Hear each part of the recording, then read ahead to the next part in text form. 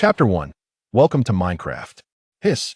Elin shielded his eyes from the blinding light and slowly opened them, only to be utterly astonished by the scene before him. My hands. It was not that they bore no resemblance to human hands or fingers and palms, but they were astonishingly cubes. A hand composed of blocks. Elin lowered his hands and surveyed his surroundings. A cerulean sky, pristine white clouds, lush green pastures, and numerous block-shaped figures standing around in a daze. All were blocks. Where am I? Hey sis, why do you have such a square face? Haha, that's just too adorable.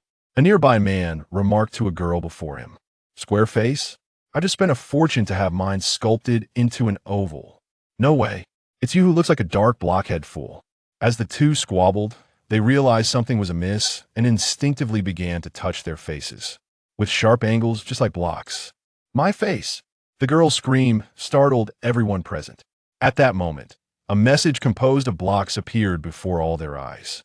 Friend from Blue Star, welcome to the block world.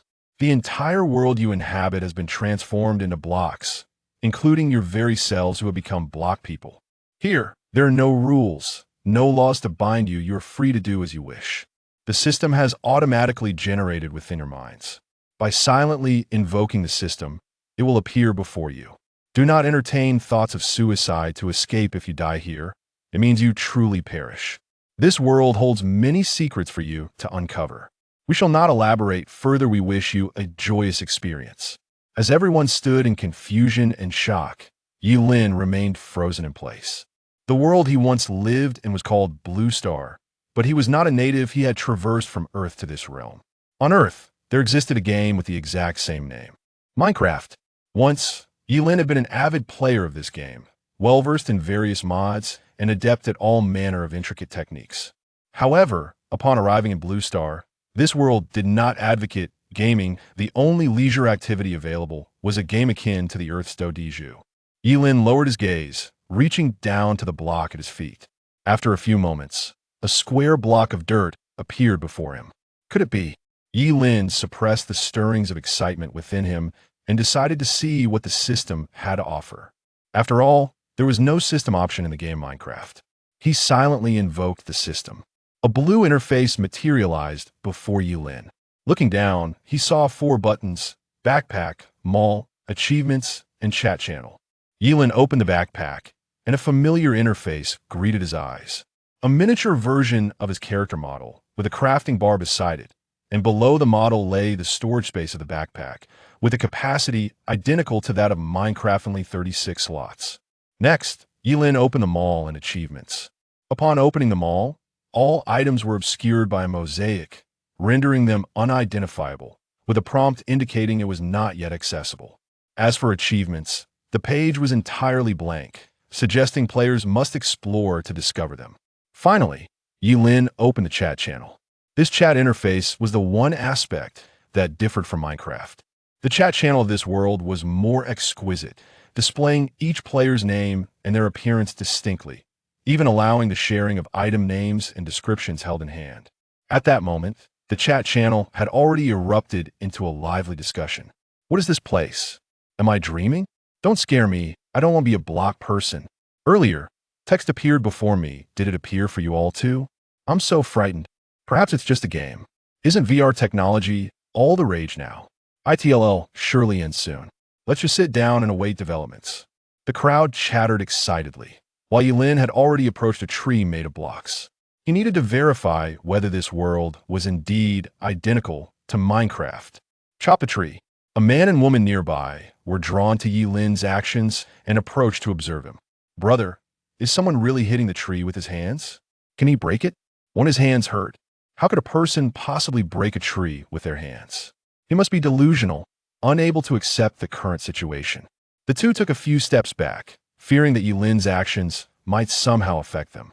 10 seconds later, Elin exhaled deeply, and a block of oak wood fell from the center of the tree. What? It really broke? Bayou stared in shock at the oak tree that had snapped in two. Run! The tree is going to fall. That fool is trying to commit suicide by tree. Bayou hurriedly grasped the girl's hand and fled in haste. What is he doing? Elin picked up the oak wood, bewildered by Yes' exaggerated response.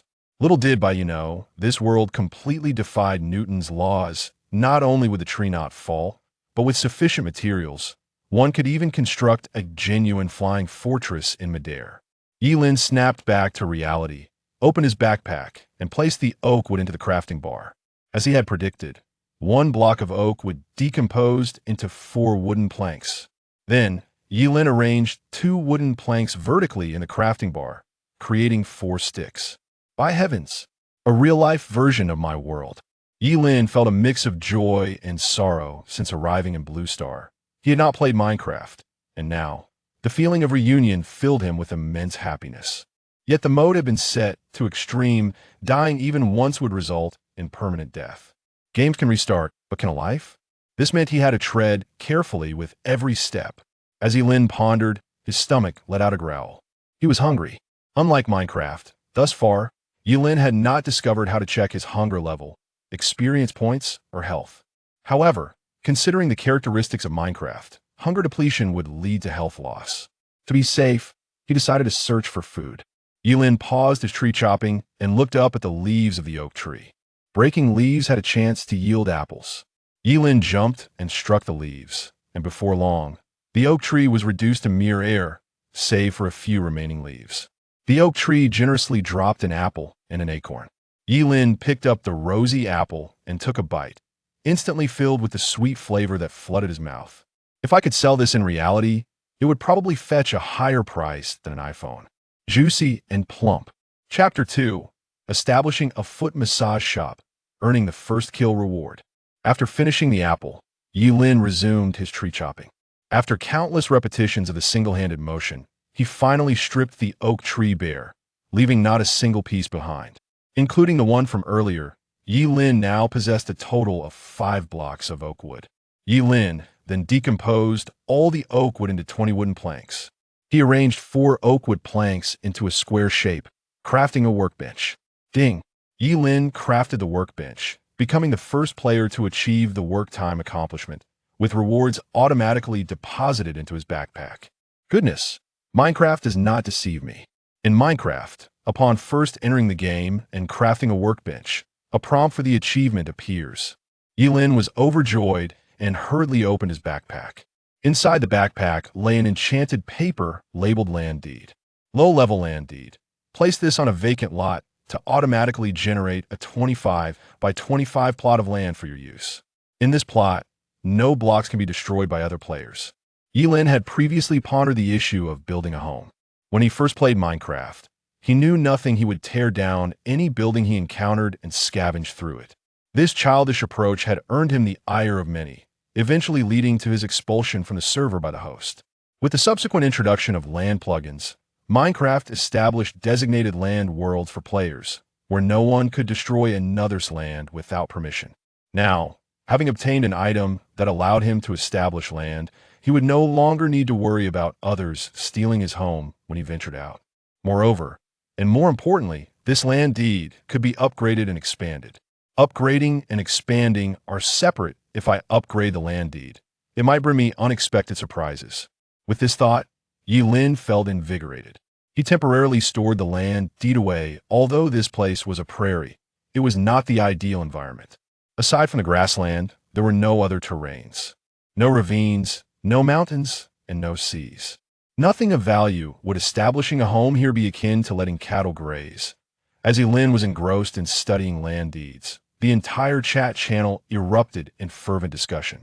What on earth is a work achievement? Does anyone know? This person must have stumbled upon sheer luck. They triggered an achievement and received a reward. I'm so envious. Hey, brother, care to share how you achieved that? While the crowd engaged in animated discourse, one individual remained silently observing the chat channel, refraining from uttering a word. Brother, is Yilin the one we just encountered? The one striking the tree with his hands? Bayou nodded, fully aware that Yilin's success was no mere stroke of luck. Let's go. Let's also strike a tree. Bayou grasped the girl's hand, and after a prolonged search, they finally located an oak tree on the grassland. After persistently engaging with the oak for an extended period, Bayou finally felled the tree. He gazed intently at the oak wood, lost in contemplation. Damn it, I've harvested it, but have no idea how to utilize it. I need a hammer. At that moment, Yilin had successfully crafted a stone pickaxe. He stored the workbench in his backpack and sought an uninhabited area to commence digging into the earth. After excavating 2 blocks of dirt, he soon encountered stone beneath. 2. As twilight descended, Yilin ceased his digging due to the diminishing light. In total, he had unearthed over 30 stones. Before long, through Yilin's adept maneuvering, a set of stone tools materialized within his backpack. With these stone implements in hand, he had effectively entered the early survival phase. As long as one wasn't exceedingly clever or foolish, progressing to the Age of Iron would be relatively effortless. However, after extensive digging, Yilin felt the pangs of hunger gnawing at him once more. This world, even without displaying hunger levels, will deplete hunger through movement and excavation. If I do not replenish my sustenance promptly, I might very well starve to death. Yilin furrowed his brow, acutely aware of this predicament, yet there was no food in sight at this hour. There's no other option. I must survive this first night. Night had fully enveloped the landscape, and Yilin dared not wander aimlessly any longer. According to the lore of Minecraft, zombies would soon begin to spawn at this hour. Meanwhile, many remained oblivious, frantically shouting in the channel. I'm so hungry. I haven't done anything. Why am I so famished? I feel like I'm about to collapse. I've merely walked a few steps. Why do I feel so starved? Indeed, I feel. What do you feel? Please, finish your thought. Yet, unbeknownst to all, the individual who failed to complete their sentence had already become a zombie's feast, struck down by a zombie's claw. Aside from some scattered wheat seeds and a blocky head, nothing remained on the ground. Even the corpse had vanished. Help! What is this monster? It's terrifying. Why is there such a large spider? Someone save me. As night fell, zombies emerged, and the crowd began their frantic flight. Yilin, hearing the distant cries, muttered to himself, "Is it beginning?" Under normal circumstances, Yilin would typically opt to burrow underground to mine, as while there was a chance of encountering monsters in caves, it was infinitely safer than being exposed on the surface. However, being newly arrived in this world, he felt inclined to become better acquainted with these zombies. Thus, Yilin constructed a renowned wonder in Minecraft, a foot repair shop. As the name suggests, the shop exclusively catered to repairing the feet of these monsters, leaving everything else untouched. In Minecraft, most creatures, including the blocky beings, stood 2 blocks tall by leaving just 1 block of space. These clever foes were rendered unable to approach. The pedicure shop has adeptly employed this principle, utilizing the disparity between heights to cater to their clientele. Once upon a time, there existed a realm devoted to holistic health and wellness. Now, however, Yilin has established a pedicure shop for zombies. Offering a comprehensive range of services, amidst the wails of the crowd, the first customer seeking a pedicure approached. Since they had come, there was no need for excessive formality. Yilin observed the zombie advancing towards him. Brandishing an iron sword, it is worth noting that in the early stages of survival, possessing an iron sword was sufficient to navigate the night with ease. Without hesitation, Yilin recognized that a customer had arrived bearing gifts. And thus he was determined to exert himself even more. He promptly struck the zombie with a decisive blow, and instantly, a notification reappeared before every player's eyes. Ding! Yilin attacked the zombie, becoming the first player to achieve the strike accomplishment. With the rewards automatically deposited into his inventory, at this moment, Yilin was indifferent to the rewards. He could not afford to pause the pedicure point. 1 strike, 2 strikes. Wait a minute, why have I struck 4 times and it still hasn't perished? Yilin was perplexed. In his understanding, the stone sword dealt 5 damage, while an ordinary zombie's health was 20, meaning 4 strikes should suffice to dispatch it. Yet after 4 strikes, the zombie remained resolute. Perhaps it was too comfortable receiving a pedicure to succumb. After delivering 6 more strikes, he finally vanquished the zombie. It possessed a surprising 50 health points. Could it be that the creatures in this world had been enhanced? Just as the monster collapsed, another notification chimed. Ding! Yilin completed the zombie's first kill, and the reward automatically entered his inventory. Chapter 3. Exploiting system bugs to slay zombies. With the system's announcement echoing, everyone was left in a state of bewilderment. A zombie first kill. This zombie only knew how to flee. How could it have been slain? Someone exclaimed in terror, having witnessed a nearby individual fall victim to a zombie's assault. As zombies, skeletons, and other creatures proliferated. The crowd had no time for conversation, frantically fleeing for their lives. In contrast, Yilin found himself confronted by another customer in need of a pedicure. A skeleton. However, Yilin had no intention of attending to it just yet. He sensed his hunger had reached a critical threshold, and if he did not feed soon, he risked losing health. He glanced at the items dropped by the defeated zombie, an iron sword and 2 pieces of rotten flesh. This was hardly sufficient. While the rotten flesh could temporarily stave off hunger, it would also exacerbate his appetite, and with ill fortune, he might even suffer from poisoning. Ultimately, Yilin relented and accepted the rotten flesh. Something was better than nothing. Upon taking a bite, he was immediately dismayed. The taste was akin to chewing on it resembled instant noodles soaked in water for a month, only to be dried with paper. After consuming the rotten flesh, Yilin finally felt less ravenous. He opened his inventory, preparing to retrieve the iron sword to attend to the new customer's pedicure. Upon opening his inventory, he was taken aback. Inside lay an array of seeds, each with 10 pieces, and on the far left, a loaf of bread with the inscription, various stat displays. Blast! Had he known to check his inventory for rewards sooner. Yilin first retrieved the loaf of bread inscribed with words, display bread. Offers the same effects as regular bread, and upon consumption, you will see your own and other players' health and hunger values. Without a second thought, Yilin began to devour the bread. What a delightful sensation! Instantly, he felt his vitality return, and a series of red hearts, chicken legs, and a luminescent number appeared in the lower right corner of his vision. 1. Corresponding to health, hunger, and experience points, at this moment, the chicken leg was still 1 notch from being full. Thus, Yilin set his sights on a nearby watermelon. After finishing the bread, he certainly needed something to quench his thirst. And the watermelon was a perfect choice. The watermelon could yield 1 seed upon decomposition, and once matured, it would produce an abundance of watermelons. Retaining just a single slice would allow for the harvest of an expansive watermelon field. Yilin took out 2 slices of watermelon and began to feast. The juice splattered into his mouth, and the flesh danced upon his tongue, instantly banishing the dryness that had plagued him. In this nightmarish darkness, while everyone else screamed, fled, or met their demise, Yilin sat alone in his makeshift stone abode, relishing his meal. At last, he felt revived while Yilin grasped the iron sword, directing it towards the customer. At this moment, the sword's durability was also displayed. 2/3 remained, sufficient to last until he found iron ore. Time for a pedicure. This time, the customer's feet were exceptionally fair and tender, making the process a pleasure for Yilin. In contrast to the resilient zombie, the skeleton was relatively fragile. After 5 swift strikes of the iron sword, he dispatched it with ease. Moreover, the skeleton generously compensated Yilin with an entrance fee, a bow, 2 bones, and 2 copper coins. Ding! Yilin completed the skeleton archer's first kill, and the reward was automatically added to his inventory. The crowd was once again astonished. This still human, after killing a zombie.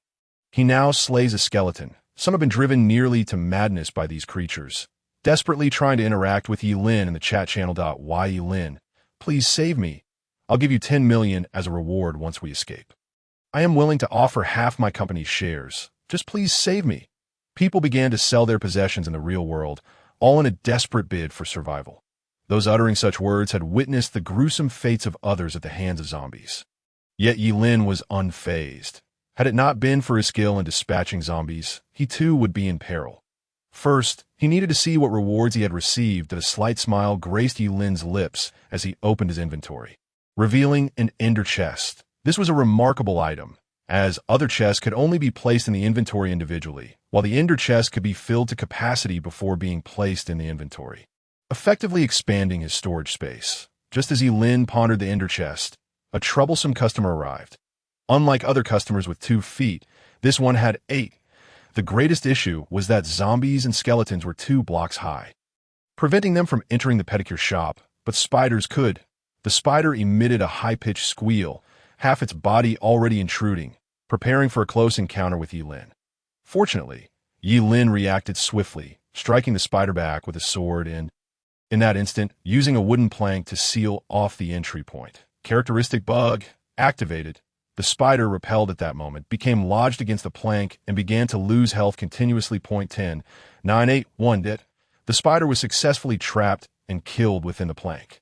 After slaying the spider, Yi Lin's experience points in the lower right corner successfully increased to level 2. Remarkably, if he could trap zombies, implied that other characteristics, bugs, could also be utilized. Yi Lin contemplated this scene thoughtfully. He had initially assumed this world would rectify such characteristics, but that was not the case. Consequently, features such as block trapping zombies and flying ships could be employed.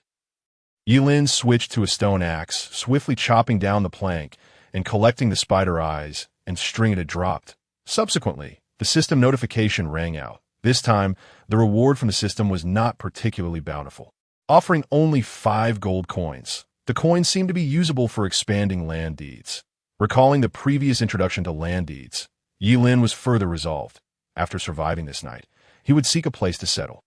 Zombies, skeletons, and spiders all had first kill rewards, so the creeper must as well. However, the number of zombies outside was somewhat overwhelming, so he would wait until daylight to venture out. Yi Lin remained vigilant in the pedicure shop, continuing to provide services for incoming customers. After a long and arduous night, dawn finally dispelled the darkness, and the crowd welcomed the light. Yi Lin, having been awake all night, found himself devoid of any fatigue. Outside, the zombies and skeletons began to ignite in flames. It was time to venture out and finish them off. Yi Lin excavated a hole in the pedicure shop and charged out with his iron sword. The surviving crowd witnessed Yi Lin brandishing his iron sword, dispatching one zombie after another, as if they were beholding a hero. We are saved. Yi Lin has come to rescue us. Yi Lin eliminated all the nearby burning zombies, acquiring dozens of pieces of rotten flesh, bones, and several copper coins. But where were the creepers? Yi Lin surveyed his surroundings, the uneven ground clearly marked by the explosions of the creepers after a night had passed. The creepers in the vicinity had nearly all been detonated by the group. Yi Lin had no choice but to flee towards areas with sparse human presence. However, no matter which direction he took, he found himself followed by a throng of people. Chapter 4. Have you been idly standing by the tree all day? Oh, Yi Lin, mighty one, please save us. Indeed, these zombies are terrifying. If they come again, we will surely perish. The crowd trailed behind Yi Lin, their words flowing like sticky gum, impossible to shake off. Yet Yi Lin was no philanthropist. He had no intention of heeding their pleas. The more individuals he had with him, the more food he would need to procure. In a world where sustenance was scarce and everything was foreign to him, he would never easily take others in. If you continue to follow me like this, forget about being killed by zombies. You might starve to death from sheer exertion. Yi Lin halted and turned to face them. Above each person's head appeared indicators of health and hunger, none of which were full. They were all diminishing. The crowd was momentarily taken aback, and one stepped forward. Either way, we will at least we do not want to perish at the hands of zombies. Following you might offer a glimmer of hope. Yi Lin, exasperated, retorted, if you find yourselves hungry, hit the leaves of the trees around you. If fortune smiles upon you, apples may fall. If zombies appear at night, find a hole to block the entrance, and you may survive. The crowd disregarded Yi Lin's well-meaning advice. Their sole thought was to remain close to him. However, soon many fell behind, unable to keep pace due to hunger. Are you truly so heartless as to watch us perish one by one? What you're doing is no different from killing us. If we die, you will be the murderer. As they stood on their moral high ground condemning Yi Lin, he shot back. And how do you propose I save you? Should I take you along to survive? I am neither your parent nor a benefactor.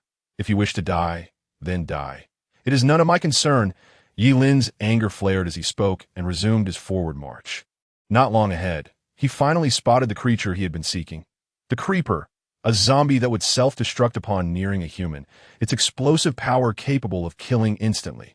For those unfamiliar with the game Minecraft, the creeper was undoubtedly the most infuriating creature in the early stages. Yet for seasoned players, it was the most manageable and advantageous. Yi Lin drew his iron sword and struck at the creeper. With a swift swing, the creeper began to flicker, emitting a hissing sound. Wai Lin quickly retreated, and after a moment, the creeper ceased to shimmer and began to approach him slowly. Wai Lin charged in again, striking once more, and repeated his actions in a cycle. With this technique, Yilin was able to dispatch the creeper with ease, but suddenly, an unexpected situation arose. Wai Lin, Mighty One, let me assist you. As long as you take me in, I will do whatever you ask. A man with a face resembling Steve's threw a punch at the creeper, but instead of retreating after his blow, he continued to swing his fists. Damn it. Yilin thought as he watched the creeper's body swell. He had no time to flee and could only hastily construct a barrier for blocks to mitigate some of the explosive damage. Before long, a 2x2 stone wall stood before him. At that moment, a loud explosion echoed, startling the crowd, causing everyone to freeze in place, staring ahead in shock that a massive crater had formed before their eyes. Thanks to the protection of the stone wall, Yilin had survived, albeit with only 2 drops of health remaining. The reckless man, however, was reduced to nothing more than a trace of dust.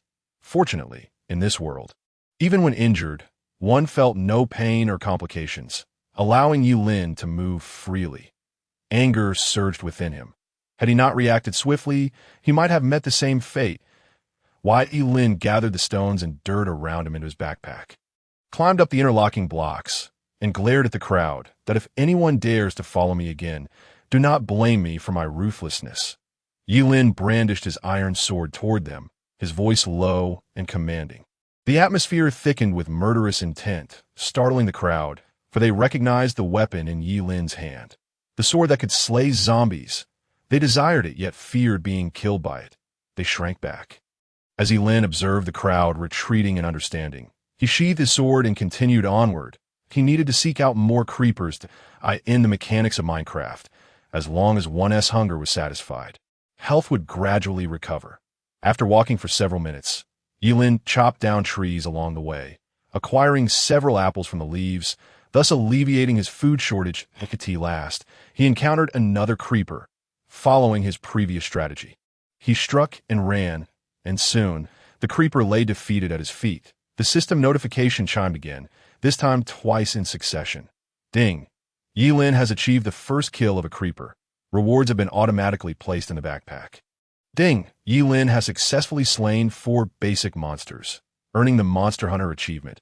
Rewards have been automatically placed in the backpack. Wai Lin opened his backpack to find the rewards, a map and a set of leather armor. How considerate of the system to know I dislike the cold. After donning the leather armor, Yilin opened the map. Centered around him, the terrain unfolded, revealing a grassland to the south, snow to the east, the sea to the west, and a forest ahead. Wai Lin decided to head towards the forest, intending to establish a home at the border, but he hoped it would be a tropical jungle. He sprinted forward. He encountered a remarkable girl. She was constructing something with the wood she had chopped, seemingly attempting to build a house. Does she know the crafting methods? Yilin observed quietly, but soon dismissed the thought. Although she had many wooden planks, when she made a mistake and sought to remove one, she did not use an axe but her hands. Are you building a house? Yilin approached, tentatively inquiring. Yes, I discovered that zombies cannot destroy blocks, so if I build a house, they won't be able to reach me. The girl nodded as she placed the last wooden plank on the ground. I have no more planks. I need to continue chopping trees. Just as she prepared to leave, she was startled by Yilin's appearance. Isn't that the legendary figure from the system, having slain 4 monsters? He is practically a god. You're Yilin? The girl exclaimed, her excitement surpassing that of encountering a movie star. Yes, by the way, how did you acquire those wooden planks? Yilin inquired. The girl blushed upon being addressed by Yilin. I made them by hand. After placing them in my backpack, I have a bit of obsessive-compulsive disorder, so I wanted to place the wood in the topmost slot. When I did, I discovered that the wood had decomposed into planks. Yilin was stunned by her explanation. You spent the entire day just punching trees? Chapter 5. Acquiring a girl with the traits of a grindmaster. Well, more or less, she replied, nodding, upon hearing her words. Yilin's mind sparked with an idea. In this world, there was no sensation of pain, nor was sleep necessary. Thus a new profession could emerge. Grindmaster. This girl perfectly embodied all the characteristics of a grind master, spending an entire day punching trees with her hands, ready to build anything regardless of the time it would take. "So how did you spend the nights?" Yilin asked, curious. Scratching her head, she pointed behind Yilin. "That is a staircase made of wood. I climbed up a tree and then broke the staircase to hide from the zombies." "How clever. Not only does it involve grinding, but you also discovered the zombies' weakness. Come, follow me. I will show you a treasure. Yilin took the girl's hand and led her forward. My house. The girl protested half-heartedly, but followed Yilin. Through their conversation, Yilin learned that her name was Li Zimu, a college student majoring in architectural design, who enjoyed traveling to various places in her free time. That we have arrived. Yilin came to a halt, standing before the junction of forest and grassland depicted on the map. For the first time, Li Zimu gazed upward at the towering trees of the forest, exclaiming in astonishment at their lofty heights. Indeed, this locale was precisely as Yilin had anticipated, a dense jungle. The trees here were all jungle trees, the tallest found in Minecraft. "What a treasure!" Li Zimu exclaimed, returning to her senses. Yilin selected a relatively flat patch of land and placed the land deed upon it. In an instant, the deed fused with the ground, a brilliant purple light illuminating the area before vanishing into thin air. Ding! Land claim successful. You have acquired a 25 by 25 plot. 5 gold coins. You may expand it to 50 by 50. Without a moment's hesitation, Yilin resolved to expand. The larger the plot, the more possibilities it would afford him. Ding! Land expansion successful. Note: you may grant permissions to others via commands. Details are left for you to explore. Goodness, isn't this a bit of a scam? Yilin silently cursed the system just as Li Zimu's voice broke in. "What happened to that piece of paper? It just vanished," she said, looking bewildered at Yilin. "Just break one of the grass blocks here," Yilin suggested with a smile, pointing to the ground.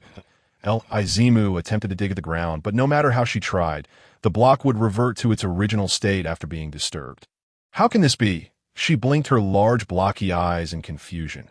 "The treasure I showed you is that paper. Place it on the ground, and as long as I haven't granted permissions, it cannot be destroyed."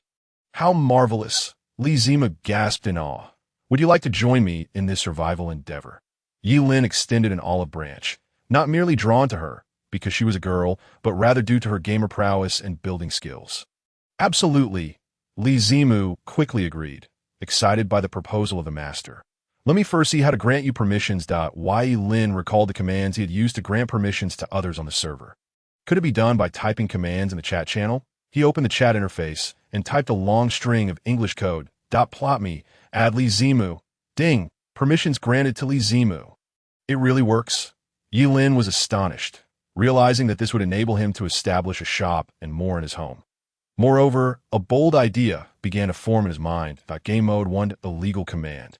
System error. Yilin noted the system's notification, clearly indicating that his desire to switch to creative mode was unattainable. He then attempted to set a home command, but received the same illegal command prompt.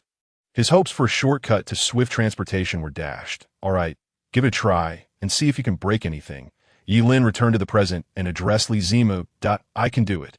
Li Zimu exclaimed, successfully digging up a grass block, brimming with excitement.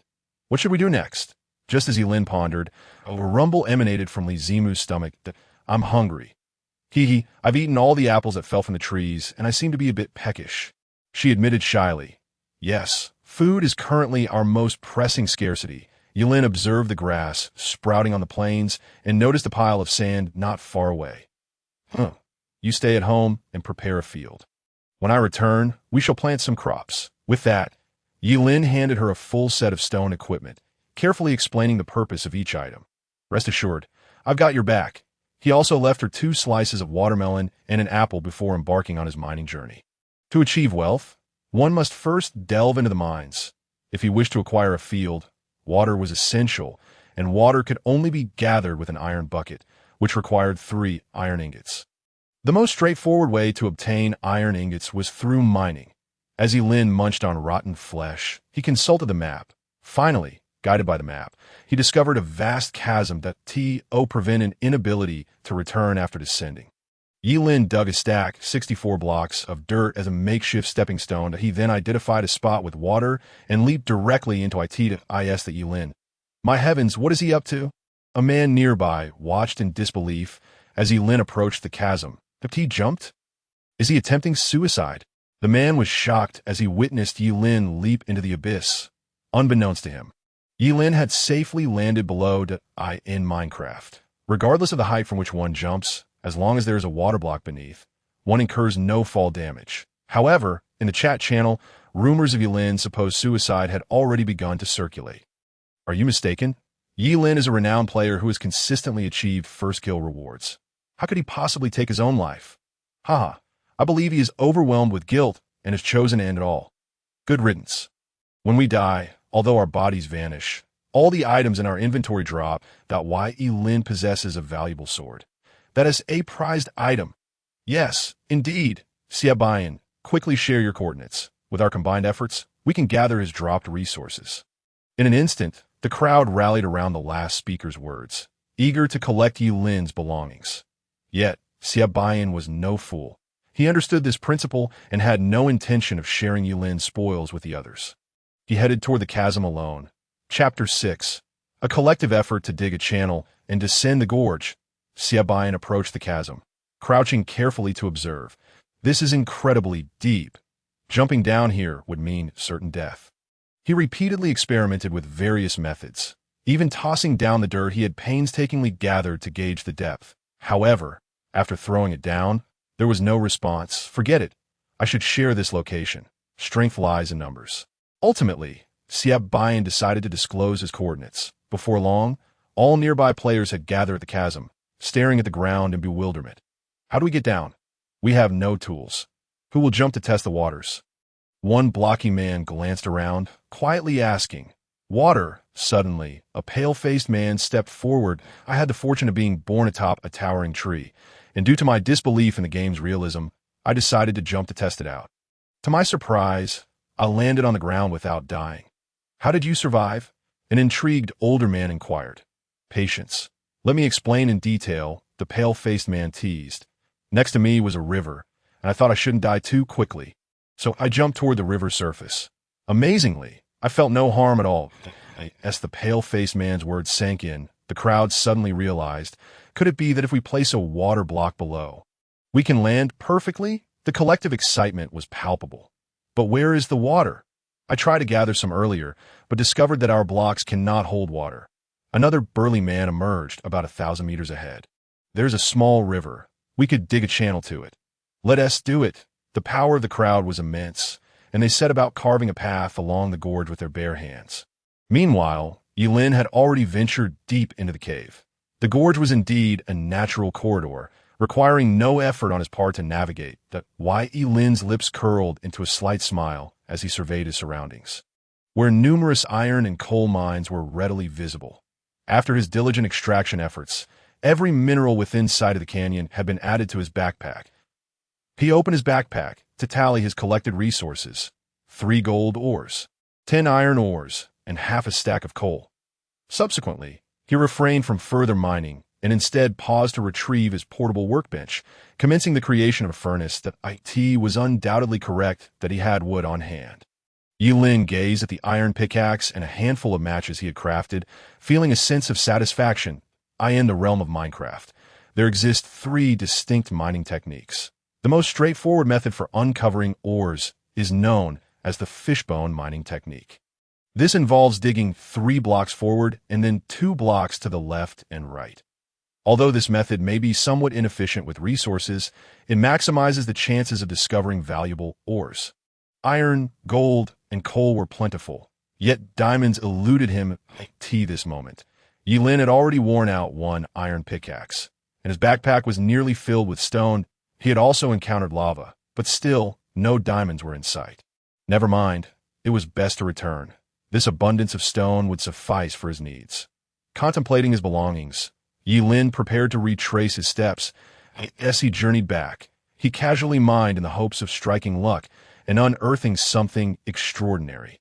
Suddenly, behind a stone, a mineral appeared that sent Yi Lin into a frenzy of joy.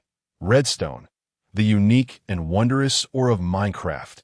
Many servers in the game prohibit this mineral, as creations crafted from it can cause server crashes. However, in this world, it was different.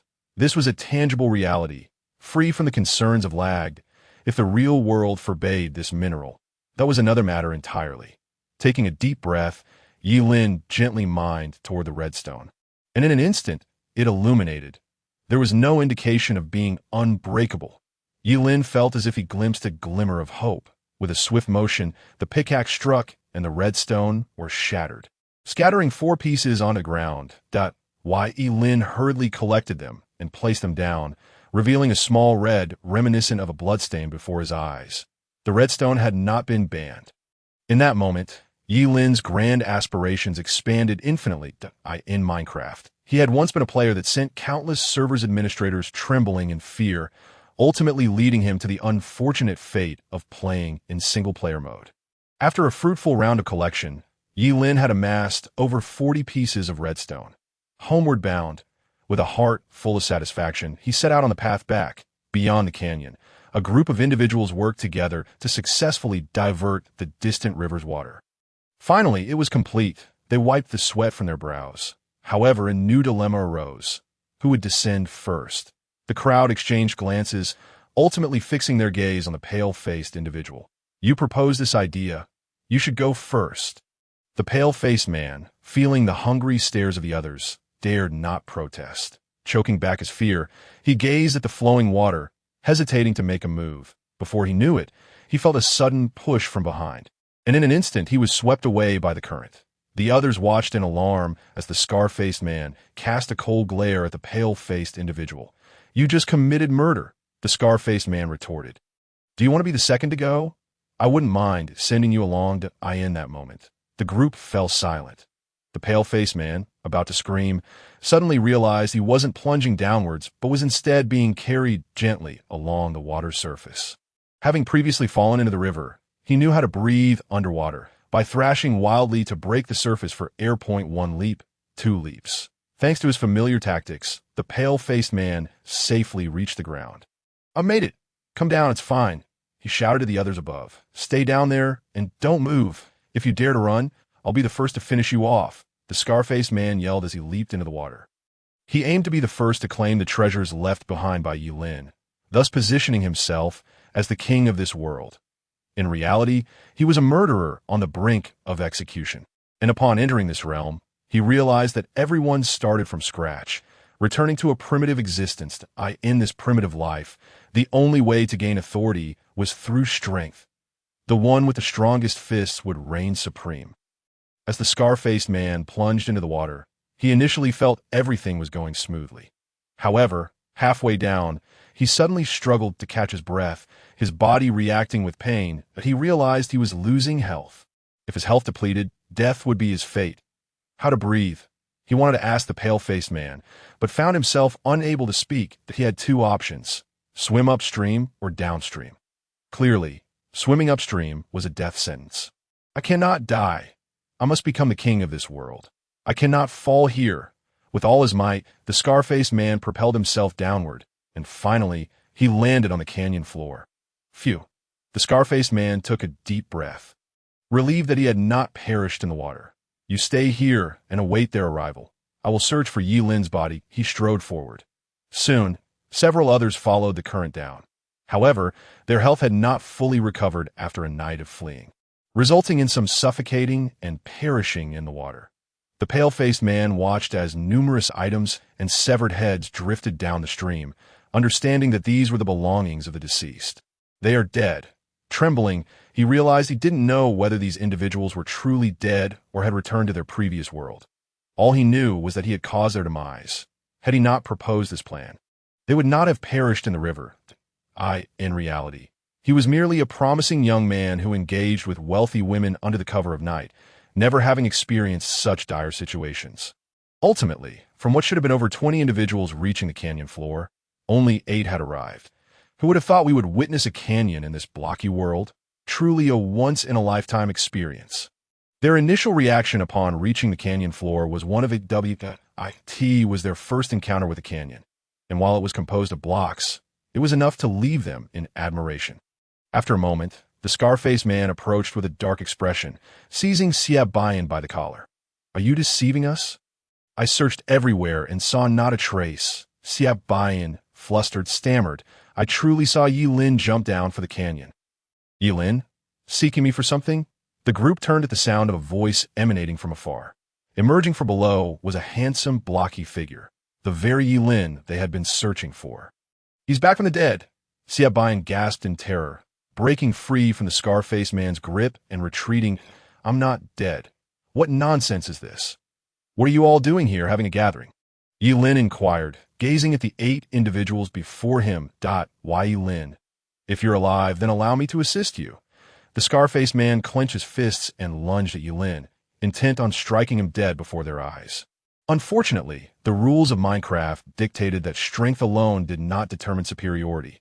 Within this realm, myriad intricacies governed combat. All techniques were simplified, with only 2 secret arts of Minecraft prevailing: the unparalleled weaponry and the exquisite art of retreating while attacking.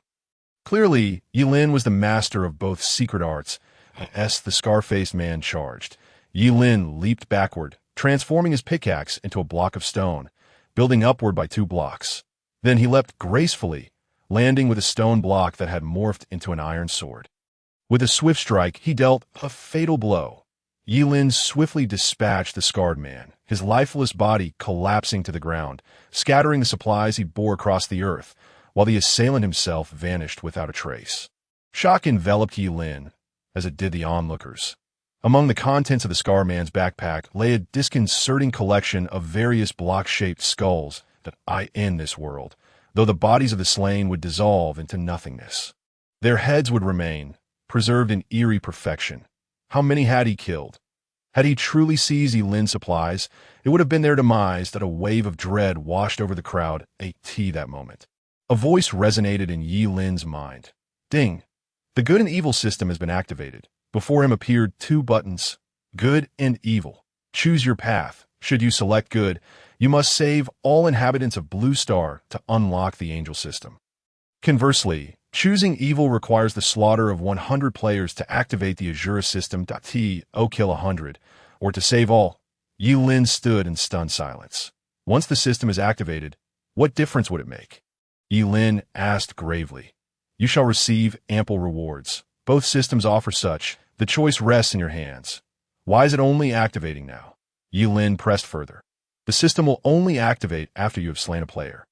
Yi Lin chose not to pursue the matter further, instead gazing at the crowd before him. With his current equipment, slaying 100 individuals would be an effortless task. A mere flick of his sword would turn them into souls lost beneath his blade. Yet, Yi Lin's gaze fixated on the option of good. Though dark thoughts had occasionally crossed his mind, he was more inclined to adhere to the principles of Minecraft, despite its PvP settings and the possibility of death and loss.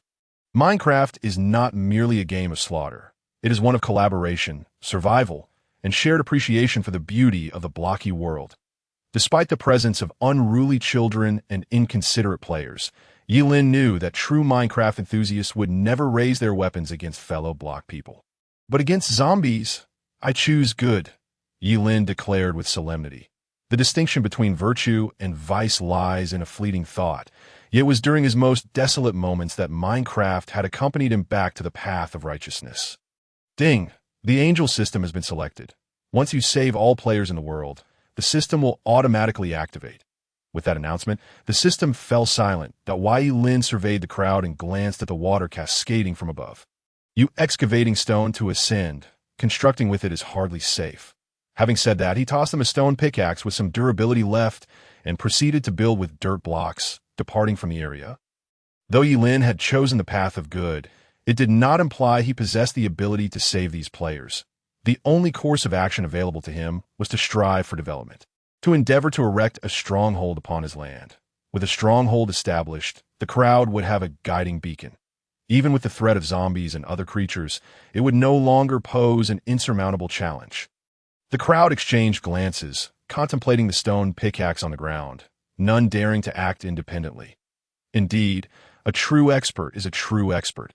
How could someone of such caliber possibly contemplate self-harm? We have merely limited our aspirations. Let us focus on our development, striving to become a mere assistant to Yilin. The crowd was thoroughly impressed by Yilin's actions. Chapter 8. Constructing a farm, building a spawner, having exited the canyon. Yilin returned effortlessly to his designated plot of land. What in the world, my land? Yilin found himself in utter bewilderment at the sight of his plot transformed into a labyrinth of channels. Standing dumbfounded at the entrance, blood surged into his mouth, and he felt an urge to utter an expletive, unsure if it was appropriate. "Ah, you're back. I've just finished. How about it? Can we plant a great many vegetables now?" Li Zimu exclaimed joyfully as he approached Yilin, eager to show off his work. "We can indeed plant many vegetables, but where shall we sleep?" Yilin suppressed his anger and inquired. "Ah, I seem to have overlooked that detail." Zimu sheepishly stuck out his tongue. "Did I not teach you how to clear the land?" Yilin stepped into the plot, surveying the excavated fields. Feeling the blood in his mouth intensify. I thought it should align with the scientific approach to development. So, I modeled it after real-world farmland. Zimu spoke innocently, exuding an air of charm without a hint of wrongdoing. "All right, fine, I understand now. You rest here, and I will take over. Yilin sighed, placing the crafting table on the only available ground, then fashioned 2 large chests to store the stones and minerals collected that day. "Hand me the dirt you've excavated here," Zimu, noticing the forlorn look in Yilin's eyes, cautiously handed over all the dirt from his backpack. Pay attention, the farming methods in this world differ from those in reality. In a 9x9 plot, you only need to dig 1 space in the center for water to plant. Zimu blinked his large eyes in disbelief. "Really? You will find out shortly. Next, we will plant watermelons and pumpkins.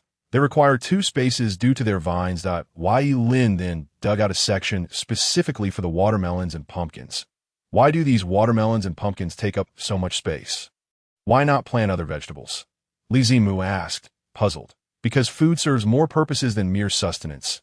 Yilin explained he would not divulge to Li Zimu that watermelons could be used for brewing potions, while pumpkins could be crafted into iron golems for home protection, along with various hidden uses. "All right, now let us begin watering." Yilin retrieved 3 iron ingots he had smelted earlier, crafting them into an iron bucket. "I owe a debt of gratitude to those good brothers. Otherwise, I would have to make an extra trip." Yilin approached the channel previously excavated by the group, as the water ahead was flowing. He walked a short distance before filling the bucket. "What are you digging here for?" Li Zimu stared blankly at Yilin's unconventional actions, puzzled. "Creating infinite water." Yilin poured a bucket of water into the leftmost square, then ran to fetch another bucket, pouring it into the rightmost square. Consequently, the water filled all 3 squares. "But this water has become still. How can it be infinite?" Li Zimu expressed skepticism. "Use the bucket to collect water from the middle square." Yilin tossed the bucket to Li Zimu. "It really works." Li Zimu gazed at the bucket in his hand, astonished by the infinite water Yilin had created. "Now, hurry and start farming. Remember to till the soil with a hoe. I am about to embark on a grand project." Yilin tossed all the seeds from his backpack to Li Zimu. Subsequently, Yilin crafted 4 hoppers with his last 20 iron ingots. These are essential components for the spawner tower. As Yilin held the hoppers, he suddenly caught sight of the gold ore in his backpack and was struck by an idea. He hastily retrieved the map, searching for something. "Darn it, nothing," Yilin lamented. What he sought on the map was a village. Encountering a village in the early stages of development in this world would signify that one was exceptionally fortunate. The chances of stumbling upon a village are even rarer than finding diamonds. Not to mention, within a village, one could gain the protection of iron golems and engage in trade with villagers, or even stealthily pilfer their resources. Of course, such theft should be kept to a minimum. Regrettably, Yilin found no village marked on his map. With the plot now established, relocating it was not feasible. At this point, the only way to engage in trade with villagers was to convert zombie villagers into regular villagers. Yilin yearned for a village, because trading with villagers plays a crucial role in the original Minecraft. By exchanging emeralds or materials with villagers, one could acquire various equipment, food, and even enchanted books. Furthermore, having villagers is absolutely essential for constructing an iron farm later on. To acquire villagers, there are only 2 methods. One can either locate a villager within the village and transport him home using water or a minecart. Alternatively, one can employ a splash potion of weakness along with a golden apple to transform a zombie villager back into a regular villager. At this juncture, retrieving a villager from the village seems utterly impractical. Therefore, if one wishes to obtain a villager, Yilin must resort to the second method. However, thus far, the materials required for the splash potion of weakness and golden apples are exceedingly abundant, and Yilin's current financial capacity is insufficient to meet this demand. Nevertheless, the blueprint within his mind has been fully conceived. He merely needs to implement it step by step.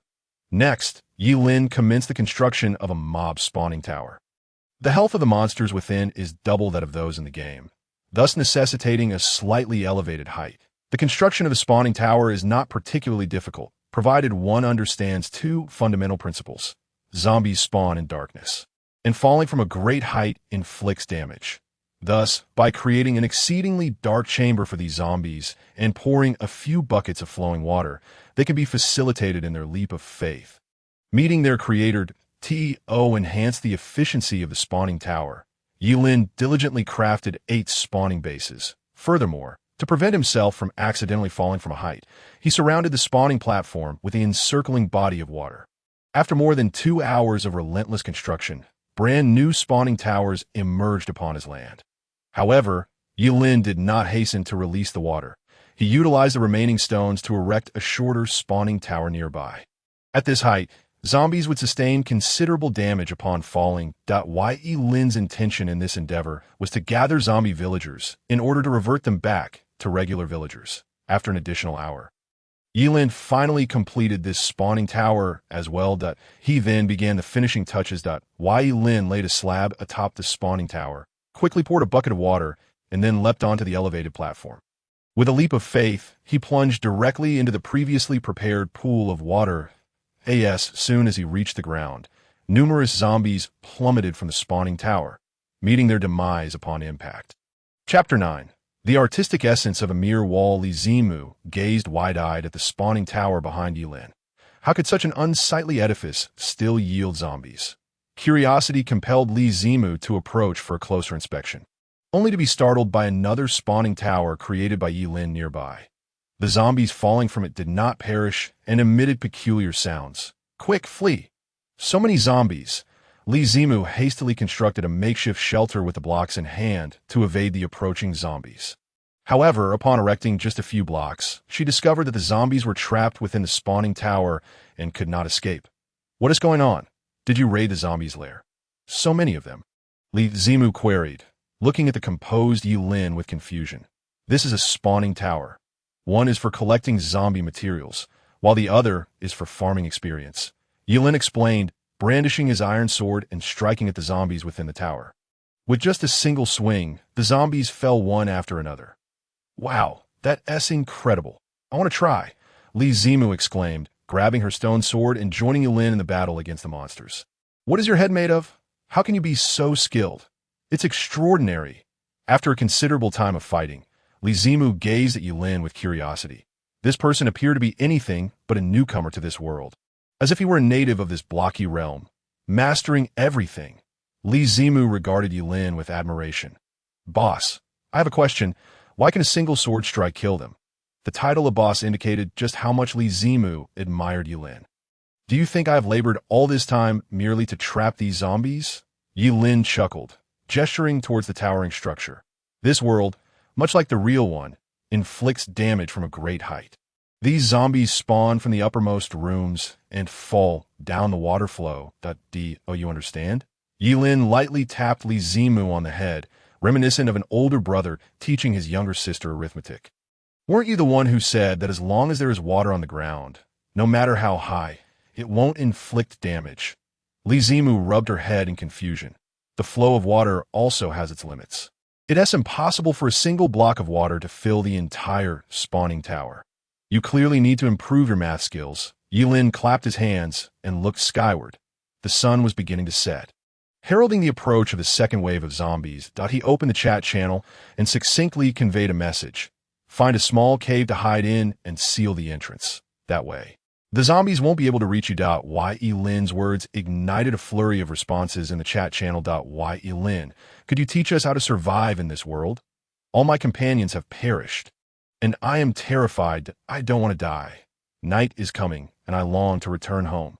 Voices clamored, pleading for Yi Lin's guidance. Yet, what could Yi Lin do? This world had been altered by unknown entities that were likely monitoring every action within it. If he disseminated all of his Minecraft knowledge here, it could potentially attract the attention of these unknown creatures. He needed to ascertain whether these beings were indeed observing him before daring to proceed with any further plans. This was not merely a game of Minecraft. It was a terrifying world fraught with peril at every turn. Zimu, please retrieve all the bones from the chest in the spawning tower and convert them into bone meal to expedite plant growth. Oh, right. But what about the plants? Zima nodded, her brow furrowed in confusion. I will plant them, Yi Lin replied, bemused. She truly seemed like a pure and simple soul. Following Yi Lin's instructions, Zimu extracted all the bones from the spawning tower's chest. Wow, so much bone meal! Zimu nearly filled her inventory with half a stack of bones, yielding 32 bone meals. Now, give it a try. Yi Lin planted a carrot seed in a row of tilled soil. Zimu sprinkled the bone meal over the carrot seed, and instantly, the previously sparse plant flourished. This is amazing, Zimu exclaimed with delight, applying another dose of bone meal. The carrot was fully matured. Don't waste the bone meal. Only 3 doses are needed to fully grow a seed. Yi Lin harvested the mature carrot, collecting 3 in total, which he then replanted. In this manner, the fields rapidly filled with an abundance of food. Pumpkins, watermelons, carrots, potatoes, and wheat. Now we must temporarily enclose the area to prevent zombies from entering. Yi Lin observed the dimming sky, anticipating the imminent spawning of zombies upon the ground. All right, I'll build the enclosure. Zimu eagerly volunteered, taking the stacks of stone Yi Lin had provided and commencing her construction. Yi Lin, meanwhile, busied himself by smelting the remaining wood into charcoal, crafting torches, and strategically placing them around the area to deter monster spawns. After a while, Zimu's voice broke Yi Lin's concentration as he pondered the next course of action. I've finished the enclosure. Yi Lin stared in astonishment at the scene before him, momentarily at a loss for words. Shocked, terrified, the mere wall Zimu had constructed exuded an artistic essence. Remarkably, it was built solely from cobblestone, a rather unsightly block if she were to be provided with quartz blocks or colored wool. The results would be astounding. Yi Lin found himself unable to contain his admiration. The placement of these torches is quite unsightly. Let me rearrange them. As Zimu spoke, she began extinguishing the torches in a small section. Do not move the torches. Yi Lin snapped back to reality, but was already too late. The extinguished torches plunged the area into darkness, spawning 2 monsters, a zombie and a skeleton. Most terrifyingly, the zombie wielded an iron sword and donned iron armor, while the skeleton was similarly clad in leather and bore a magically enchanted bow. Damn, Yi Lin observed that Zimu was rendered immobile by fear and hurriedly rushed over, only to find that the zombie and Xiao had already launched an assault on her. The zombie struck with a sword, forcing Zimu back several steps. Yi Lin could clearly see that Zimu's health was reduced to merely 3 bars. Simultaneously, Xiao unleashed its first arrow at Zimu. Should this arrow find its mark, it would signal her complete obliteration from this realm. Chapter 10. Constructing a shop, initiating capitalist mode. The arrow shot forth at Zimu with astonishing speed. It was over. Yi Lin was still a few steps away from Zimu, utterly unable to shield her from the impending arrow. Would Zimu perish? Bang. The arrow landed a mere centimeter from Zimu's feet, striking the earthen target perfectly. Luckily, Xiao Bai's archery skills were subpar. Otherwise, Zimu would have met her demise on the spot. What are you waiting for? Hurry and run. Fortunately, this world allowed for the assistance of others. Yi Lin grasped Zimu's hand and swiftly retreated. I'm sorry. I didn't anticipate that the zombie would appear. Zimu's voice trembled with a hint of tears, further igniting Yi Lin's protective instincts and will to survive. We must survive. There is no time to set up a foot repair shop now, nor is it feasible to confront these 2 zombies head-on.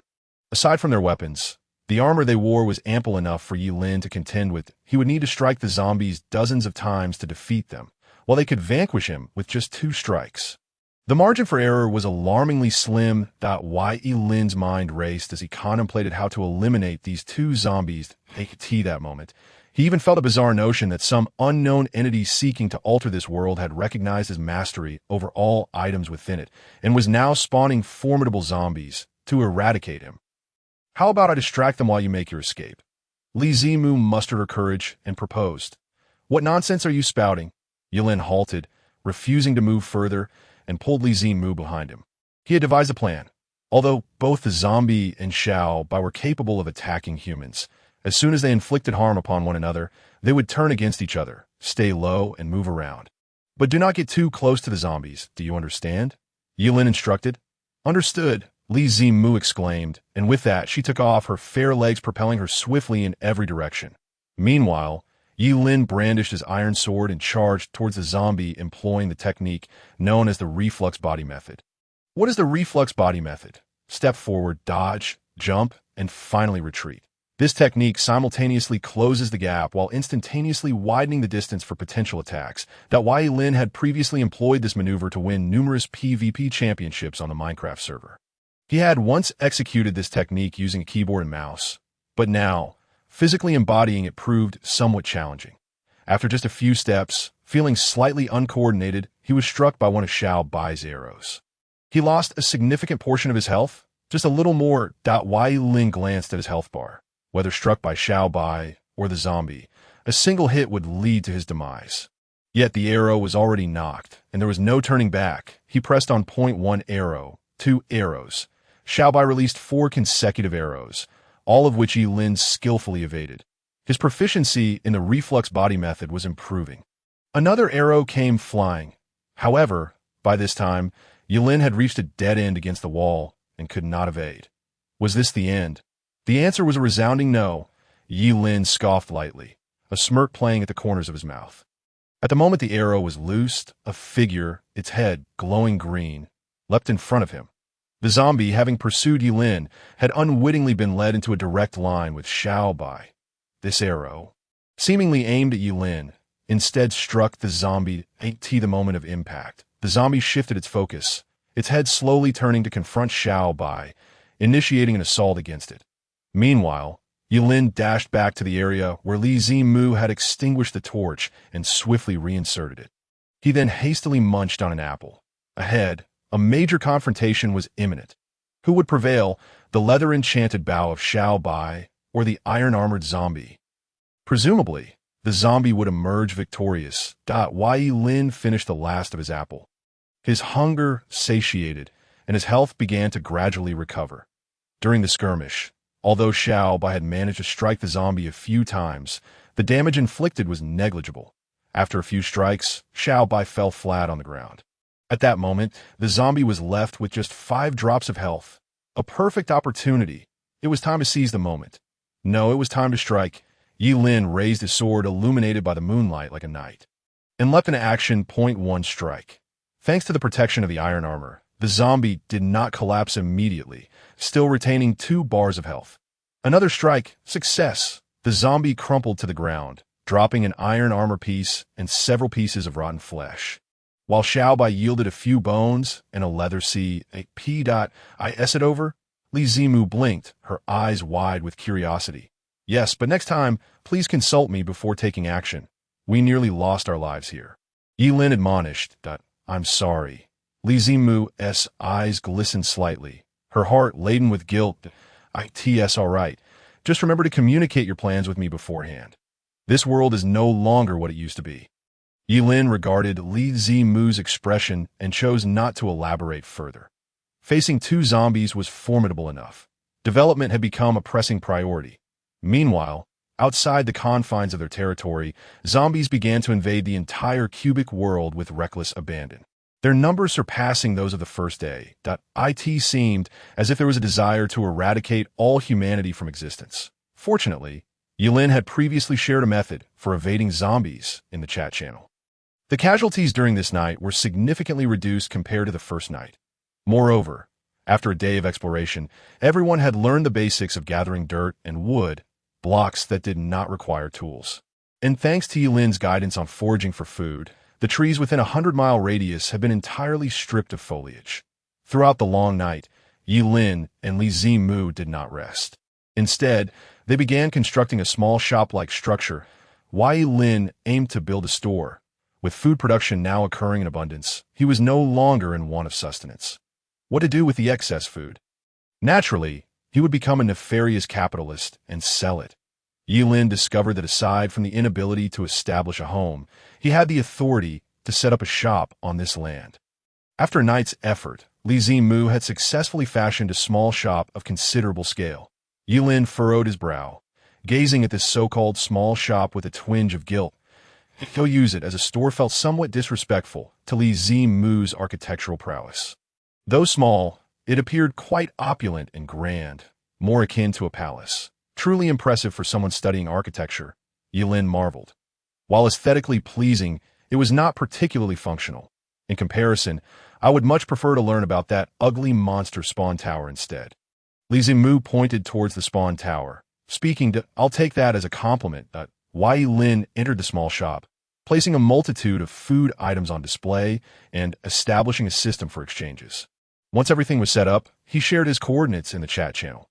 The shop was officially open for business, stocked with items that players might need. Those in need could come a purchase. Chapter 11. Slaying 1,000 zombies, astonishing the masses. It must be said that Yilin's announcement was perfectly timed.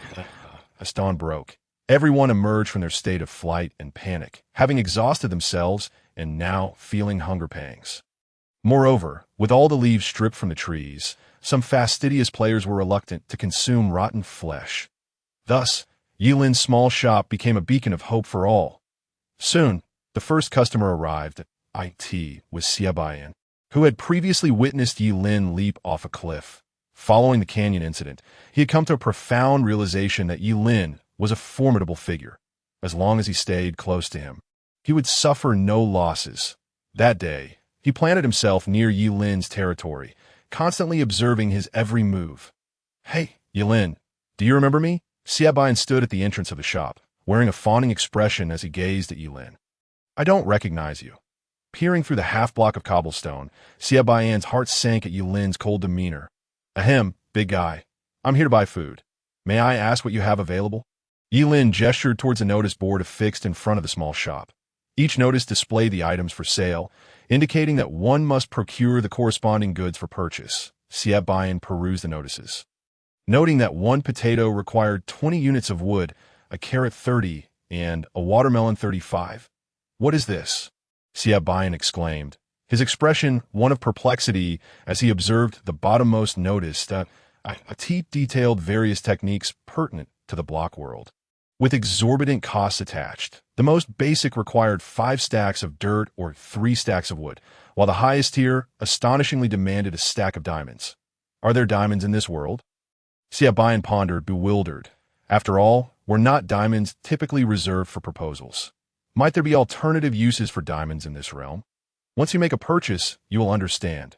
Group buying is also available, Yilin remarked. A capitalist smirk playing on his lips, Xiaobayan furtively glanced around, rubbing his hands together and inquired, is credit an option? Get lost. Soon, many individuals arrived at Yilin's shop, hoping to exchange goods for sustenance. Yilin had meticulously inscribed all instructions on the notice board, allowing players to follow the guidelines upon their arrival at the shop to complete their transactions. He then proceeded to the monster tower to organize the items within his chests. As for Li Zimu, Yilin instructed her to chop down trees, which would serve as materials for constructing shelters. At that moment, Yilin stood before the monster tower, counting the copper coins in the chest. Over 50 in total. Earning just over 50 coins in a single night from zombies was exceedingly rare. After studying the method of converting copper coins into gold coins, he realized he needed to expand his land area, as the current 50 by 50 space was far from sufficient. However, after some investigation, he discovered with dismay that conversion was impossible. In this world, copper coins were merely copper coins and gold coins, solely gold coins. There was no exchange to be had. What use is this copper coin, then? Yi Lin grumbled as he set the coins aside in a storage cabinet and seized an iron sword to vent his frustrations on the nearby unvanquished zombie. In a corner of the block world, 3 individuals gathered to collect wood, wielding wooden axes. Boss, who exactly is this Yi Lin? The trio were friends in the real world, engaged in wilderness survival work, and could be deemed industry leaders. Hence, they gradually uncovered the intricacies of this block world. Sun Fan, their leader, was a renowned expert in wilderness survival, famous in that field. Yet, he refrained from answering the question, as he himself was uncertain of Yi Lin's true identity. With such remarkable skills, why had he never heard of him in the real world? Perhaps it was mere luck. After a day of exploration, they believed they could now vanquish these monsters. Conversely, Xiao Tian held a skeptical view of Yi Lin. In his mind, Sun Fan was undoubtedly the strongest. Enough chatter. Let us quickly chop some trees and figure out how to craft wooden swords. These zombies even carry iron swords. We must explore this world further. Sun Fan interjected, his voice resolute. During their first night, they had been fortunate enough to spawn near a lava source on the surface, facing few zombies and suffering little harm. After a day of exploration, they had learned the crafting formulas for workbenches and wooden axes. Watch out! Just then, a zombie appeared behind Xiao Tian. Sun Fan, alerting his companion while brandishing a stone sword salvaged from a fallen zombie, charged at it. Xiao Tian and Xian Sun watched as their leader drove the zombie back, prompting them to take up their wooden axes and join the fray. Let us take that scoundrel down for ambushing us. The zombie fell with a thud, but soon other nearby zombies were drawn to the commotion. Given that this area was forested, even with daylight, the canopy of trees shielded the zombies from burning. Brothers, attack! Sun Fan gripped his stone sword tightly. Launching himself at a nearby zombie, an expert in wilderness survival, he possessed some combat skills, and with the zombies being rather sluggish, they posed little threat to him. His only fear lay with the creepers. The trio charged forward like madmen, eager to confront the zombies. After a night of evasion, a day of exploration, the third day finally arrived when they could boldly face the zombies in battle. Having endured so much, they were ready to retaliate. In no time, with their combined efforts, the remaining zombies around them fell to the ground. Next time, be more cautious. Sun Fan collected the rotten flesh dropped by the zombie and began to gnaw on it. Although the taste was unpleasant, to him, it was no different from any other food. Now we could defeat zombies without sustaining injuries. Yi Lin must have discovered the zombies' tendency to become immobilized while attacking, which allowed him to slay them. Xiao Tian nodded in agreement. Indeed, practice is the ultimate test of truth. Yi Lin is not so formidable. Once we conquer our fears and tread carefully, these zombies are mere lambs to the slaughter. Qian Sun chuckled as he chopped wood. Having previously regarded Yi Lin as a significant figure for securing several zombie kills from the outset, he now felt it was rather trivial after experiencing the ease of dispatching zombies himself. Just as they reveled in their newfound prowess, an unexpected system announcement echoed, leaving everyone in shock. Congratulations to Yi Lin for achieving his first 100 zombie kills, earning the Undead Slayer achievement. System rewards have been automatically distributed to his inventory. Xiao Tian and Qian Sun stood dumbfounded, while Sun Fan paused his tree chopping. Upon hearing the announcement, their emotions swung like a roller coaster, from despair to elation and back to disbelief. Countless exclamations of disbelief raced through their minds. What is going on? 100 zombies. The few zombies they had collectively slain amounted to merely 3. Is he even human? I suspect he is a system glitch. He's not human. He's a beast. How on earth did he manage that? Xiao Tian lamented. I haven't even chopped enough wood to encounter that many zombies. Where did he find them? Forget about numbers. Just 2 hits from these zombies will be fatal for us. How did he take down 100? Sun Fan's usually stoic expression turned bitter as he grappled with disbelief.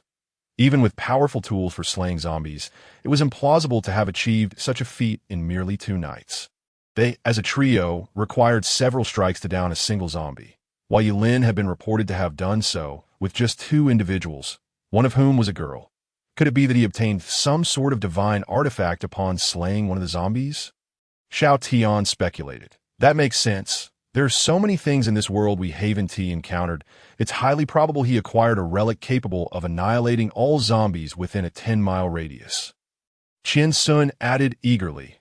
Are you playing an online game? Annihilating everything within a 10-mile radius? Xiao Tian scoffed. There is only one way to clarify this matter, Sun Fan said, furrowing his brow. What method? His companions inquired. We must seek out Yilin, Sun Fan declared solemnly. Find Yilin. Isn't that demeaning? I vehemently oppose this. Indeed, we are wilderness survival experts. Seeking counsel from a novice like him would be a blow to our pride. Xiao Tian and Qian Sun protested vehemently. Could it be that the boss intends for him to join our team? Xiao Tian suddenly queried. Well, having him join us could be a wise decision. Qian Sun nodded in agreement.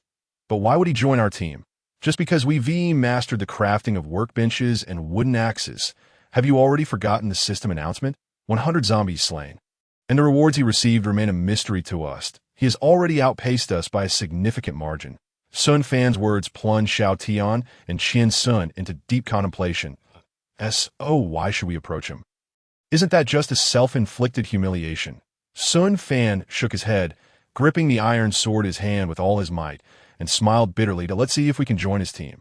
Xiao Tian and Qian Sun fell silent. They had already rejected the idea once, but Sun Fan remained resolute in his thoughts, which spoke volumes. What kind of person is Sun Fan? This wilderness survival expert, known as Master Fan, lives at the pinnacle of the food chain. Well-versed in various survival skills, and can thrive in any environment.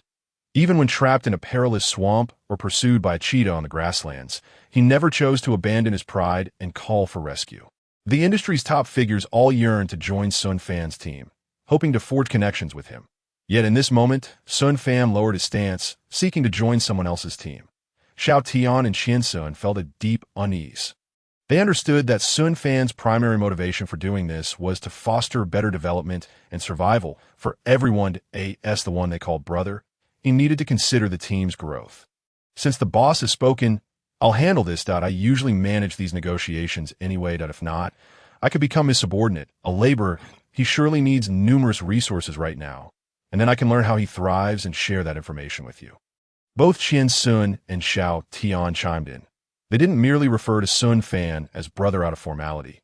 They genuinely regarded him as such. Sun Fan glanced at the two of them, feeling a slight sting in his nose in such apocalyptic circumstances, true emotions shine through. Enough talk. If we're brothers, let's go together. With your demeanor, you'll be thrown out before you even reach someone else's door. Upon hearing Sun Fan's words, the previously oppressive atmosphere lightened considerably. In order to join Yilin's team, they needed to present something of value.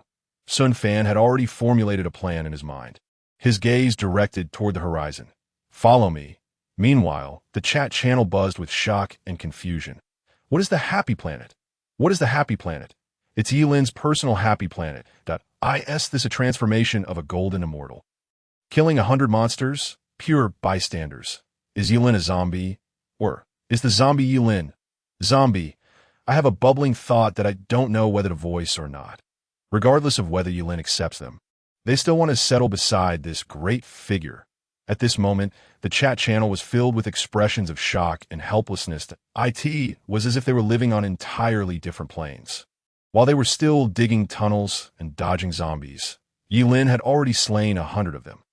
Although they started at the same line, they were walking while Yilin was rocketing into the sky. How could they compare? Truly, people can be so demoralizing.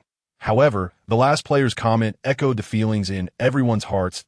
Let's cling to the strong. Regardless of whether Yilin takes us in, we want to establish ourselves next to this great one. Even if we can't learn the core skills, we can at least pick up a few superficial tricks. Thus, people within a 10-mile radius began to rush toward the coordinates Yilin had released. Meanwhile, Yilin, initially just wanting to vent his frustration by killing zombies, inadvertently triggered an achievement. Opening his backpack, he checked the system rewards. It was an enchanted book. Holding the book, Yilin saw the title, Slayer of the Undead. Increases damage dealt to undead creatures by 20, upgradable.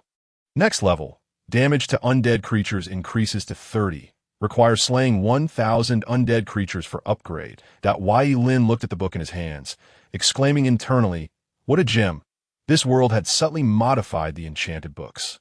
Due to the monster's enhancements, the basic enchanted books had become nearly ineffective, thus prompting an upgrade. Moreover, This enchanted book could also be upgraded. Monster hunting brings me joy. Every day is a delightful grind. Chapter 13, centered around Yulin. I am but a cog in the wheel. Just as Yulin was still reveling in the joy of monster hunting, the sounds of commotion erupted outside the walls, besides the previously encountered Xie. 5 newcomers had arrived.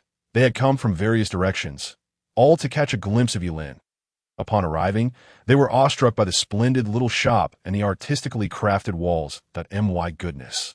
Can even the block world construct such exquisite buildings? This is truly a marvel. I told you, Yulin is no ordinary person. Besides his exceptional survival skills, his architectural prowess is unmatched, Xie said proudly. Arms crossed. Everyone nodded in agreement. They initially assumed Yulin's little shop would be quite ordinary or even shabby, but were taken aback by its grandeur. Look, I think I can see a faint holy light shimmering beyond the walls. That's not holy light. That's an ancient Chinese-style building nearing completion. One astute player constructed a rectangle with dirt in his hands and peered inside. The only flaw was the hideous, deformed stilt house beside it, which marred the scenery. That surely isn't built by Yulin. It must be the handiwork of the girl he adopted, Xie remarked, brimming with admiration. Now I understand why Yulin dares to open a shop. Standing atop a high vantage point, one player gazed down at Yulin's abode in shock. Fields of golden wheat, ripe watermelons, carrots, and more. Does Yulin need help? With so many mature crops left unharvested. It's quite a pity I can be free labor, helping to gather the food every day. I can too. Just give me a carrot for a meal. The crowd outside the walls shouted in unison. For these individuals, not only homes were scarce, but even basic sustenance was hard to come by. They longed to move into Yulin's home immediately. What if we sneak into Yulin's house? No way, that would be stealing. Someone quickly shot down the idea that, don't forget, Yulin is the man who killed 100 zombies that if we get caught, we might end up like the zombies. Just let me finish my thought. We could go in to help Yulin gather all the ripe crops and stash them in his chests. Perhaps he would commend our initiative and take us into a few others nodded in agreement. Acknowledging the logic. Thus, outside the walls of Yulin's domain, the crowd began to construct blocks to infiltrate his home. Thud point one by one, all 8 individuals entered Yulin's abode, ready to reap the ripe harvest. After a considerable effort, they discovered they couldn't break anything. What is going on? Why does it feel like I'm hitting air? They were all puzzled that it haunted. Even the dirt blocks were impervious to their attempts. Frantically, they sought out any destructible blocks, only to find that nothing in Yulin's vicinity could be damaged. That a great figure indeed. Not even a block can be destroyed. That it's utterly absurd that I told you. This is Yulin's personal happy planet. My words hold true, and no wonder he dares to open a shop. Without these protections, he would have been plundered long ago. The more they discussed, the more they felt that Yulin was as inscrutable as a deep lake. Impossible to fathom that moment. Yulin approached, holding the iron sword stained with zombie blood. Who are you?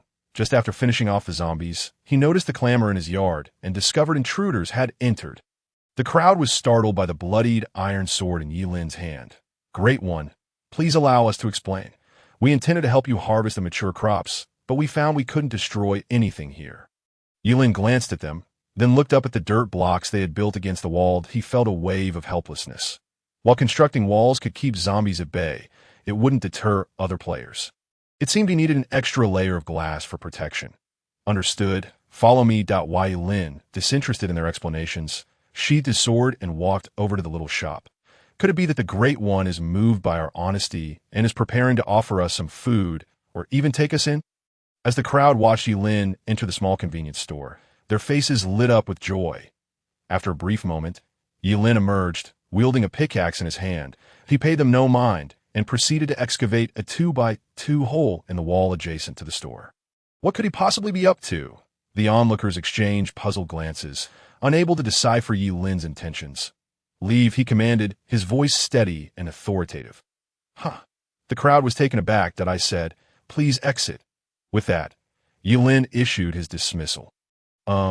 Yes, we were just about to leave, they stammered as they filed out through the opening. Once outside, 2 wooden doors mysteriously sealed behind them. The sole reason for Yulin's visit to the store was the presence of a workbench. for he needed to craft a door. His home lacked one altogether. Phew. Thankfully, Yilin didn't do anything to us, one remarked. Indeed, I saw that blood-stained sword of his. It sends chills down my spine. They resolved to settle nearby, convinced of Yilin's amiable nature since he had not harmed them. The suggestion came from a tall man named Lin Feng, who, unlike the others paralyzed by fear, bravely stepped forward to explain to Yilin. Nods of agreement rippled through the crowd. Even if they could not rely on him completely, being in his proximity would suffice from that day forth. Yilin's domain would surely become the epicenter, and their location would undoubtedly become prime real estate. Whether for sale or rent, I enlightened insight, I should consider expanding my own property. It would be prudent to leave some space for future sales, one pondered aloud. Having concluded their discussion, their attention shifted back to Yilin's convenience store. Their visit was not solely for the purpose of seeking favor. They also yearned to procure supplies. As they approached the store, they meticulously examined the notice board that Yilin had placed out front, followed by a thorough inspection of the goods available within. What? I stepped away for just a moment.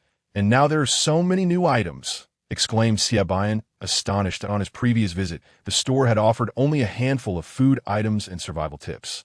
Yet now it brimmed with an array of unimaginable products. What in the world are these? Chapter 14. Why Yilin's home was abuzz with activity, as if a community was forming. The inventory of Yilin's store was not only abundant, but also varied in quantity. One could only speculate that Yilin was the administrator, as the food seemed virtually free. These potatoes look irresistible.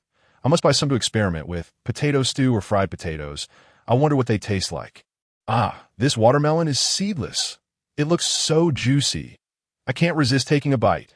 The crowd gazed enviously at the plethora of supplies. I can't believe I was gone for just over an hour. And so many new items appeared. Yilin truly an administrator. Xiaobayan was more astonished than the rest, unable to trust his own eyes. Little did he know that most of these items had dropped from the monster towers. In this world, the spawn rate of zombies was exponentially quicker than in Minecraft, resulting in a more generous yield of materials. The store even offered bulk purchasing. A stack of 64 rotten flesh was cheaper than buying them individually. Lin Feng meticulously compared prices, suggesting, why don't we pool our resources to buy a few stacks of rotten flesh? It's quite affordable. Rotten flesh is disgusting. I refuse to eat that. I prefer carrots. Piped up a petite girl, scrunching her nose in distaste. Then buy your own carrots. We'll stick with the rotten flesh, a nearby man retorted, initiating an interaction with Lin Feng to procure the meat. Hey, I want to buy some too. The girl relented, joining the group in their purchase. The group exchanged 3 stacks of dirt for a single stack of rotten flesh and joyfully began to feast. After satisfying their hunger, they commenced constructing makeshift shelters around Yilin's vicinity. Shortly after they departed, a new wave of visitors flocked to the convenience store. Among them were a few mischievous children who stealthily infiltrated Yilin's home, intending to pilfer his crops, which infuriated him. Though he was typically patient, he could not tolerate repeated intrusions into his sanctuary. Zimu, I'm going out to gather building materials. You must guard the house. Yilin instructed as he observed Li Zimu, still working on her construction. Rest assured, go swiftly and stay safe, she replied with a nod. Yilin then found a secluded corner on the ground, retrieved his digging tools, and began to excavate. His intention was not to mine beneath his property, but to create a tunnel. He had a premonition that stepping out through the front door would draw everyone's attention. Complicating his material gathering, it would be no simple task. Should any ill-intentioned individuals appear, the situation could escalate dangerously at last. Yilin successfully excavated a tunnel and emerged from the ground. He marked a coordinate and set out in search of sandy terrain. Sand could be smelted into glass, which he planned to use to cover the top of his yard, preventing mischievous children from wreaking havoc within. He chose glass over cobblestone or wood for 2 reasons. First, in Minecraft, plants require sunlight to flourish, and glass allows light to penetrate. Second, cobblestone and wood were less aesthetically pleasing.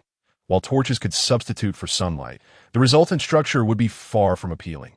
After an extended search, he finally discovered sand near a small lake, accompanied by sugarcane and flint. Yilin first harvested the sugarcane, an essential resource for future developments.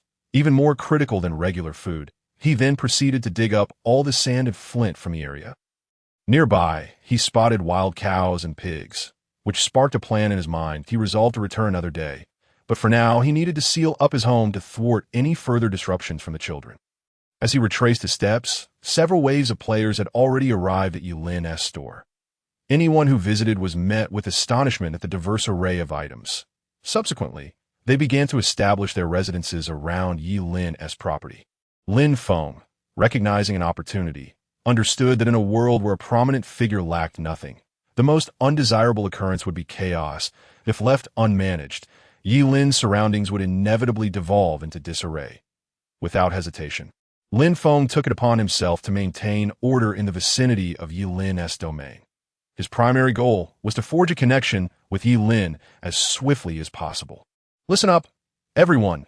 We are all part of this world and wish to contribute to Yulin's success. However, if we indiscriminately dig and build around his home, we will surely displease him, he proclaimed.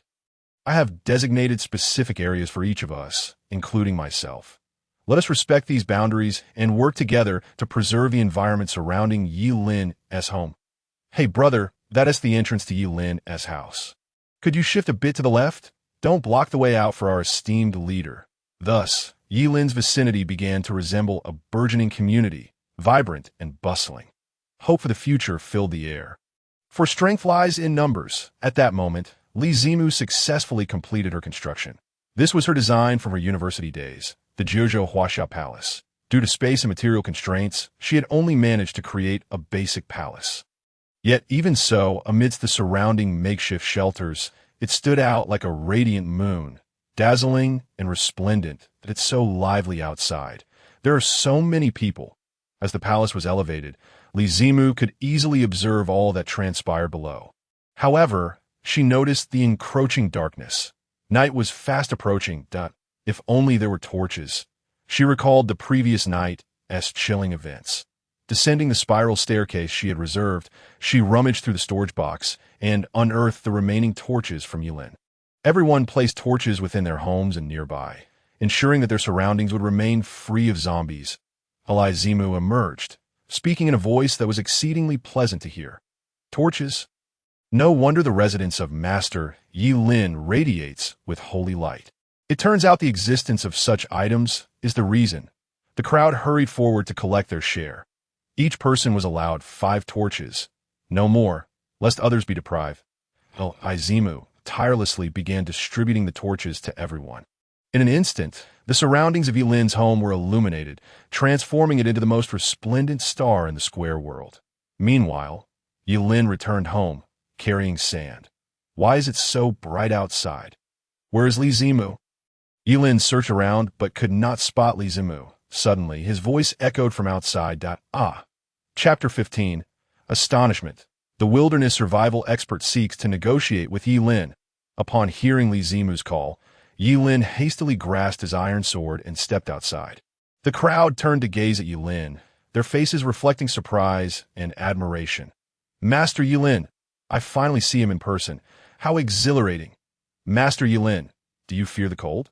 I can warm your bed. I am quite delicious. Yulin disregarded the crowd and strode forward, as they seemed to lose their senses and surged towards him. Fortunately, the previous management by Lin Feng proved effective, and soon the crowd was dispersed, leaving a clear path for Yulin. Have you seen Li Zimu? Yulin asked the composed and mature man before him in a low voice. She distributed torches to us, but then seemed to vanish.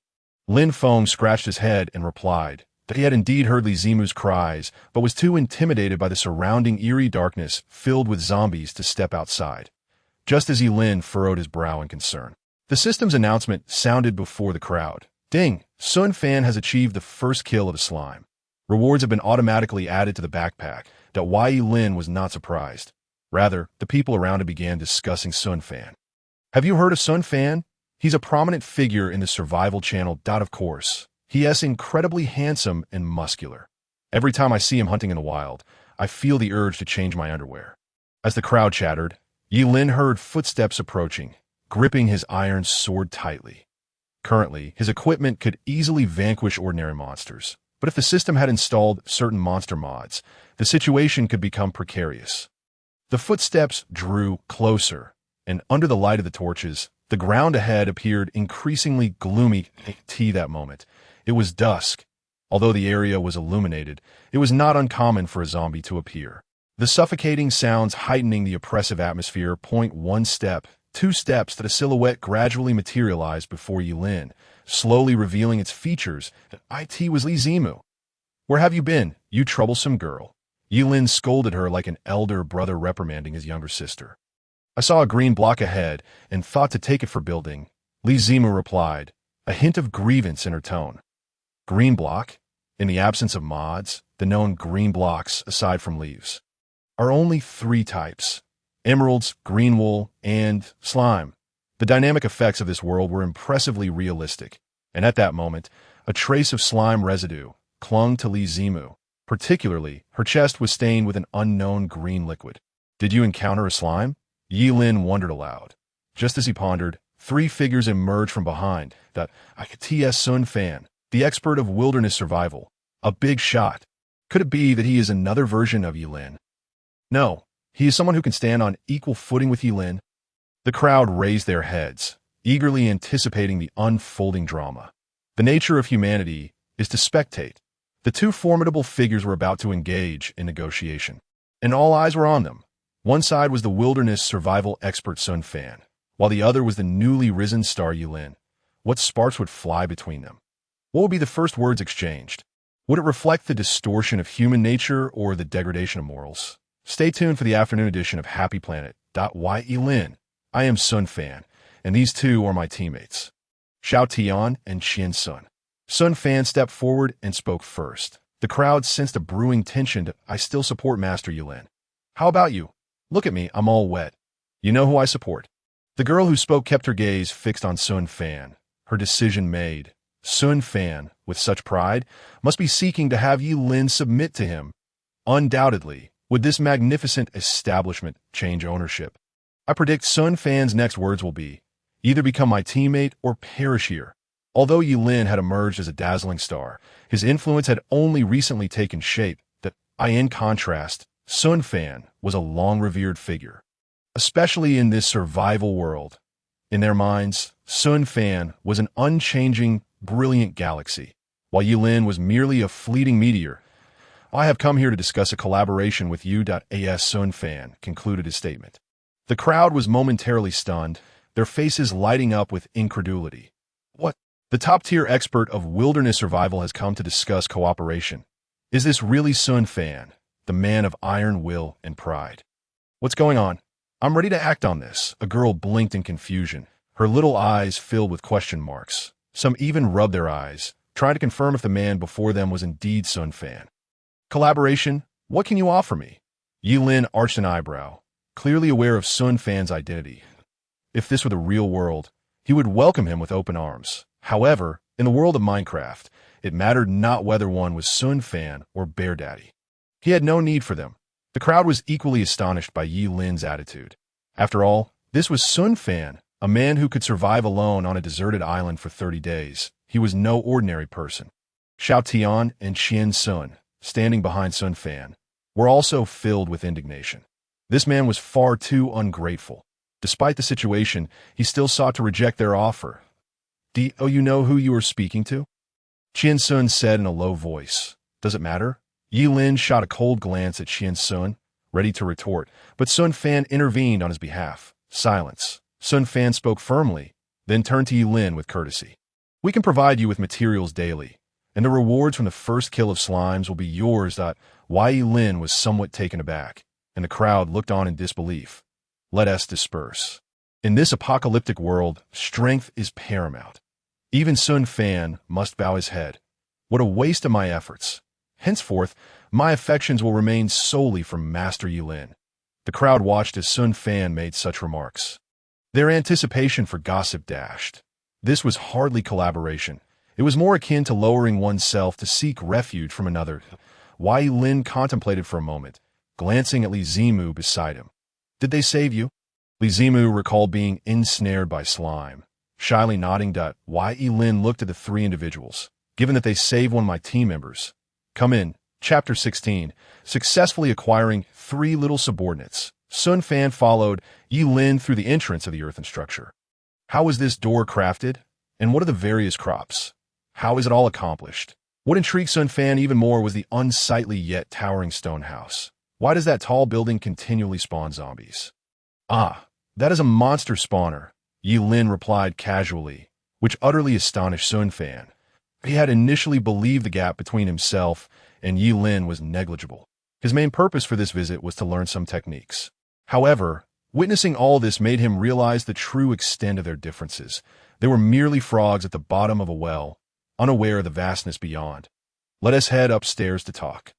Yellen ascended the spiral staircase crafted by Lizimu, reaching the palace suspended in the sky. The trio gazed in astonishment. The esteemed figure truly lived up to their reputation, while we were still without a place to call home. They had already taken residence in a presidential suite. This world lacked a furniture mod. There were no benches or similar items. However, Lizimu cleverly constructed 4 seats using signs and wooden stairs. Indeed, as a student of architecture, she was able to apply simple crafting methods Yellen had shared with her to create something remarkable. Were these uniquely shaped blocks discovered by Mr. Yi? Sun Fan surveyed his surroundings. Such items would be easily crafted in the real world, yet here, in the cubic realm, even with tools, one could not carve them without knowing the crafting formulas. Without said formulas, all efforts would be in vain. It was a serendipitous discovery. Yellen feigned ignorance. Truly impressive, indeed. Sun Fan retrieved a land deed and several slime balls from his backpack. This was a reward for defeating slimes, a gesture of goodwill for our meeting.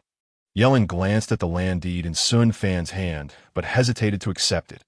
Although each deed brought him closer to his plans for establishing a main city, he understood the principle of not receiving rewards without merit. Yet, he could not fathom why Sun Fan would willingly relinquish such a valuable item. Possessing land meant the ability to sustain oneself and build a home. Seeing the puzzled expression on Yellen's face, Sun Fan smiled. "To be frank, the 3 of us wish to join your team." Sun Fan's straightforwardness appealed greatly to Yellen, yet that did not mean he would readily agree. What significance does joining my team hold? Yellen scrutinized Sun Fan and his companions, taking note of their gear. Sun Fan donned iron armor, while the other 2 wore simple leather equipment. Logically, their progress had already surpassed many players. Why would they seek to join him? In contrast to their aimless exploration, having a guide would undoubtedly be advantageous, and their inclusion would not be without merit.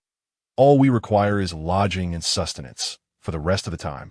We will follow your lead in whatever tasks you assign us. Sun Fan's words left Yellen somewhat taken aback. This hardly constituted a partnership. It seemed more akin to a desire to serve as subordinates. After a moment of contemplation, he began to understand. Compared to the real world, this realm was far more bizarre and unpredictable. The survival principles of reality no longer applied here. Aligning oneself with someone more familiar with the environment was the wisest choice. Under a large tree, one finds shade. Such wisdom was easy to grasp. Yellen set aside his thoughts and ultimately chose to accept the land deed. Upon witnessing Yellen accept the deed, Sun Fan displayed a broad smile. However, at this moment, I do not have a place for you to settle. It may take until dawn to gather materials for your housing. Yellen noted an empty plot of land and spoke gravely. Thank you, Sun Fan replied gratefully. By the way, was there a swamp near where you defeated the slimes? Yellen inquired, as slimes typically appeared close to such terrain. Although he possessed a map, it was difficult to discern the presence of swamps. Yes, we passed through a place resembling a swamp, where there seemed to be some mushrooms that you know the exact location? Yellen continued in the direction I came from. If you proceed straight ahead, you will see it. Sun Fan replied, Very well, I will grant you permissions now, and later prepare some chests for you to store your items. Yellen rose and began inputting commands into the chat channel. Done. Now, try to see if you can break blocks. Yellen placed 3 dirt blocks on the floor, and the 3 followed his instructions to interact with them. We can. Sun Fan nodded. You may harvest food from the fields if you grow hungry, but remember to replant seeds after gathering. Yellen followed the trio downstairs, advising them as he spoke. Mr. Yi, I have a question. How does this monster spawner generate creatures? Sun Fan quickly entered a focus state, not forgetting the reason for aligning himself with Yellen. This, I cannot explain in a moment. I will elaborate when I have more time. Yellen deflected the inquiry, picking up sand and moving toward a nearby furnace, where he began to ignite it. Mr. Yi, is there anything you need us to do right now? Sun Fan pressed on, not ready to relent. Just wait a moment. Something will come up shortly. That Yellen's lips curled into a slight smile. He understood Sun Fan's eagerness to learn from him. Since you were so enthusiastic, I shall douse some cold water on your fervor, so you may serve as my helpful tools in the future. After about 5 minutes, all the sand in the furnace had been transformed into glass. Everyone, come here, 1 group per person. Help me cover the top of the walls with glass. Yellen had burned 5 sets of glass. Each person received 1 set. Qinshuan and Xiao Tian were bewildered. Having just joined on the first day, were they already expected to engage in labor? They turned their gazes towards Sun Fan, hoping he would refuse. But Sun Fan's words extinguished that notion entirely. How do we get up there? Sun Fan asked. Don't worry, I have prepared for this. Yellen retrieved an item from his backpack that Sun Fan was familiar with but did not know how to craft. A ladder. Yellen constructed several layers of blocks on the ground and placed the stairs atop them. Let us begin, comrades. Yellen held the glass blocks and swiftly set about building around the walls. Sun Fan glanced at the glass blocks in his hand, then at the ladder. He was genuinely curious about how these items were made. Yet, Yellen seemed to consistently evade such inquiries. Brother, I am not your elder brother. Yellen is. Quickly, let us get to work. Sun Fan observed Yellen already starting the construction and joined in. Chapter 17. Truly a commendable and composed adult. The group worked together to lay down the glass panels, while onlookers outside craned their necks to watch the spectacle. Who would have thought Sun Fan would so swiftly submit to the authority of the esteemed Yellen? Indeed, is this the allure of a powerful figure? Ah, how I wish to be so easily swayed by Yellen's charm. But alas, I am utterly powerless. The crowd murmured with envy to that moment. Lin Feng stepped forward, speaking with conviction. The torches distributed by the esteemed Yellen keep the zombies at bay. But that does not guarantee our safety. We should contribute to Yellen's efforts. We ought to support Yellen's small shop, providing him with resources while ensuring our own sustenance. That makes sense. That makes sense. I agree. As soon as dawn breaks, I will go chop some trees. Upon hearing Lin Feng's words, the crowd expressed their agreement. Yellen completed laying down the floor, stretched, and looked down at Lin Feng, unable to refrain from praising him. Truly, a mature and commendable adult. After finishing the glass installation, Yellen began contemplating how to utilize the land deed in his possession. As he pondered, a realization struck him. The land deed? Could it be that every individual receives a land deed as a reward for their first creature kill? Otherwise, how could the system possibly issue duplicate items? Moreover, if the same player continuously claimed monster first kills, the rewards would change. This mechanism also serves to regulate the number of land deeds in players' possession, preventing any single entity from becoming overly dominant. It seems I must have Lizimo, and those 2 brothers experience the thrill of a first kill. Yellen chuckled. Indeed, the saying holds true. Experimentation is the sole test of truth.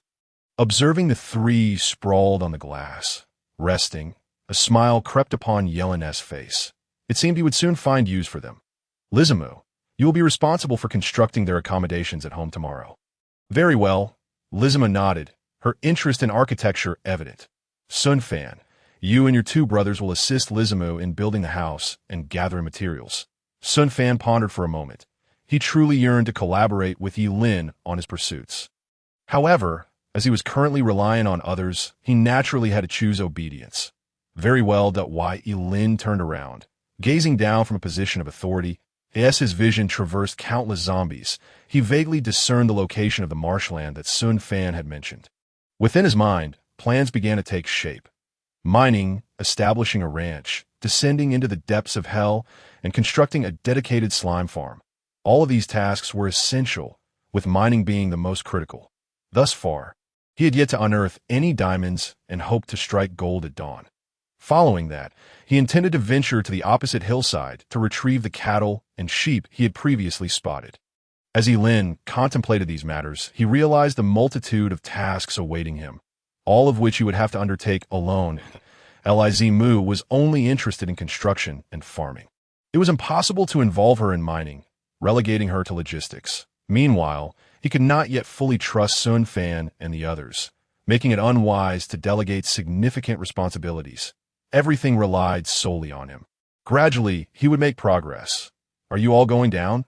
Yilin inquired as he carved a hole in the glass. "You go first. We three brothers will rest up here." Sun Fan declined, shaking his head. Zimu jumped down after Yilin.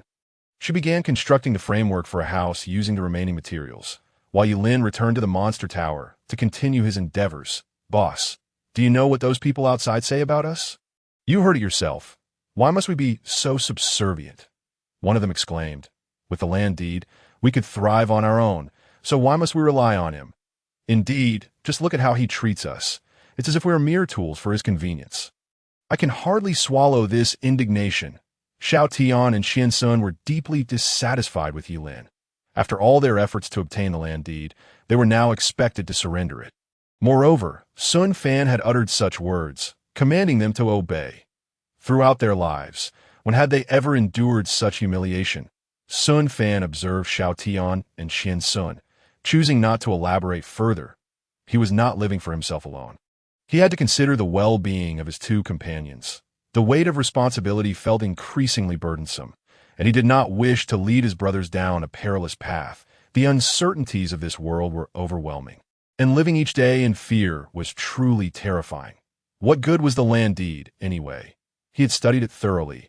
It required upgrades to expand the territory. Yet at their current pace, who knew how long it would take to achieve that? Suddenly, the three fell into a silence, rendered speechless. Just then, the system announcement echoed once more. "Congratulations to Yilin for his first kill of 1,000 zombies, earning the achievement. Intermediate Undead Slayer." The trio froze, as did the onlookers outside. The crowd began to murmur anew. "I just saw Yilin resting at home. How did he manage to farm monsters?" One remarked, "This is bizarre. Where did all those zombies come from?" Such is the prowess of a true expert, shrouded in mystery.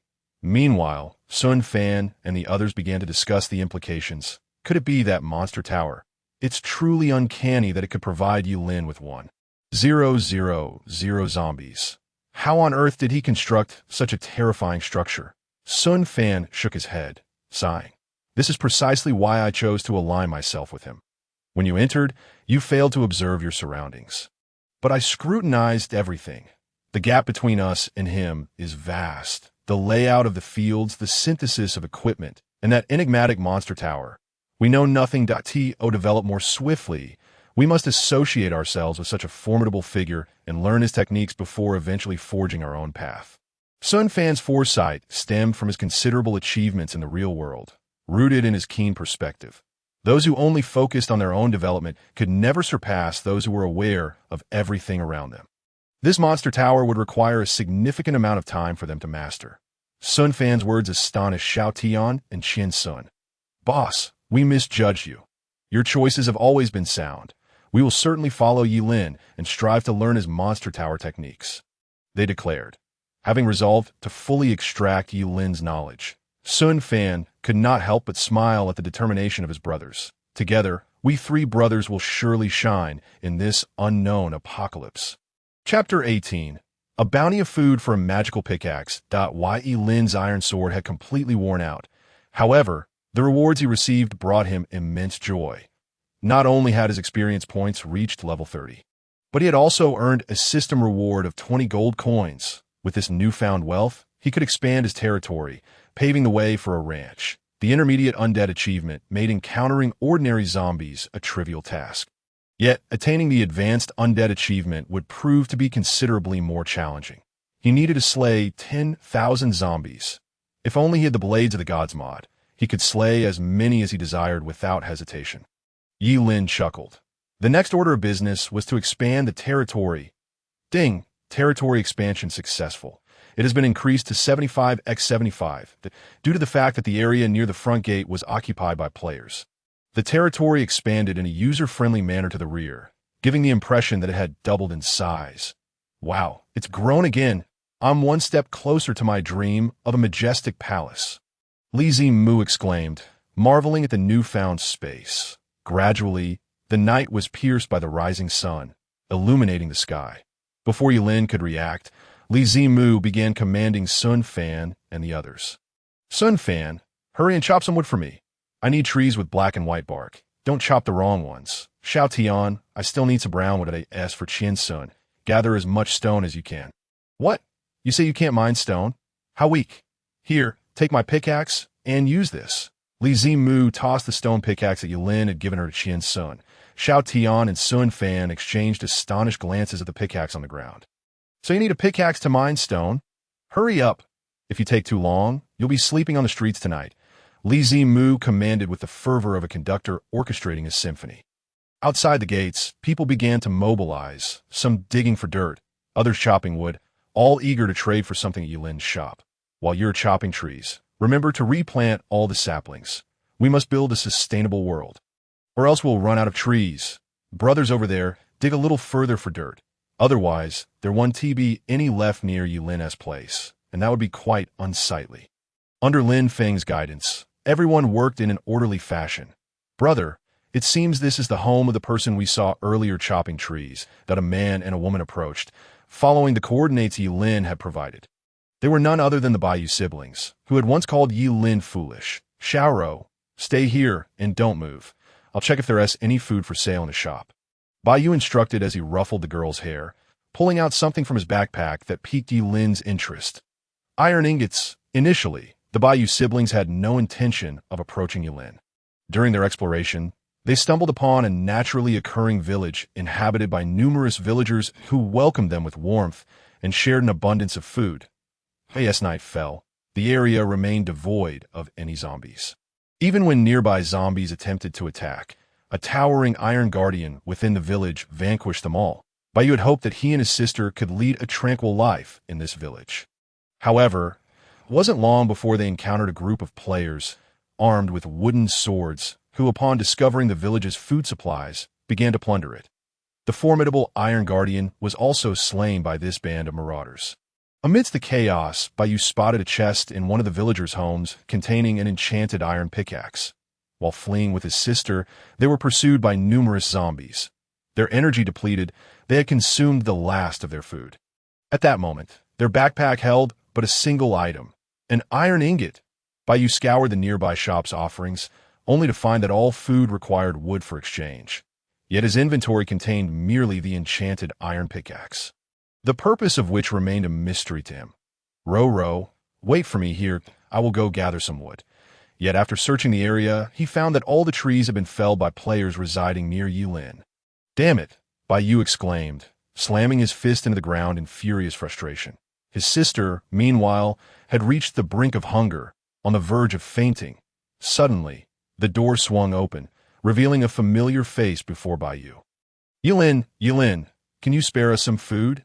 Even rotten flesh would suffice, Baiyu implored urgently, blocking Yilin's path. While Yilin glanced at Baiyu's health and hunger levels, then at the little girl's. She had barely half a hunger bar left. Without food, she would soon start losing health, and her vitality was already precarious, with only 3 hearts remaining. Wait here, Yilin instructed, surveying the area for onlookers before turning to enter the house. He retrieved a stack of rotten flesh and half a stack of carrots from the monster tower's chest. Sister, come here, Yilin beckoned to Baiyu, who hesitated until she saw her brother nod in encouragement. This food is not a gift. Once you have the means to survive, you owe me tenfold in return, Yilin said to Baiyu, his tone serious. He called Baiyu over to ensure that her brother would make this promise in her presence, setting an example for her as an elder sibling. Baiyu nodded in agreement. Tenfold was a trivial matter. He would gladly charge into a horde of zombies if it meant ensuring his sister's survival. Take it. Yilin tossed a stack of rotten flesh and half a stack of carrots to Baiyu. Baiyu stared in disbelief at the abundance of food before him, astonished that Yilin would provide him with such generosity. He had witnessed the prices at the shop. 1 carrot required 10 pieces of wood, and here lay 32.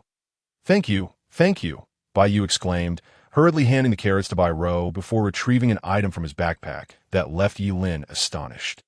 I found this in the village. I don't know its purpose, but consider it a token of gratitude for saving my sister. IT may not seem valuable to you, but it's the only thing I possess. An enchanted iron pickaxe. Valuable. How could it not be? Yilin's inner thoughts raced. However, he would not reveal the pickaxe's significance to Bai Yu. Unexpectedly, a multitude of food exchanged for an enchanted pickaxe that Yi Lin struggled to contain his excitement as he quickly took the pickaxe. Eager to inspect its attributes, his pupils dilated and his heart raced. This is Chapter 19. What a boon from the heavens! Yi Lin stared at the enchanted pickaxe in his hand, momentarily taken aback. If this were a diamond pickaxe, wouldn't that be invincible? With Fortune 3, Efficiency 3, and Durability 2, while not the absolute best attributes, they were exceedingly powerful for him at this stage. Yet Yi Lin maintained a calm facade that a trifling matter. Wish you good fortune. He patted Bai Yu on the shoulder, hands clasped behind his back, and strolled away. Brother, he truly is a good person, Bai Ro remarked softly, nibbling on a carrot as she watched Yi Lin's retreating figure. Indeed, without him, we might have perished from hunger here, Bai Yu mused, savoring a piece of rotten flesh, finding it surprisingly delectable at that moment that Yi Lin returned to the canyon where he had previously mined.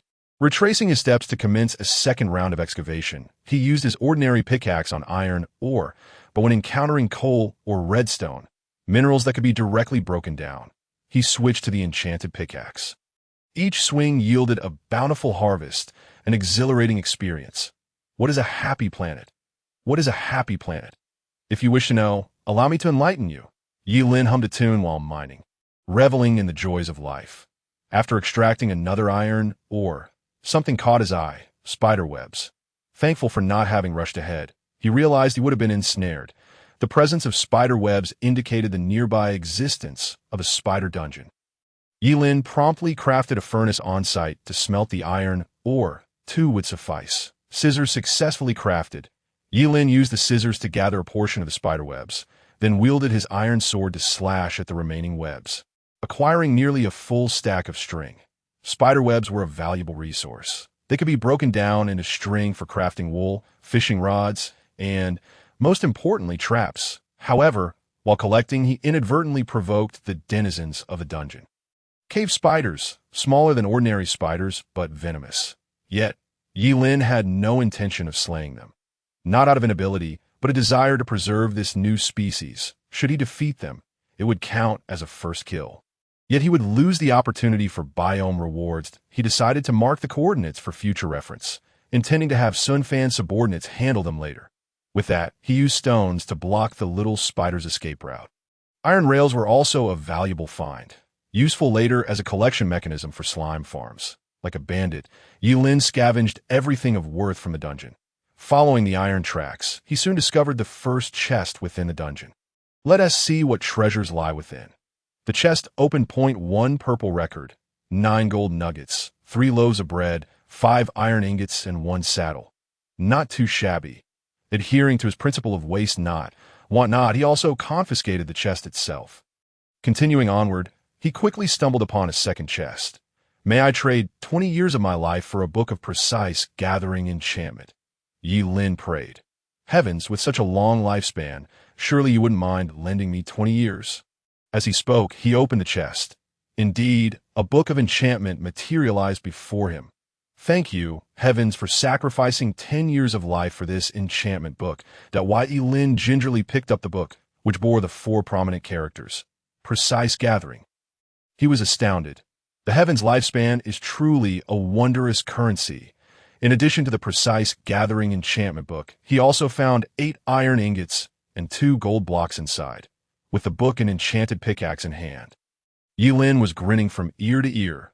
With this precise gathering book, he could mine fragile blocks like ice and glass, continuing to dig. With such luck today, surely diamonds awaited him. On the surface, nearby residents returned to the vicinity of Yi Lin's shop, forming an orderly queue, 1 by 1, ensuring no crowding or cutting in line. I could see this moment. Lin Feng once again volunteered to maintain order. The majority of players opted to purchase food from the convenience store, as food was the most scarce resource thus far. Fortunately, in this desolate world, there was no need for water. Otherwise, survival would indeed be a daunting challenge. The crowd busily gnawed on their provisions, expressing their sentiments. Meanwhile, at the entrance of the convenience store stood the last person, none other than Lin Feng, who had previously been tasked with maintaining order. He was meticulously studying the words written by Yi Lin on the notice board. Basic monster killing techniques, ordinary equipment synthesis methods, food cultivation techniques. Group purchase supported? Upon reading the last line, Lin Feng's heart soared with joy. He hurriedly clicked on the basic monster killing techniques, which detailed how to slay monsters without taking any damage. The ordinary equipment synthesis methods promised a swift way to chop down trees and even mine stone. Lin Feng was overjoyed that he understood that everyone was currently in a state of confusion. Although they had settled down, their understanding of this world remained limited. While they could gather wood and soil by hand, the stones beneath the soil were utterly beyond their reach. Even if one persevered and managed to break them apart, nothing would be gained. Yet now, there was a technique available for mining stone. Everyone, let us collectively purchase the ordinary equipment synthesis method, Lin Feng proposed, glancing at the crowd, but no one paid him any heed. They deemed the notion somewhat fanciful. What is the point of all this? That method is prohibitively expensive, requiring 10 sets of wood, 10 sets of sand, and 10 sets of soil we have time to gather all that. Lin Feng persisted, but we can group purchase with over 10 of us. If each person contributes 1 set, we can afford it. Enough already. One person's fullness does not equate to the whole family's hunger. I think this is perfectly fine, someone retorted. Lin Feng refrained from further debate. Raising his gaze to the sky, clenching his fists, and moving forward. Just then, Bai Yu took Bai Ro's hand and followed suit. I'll go with you. Lin Feng felt a surge of motivation at the addition of the two. Excellent. Bai Yu and Bai Ro joined Lin Feng's team, commencing their excavation work at this moment. Yi Lin had also completed his mining task and was making his way back. He had amassed a considerable bounty. Having extracted a full set of iron ore, 20 pieces of gold ore, along with a substantial amount of redstone and lapis lazuli. However, Yi Lin noted that the minerals in this world were significantly scarcer compared to the realm of Minecraft. Had he been in Minecraft, he would surely have gathered more than 2 sets of iron ore by now. Nevertheless, the greatest discovery of this mining expedition was the finding of diamond ore. A total of 3 blocks, which combined with the fortune of his iron pickaxe, yielded an astonishing 9 diamonds. Chapter 20. Why is the block person doing this? Tetris.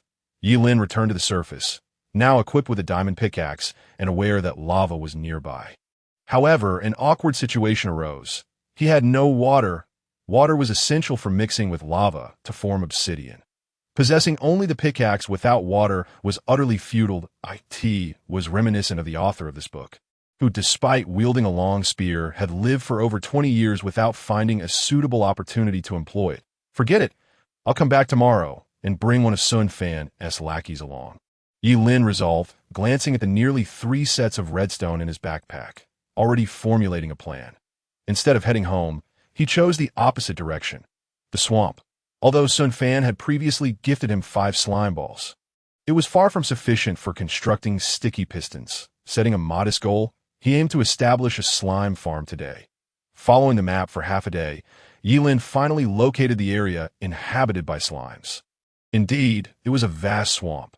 He had chosen an excellent location to settle. Behind him lay a forest. Ahead was a prairie, to the left a canyon, and directly in front was a large swamp. Delightful, Yi Lin took out the map, carefully comparing it, and then began to meticulously search for the slime spawning area to construct a slime farm. The most crucial step was to accurately identify the slime spawning area, as slimes would only spawn there. This is the spot. After marking 4 points, Yi Lin began to dig downward at one of them. The slime spawning area in the swamp biome would only generate around layer 50, and the internal brightness had to be less than 7 for slimes to spawn. After digging down to 50 layers, he would have Sun Fan and the others come to help him clear out. As he dug, he counted, "Phew, I finally reached layer 50. Yi Lin opened the chat interface and began a private conversation with Li Zimu. Zimu, have you finished building over there? After a moment, Li Zimu replied, "Just finished. What do you need me to build?" Yi Lin's lips curled into a smile as he read the response on the screen. Given this diligent player's reaction, there was a chance they could construct this slime farm today. "I'll send you a coordinate. Gather Sun Fan and the others, and make sure to bring all the iron ingots, pumpkins, and bone meal from the chest." Li Zimu did not ask further, immediately starting to rummage through the chest at home. Sister Zimu, what are you planning to do?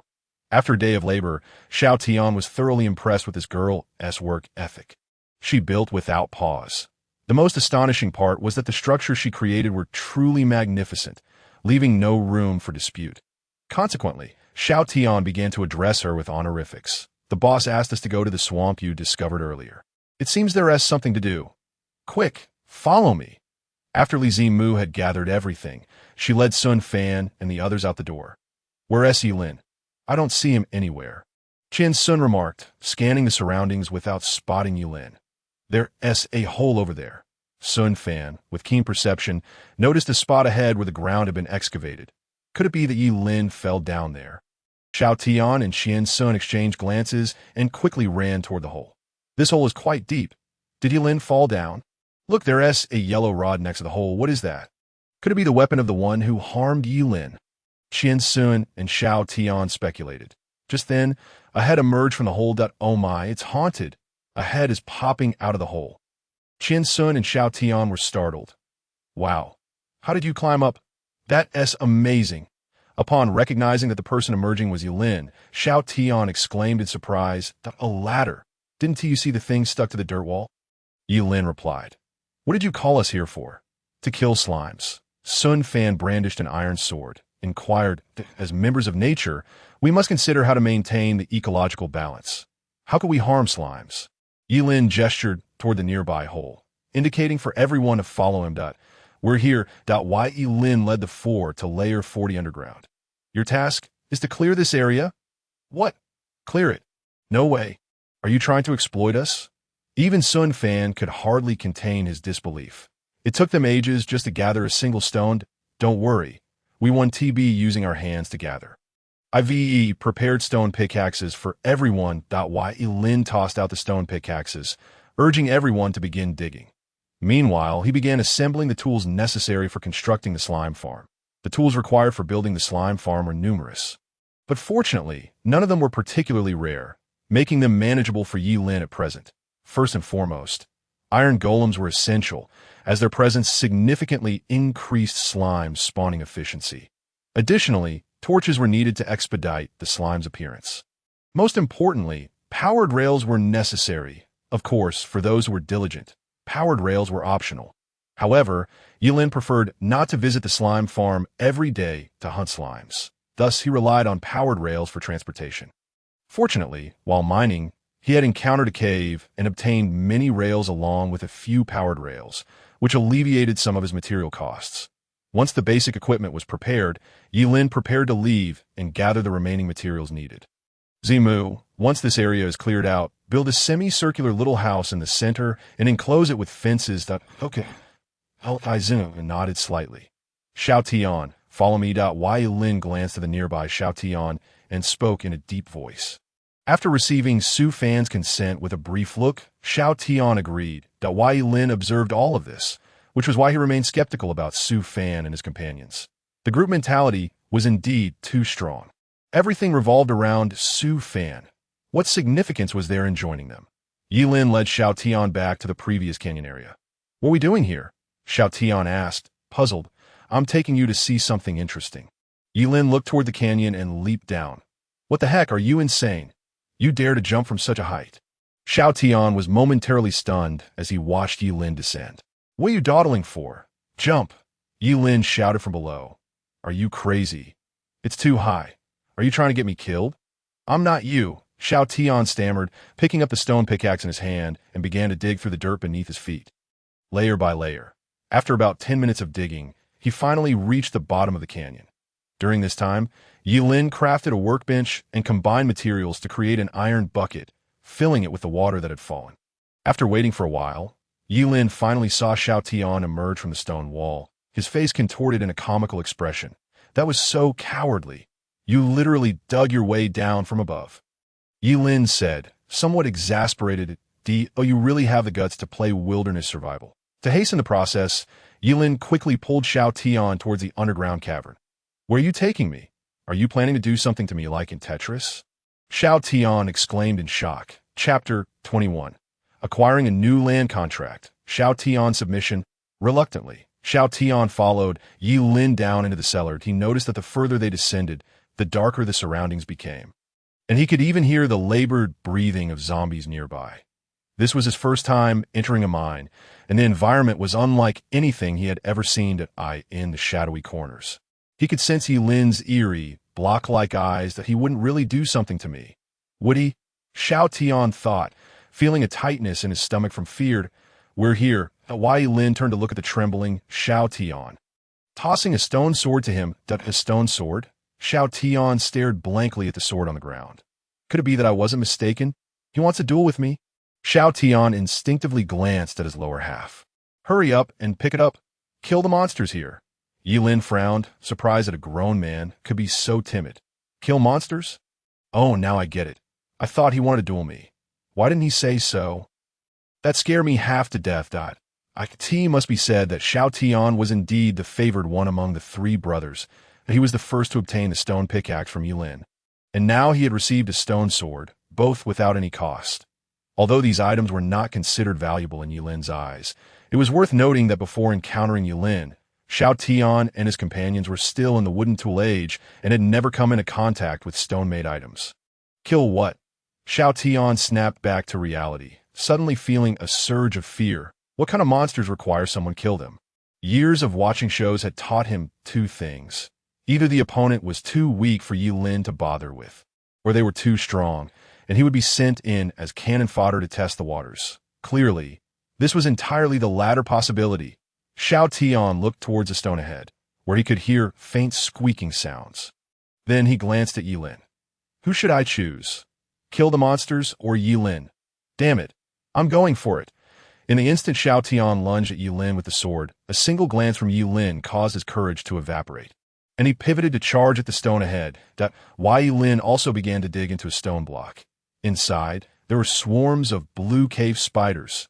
Xiao Tian was taken aback. So many. Are we really going to fight for our lives? Why are they different from those on land? I'm going to die. I'm going to die. However, Xiao Tian did not back down. He understood that fleeing would surely lead to death, and charging forward might offer a glimmer of hope. He rushed towards the cave spiders, and they charged towards him in turn. Man and beast, 10 gazes locked that moment. Yi Lin tossed a complete set of iron gear from his backpack. Fight, besides the regular attack damage. These things will also inflict poison. Although it won't kill you outright, it can take away a significant portion of your health. Yi Lin said softly, He is considering my well-being. Was I overthinking it? Xiao Tian thought as he faced the approaching spiders, but none of them could strike him. They were all destined to be the ones on the receiving end of the blows, unscathed while farming monsters. So, it could be done like this. Soon, the first spider fell beneath Xiao Tian's attacks, and a system notification echoed. Ding! Xiao Tian has completed the first kill of a cave spider. The system rewards have been automatically deposited into his backpack. The first kill of a cave spider? The chat channel was filled with astonished reactions. Xiao Tian, I think I remember that name. He's Su Fan subordinate, a wilderness survivor. Su Fan, didn't he pledge allegiance to Yi Lin? Then Xiao Tian should also be loyal to him. No wonder he was able to achieve the first kill. It turns out he joined the team of the Great Yi as long as the Great Yi Lin is around. Getting the first kill should be a piece of cake. Great Yi Lin, forever in our hearts. At that moment, Xiao Tian finally understood why Yi Lin had brought him here. He cleverly tossed 5 gold coins and a land contract to Yi Lin from his backpack. Yi Lin raised an eyebrow, realizing that this young man was quite clever. Without needing a reminder, he understood the situation. I won't take your first kill for free. Consider this your reward. Yi Lin threw Xiao Tian a bow and a set of arrows from his backpack. Xiao Tian looked at the bow and arrows on the ground, excitement gleaming in his eyes as he gazed at Yi Lin. How could he not be familiar with this bow? Once on a fateful night, a little white creature wielding the same bow shot him in the behind. For him, this bow was far more valuable than a land contract. Yi Lin was incredibly generous. Thank you. Xiao Tian suppressed his joy and replied. He understood that strong individuals preferred calm and composed subordinates. You can continue farming monsters here. Whatever you obtain will be split 50-50. I need to go gather something else. Yi Lin casually remarked, turning to walk away. All right. Xiao Tian was elated again. Being able to split the spoils was a tremendous boon for him. especially since he was still in the developmental phase. Little did he know, the drops from the cave spiders would only amount to 2 items, spider eyes and silk. Without any crafting methods or alchemy stations, they would be of little use to him. Yet, even so, he still tirelessly farmed monsters. Meanwhile, Yilin, with his remaining budget of iron, made his way back to the lava section he had encountered while mining. With this budget, I can only use 15 iron ingots.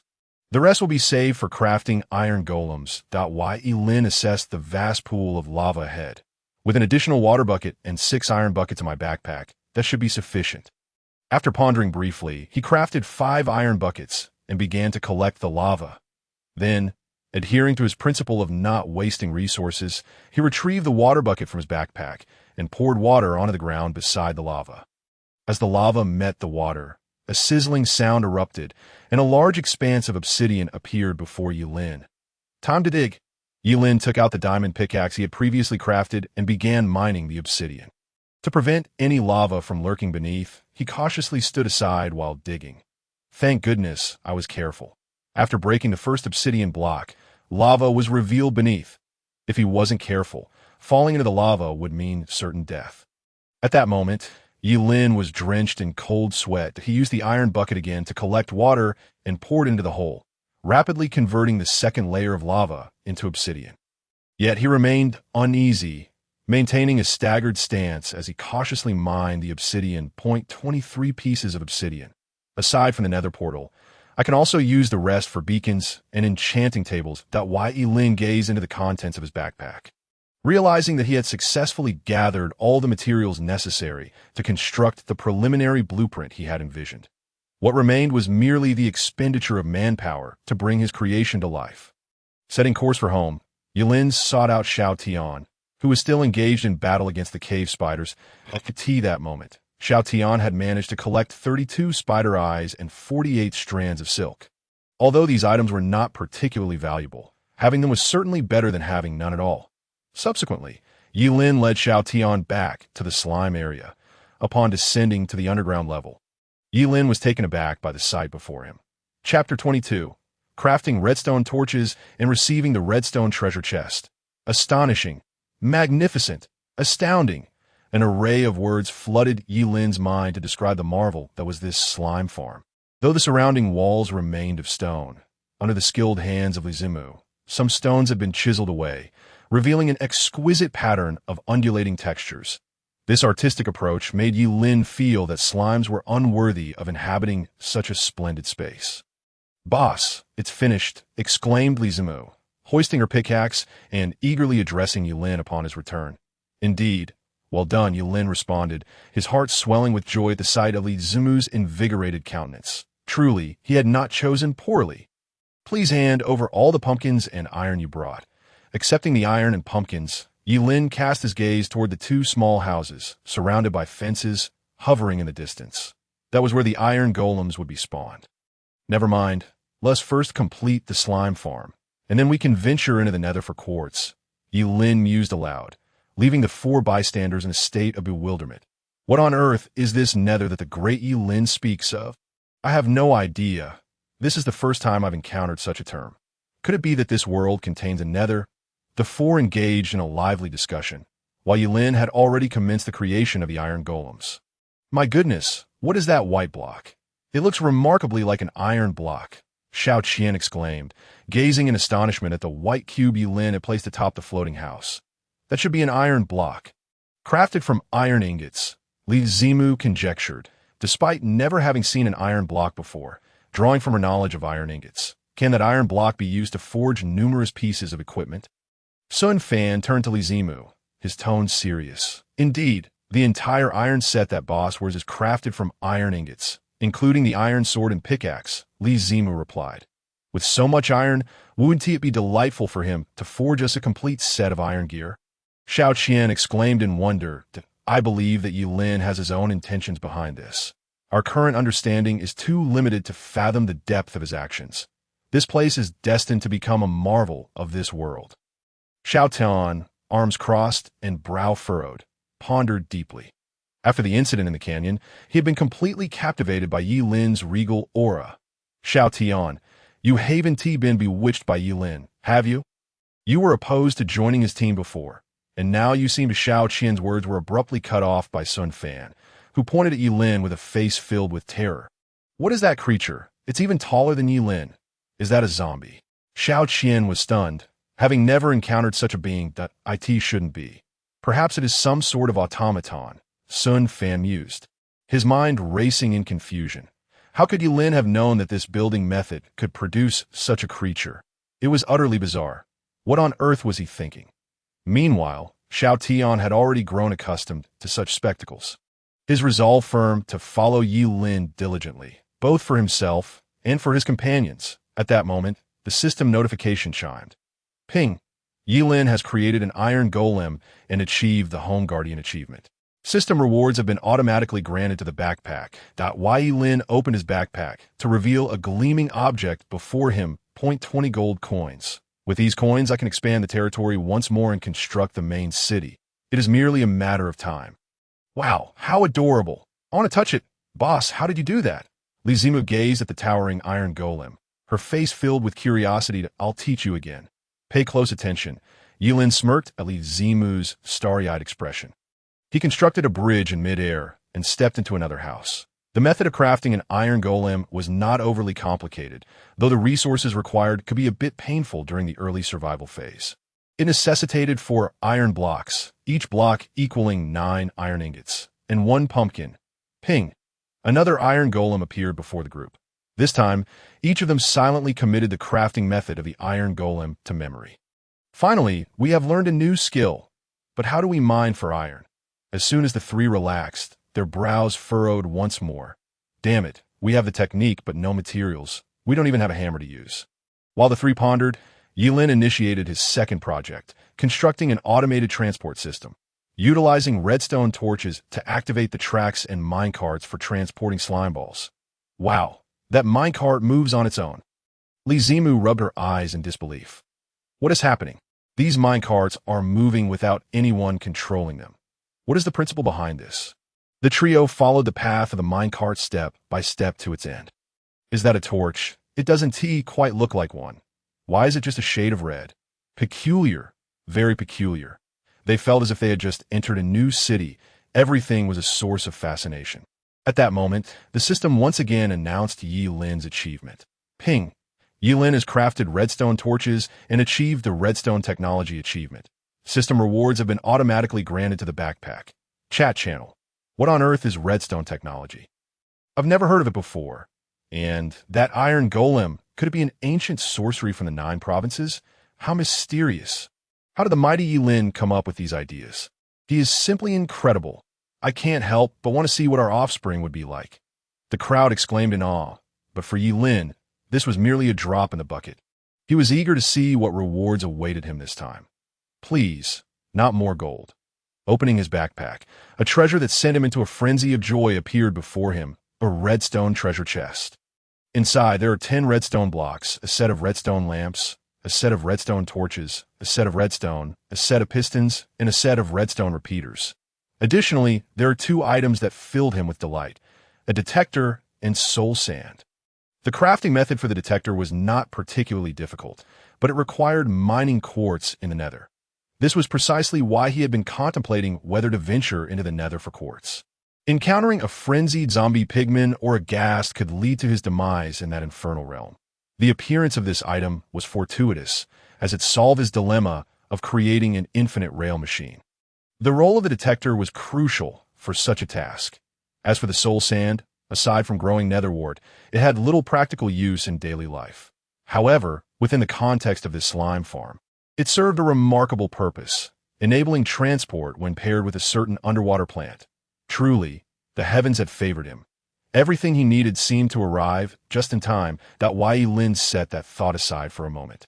As there were still 2 final components left to complete the slime farm, a mechanism to eliminate the slimes and a device to transport the slime balls to the surface. Li Zimu.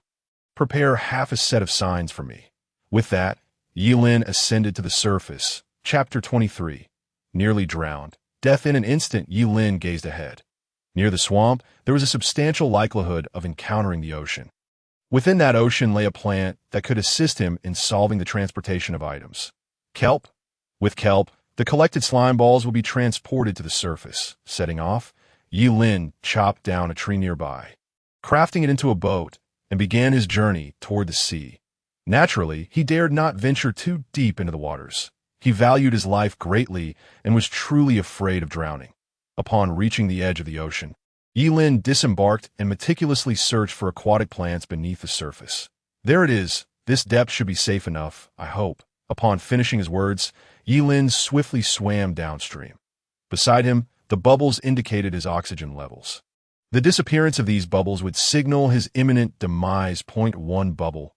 2 bubbles. As the bubbles faded away, Yi Lin descended to his destination. He struck down with his shovel, but the first piece of kelp did not yield. At that moment, he still had 3 bubbles remaining. Harvesting items underwater proved to be considerably slower than on land. After another bubble burst, Yi Lin finally managed to sever another piece of kelp. Success! He hurriedly collected the kelp and began swimming towards the surface. However, at that moment, his bubbles were completely gone. His health began to dwindle. Although Yi Lin felt no pain, his body and health status continued to relay feedback. Half a heart, 1 heart. His health plummeted rapidly. With only 1 heart remaining, if it vanished, death awaited him. The azure sea surrounded him, the tranquil surface inducing hallucinations. How could this be? To die meant to respawn, and respawning would return him to Earth. Let it be, let it be. Suddenly, the sound of his health depleting jolted Yi Lin back to reality. It dawned on him that the voices echoing in his mind had been mere illusions. He had to survive, with only half a heart left. Yi Lin desperately swam upward. At last, his head broke the surface. How could he have depleted his oxygen so rapidly? Collapsing onto the beach, he gazed at the sky. Perplexed, in Minecraft, the time one could hold their breath underwater is approximately 20 seconds.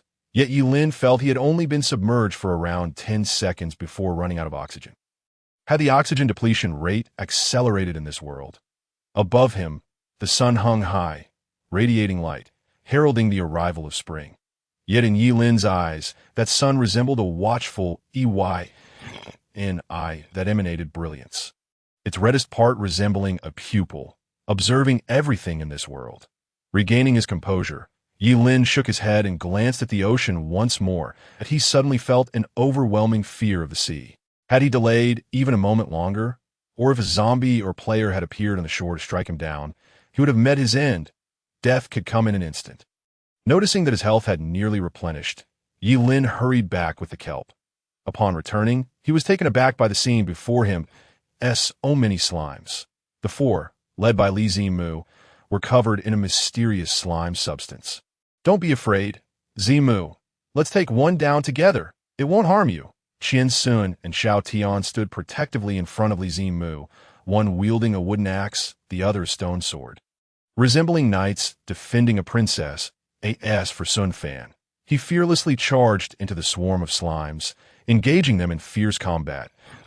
In a short while, so many had spawned that Yi Lin felt a rush of joy. They would no longer lack slime balls. An era of automation was upon them.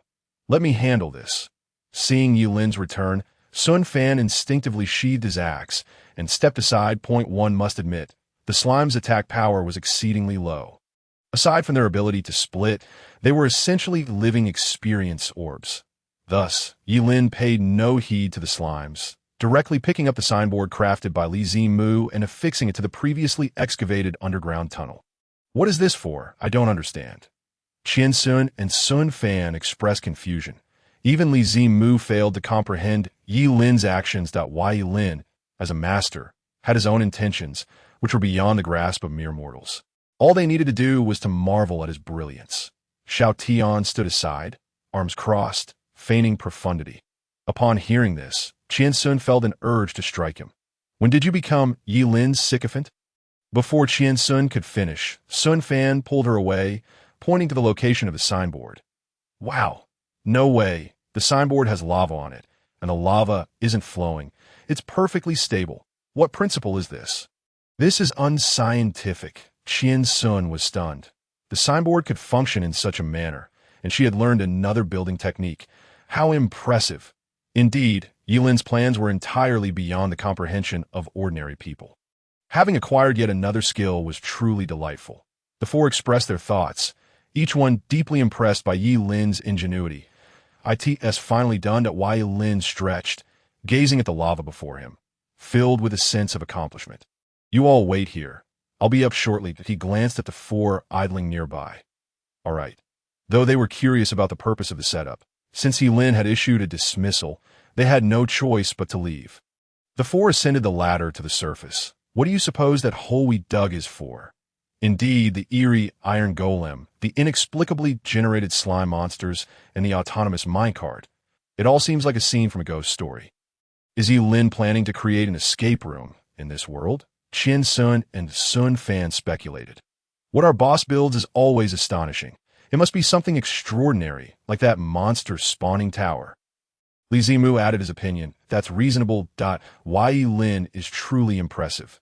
Every action is both unexpected and yet logical. One can only describe it as awe-inspiring. Xiao Tian chimed in that you're being overly flattering. How did you become his sycophant after just one outing with Yilin? Have you been swayed? Qian Sun teased. Just then, Sun Fan pulled Qian Sun over again, pointing to the ground not far ahead. The ground is cracking. Something is about to emerge. Chapter 24. The slime farm is complete. The group watched as the soil suddenly fractured. A head emerged. Yilin. Goodness, I thought something strange was truly coming out. Qian Sun exclaimed in shock. Yilin ignored the four, focusing on the ground below. Zimu, do you have any glass left? I have one stack. Li Zimu tossed the remaining glass from his backpack to Yilin. Subsequently, Yilin approached a nearby swamp, filling a bucket with water to commence the final phase of construction. A water elevator. By utilizing the principle of soul sand generating immense thrust at the ocean floor. Combined with kelp that could transmit, planting it in water would create a natural water elevator. The dropped slime balls would also ascend through the water elevator, reaching the surface. After Yilin's construction, the water elevator was successfully built, which also signified the completion of the slime farm. Let us go. Follow me down to see what our collaborative effort has created. Yilin smiled, jumping into the water elevator to prevent oxygen depletion during the descent due to the length of the elevator. Yilin intentionally left a section without glass. The four followed in Yilin's footsteps, entering the slime farm. All around them were bouncing slimes, which, as they leaped, would find themselves near the lava and be incinerated. The fallen slime balls would be collected by the autonomous minecart and transported to the water elevator. It was akin to a factory assembly line, perfectly orchestrated. How marvelous! It continuously transports slime balls to the surface. Sun Fan exclaimed, astonished at Yilin's transportation platform. A true master knows how to utilize every resource available, Xiao Tian praised. Meanwhile, Li Zimu took note of this construction for future reference. Now adding another structure he wished to learn alongside the monster spawning tower. Sun Fan's gaze toward Yilin transformed into one of admiration. Why bother learning any skills? It's better to simply be a loyal follower. This is no ordinary individual. Each step appears simple, yet they are intricately interconnected. Indispensable. Terrifying, truly terrifying. Yilin also noticed that the gaze of the three individuals upon him had transformed into something more pure and sincere. It was time to truly set them into action. Let us proceed. After a long day of toil, I cannot allow your efforts to be in vain. The three followed Yilin to the surface, whereupon he dismantled the previously constructed staircase and sealed it with earth. This was a complete set of stone tools. Axes for felling trees and pickaxes for mining. Yilin crafted a set of stone implements for each of the three, meticulously explaining their respective uses. The trio listened in stunned silence. However, although Yilin elucidated their functions, he refrained from disclosing the methods of their crafting, not out of reluctance, but because the time had not yet come, with the iron ingots at home fully depleted. It was now imperative for them to embark on a mining expedition. Zimu shall accompany you. There is nothing further I require you to construct at home for the time being. Very well. With that, the four commenced their journey into the depths of the mines, while Yilin remained behind. He contemplated the 4 detectors and 2 iron tracks still nestled within his backpack, already devising his next course of action. Utilize the land deed. Yilin centered his focus on the slime farm and activated the land deed. He feared that mischievous children might damage the water elevator he had painstakingly built, which was adorned with a chest atop, an object of immense temptation for players, far surpassing even the allure of 36D. Should someone pilfer the slime balls, it would be a grave loss indeed. Ding! Land occupation successful. Acquired 25 by 25 land area. For 5 gold coins, the area can be expanded to 50x50. Yilin, however, had no intention of expanding it just yet. He wished to reserve his funds for enhancing his own abode. While this area would serve as a temporary base for his redstone technology endeavors. Subsequently, Yilin retrieved the detectors and iron tracks, commencing the construction of his next machine. Meanwhile, Li Zimu and the others had discovered cave. They divided into 2 groups, each delving into opposite directions. During this time, Li Zimu shared with Sun Fan and the others the crafting method of the torches that Yilin had taught her. The 3 were momentarily taken aback. Boss, if we sell this torch crafting method, we could amass a considerable amount of resources, Qian Sun remarked, her eyes glimmering with ambition. This is not a course of action we should pursue. Sun Fan replied, her brow furrowed in concern. What's wrong with that? Yilin has exploited our time all day and now expects us to mine. We deserve this, Qian Sun retorted. And where do you think your stone pickaxe and stone axe came from? Now that we have joined Yilin's team, we must accept our current circumstances, Sun Fan countered earnestly. Fine.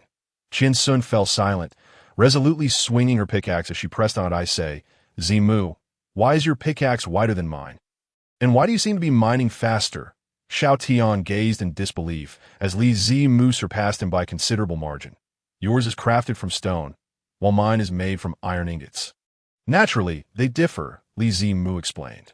Then tell me, how does one craft a pickaxe from iron ingots? Xiao Tian inquired, curiosity piqued at I'm not entirely sure. Li Zimu paused, pondering.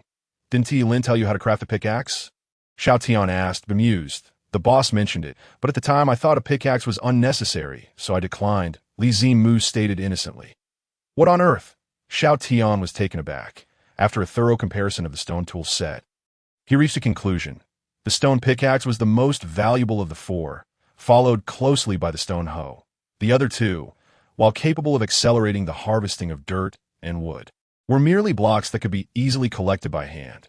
Only the pickaxe and hoe were indispensable for farming and mining, such a crucial item, and she had turned it down. Xiao Tian was left speechless with frustration. Haha, I've finally found iron ore, Li Zimu exclaimed, paying no heed to Xiao Tian's reaction, her voice brimming with excitement. Iron ore? Could it be that Yilin intended for us to mine this? Xiao Tian rushed over, only to discover that what Li Zimu referred to as iron ore was merely ordinary stone adorned with a few small speckles. Can this even yield iron ingots? Xiao Tian queried, picking up the stone pickaxe and striking the nearby iron ore. The only result was a small block resembling stone. What is this? It's not even an iron ingot, Xiao Tian expressed his confusion.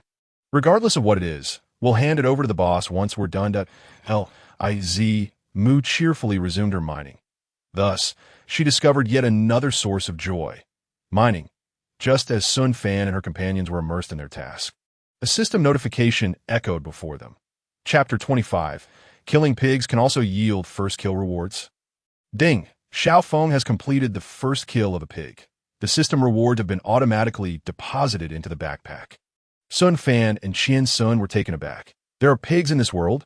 Why have we never encountered one? They had traversed this path without encountering any animals at all, but if they had come across any creatures, be it a pig or even a bear, they would have slain it without hesitation.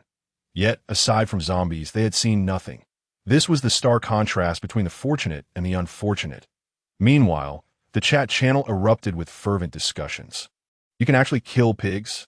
I thought we, these fragile block people, had never faced any beast that I even ran away when I encountered a little duck. Exactly. If spiders are so terrifying, how could we possibly defeat a pig? Ah, how unexpected. Nevertheless, it is only fitting that Xiao Feng secures the first kill. After all, he bears the title of the strongest student in history. Indeed, Xiao Feng has even won the championship at the Blue Star University boxing competition, holding his own against special forces. The conversation shifted from pigs to Xiaofeng, with some women even developing crushes on him. Xiaofeng was already handsome. One could only wonder how his appearance had changed in this block form. I can no longer resist the urge to join Xiaofeng's team. While the chatter continued, Li Zimu and her companions had finished mining and prepared to seek out Yilin. I wish we could keep mining, but alas, night is falling. We shall have to wait until next time. Zimu gazed in her backpack, filled with ores, her expression forlorn. Did I say, miss? Aren't you bored with mining? Aside from stone, it's just speckled stone. What's the point? Xiao Tian sulked, resembling someone constipated. Not at all. I find it as enjoyable as building a house. Li Zimu replied joyfully. Were Yilin present? He would undoubtedly concur with Li Zimu's sentiment. What could be more delightful than mining? Only mining could provide a continuous supply of resources. Have you all heard that peculiar sound? Qian Sun scanned their surroundings, her eyes darting nervously as she spoke in a hushed-toned, "It did indeed sound somewhat eerie, a shushing noise that felt unsettling." Xiao Tian nodded in agreement. Let us hurry back to the boss. With him around, we need not fear any monsters. With that, Li Zimu dashed ahead. Why does the sound grow more pronounced the closer we get to that place? Shush, shush, shush. Qian Sun's body trembled slightly as the darkness deepened around them. As they approached the swamp, the trees appeared even more withered and somber, heightening the atmosphere of unease. Quickly. It might be following us. Sun Fan, uncertain of what they faced, unsheathed his stone sword and hastened forward. He spotted Yilin, and the shushing sound grew ever more distinct. It's that thing making the noise. Sun Fan exclaimed, pointing at an object in front of Yilin that was engaged in a repetitive motion. Goodness, I thought it was some sort of monster. You nearly scare me to death. Qian Sun gasped, placing a hand on her chest as she caught her breath. What is this contraption, and why is it continuously producing iron tracks? Li Zimu's wide eyes were filled with questions, drawing the curiosity of Sun Fan and the others. Indeed, it was true. This machine was perpetually generating iron tracks. Yilin gestured towards the adjacent box. Li Zimu stepped forward and opened it, only to discover that it contained more than 10 sets of iron tracks. This is simply astounding. I want to learn, exclaimed Li Zimu, his little mouth agape in astonishment. This defies the laws of science. It utterly contravenes the principle of conservation of energy. Qian Sun wore a perplexed expression as he carefully studied the rail-creating machine. This, Xiao Tian gasped. Infinite iron tracks, how terrifying. The two words big shot are truly fitting. Just a slime farm is enough to leave one in awe, yet Yilin managed to construct an infinite rail machine in such a short span of time. There's another machine over there. This one was merely crafted for subsequent preparations. Yilin chuckled softly and led them to the edge of the ground. This is... The four, led by Xiao Tian, simultaneously uttered two words. Wow, this is utterly terrifying. How on earth was this created? Yilin, what treasures does your mind conceal that you can accomplish so much? Before everyone stood an automatic sugarcane farm. Initially, Yilin had no intention of creating this machine, but the abundance of resources provided by the Redstone gift package was overwhelming. Consequently, he found himself with the materials needed to construct this device. By utilizing a detector to sense the growth of sugarcane, he employed pistons to push them down, allowing them to fall into the flowing water below. The current would then carry them directly into a chest. This method of creation is not particularly complicated. However, one last component is required to achieve full automation. A hopper. Since all the iron was allocated for the slime farm, Yilin had no surplus iron to craft the hopper. This was also the reason he instructed Li Zimu and the others to go mining. Bring me the iron ore you've gathered. This sugarcane machine is just one step away from completion. Li Zimu was the first to toss all the iron ore he had collected from his backpack to Yilin, and in the process, he also contributed more than 10 gold ores. Additionally, he presented Yilin with 2 startling treasures, diamonds and emeralds. What is going on? Didn't they only mine for an hour? How did they stumble upon emeralds and diamonds? Is this what it means to be a lucky one? The more Yilin looked at Li Zimu, the more he found him pleasing to the eye. The fortunate one is not daunting. What is truly alarming is that this fortunate one is quite the schemer. This refers to Li Zimu. Subsequently, Xiao Tian and Sun Fan also threw all the ores they had mined to Yilin. Sun Fan, however, was somewhat selfish. He intended to keep a few pieces of iron ore for himself, perhaps for future use. Yet upon reflection, he realized that the stone pickaxe was given to him by Yilin, and without it, he wouldn't be able to mine even stone, let alone these iron ores. Thus, Sun Fan decided to hand over all the ores he had collected to Yilin. The final one to present ores was Qian Sun. Although his face bore no distinct expression, Yilin could sense that Qian Sun was quite reluctant. Indeed, Qian Sun did not throw all his ores to Yilin. Instead, he retained a significant portion in his backpack. Consequently, Qian Sun contributed the least amount of minerals among the four, nevertheless. Yilin did not inquire further. These ores were more than sufficient for him. In total, the four had mined 3 stacks of coal, 2 stacks of iron, or 42 gold ores, as well as 4 diamonds and 3 emeralds. Chapter 26. Originally thinking he was on the 5th layer. Unexpectedly, he was also on the 1st layer. Yilin had already crafted a workbench and furnace on this patch of land. He did not ask Sun Fan and the others to avert their gaze. Rather, he placed the ores into the furnace right before them. It turns out that ores need to be processed by this contraption before they can be utilized. Sun Fan exclaimed in surprise. Yilin, what is the name of this device? A furnace, Yilin replied. What is required to activate it? Coal or any combustible material. Yilin did not shy away from these inquiries, as such items are not difficult to find.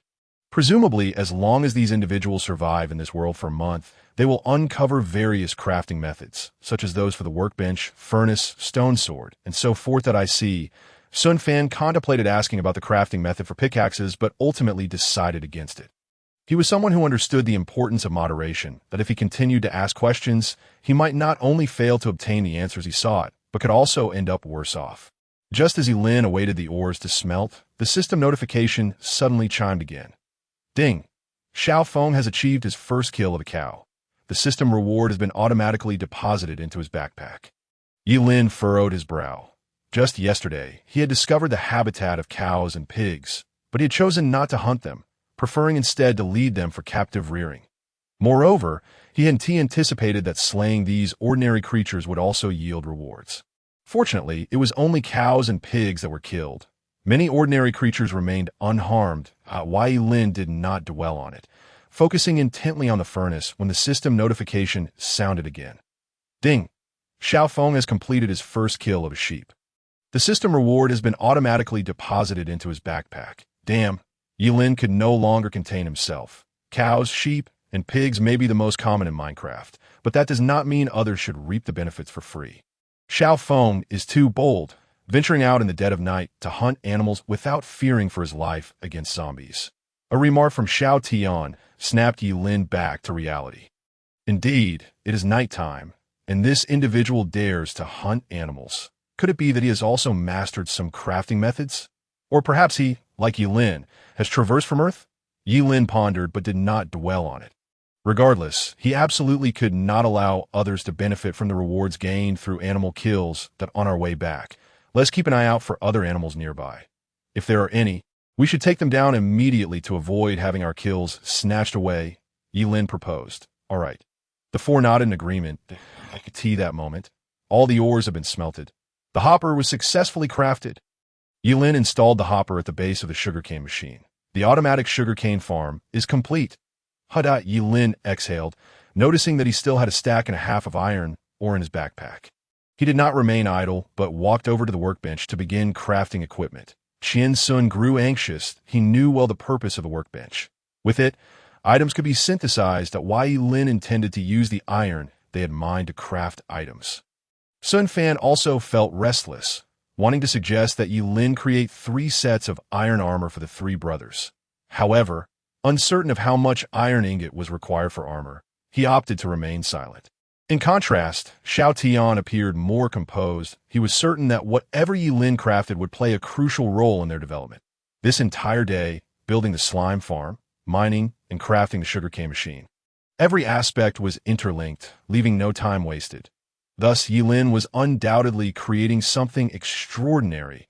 The elder brother and Qian Sun were merely on the superficial 1st layer, while I was on the 5th layer.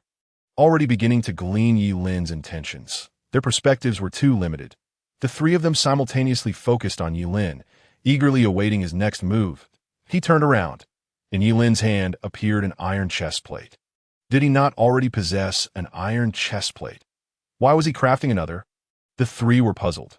Yet soon, this confusion seemed somewhat laughable to them. With the iron you mind, I am crafting iron armor for each of you, which can be worn immediately and will protect against a significant portion of zombie attacks. That why Yi Lin tossed 3 sets of iron armor to Xiao Tian and the others. Defeated, utterly defeated. Xiao Tian gazed at the iron chestplate in his hands, exclaiming internally that he had thought he could grasp Yi Lin's thoughts, but it turned out he was also only on the first layer. His understanding was far too superficial. In Yi Lin's perspective, what played a decisive role in their development was, in fact, the three of us brothers. The time Yi Lin spent at the workbench was solely to craft equipment for them. What defines a leader? It is the ability to view matters from a long-term perspective. Unrivaled and unmatchable. The decision to ally with Yi Lin was indeed a sagacious choice. Xiao Tian donned the iron armor, feeling that the hard and cold iron was the greatest source of warmth for his heart. Zimu, this is yours. Why Yi Lin looked at Li Zimu, who was meticulously examining the automatic sugarcane machine, and tossed him the diamond sword. Can I not have that? Li Zimu's gaze remained fixated on the sugarcane harvesting machine, seemingly regarding the diamond sword as mere refuse. This was a diamond sword, arguably the most formidable weapon in the world thus far. Possessing it would render one fearless against slimes. Why Yi Lin's meticulous explanation left Sun Fan and the others utterly astonished. What was happening? The most powerful weapon. They had only been in this world for a few days, and yet they had already crafted the mightiest of weapons. What a bewildering turn of events. Yi Lin, if Zima doesn't want it, I would be more than happy to take it, Qian Sun said, glancing at the diamond sword on the ground, her voice thick with emotion. In a way, Zhou, you must take this sword. What will you do if you encounter such peril again? Yi Lin said solemnly, in his eyes. Li Zimu was akin to his sister. He could not be by her side at all times. What would happen if she faced danger? Then you must promise me one thing, Li Zimu replied, her large eyes shimmering. What is it? Teach me how to make the sugarcane harvesting machine, Li Zimu insisted resolutely. You don't want the diamond sword for that reason? Yi Lin finally realized that the girl was concerned that if he gave her the sword, he would not teach her how to make the harvesting machine, thus leading to her refusal. I'll teach you as soon as we return. Now quickly put the sword away, Yi Lin said indulgently. Yes, all right, Li Zimu cheered, hurriedly picking up the diamond sword, while Qian Sun watched the scene unfold with a pained expression. Just then, a message sparked a frenzy in the global chat channel. Chapter 27. Preparations before entering Hell. The guild mode has been activated. All players with land can create a guild. The benefits of the guild are as follows. 1. The higher the guild level, the more attributes players will gain. A level 1 guild player will increase their health by 1 point. Please explore the benefits of subsequent levels yourself. 2. IT facilitates management, allowing the free allocation of land to players who join the guild. 3. That you are free to develop the guild as you wish. All plunder and warfare are considered viable actions. To upgrade the guild. Different resources and the killing of specified creatures are required. Simply input the desired guild name in the chat bar, provided you own land. The crowd was astonished. Increasing health by a single point? What an immense temptation. Everyone knew that in this world, survival hinged on one's health. Although they were unaware of their exact health status, having even a little more was far more reassuring than having less. Soon after, another message sent the crowd into a frenzy. The Plunder Sky Guild has been successfully established. Creator, Xiaofeng. Following this, Xiaofeng typed a series of words in the chat channel. Due to limited land area, only the first 100 players to join the guild will be accepted. PS. Only young people. As soon as this news was released, some older players in their 40s or 50s felt incensed. What does that mean? Only accepting young people. Is this looking down on us? Though they complained internally, they understood all too well that in any world, fairness was a fleeting concept. Perhaps today they could vent their frustrations in the chat, but tomorrow they might meet an untimely demise. Meanwhile, the number of players applying to join the Plunder Sky Guild was nearly at capacity. Everyone had long forgotten the PS note. What of fairness? It was merely a reflection of their own inadequacies and unfortunate timing. Some players who failed to secure a spot began inquiring about Yilin in the chat channel that why Yilin should have landed too. Why hasn't he spoken up? Yeah, I'm eagerly waiting to join Yilin's guild. I can't wait. At that moment, Yilin had no intention of establishing a guild, primarily due to his reluctance to manage one. He even harbored a suspicion that the main purpose of the system activating the guild feature was to ascertain how many resources he currently possessed. The guild's level required resources and monster kills to advance. If Yilin wished to elevate the guild's level, he would inevitably have to find ways to contribute resources, thus allowing the system to uncover his secrets. A shiver ran down Yilin's spine as he recalled the zombies he had previously encountered, the dwindling oxygen in the water heightening his dread. This only solidified his resolve against establishing a guild. But we have something of utmost importance to attend to next, Yilin stated, looking at Sun Fan and the others with a serious expression. Could it be that Yilin is also planning to create a guild? That would be splendid. We could recruit more members, Xiao Tian suggested. Indeed, strength lies in numbers, especially in this apocalyptic world teeming with zombies. Sun Fan nodded in agreement. No. Yilin shook his head, dismissing their assumptions. After several days of progress, they had barely reached a modest standard of living. However, for Yilin, this was merely the beginning. He could not shake from his mind the task the sudden system had assigned him, to save everyone in this world. As time passed, Yilin noticed that the zombies had become increasingly ferocious, their numbers rising rapidly. The Blue Star had transformed into a cubicle world, not merely a game, but rather an experiment. When the experiment concluded, the lab rats would be discarded, forgotten in the corners of oblivion. He had to prevent such a fate. Thus, he needed vast quantities of, or to forge an army. The primary task would be to eradicate the zombies that emerged at night. Mining was evidently the slowest and most cumbersome method. Therefore, he needed to construct iron farms and brew potions with beneficial effects. Soul sand was the essence of the iron farm, and potions required blaze rods and netherwort for their creation. A journey to the nether was imperative. Mining, tomorrow we will go together. We need to be well prepared before entering the nether. Yilin declared his intentions. What on earth? The nether? Does such a place truly exist? Qian Sun and Xiao Tian were both taken aback. Even Sun Fan appeared shocked. In the real world, if someone mentioned such a place, their first instinct would be to dismiss it as a lie. The nether was something ethereal, existing only in television and legends. But times had changed. Whatever Yilin claimed, no matter how absurd, they would instinctively choose to believe. After all, they had already witnessed the creation of an infinite iron-producing machine. What else was beyond belief? Could you give us a brief overview of what the nether is like so we can mentally prepare ourselves? Sun Fan inquired solemnly that I cannot describe it, but it contains the resources we require for our development. The only information I can provide is that it is exceedingly dangerous. Upon hearing this, the expressions of the three shifted dramatically. Danger, when such a word escaped the lips of someone as formidable as Yilin. It signified that upon entering the nether, they would be facing the constant threat of death. You may choose not to go, but I need ores, especially gold ores. Yilin added, I want to mine. I also want to go to the nether. Li Zimu exclaimed like a curious child, I want to go too. Xiao Tian was the first to step forward, expressing his determination. He felt this could be his opportunity. Boss, why don't we just skip it? Qian Sun looked at Sun Fan, seeking his opinion to her surprise. Sun Fan also stepped forward, indicating his intent to join.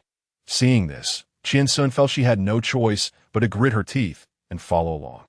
When dawn breaks, we will return home, empty our packs, and only keep pickaxes, torches, food, and a bucket of water, Yilin commanded like a commander addressing his troops. Yes, SAR.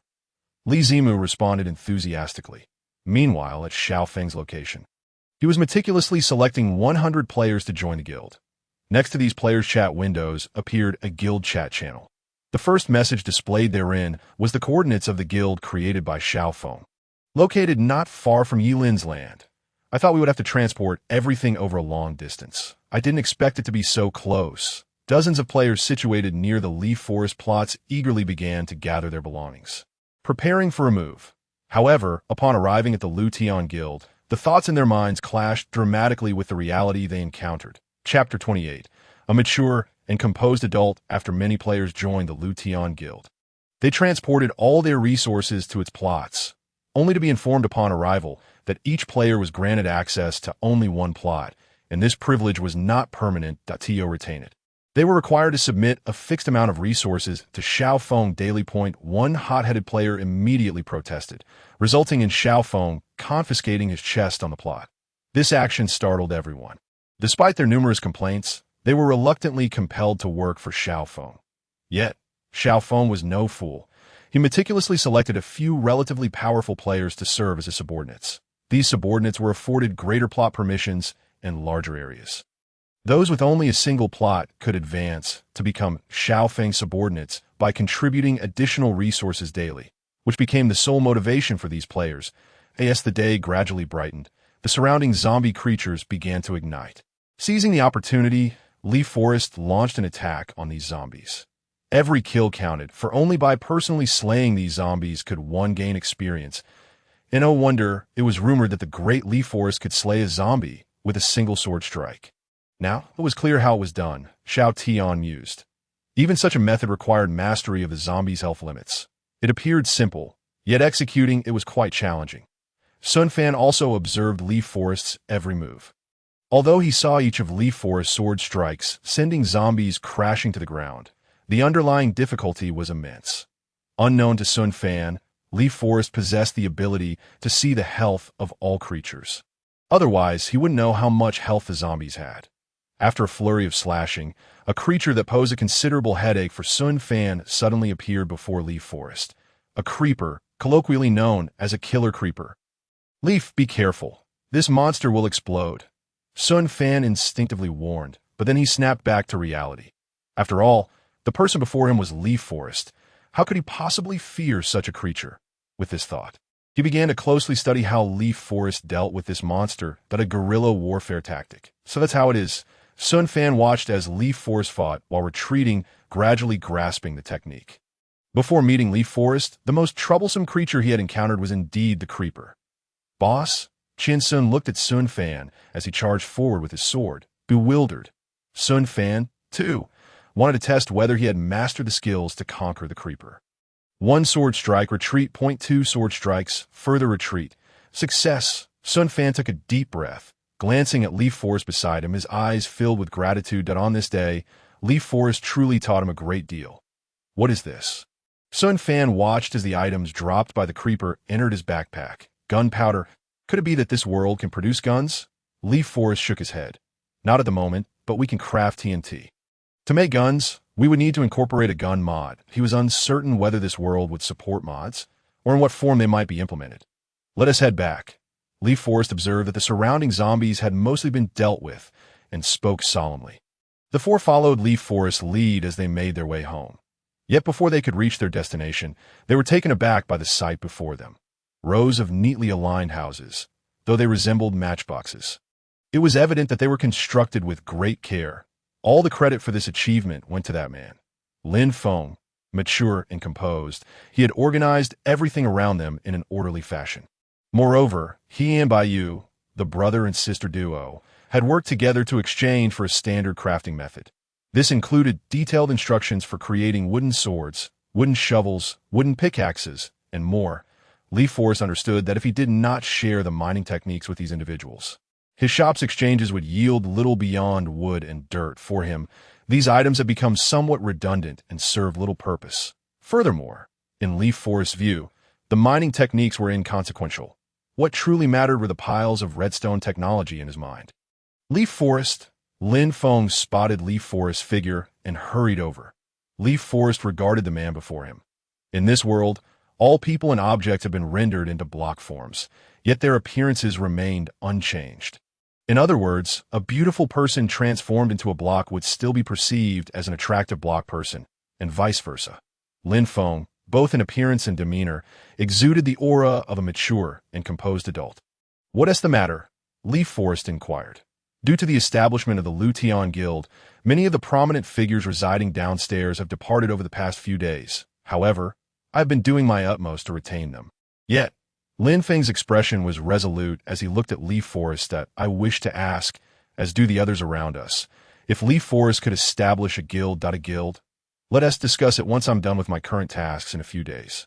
Leaf Forest patted Lin Feng's shoulder and led the four back. Leaf Forest, we will wait for you. Lin Feng stood firm, speaking earnestly and resolutely. Boss, why not establish a guild? That way, many people could help me gather materials. Li Zimu expressed his confusion. In truth, forming a guild isn't necessarily a bad thing. It could assist in resource collection and management. Sun Fan responded from the side. Indeed, I have considered it, but the fundamental requirement for establishing a guild is ensuring the loyalty of its members. If they join merely to survive, they will eventually become traitors, Leaf Forest remarked, occasionally glancing at Shin Sun. All right, you all go ahead and clear your belongings. I'll share something important with you shortly. Leaf Forest stretched his arms and turned towards his room. Tisish, Shin Sun scoffed, depositing all the stones from his backpack into the chest, yet he chose to keep the hidden ores in his bag. Boss, what do you think Leaf Forest wants to tell us? Xiao Tian asked Sun Fan after clearing his items. Perhaps he'll discuss mining precautions, Sun Fan surmised, having already prepared his pickaxe and torches according to Leaf Forest instructions. He lacked iron, so he could not craft a water bucket. After a while, Leaf Forest descended from upstairs with Li Zimu.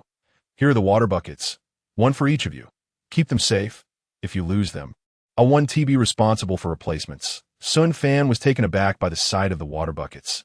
He and T expected Leaf Forest to prepare them for the three of them. Could this be what Leaf Forest wanted to discuss? But the next moment, the answer revealed itself before him. His previous thoughts had been Navi. Chapter 29. Let me show you a treasure. An apple made of gold. Next, I will teach you how to craft a pickaxe, so that even if your pickaxe wears out while mining, you can create a new one. Leaf Forest used the 9 squares on the ground as a crafting table, meticulously explaining the pickaxe crafting method, which left them in astonishment. Sun Fan never expected Leaf Forest would share such a precious crafting method with them. His sense of appreciation for Leaf Forest grew immensely. As for Xiao Tian, he was already in complete awe. Were it not for Sun Fan being his boss, he would have long since started calling Leaf Forest Boss Leaf. And here's the wood. 10 pieces for each of you. After you go mining, you'll need to craft iron pickaxes and other items. Crafting tables and sticks are also essentials if you encounter gold or diamond ores. You can let me or Zimu mine them, as stone pickaxes cannot extract gold or diamond ores. Every word from Leaf Forest was etched into Sun Fan and Xiao Tian's minds. Let us set off. Leaf Forest led the way to the familiar location, the canyon. Leaf Forest had only mined here twice, so the resources remained abundant. There may be zombies lurking in some caves underground, so be cautious while mining. Leaf Forest cautioned before starting to dig downwards. Izum followed Leaf Forest closely, while Sun Fan and the others began mining in the specified area. Boss, why are you digging so wide? Li Zimu glanced at the shape he had excavated, then turned his gaze to Yilin's, exclaiming, how does it resemble a fishbone? Could it be that the boss indulges in artistry while mining? Truly impressive, indeed. He flattered. This is the fishbone mining technique, which allows for more effective detection of nearby ores. Yilin replied with a smile that, is it really that remarkable? I think I prefer to dig straight down, Li Zimu declared, promptly starting to excavate beneath his feet. After several hours of mining, Yilin successfully exhausted 3 stone pickaxes and 1 iron pickaxe. However, the yield was quite bountiful, with over 3 stacks of iron ore alone. As for Li Zimu, due to his reckless mining method, he stumbled upon a cavern and fell from a height, sustaining severe damage and remaining frozen in place, too frightened to move. Meanwhile, Sun Fan and his companions had gathered numerous minerals, with Qian Sun discovering diamonds during the process. However, he chose not to send the coordinates to Yilin, opting instead to mark the location and keep the diamond mine for himself. As dusk began to settle, Yilin ceased his mining and returned to the canyon floor to reunite with Li Zimu and the 3 others. The sky is darkening. We should head home, Yilin suggested. First, let us tally the minerals we've all gathered. I found 5 stacks of iron ore, 1 stack of gold or 3 stacks of coal, and numerous redstone and lapis lazuli. Li Zimu reported eagerly. What? 5 stacks of iron ore? I suspect you must be standing on an iron mine, casually digging up, or that I can't compete with that, he retorted. I only managed 2 stacks of iron ore and 2 stacks of coal. As for gold, I couldn't extract it, so I marked the coordinates and sent them to you. Xiao Tian added as he presented his findings that I gathered 3 stacks of iron or 1 stack of coal, 15 gold, ores, and 3 diamonds. Although Sun Fan started with only a stone pickaxe, his ability to learn quickly allowed him to discover the crafting method for a furnace and experiment with whether iron ingots could replace stone for crafting pickaxes. Consequently, he successfully crafted an iron pickaxe. Since you now know how to craft pickaxes, you should keep the diamonds for yourself, Yilin said, foregoing any claim to Sun Fan's diamonds. After all, diamonds are notoriously difficult to mine. While he needed them, he didn't wish to benefit from another's labor. Sun Fan hesitated, glancing at the diamonds in his hand before deciding to relinquish them to Yilin. That we are a team. And since you are our leader, it is only fitting that you manage these resources. Moreover, sharing is preferable to an unequal distribution, he reasoned. Over the past 2 days, Sun Fan had come to genuinely respect Yilin as their guide. He had a premonition that under Yilin's leadership, he would surely become a more formidable survivor in the wilderness. Very well. I will reserve your future gear for you. Yilin chuckled, accepting the diamonds. Not intending to craft equipment, but rather to create something immensely useful. Next, it was Qin Sun's turn. True to form, Qin Sun only handed over half of his minerals to Yilin, concealing the rest in his backpack. You all take a rest. I will craft something for each of you, Yilin said, eyeing the heavy backpack. Without the previous system's reward of a shulker box, his backpack would have surely been overflowing by now. To expedite the smelting of ores, Yilin crafted 6 furnaces all at once for simultaneous processing. Zimu, please fetch all the apples from the chest, he instructed. All right, Li Zima chirped, promptly delivering all the apples to Yilin. Boss, do you have a particular fondness for apples? I find carrots and melons to be quite delectable, he remarked. Why, Yilin smiled, turning to Li Zimu. Wait until you see what I have in store for you. What is it? Is it delicious? Li Zimu blinked innocently, inquiring at a treasure that all girls adore. Yilin responded, turning back to the furnaces, leaving Li Zimu puzzled by his mysterious words. What treasure do girls love? What could it possibly be? Li Zimu pondered, unable to guess. All set. Come and see, Yilin called out. He presented for golden apples, handing 1 to each person. What? Golden apples? Can these be eaten? Will they hurt my teeth? Did we mine gold just to make these? They exclaimed. This what the boss considers a treasure. I would prefer colorful building blocks. Yilin chuckled as the 4 expressed their opinions. These can increase your maximum health after consumption, ensuring that even in the nether, you can survive dangerous encounters, he explained, taking a bite of his golden apple. He watched as his health bar increased, the excess hearts turning yellowed. Izinu, witnessing Yilin's actions, wasted no time and took a bite himself. Delicious, he exclaimed, his mouth dripping with the juice from the golden apple. Gold really this tasty? Xiao Tian also decided to take a bite, and immediately, the rich flavor delighted his taste buds. It truly is delicious. In an instant, the 4 of them devoured all the golden apples. Now that we've finished eating, let's equip ourselves with these and set off. Yilin tossed out 4 items from his backpack. This is a shield, Sun Fan exclaimed, astonished at the square object on the ground. With this, we can defend against arrows from creatures like skeletons. Yilin explained as he turned to the empty space behind him, retrieving the obsidian he had collected to begin constructing a 5x4 nether portal. What are these purple blocks? Li Zimu, not swayed by the shield, was captivated by the obsidian. This is obsidian, a mineral formed from the fusion of lava and water, Yilin clarified. Can I use this as building material? Li Zimu's eyes sparkled with visions of construction and mining. Not at the moment, Yilin replied, as his own supply of obsidian was limited. After all, mining it was quite time-consuming. Then what is this unsightly portal for? Li Zimu queried again. There must be a reason for the boss to construct it. Legend has it that in ancient times in the 9 provinces, a high wooden threshold was built at the entrance of doors. Surely, this is the modified threshold crafted by our esteemed leader. Truly impressive. Xiao Tian analyzed thoughtfully, arms crossed and chin resting on his hand. What are you all babbling about? Get over here. We are entering the nether, Yilin said, raising an eyebrow at the 4 who remained stationary. What? This portal leads to the nether. Xiao Tian was taken aback. In his understanding, entering the nether should require a grand ceremony, not a simple door.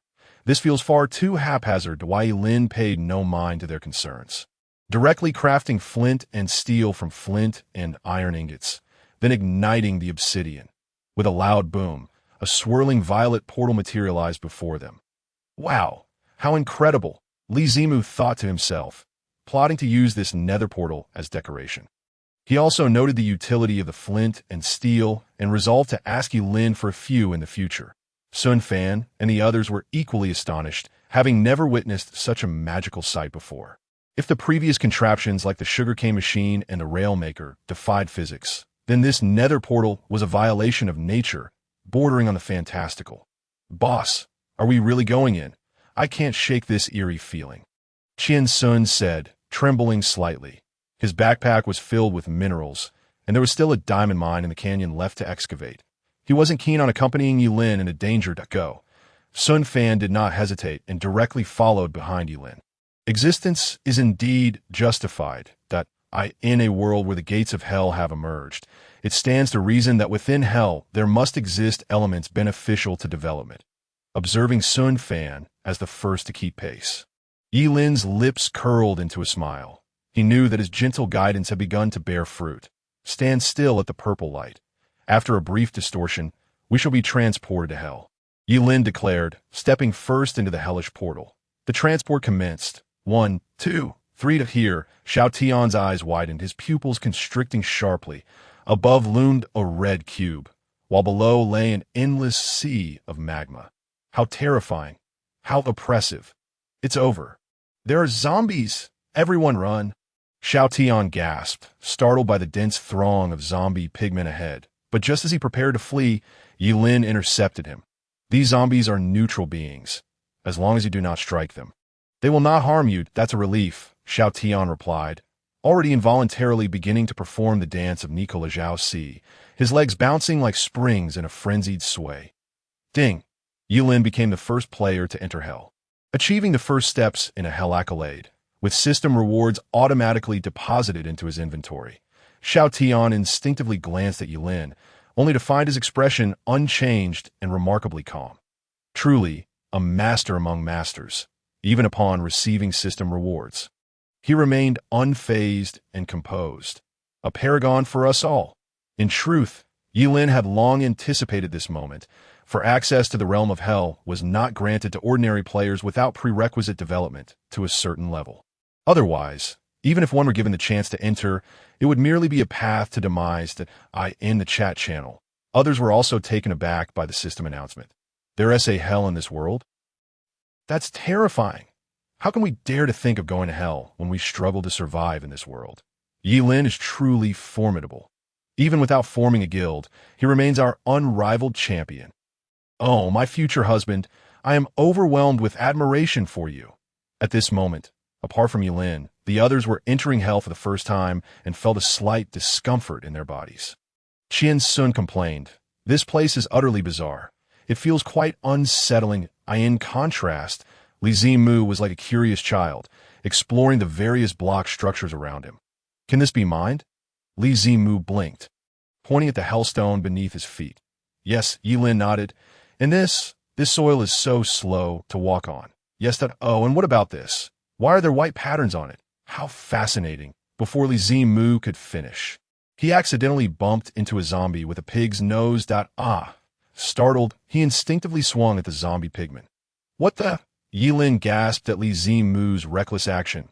Li Zimu, come back. Yilin quickly retrieved a half-brick from his bag and began constructing a foot repair shop. Why are the zombies charging at us from so far away? Xiao Tian and Qian Sun exclaimed in distress. Don't panic. Raise your shields and block these zombies. I'll handle the rest. Sun Fan brandished his iron sword, striking at the opportune moment to fend off the onslaught behind them. Meanwhile, Yilin completed the construction in front of the foot repair shop. Li Zimu, use your diamond sword to strike them. Yilin urged, continuing his building efforts. Gradually, the entire team became remarkably synchronized, defending, attacking, and constructing simultaneously. Finally, the foot repair shop was completed. Don't kill the first zombie. Let Li Zimu have the honor, Yilin reminded. All right, Sun Fan relinquished his attack, and the entire team's focus shifted to Li Zimu. I'm going to hit. Li Zimu shouted with closed eyes. Nice. The zombie pigman collapsed under Li Zimu's wild flailing. The system announcement chimed. Ding! Li Zimu achieved the first kill of a zombie pigman. System rewards have been automatically issued to his bag. Chapter 31.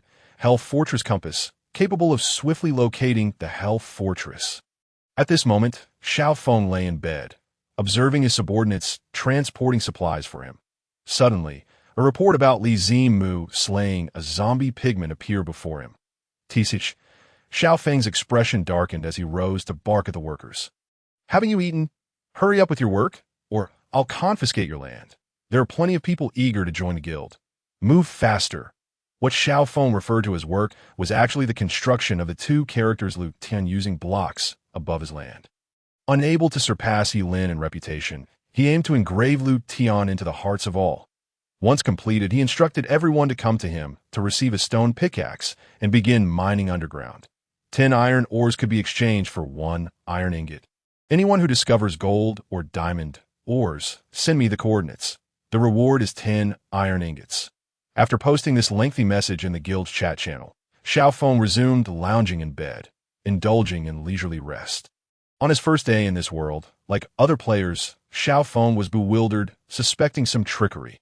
However, after witnessing a person beside him being killed by a zombie on the first night, he fully grasped the reality. To survive, one must explore. Although Blue Star did not advocate gaming and offered no recreational activities, Xiao Feng frequently amused himself by developing games. After arriving in this world, he gradually discerned that everything followed a traceable pattern. For instance, the sword wielded by the zombies inspired him to deduce the crafting formula for sword making through relentless experimentation. Through similar explorations, Xiao Feng successfully entered the Iron Age, laying the foundation for establishing his guild. Those still assisting Xiao Feng in transporting supplies were invigorated at the prospect of receiving stone pickaxes and exchanging for iron ingots. This exemplified the exploitation of capital over ordinary people. When everyone was starving, the promise of what they perceived to be rare items left them with no thoughts beyond survival. Thus emerged the notion: if one person eats well, the entire family is fed. Just work and survive.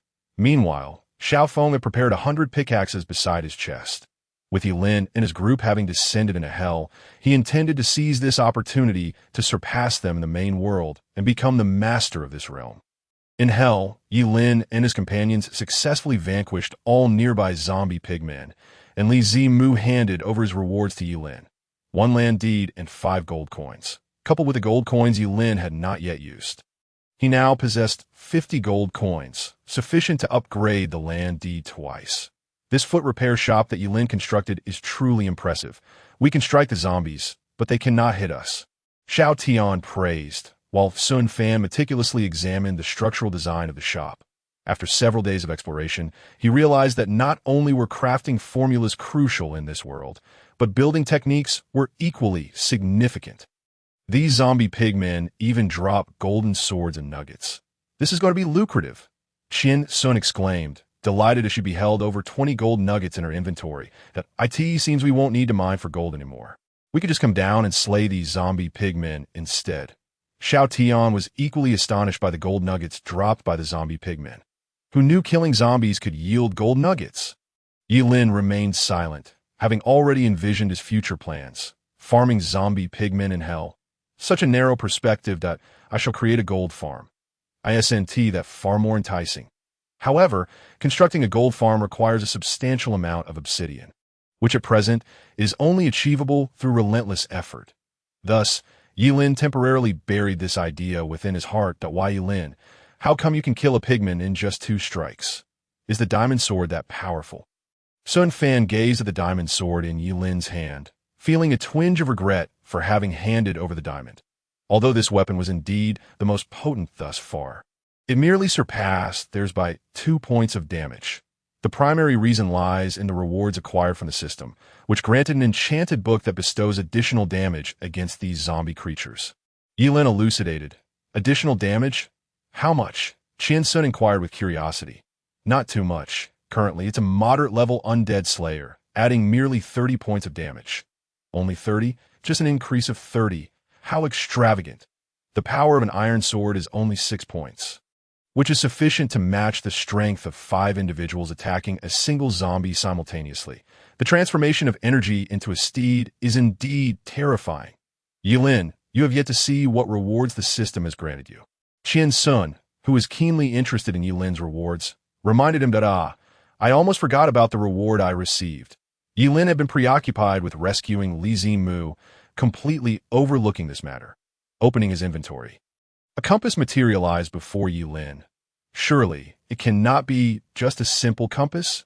Yilin grasped the compass in his hand, and a prompt appeared. Hell Fortress Compass. When held, it allows the user to swiftly locate the nearest Hell Fortress based on the pointer's direction. Goodness gracious, how wonderful! This compass is akin to timely assistance in a snowstorm. The finishing touch on a masterpiece, a boon that empowers like a fish in water. The Hell Fortress is one of the more elusive structures within the depths of hell. Generally, only the fortunate or the industrious can discover it. Now, with this compass, all challenges are effortlessly resolved. Why Yilin's primary objective in descending into hell is to search for blaze men and netherwarts to concoct potions. However, the spawn points for blaze men and netherwarts typically only appear within the Hell Fortress. Follow me closely. Do not fall behind, for if you lose your way, returning will be exceedingly difficult. Yilin set a coordinate near the portal to facilitate their return journey. This world differs from Minecraft. In Minecraft, one can simply input a command to return to the real world. However, here, there's only one method to return, utilizing the nether portal to teleport back. Thus, should one stray from the designated path and fail to locate the portal, they shall be left to contend with the inferno. Upon hearing Yilin's words, everyone steeled themselves and followed in his footsteps. Advancing forward as they walked, Yilin advised, observe carefully to see if any structures are nearby. Soon, Sun Fan made a discovery that why Yilin is that the structure you seek over there, following Sun Fan's pointing finger. Yilin indeed spotted the Hell Fortress. The eyes of wilderness survivors are remarkably sharp. Follow me. Upon identifying the target, Yilin swiftly moved closer. At that moment, the number of zombie pigmen in the vicinity began to increase. Having learned from past experiences, Li Zimu kept his hands firmly behind his back, refusing to move them recklessly. Everyone cautiously circumvented the pigmen, advancing toward the Hell Fortress. Chapter 32. Is he pretending to be a pig while hunting tigers? No, wait, am I not the pig? The 4 of them navigated past numerous zombie pigmen and finally arrived at the Hell Fortress. Why does this zombie pigman look different from those encountered before? It resembles a bloated pig from Sudden Wealth. L. Izimu observed a pigman wielding a golden sword ahead, perplexed. That is a piglin, essentially a merchant. It will not attack players possessing golden items. Yilin explained. Stay here and do not move. Why Yilin approached the piglin, having prepared for this encounter, with a set of gold ingots in his backpack. He intended to see what valuable items he could exchange for a set of gold ingots. Come, show me what treasures you possess. Why Yilin tossed the gold ingot to the piglin. Upon seeing the gold ingot, the piglin picked it up, inspected it for a while, and then stowed it away in its pocket. From a distance, Sun Fan and the others were startled by this scene. You can actually trade with zombies? Is this considered bribery? No, this is outright bribery. Goodness, it's even more cunning than us. It's inspecting the gold to verify its authenticity. Yilin, you should ask it if it wants another valuable item that sounds like gold. I've plenty. Why Yilin ignored the noisy group. Moments later, the piglin suddenly produced an item, tossing it onto the ground. What is that? An eyeball. Goodness, how disgusting. It even collects eyeballs. Xiao Tian stared at the green, spherical object on the ground, which had a vertical eye protruding from its center, feeling a wave of nausea. An ender pearl. Yilin picked up the green spherical object, feeling neither astonishment nor fondness. This item allows for teleportation, but each use results in a fixed loss of health. 2.5 hearts. Furthermore, using an ender pearl combined with blaze powder generates an Eye of Ender, which can be utilized to locate the stronghold that opens the end portal. However, Yilin currently had no intention of seeking out the needy Ender Dragon. Let us continue. Why Yilin tossed another gold ingot at the piglin. After a while, the piglin had yet to respond with any item. Has it confiscated it? Yilin was taken aback. Others at least spit out a bone after finishing their meal, yet you don't even produce a bone. What I do or do not do is none of your concern. If you want to trade, do so. If not, then so be it. Suddenly, the piglin spoke, startling Yilin. Did Yilin just take a step back in shock? This is quite the spectacle. Indeed, it was my first time witnessing Yilin being startled. Xiao Tian and Qian Sun engaged in a comedic exchange, their expressions filled with curiosity that IT can talk. Yilin was momentarily taken aback, but quickly realized that the creatures in this world, aside from zombies, likely possess life and self-awareness, for this is not a game world but a realm that truly exists. Are you a land dog? What language am I speaking? Nonsense. The piglin hurled insults at Yilin. Harmony breeds wealth. Let us continue trading. Yilin forced a smile, throwing a complete set of gold ingots to the piglin in a way. An entire set of gold ingots. Has Yilin capitulated to the piglin? Something feels off, particularly off. After a while, the piglin tossed over 20 items from its pocket. Sugarcane, gold nuggets, apples, gravel glass. Yilin meticulously picked up each item to inspect them. Could you possibly provide a bit more? Over 20 items, all worthless. Not a single duplicate. Truly, you have outdone yourself. Yilin glared at the piglin, feeling a surge of indignation. What is the matter in the terrestrial world? The pig lord gives you whatever it pleases? The piglin retorted in a tone laced with disdain. You've truly provoked my ire.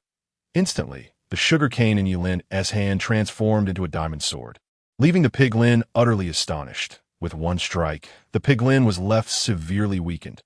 What is happening? How does this human possess a diamond sword? Did they not avoid the mindless pigmen and take a detour? With such a powerful weapon and such high damage, they still fear those pigmen? Is he pretending to be a pig while hunting tigers? No, wait, am I not the pig? Please, great hero, spare my life. That was merely a glitch. I am now back to normal operation and will give you the remaining items. The piglin hastily threw its best items into Yilin's direction. 0.5 obsidian. For crying obsidian, 2 splash potions of fire resistance. Enchanted iron boots, 2 enchanted books. And a surprising item for Yilin. 5 gold coins. Now that S more like IT. Yilin stowed the diamond sword away and examined the enchantments on the iron boots and books. The boots possessed the effect of soul speed 3, while the enchanted books had the effects of flame 2 and luck 4. Luck 4. Yilin was astounded. His own luck 3 iron pickaxe was only luck 3, yet this enchanted book boasted luck 4. Suddenly, a BGM played. Good fortune is coming. Good fortune is coming. Subsequently, Yilin carefully compared the gold coins given to him by the piglin with those distributed by the system. They were identical. Yilin was once again astonished. If there are sufficient gold ingots, then the gold coins could flow endlessly. Thus, this will effectively resolve the issue of upgrading the land. Yilin composed himself and was about to inquire with the pig spirit about the matters of this world, only to discover that the creature had vanished without a trace. Resigned, he gestured to his companions to continue their exploration. He never imagined that a creature, previously only capable of emitting grunts, could now engage him in direct conversation. This led him to ponder whether the villagers could also communicate in such a manner. Yilin, what did the pig spirit give you? Qian Sun asked curiously. If you want it, I can give you everything, Yilin said, tossing all the scrap he had received to Qian Sun. However, he was acutely aware of Qian Sun's desire to extract information from him, were it not for Sun Fan's presence. He would have long since ejected Qian Sun from his abode. As Yilin walked, he continued to discard items without the slightest inclination to pause. Qian Sun, witnessing the various objects falling from Yilin, had no choice but to stop and pick them up one by one. Gravel, stones, sugarcane, and string. What on earth are these? Qian Sun fumed, glaring at Yilin's retreating figure, contemplating a thorough stab at his back. Yilin, why did the pig spirit only give you such trifles? Did it not bestow anything of value? Qian Sun, still sporting a grin, approached Yilin and asked softly, How would I know? If you wish to learn, why not ask it yourself? Yilin dismissed Qian Sun, and, after some searching, they finally located the place where the fire elemental resided. Zimu had secured his first kill, and both Xiao Tian and Sun Fan had too. Only Yilin remained. He cast a glance at Qian Sun, raising an eyebrow without clarifying further. Boss, I don't think I can take on this fire elemental. Qian Sun, understanding Yulin's intent, realized he did not wish to expend his first kill. Go and slay it, Sun Fan said, his brow slightly furrowed, sensing a drastic change in his close friend's demeanor. Come on, we'll provide you with support, Xiao Tian encouraged from the sidelines. Observing the looks exchanged between Xiao Tian and Sun Fan, Qian Sun ultimately resolved to approach the fire elemental. Chapter 33. This is the boss. This is a man. Audacity and courage. The fire elemental attacks from a distance by launching fireballs and possesses the ability to fly. Though it is relatively fragile, use your shield to block its attacks, then strike when the opportunity arises. Yulin informed Qian Sun of the fire elemental's capabilities. Fireball launch. The fireball swiftly hurtled towards Qian Sun, while other fire elementals, alerted, began their assault on Yulin and his companions to prevent stealing Qian Sun's first kill. Yulin's group remained in a defensive stance, refraining from counterattacking. Boom! The fireball collided with the shield, its damage wholly absorbed. This shield is truly impressive, Xiao Tian praised. With the shield, we need no longer fear those ranged attackers, Sun Fan concurred, equally impressed. Amidst their admiration, Qian Sun seized the opportunity and launched a fierce offensive against the fire elemental. Soon, the first fire elemental fell to Qian Sun's onslaught. Ding! Qian Sun achieved the first kill of a fire elemental, with the system rewards automatically deposited into his backpack. Concurrently, another notification echoed through the air. Ding! Yu Jiao Air completed the first kill of a duck, and the system rewards were likewise automatically allocated to the backpack. The simultaneous announcements of first kills resonated in every player's ears, igniting a flurry of chatter in the chat channel. Who is this Yu Jiao Air? And what duck first kill? Yu Jiao Air is a capable subordinate of the illustrious Xiao Feng, while Qian Sun is under Sun Fan's command. Having pledged allegiance to Boss ELIN.SO now, the livestock's first kill goes to Xiao Feng, and the monster's first kill to Boss Yulin. What are we here for? To catch beans. Following the defeat of the fire elemental, Qian Sun received his first kill reward. Without hesitation, he handed over the land deed from his backpack to Yulin. However, his rewards did not end there. He also acquired 2 fire rods and 5 gold coins, which he chose not to relinquish. Yet, Yulin did not press for details, as he valued awareness and integrity above all. What you do is your own affair. It is time to retaliate, Yulin proclaimed, raising his diamond sword and launching a vigorous assault on the fire elemental. In no time, the nearby fire elementals were dispatched by Yulin's small team. Subsequently, Yulin spotted a fire elemental spawner in the distance. Follow me, Yulin dashed over, placing the torches he had prepared on 5 sides of the spawner. What is this for? The group marveled at the peculiar spawner, which contained a small fire elemental spinning within. This is a spawner, and it will continuously produce monsters. Prevent this. We seal it with torches, Yulin explained. So, this thing can spawn monsters infinitely. Boss Yulin, is that spawner responsible for the zombies in your spawner tower? Yulin shook his head, chuckling. If it relied on this spawner, I might wait until the year of the monkey to spawn 1,000 zombies. However, this spawner could be taken back. Shall we dig it up? Should we use an axe or a pickaxe? I'm quite adept at manual labor, Xiao Tian exclaimed, brandishing both an axe and a pickaxe, switching between them. This thing, unless you're a celestial being, you will never be able to excavate it. Even until your last breath, Yulin clarified that he was not concerned about someone else claiming it first. After all, entering the nether required obsidian, and the only tool capable of mining obsidian was a diamond pickaxe. Just the diamond requirement alone had stumped many players. Why Yulin set a coordinate here. Aside from brewing, fire rods have many uses in the event that a katana appears in the future. These fire rods could serve as materials for a great sword. The fire elemental spawner was a treasure for him at present, and he could not afford to let it slip away. In a world where the apocalypse and otherworldly realms coincided, what guarantees players against zombies? Certainly, it is potions. When facing zombies, instant recovery potions effectively grant one an extra life, not to mention the other potions with miraculous effects.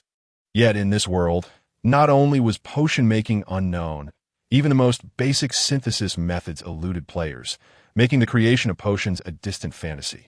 Therefore, if he could manage to concoct potions, it would undoubtedly become Yi Lin's most lucrative endeavor. Yi Lin, are you sure this is your first time in this world? Sun Fan interrupted Yi Lin's reverie, quietly inquiring. Indeed, even Sun Fan, who had weathered many storms, could hardly believe that someone newly arrived in this world possessed such extensive knowledge. Moreover, this was the nether. How did it feel as though he were omniscient? Absolutely, Yi Lin replied earnestly. Then how do you know so much? I even suspect this is a dream, and you're the protagonist within it. Sun Fan expressed his confusion. Think as you will, but I can assure you, this is indeed my first time in this world, Yi Lin stated, resuming his quest for resources. During this time, he instructed Li Zimu to excavate anything he deemed visually appealing. Before long, the entire nether fortress bore the scars of Li Zimu's excavating efforts. Meanwhile, Yi Lin discovered soul sand and nether wart, as well as a treasure chest within the fortress. Most delightfully, it contained diamonds and a respawn anchor. In Minecraft, respawn anchors serve as blocks for revival in the nether. Yi Lin wondered if this world operated similarly. He found a spot to place the respawn anchor nearby, then began stacking blocks to ascend and mine for glowstone. Boss Yi Lin, be careful. Falling could cost you your life. Indeed, this was the essence of a boss, a true man, brimming with audacity and bravery. Xiao Tian could not help but lavish praise. After a while of mining, Yi Lin collected 36 glowstone dust, feeling thoroughly satisfied as he descended from above. The respawn anchor requires glowstone for charging. Once charged, players dying in the nether will respawn at the anchor. However, Yi Lin had no intention of experimenting, for he was fearful. What if the system removed the anchor's functionality? Would that not lead to his actual demise? He certainly does not possess the supreme enlightenment akin to those great scientists. Once all that is necessary has been gathered, we shall return by the same route. Yi Lin glanced at the supplies in his backpack. All the alchemical tools were fully prepared, allowing him to proceed with the next steps of his work with peace of mind. Upon returning to his plot of land and opening the door to survey the external situation, he was utterly taken aback by the scene before him. Chapter 34. 4 against 100. Facing life and death together. Surrounding his plot were numerous neatly constructed matchbox houses, yet they were nearly devoid of occupants as a throng of individuals encircled the houses, each wielding stone swords, their gazes brimming with murderous intent directed at Yi Lin. What is happening? Sun Fan approached Yi Lin, who stood frozen in place, and inquired. What are they planning? Suddenly, a voice emerged from ahead. It was Xiao Feng. Yi Lin, is it comfortable digging in hell?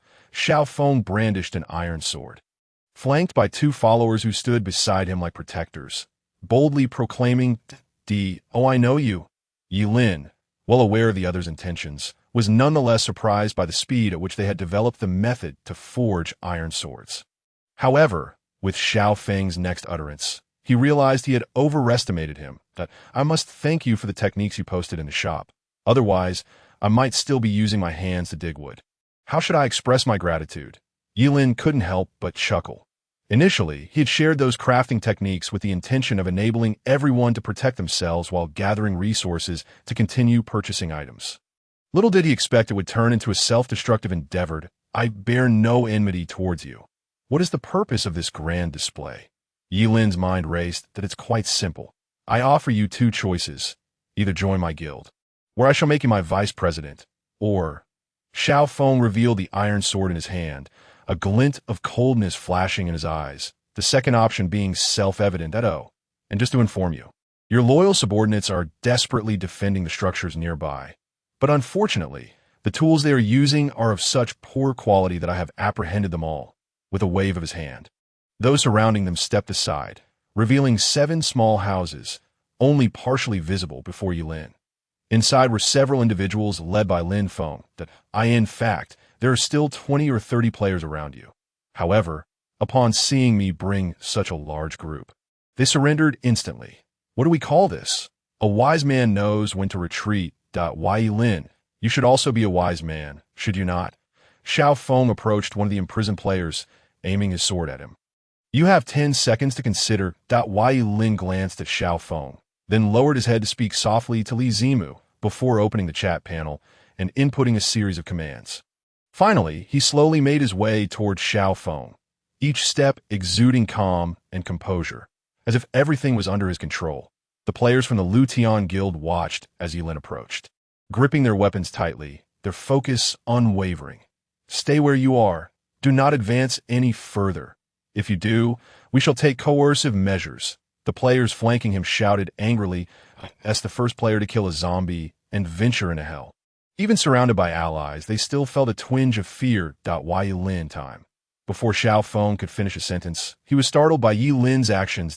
Why Yilin drew a long sword that shimmered with a blue glow and struck toward the nearest player. "Yilin, are you seeking death?" Xiao Feng raised his sword to strike at the player in the house, but halted mid-swing, ensnared in a web of trepidation. "This sword in my hand is the most powerful in this world, and thanks to the first kill reward I obtained from slaying zombies, I can see your health levels. You have but a single drop of health remaining. If your guild leader dares to harm my companion, the next strike will send you on your way."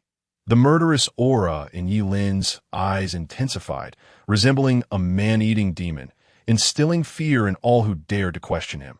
When he first arrived in this world, the system had informed them that death here meant true demise, that if you wish to experience death, I do not mind.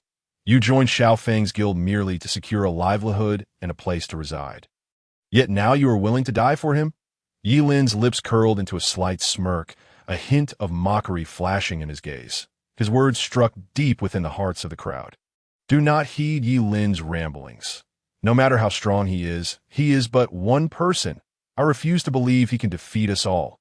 And if he cannot, a few must die alongside me in hell. Yilin pointed his sword at several individuals. Will you sacrifice yourself for your guild, or will you perish to fulfill Xiao Feng's ambitions? Yilin, lower your weapon, or I shall kill him. Xiao Feng advanced toward Lin Feng, brandishing his sword in a threatening manner. If you kill him, the next to die will be you. That moment, Li Zimu dashed out from the house, throwing everything Yilin had instructed her to bring. An enchanted bow and arrows. The white skeleton from last night wielded this bow that glows with a purple light. Indeed, I witnessed the arrows it shot have fiery effects. Whispers circulated among the crowd, as if Yilin's words had awakened them. None were willing to serve Xiao Feng. Why Yilin observed that no one advanced, his mind already formulating a strategy. Protect me, he instructed Li Zimu. Subsequently, he retrieved a crafting table from his backpack and set it up before him to begin crafting. Yilin is crafting. His vision is obstructed. Kill him. Although Xiao Feng's bravado remained, he did not take the lead in the charge. Instead, lurking beside Lin Feng, the hostage, the crowd exchanged glances, and just as Xiao Feng had asserted, Yilin was indeed at his most vulnerable now. Kill. Just as the crowd raised their swords and prepared to advance, they were deterred by the sight of the sword Li Zimu had drawn. What is that? Another diamond sword. Is Yilin a tycoon? His subordinate's gear is the best. Is this still the apocalypse? The crowd stood frozen, Xiao Feng equally stunned. While he had mobilized considerable manpower and resources, he had yet to unearth a single diamond. Yet Yilin had managed to craft 2 diamond swords. Xiao Feng's greed swelled. His primary motive for wanting Yilin to join his guild was to seize Yilin's wealth. You all fear a single girl. Do you wish to be expelled by me? There are many outside the guild eager to join. Xiao Feng's final words bore a rallying force, emboldening the crowd to surge toward Yilin and Li Zimu. Yet Li Zimu did not falter, gripping her sword in defense. Do not fear, Sister Zimu. We are all here. Voices emerged from behind Li Zimu. Sun Fan and Xiao Tian had arrived. One brandished a shield before Li Zimu, while the other held a sword beside her, their expressions resolute, ready to face life and death together. As the enemies surged forth, this battle, pitting 4 against 100, appeared grim. Without a miracle, the outcome was all but certain. Just then, Yilin suddenly sprang into action, an unfamiliar object in hand. Chapter 35.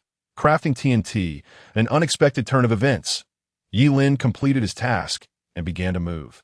This action instilled further fear among the crowd. While Li Zimu might remain unafraid, and Sun Fan and Xiao Tian wielded iron swords, the formidable Yilin still inspired trepidation, especially now that he held an unknown object. Come closer if you wish to die. Yilin glared at the encroaching crowd, brandishing a red and white block that he then charged toward the throng. And as Yilin advanced, They retreated, the scene appearing quite comical, akin to a lion herding a group of fawns. Yilin cornered the crowd against Xiao Feng, then placed a block he held on the ground, encircling the group. What is this? They were bewildered, as were Sun Fan and Xiao Tian. The block bore 3 letters. TNT what? TNT. Including Xiao Feng, several individuals were so frightened that they retreated several dozen meters, desperately seeking to distance themselves from this ominous presence. What is happening? How can TNT still be produced under such circumstances? You ask me, and I ask whom. This is utterly terrifying. A single explosion could spell doom. It is also possible that this is a ruse, don't you think? Just as the murmurs of skepticism arose. They were swiftly extinguished, for not far ahead, Yilin had indeed ignited the TNT. Employing Flint to do so, boom. The TNT erupted, shattering the surrounding grass blocks and stones into fragments. This moment, belief became inevitable. Is this still the work of a mere human? The capacity to produce such a quantity of TNT in such a short span is astounding. Damn it, joining the guild was meant for survival. And now we are being asked to sacrifice our lives. This is a deal I refuse to accept. Indeed, we cannot comply. We cannot. If Yilin's earlier words had shaken their resolve, the emergence of this TNT plunged their hearts into an icy abyss. In the face of death, no one would willingly offer themselves up. Xiao Feng observed as the players from his guild retreated, and he too merely blended into the throng, hastily dispersing. What could he do? He was still in the Iron Age while others had already conjured TNT. No matter how strong he might be, this was simply not on the same level. Yet, Xiao Feng did not forget. He memorized the faces of these individuals. While he could not contend with Yilin, he always had means to deal with his subordinates. Yilin, witnessing the retreat of the crowd, took a deep breath, allowing the tension in his heart to finally subside.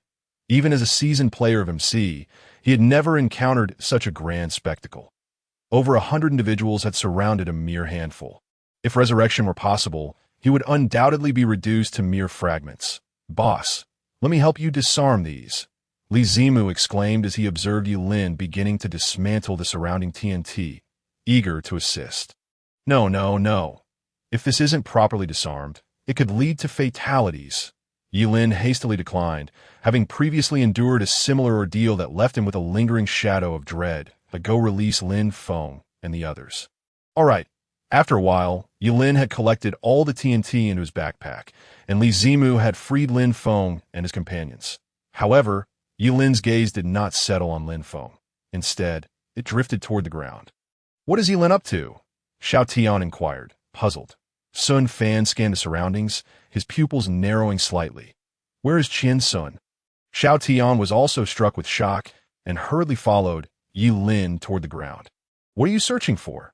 Yilin entered his room, regarding the man before him with a grave tone. I was just wandering around.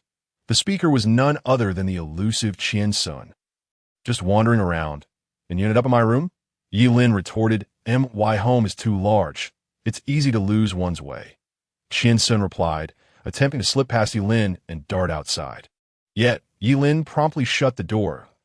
And no matter how Qian Sun tried to open it, it remained firmly shut. Are you perplexed? Why can't the box be opened, nor the door? Yilin regarded Qian Sun with a hint of indifference. Why you revoke my permissions? Qian Sun trembled, disbelief etched in his eyes. What do you think? Yilin had sensed this long ago. The command he had entered outside was to revoke Qian Sun's permissions for the ground. His greatest disdain was for traitors.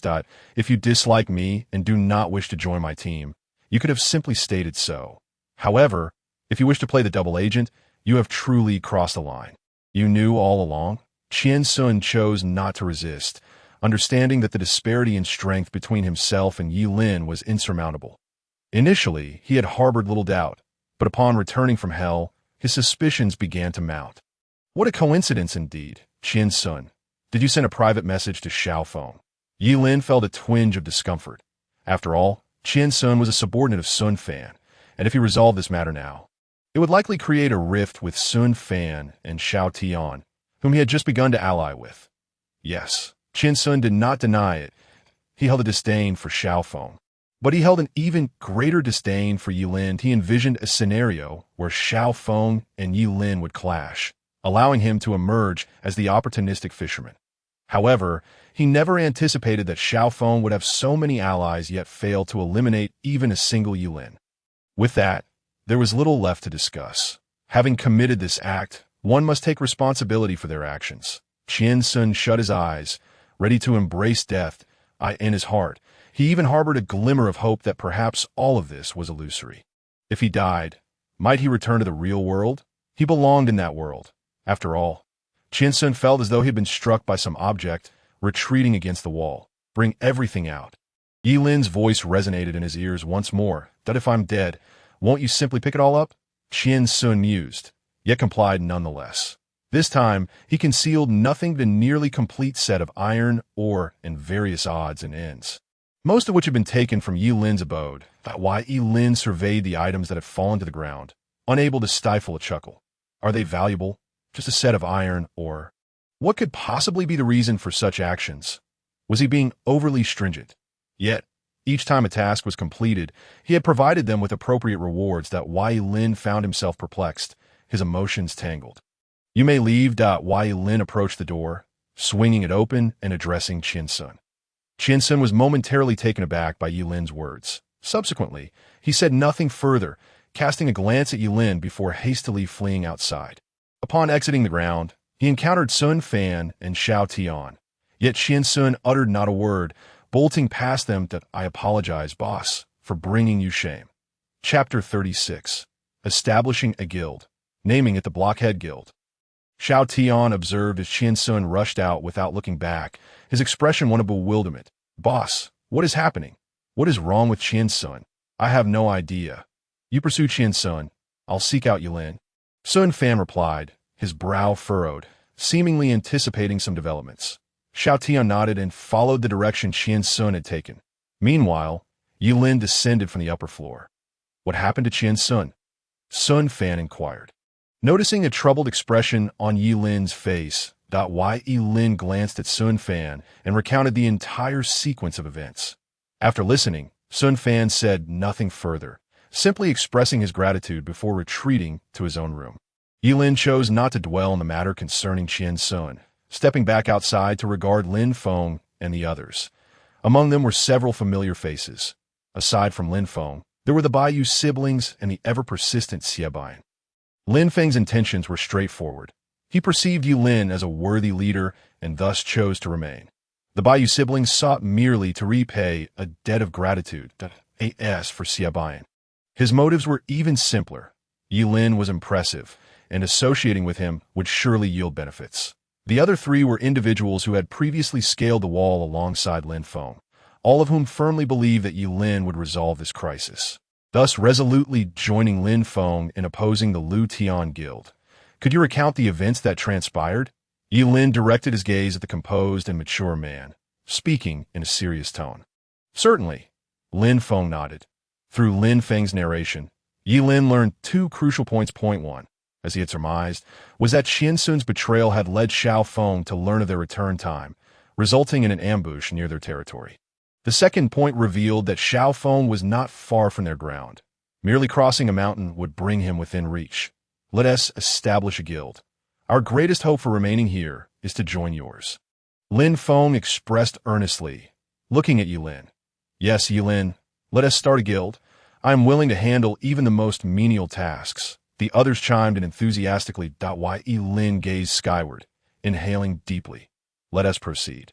We shall establish it shortly. Wai Yilin harbored no particular thoughts about forming a guild initially, for he genuinely feared that the concept of a guild might be a trap set by those who wish to transform this world into a cubic realm.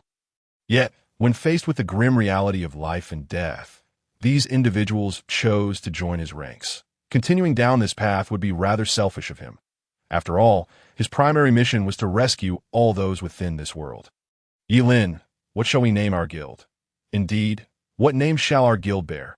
It must be more impressive than that of the Lu Tian Guild. How absurd. They presume themselves invincible simply due to their numbers. Mere ants in society. As for the guild's name, Yilin had yet to ponder this matter. The sunlight cascaded upon his hands, the lines of the cubes strikingly distinct. Perhaps he alone knew the full name of the game he once reveled in. Minecraft. Let's call him my Kwai. He mused quietly. My Kwai. That name is splendid. I wholeheartedly approve. However, I would like to inquire about the meaning behind the name, Yilin. Although everyone was fond of this guild name, they were still somewhat perplexed as to why it was called my Kwai. This world is constructed of cubes, and we're life upon these cubes. The wheat fields symbolize hope, while the cubes represent our world. The name my Kwai signifies our aspiration to thrive in this world brimming with hope, Yilin explained to the assembly. There was a more significant reason behind naming it my Kwai, which Yilin chose not to disclose. After all, the phonetic resemblance of Minecraft is my Kwai. However, he could not afford to name the guild Minecraft directly, as that would expose his identity too readily. Truly, Yilin, your depth in naming is remarkable. The My Kwai Guild. We shall undoubtedly thrive in this world filled with hope. Observing the fervent cheers of his companions, Yilin couldn't help but smile. They must not only persist in this world filled with hope, but also strive to return to the reality they once knew. Why Yilin opened the chat panel and entered the guild's name. My Kwai. My Kwai Guild successfully established. Applications are now open. Why Yilin smiled at the individuals before him. After approving each application, he added Xiao Tian and Sun Fan to the guild and appointed Lin Feng as the vice president. Lin Feng stood in astonishment at his newfound role as the vice president of the My Kwai Guild. President, what is this? I am not particularly versed in management and am rather occupied. So I would appreciate your assistance in overseeing the guild, Yilin explained. Lin Feng felt a surge of excitement upon hearing Yilin's words. His primary reason for approaching Yilin's territory was to join his team. And now, that ambition had come to fruition. I shall do my utmost. No need for such formality. Managing the guild's affairs will keep you busy, Yilin chuckled. The main reason Yilin appointed Lin Feng as vice president was due to the remarkable management skills he had observed over the past few days. Despite the apocalypse, Lin Feng managed to construct a well-ordered community around Yilin's territory. A rare talent indeed. Am I permitted to recruit members now? Lin Feng inquired. The decision lies with you. No need to consult me. As for resources, I may have limited offerings here, but I can impart knowledge on mining and crafting techniques, Yilin replied. Understood, Lin Feng nodded and promptly announced in the chat channel. The My Kwai Guild is officially established. Headed by President Yilin, recruiting players. Due to limited space, only 10 members will be accepted on a first-come, first-served basis. The moment Lin Feng's message was posted, the chat channel erupted with responses from eager players. After waiting so long, today is finally the day. Yilin is starting a guild. Wow, I was contemplating joining the Lu Tian Guild, but now there's no question. I'm joining the My Kwai Guild. My Kwai Guild. Forever, but 10 members seems rather few, doesn't it? President Yilin is forming a guild, so naturally, he seeks quality talent. Lin Feng observed as the application interface quickly filled to 99. Yilin's popularity was simply overwhelming. However, Lin Feng remained composed, promptly disabling the application feature and switching it to invitation dash only to grow the guild into the strongest. The first step is to filter the players. It's akin to establishing a successful company. If anyone can join, even the grandest vessel will eventually become overcrowded. He sought to avoid a situation like that of the Lu Tian Guild, where sheer numbers proved futile. This was precisely why he limited recruitment to 10 individuals. Chapter 37. To inherit the teachings of the sages and establish peace for all generations. The crowd was bewildered to see the My Kwai Guild's application button marked as closed. What is going on? Why can't we apply? Indeed, the My Kwai Guild was not so easily joined. Only through rigorous selection would one earn the right to enter. Lin Feng noticed his private messages overflowing and sent another message in the chat channel. For those interested in joining the My Kwai Guild, please arrive near the guild by tomorrow afternoon, as I will conduct interviews for selection. With that, Lin Feng closed the chat interface in the real world. He served as the human resources director for a company responsible for talent acquisition. Additionally, he had founded a sports organization where he held the position of captain. Hence, he was quite adept at talent development and management. Upon entering this realm, his first instinct was to perceive it as an illusion, yet he dared not verify its authenticity through peril. Therefore, he resolved to leverage his expertise in identifying capable individuals to accompany him in navigating this world. He had not chosen unwisely. Yilin was indeed the capable individual he sought. Whether in technical prowess or personal character, Yilin exhibited the qualities of a leader. For now, you shall temporarily reside outside. The houses on the territory are yet to be completed, leaving you without shelter. However, I have granted you access, and you may freely harvest the food within. Yilin's words warmed the hearts of the group. They were pleasantly surprised that Yilin had considered their needs at the outset. Boss, we shall certainly contribute to the guild. Yes, I will ensure our guild becomes the mightiest in this world. Yilin looked at the fervor of his companions, momentarily taken aback that I believe in you all. With a smile, Yilin led Li Zimu back to the territory. He did not seek out Sun Fan, for some matters required personal reflection. Meanwhile, Xiao Tian also returned to the territory, his mood notably somber. Upon seeing Yilin, he offered no greeting and instead entered Sun Fan's room. Directly, it was likely that Sun Fan had already conveyed the matter concerning Qian Sun through the chat channel.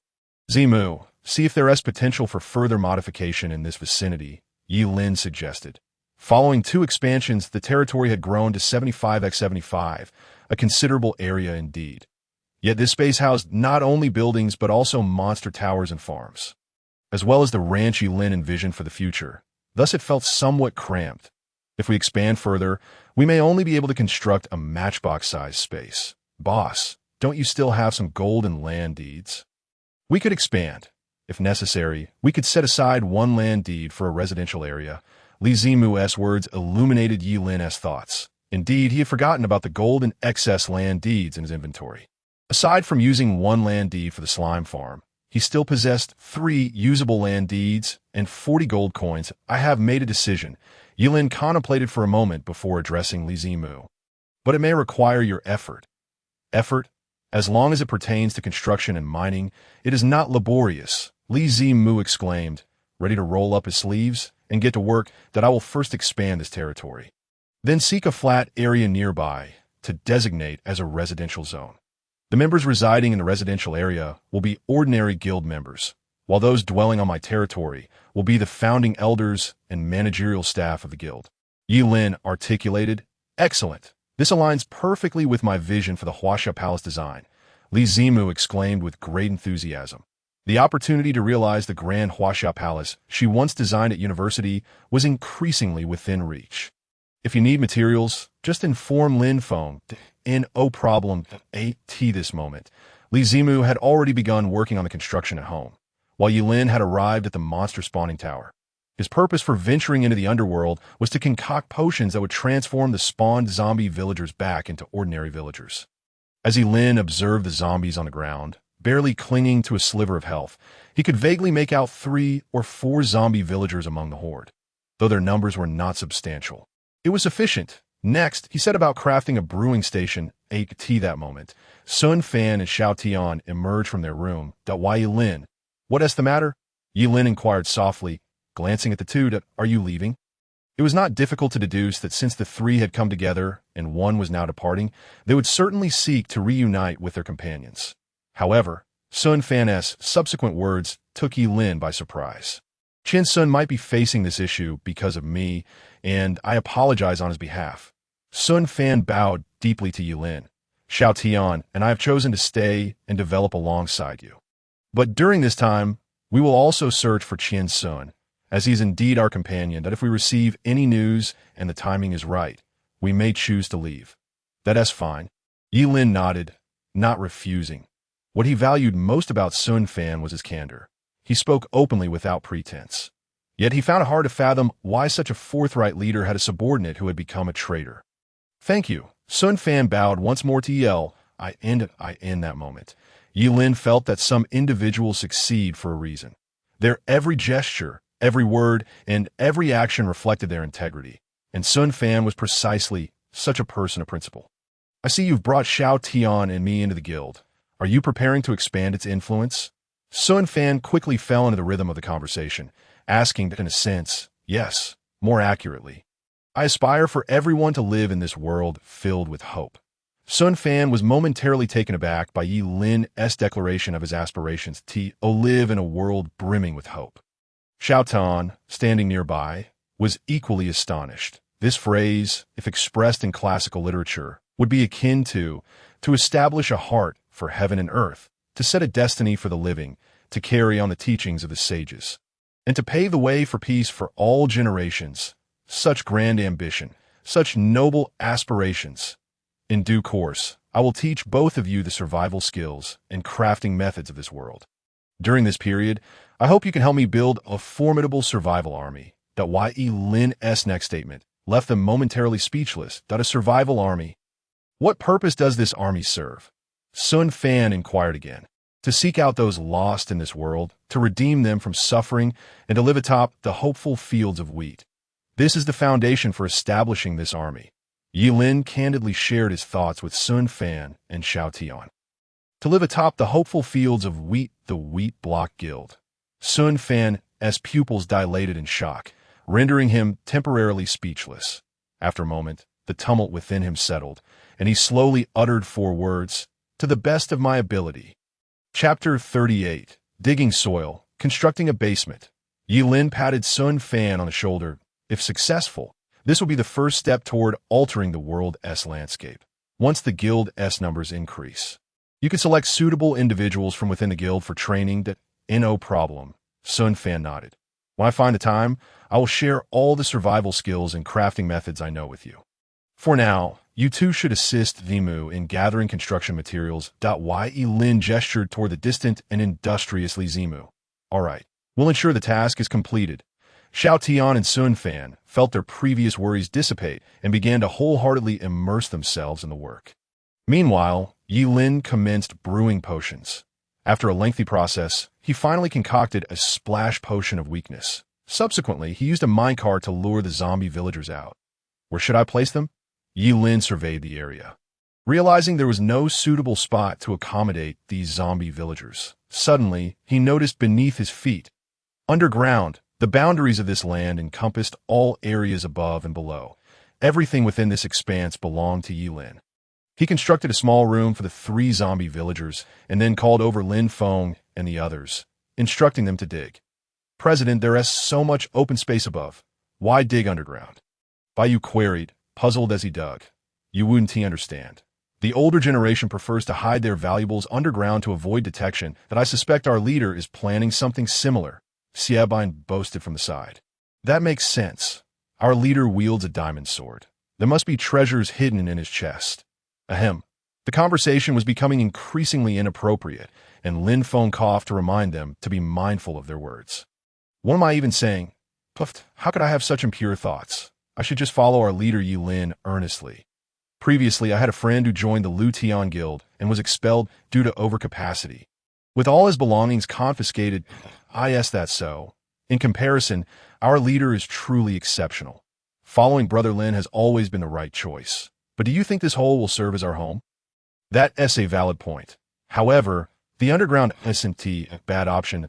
It's certainly safer than living outside, where one has to constantly be on guard. Yes, they dug. The group continued to chatter, each word revolving around Yi Lin.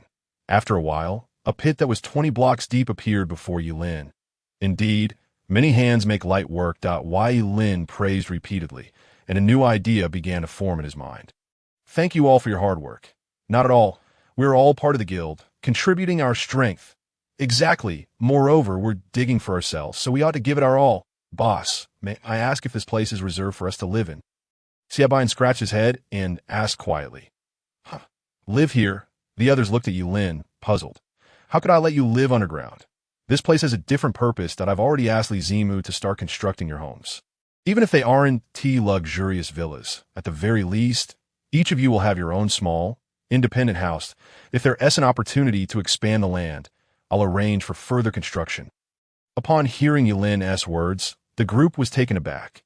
During this time, they had gained some understanding of the Lutian Guild, and the contrast was nothing short of staggering. After living in this world for several days, constantly evading zombies with bated breath, they had initially thought that joining the guild would merely provide them with a place to stay. They never expected Yi Lin to actually build each of them a house. It is often said that the apocalypse lacks compassion, yet they felt a warmth emanating from Yilin. Their resolve to closely follow Yilin solidified even further. Boss, this is the most valuable thing I possess. Consider it my entrance fee. The speaker, among the seven, was relatively quiet and named Tang Xing. He held an enchanted axe, a prize he had fought hard to obtain from a zombie. The others, seeing this, also presented their most valuable possessions to Yilin. Boss, we don't have anything particularly noteworthy. These are all we possess. Please accept them. I possess nothing of value myself. I have merely acquired a few coins from slaying monsters. Yilin, witnessing this scene, was momentarily taken aback. He had not anticipated that his words would provoke such a response from them. Lin Feng, standing nearby, was equally astonished. He had encountered numerous companies where employees, lacking loyalty, would jump ship after being trained, as well as those who devoted themselves tirelessly to contribute to the company's success. The essence of a company's success, apart from the chairman at the helm, lies in its employees. They are responsible for every intricate task aboard the vessel: anchoring, hoisting sails, steering the course, and ensuring logistical support. Should even one employee harbor dissent, the entire organizational structure is bound to suffer repercussions. Yet now, these individuals voluntarily offered their most treasured possessions. While such actions might not be surprising in a large corporation, it was indeed remarkable in the context of a fledgling guild. Lin Feng could even envision a future where these seven would serve as the steadfast shield behind Yilin. Boss, please accept this. Although it may not be of great value, it represents our heartfelt intention. Just take it. Yilin gazed at the items being offered to him, and his heart swelled with emotion. It is often said that true feelings emerge in times of crisis, and indeed, that was the case. Regaining his composure, Yilin looked at the expressions of the seven and jestingly scolded them. One by one, do you think I'm a scrap collector? If you wish to repay me, why not focus on expanding the guild? When you have something worthwhile in the future, you can present it to me then. Quickly, put these away and keep them for yourselves. Yilin returned all the items they had offered. Furthermore, our guild does not accommodate idlers. If you do not summon the necessary vigor going forward, I will reclaim your houses. His words serve as a reminder for them to swiftly enhance their capabilities. The guild did not welcome the idle. Survival of the fittest. This was the law of nature. Rest assured, boss, we will not bring shame to the guild. One of them declared, I used to work on a construction site, and while I may not possess other skills, I have picked up some knowledge in construction. I can certainly assist Brother Zamu. I want to be a burden. The others understood Yilin's intent. Even without his urging, they would strive to elevate their strength and uphold the guild's reputation. All right, we've finished digging here. Why are you still standing around? Shouldn't you be enhancing your skills? Do you think merely watching me will improve you? Yilin said, looking at them with sincerity. The group, understanding the cue, began to ascend, while Yilin retained Lin Feng by his side. Chapter 39. The system unveils new developments. The World Guild War has commenced. After a brief conversation, Yilin discovered that during his time in Hell, the Luteon Guild had already secured almost all of the easy-to-encounter wild creature first kills.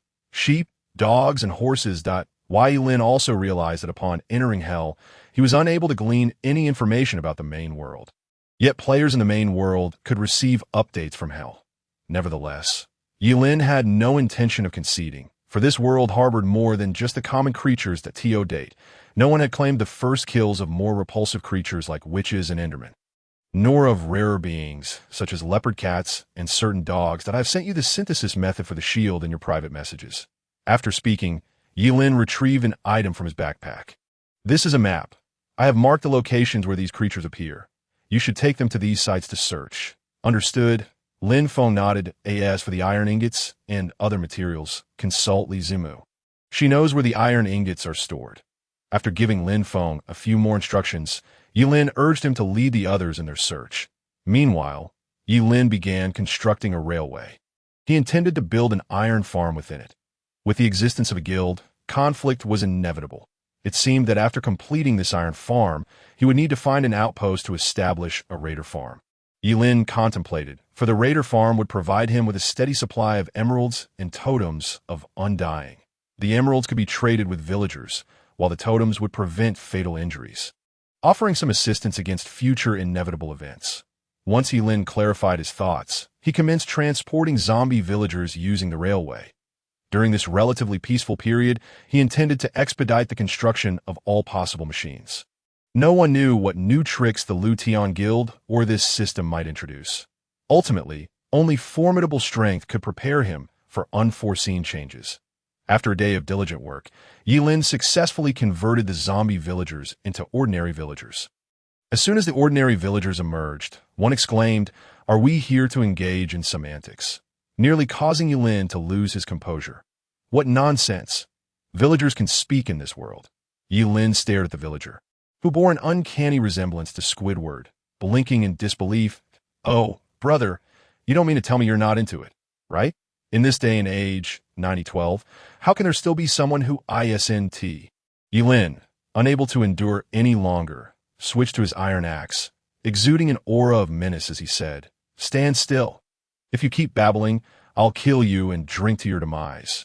His words genuinely frightened the villager, who obediently stood to the side, frozen in place. After several rounds of effort, Yilin finally transformed all 4 zombie villagers into ordinary villagers. "Hey mate, I never expected you to return from being a zombie too. Who would have thought we could revert from zombies to ordinary folks? It's simply unimaginable. But where are we? Why is it so dark?" The villagers began to chatter, causing Yilin to feel increasingly exasperated. He never dreamed that once considered mere tools, villagers could now possess independent identities. "Silence!" Yilin shouted at the 4 villagers in frustration. "Hurry up and produce offspring. If I return and find you Haven T reproduced, you refinished. Mate, did you forget I came here for some fun?" The villager attempting to speak was immediately silenced by Yilin's glared, "Oh mate, without beds, how are we supposed to reproduce? Are we going to do in the wild?" Another brave villager chimed in, "I could not care less how you reproduced. I turned you back into villagers, so you must be of use to me. Otherwise, I won't hesitate to turn you back into zombies." With that, Yilin blocked the entrance and ascended. As Yilin stepped out onto the surface, the system announcement echoed. "The World Guild War has commenced and will begin in 1 month. The rules are as follows. All guild that have registered to participate will be teleported to a designated base prepared for the Guild War at midnight in 1 month. At the base, players will face corresponding challenges to earn points. The higher the points, the greater the rank achieved. After the Guild War concludes, the system will recognize the top 3 guilds in terms of points and reward them with mysterious prizes." Yilin was stunned. Could it really be played this way? Was it a game? He even questioned whether he was an independent entity or merely a character manipulated by someone else, surviving in this world. How could this blocky world resemble a game that initiated a guild war? What was the purpose of the guild war? "Yilin, what does this guild war mean?" At that moment, Sun Fan, who was helping Lizimu build a house, looked at Yilin as he emerged and asked solemnly, "That I'm not sure. I'm perplexed as well. Should we participate?" Sun Fan's question left Yilin momentarily speechless. Should they participate? He had no idea whether this system had its sights set on him. If it did, being too outstanding in participation might expose him. Conversely, opting out would also risk exposure. That a compromise was necessary, that we will participate, but not fully. Why Yilin response left Sun Fan utterly confused. "What do you mean? I don't understand." "It's alright. Just follow my lead from here on out." After saying this, Yilin opened the chat channel, eager to gauge the reactions of others to his astonishment. A guild ranking emblem appeared beside the chat channel, showcasing over 100 guilds. "Boss!" Lin Feng rushed over at that moment. "You noticed too? I was just about to report to you." Lin Feng observed as Yilin scrutinized the rankings of each guild. "This ranking is based on the number of members, and our guild is positioned near the bottom," Lin Feng elucidated. However, what astonished Yilin was not the ranking of the guilds, but the sheer number of guilds that had emerged. In his recollection, only the Mai Kwai Guild and the Luteon Guild existed. Upon further contemplation, this seemed reasonable. This world, having been transformed into blocks by the Blue Star, must indeed possess a vast expanse for survival. It was only natural that many formidable players would establish guilds in other regions, garnering the admiration of many as for the issue of land deeds. It was evident that his thinking had been constrained. It was not solely through achieving the first kill that one could obtain a land deed, for there must be alternative avenues to acquire it. Boss, shall our guild participate in this guild war? If we do, I fear we may lack sufficient manpower, Lin Feng inquired, his tone tinged with uncertainty, seemingly asking Yilin if they should recruit more members. Why Yilin glanced at Lin Feng, then at Sun Fan, before raising his gaze to the sky, inhaling deeply, and slowly replied, "We shall participate. As for recruiting, it will depend on the circumstances." Chapter 40. The rumors of Xiebian. Yilin's basement holds treasure. Upon hearing Yilin's decision, Lin Feng refrained from further questioning. "I will take by you and the others to search for those yet to be vanquished," he stated. "All right," Yilin nodded in affirmation. Meanwhile, the chat channel erupted with a chorus of voices. There are curses, doubts, and excitement. Is this truly the real world? Why are there elements akin to dungeons? I suspect this is all a ruse. Indeed, it's a scam. Then go die, and you can return to the real world. "Can't you?" retorted another player, their words somewhat extreme, yet undeniably valid. Even if it were deception, none dared to readily test the veracity of it. Clearly, survival is already so challenging. Why embark on this venture? Have you noticed how many guilds exist in this world? Some guild names are eerily reminiscent of our former country's names.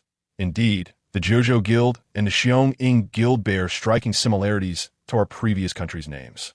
It's shocking that Yilin's guild ranks outside the top 100. Yes, Yilin is the first in the world to achieve the first kill of a zombie, yet his guild is at the bottom. While the Lutian Guild has surprisingly made it into the top 10, it appeared that the rankings were based on numbers. The Lutian Guild boasted over 300 members, whereas Yilin's My Kwai Guild had merely 11. This is of no concern to us. We shall remain mere spectators. Let us not forget, this world can claim lives. The Guild War, a conflict of guilds that, in contrast to other, more low-key guilds, all eyes were fixated on the My Kwai Guild and the Lutian Guild. Yilin sought to delve deeper into the Guild War, but discovered that apart from notifying everyone that the Guild War would commence in a month, the system provided no further information. With no other recourse, Yilin reluctantly abandoned his research. Time gradually slipped away, and there were still 27 days until the Guild War. Over the past 3 days, Lin Feng successfully recruited 10 individuals to join the My Kwai Guild.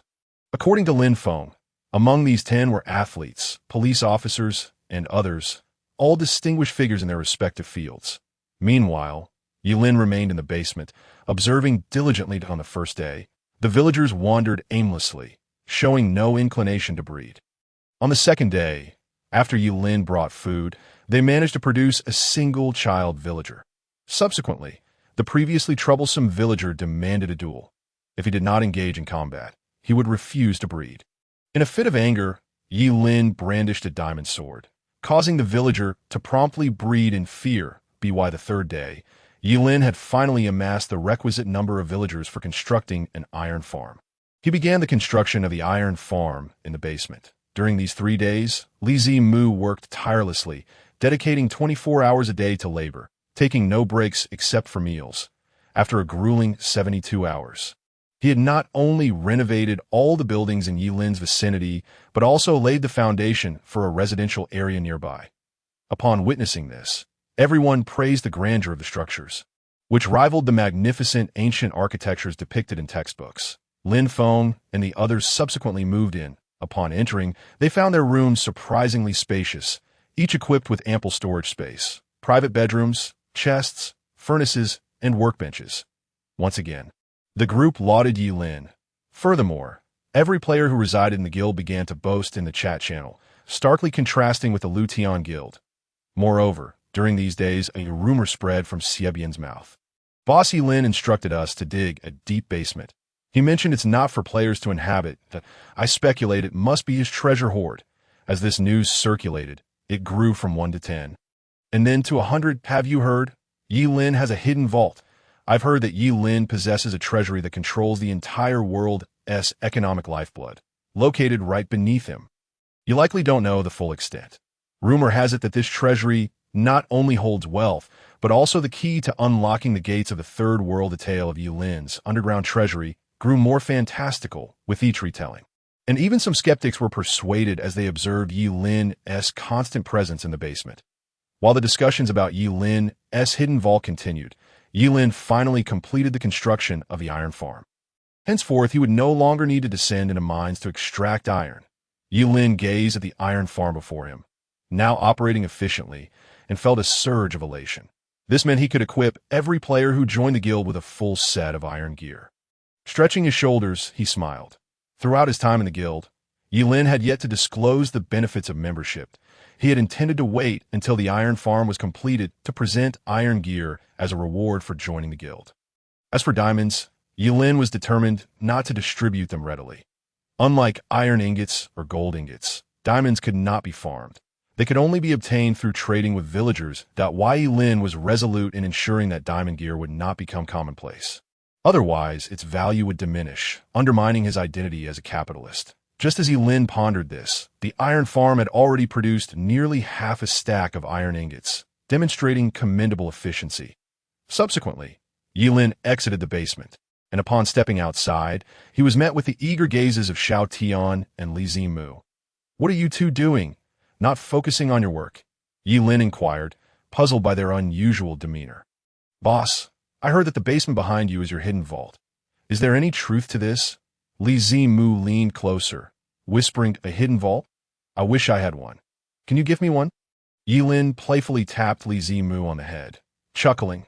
"Boss, for the past few days, the chat channel has been abuzz with rumors of your hidden vault. Do you truly not possess one?"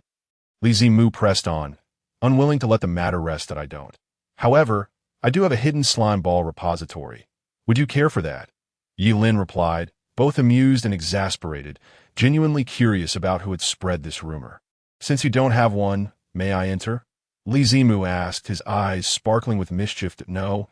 Yilin firmly refused. "Oh," Li Zimu replied, slightly deflated, before adding, "Then where's the boss headed? I'll follow you." "Just in time.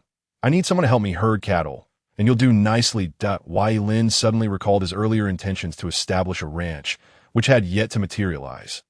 "All right." Li Zimu nodded eagerly. Yilin then led Li Zimu to the location where he had previously spotted cattle and sheep, but upon their arrival, a strange scene unfolded. Chapter 41. Guild recruitment personnel in place. Utilizing talent to the fullest, Yilin surveyed the area where he had once seen cattle and sheep, only to find it completely devoid of any. They had vanished without a trace. Has it really only been 3 or 4 days? Could they all have been killed? Yilin pondered, perplexed. "Boss, look over there." Li Zimu pointed to the left, and Yilin followed his gaze to eye in the sky. The enormous characters Lu Tian loomed large. Yilin reminisced about the words Lin Feng had previously conveyed to him. The Lu Tian guild is not exceedingly distant from ours. However, Yilin never anticipated that even if it was not far, it would be this close. "Boss, do you think they might have slaughtered the cattle and sheep?" Li Zimu blinked her large eyes and inquired. "I don't know." "Then how about we take some TNT and stir up some trouble?" Li Zimu exclaimed with excitement. "Since when did you develop a penchant for fighting?" Yilin playfully tapped Li Zimu on the forehead. "This area spawns cattle and sheep, so there should be some nearby. Let us search carefully."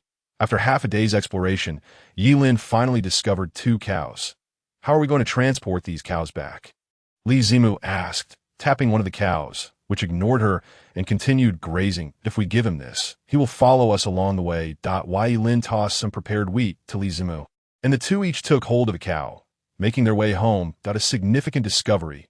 Yilin, the president of the Wheat Block Guild, is leading a girl while herding cows. "What? Herding cows? Are you sure there's no mistake?" "Absolutely certain. They are each leading a cow towards the guild." A player strolling on the grasslands witnessed Yilin and Li Zimu's antics and hurriedly sent messages in the chat channel. Following the mention of the underground gold vault by Xie, Yilin's notoriety had soared in a world devoid of leisure activities. Every action of Yilin became fodder for gossip during mealtime. "Is there truly such a wondrous occurrence? Have you heard? Yilin is playing with a girl and herding cows.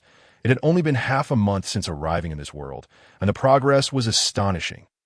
They were already herding cows. Everyone was eager to hear more, yet none dared to approach Yilin with their inquiries. Consequently, upon their return to the guild, all the members present gazed at Yilin with mischievous smiles. "Is there something on my face?" Yilin touched his cheek and looked towards Li Zimu. "No. Perhaps they're just captivated by the boss's handsome charm." Li Zimu replied with a grin. Nearby, Xiao Tian and Sun Fan observed Li Zimu's enthusiastic praise of Yulin. Whispering to each other, it seems without a doubt they are playing with cows, but there's truth in the saying that love makes one blind. The two nodded in unison, their focus unwavering on Yulin. I'll take care of the cows. You build a pasture next to the farm, matching its size. I don't need to plow. Just use fences as enclosures. All right. Li Zimu's cheeks flushed with excitement as she began constructing the pasture. Indeed, a girl who is well-nourished exudes unparalleled vigor. But I have a question. Won't it feel odd with everything being blocky? Get to work. What are you thinking about? Sun Fan chided, though he too was curious. As Xiao Tian's leader, he felt compelled to maintain a serious demeanor. Boss, I'm done. Yulin glanced over at Li Zimu. Wow. A pasture constructed with such artistic flair. It's terrifying. Li Zimu ingeniously utilized the principle of non-adjacent fences to create a structure reminiscent of traditional Chinese latticework, earning Yulin's consistent praise. Subsequently, Yulin led the two cows into the pasture, fed them each a piece of wheat, and patiently awaited their reproduction. Boss, will they really produce calves like this? Yes, in a little while. A calf should appear, Yulin affirmed with a N-O-D-I in this world. Can we create people? Li Zimu asked curiously. Xiao Tian, who had been pretending to work, halted his tasks in astonishment. Goodness, how did we even arrive at this question? I feel like I'm not just witnessing gossip. I'm consuming dog food. Xiao Tian hastily tidied up his things and retreated to his room, wishing to avoid hearing any more of these outrageous remarks. I don't know why Lin was also caught off guard by the question. He had never experienced it himself. It's already quite late. Let us rest for now. We have matters to attend tomorrow, Yi Lin said, noticing the sky had darkened. Although this world did not require sleep, the sensation of lying in bed provided the utmost relaxation. Thus, whenever Yi Lin had no pressing matters, he would recline in bed and close his eyes to rest. Upon returning to his room, Yi Lin sent a message to Lin Feng. Tomorrow, bring all the new members to the guild. There is an important task for you. The following day, Yi Lin rose from his slumber. By then, Lin Feng had already gathered the guild members and awaited Yi Lin downstairs. As Yi Lin descended the stairs, a thunderous greeting pierced his eardrums. President, Yi Lin observed Lin Feng standing upright nearby. Aware that this composed and mature man was behind the ruckus. Everyone, please don't be too formal. Now that you've joined the guild, we are family. Yi Lin addressed the 10 individuals, feeling an odd impression that they might all be former soldiers from Blue Star. Please introduce yourselves so I can get to know you. Yi Lin instructed. I am Song Tian Xiao. I used to be a police officer in the real world. I look forward to your guidance. The man standing next to Lin Feng stepped forward and saluted Yi Lin. Even in a blocky form, his gallant demeanor was unmistakable. I am Shui Run, and my profession is that of a lawyer. Shui Run's style contrasted sharply with Song Tian Xiao's, exuding a more gentlemanly air. However, Lin Feng had recruited him not for his profession, but for his strategic acumen. Shui Run was undoubtedly the most capable strategist among the 10. Poised to provide robust support for the guild's future development and strategy, my name is Chu Xiaoran. I was a fencing coach in the real world. Upon hearing her profession, Yi Lin was momentarily taken aback. This seemingly cute girl, clad in soft pink, was a fencing coach. Lin Feng had chosen her primarily for her fencing prowess, which would serve as a formidable asset in future battles. Furthermore, the girl had joined Yi Lin's guild primarily because she harbored feelings for him. The remaining 7 members each possessed commendable skills, ensuring that talents were utilized effectively. After gaining a basic understanding of the abilities and personalities of these 10 individuals, Yi Lin began outlining the next steps of their plan. Chapter 42. What our guild lacks least is iron ore.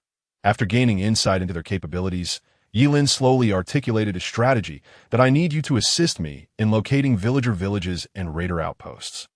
The group, hearing these unfamiliar terms, was left bewildered. President, what are villager villages and raider outposts? Villager villages are generated settlements inhabited by villagers, while raider outposts resemble small towers housing raiders, Yi Lin patiently explained. Are you suggesting we go and kill villagers and these raiders? Song Tianxiao furrowed his brow. Interpreting the words literally, villagers were typically considered weak beings in need of protection, which contradicted his professional ethics. To be precise, we are to protect the villages and thwart the raiders' incursions, Yilin clarified. Over the past few days, he had been closely monitoring the situation regarding iron or mining and noticed that these villagers possessed independent consciousness, making it exceedingly difficult to generate new villagers. Moreover, summoning villager zombies relied on luck, so it would be far more efficient to send individuals to locate villager villages and bring those villagers back. Additionally, raiders and similar entities had yet to be defeated by anyone, making them ripe for first kills. Before participating in the guild competition, Yilin aimed to secure the first kills of these creatures. Lin Feng, you will lead this expedition that I have already provided you with a map. Villages are usually marked on it, and raider outposts are typically located within 200 blocks of the villages. Understood, Lin Feng nodded solemnly in response. This mission to protect the village will inevitably lead to confrontations with the raiders, and we cannot go unarmed. Wai Lin retrieved a complete set of iron armor and shield from his backpack, distributing them to each member. This is, my goodness, iron equipment. The president is incredible. Thank you, President. The crowd gazed in awe at the complete set of iron equipment in their hands, marveling at such exceptional treatment. Even the management of the Lutian Guild could not possibly attain such a set. However, for Yilin, ever since the advent of the iron gathering machine, crafting these iron armaments had become exceedingly effortless. Now that I have joined the Mai Kwai Guild, I shall not allow you to fall into peril. The raiders possess a considerable degree of lethality, and shields are the most effective armor against them. Once you locate the village and the raider outpost, send me the coordinates, Yilin stated solemnly, that we will ensure the completion of the task. Lin Feng proclaimed, standing at the forefront, that we will ensure the completion of the task. The 10 others echoed behind him, their voices resonating powerfully through the air. Go forth, and I await your good news, Yilin concluded, making his way towards the accommodations of Sun Fan and Xiaotian. Xiaotian, Sun Fan. President A.T. That moment, Sun Fan and Xiaotian were engrossed in studying the synthesis of items. Upon seeing Yilin approach, they hurriedly rose. Having spent considerable time with Yilin, Sun Fan had transitioned from addressing him by name to referring to him as President. As for Xiaotian, he held Yilin in profound reverence. This is the synthesis list for most items. Study it carefully. This book must not be shown to others, understood? Yilin handed the book to Sun Fan. It was crafted from paper made from sugarcane and leather. The previous night, he meticulously documented the majority of synthesis methods within its pages. Thank you, President, Sun Fan exclaimed, trembling slightly as he held the book. Today your task is to collaborate with Li Zimu to construct a new monster spawn tower, Yilin added. What? A new monster spawn tower? Sun Fan and Xiao Tian were momentarily taken aback. These two spawn towers no longer produce zombies. Why must we build a new one? Sun Fan questioned, perplexed. As the guild's membership expanded, it was impractical for a single spawn tower to serve me alone. After all, the accumulation of experience points would be of utmost importance in the later stages. Yilin's objectives were crystal clear. After completing the construction of the main city and residential area, he intended to build entertainment facilities, a redstone base, and dedicated spawn towers. He aimed to empower everyone with the ability to thrive in this world filled with hope. Listening to Yilin's words, Sun Fan and Xiao Tian were equally astonished. Is this the unique insight of a leader? Without further inquiries, they echoed, we will ensure the completion of the task, mirroring Lin Feng's sentiments. This exemplified Yilin's influence and leadership style. Very well, Li Zimu will come to summon you shortly, Yilin remarked before exiting the room. He sought out Li Zimu and meticulously explained the principles and methods for constructing the spawn tower. If there were anyone in the guild whom Yilin trusted most, it would undoubtedly be Li Zimu. Even when providing Sun Fan with a synthesis list, he had strategically omitted certain crucial items, such as beacons and enchanting tables that Wai Lin had already devised a plan. Once Li Zimu completed the spawn tower, he would impart a series of advanced technologies for mass production. Mass production. Upon hearing the principles of constructing the spawn tower, Li Zimu was astounded, and her first exclamation nearly left Yilin speechless. Excellent! I can finally give this unsightly spawn tower a complete makeover. Hurry along, We have 25 days until the guild war. We must transform our guild significantly within this time, Yilin instructed. Understood. With that, Li Zimu gathered her tools and set off with Sun Fan and Xiao Tian to the designated location for the construction of the spawn tower. Subsequently, Yilin summoned the 6 members led by Xia Bind at last. We have been called by the boss. I watched as everyone else set off, and I felt an itch to join, one exclaimed. Indeed, we also wish to contribute to the guild. Another chimed in.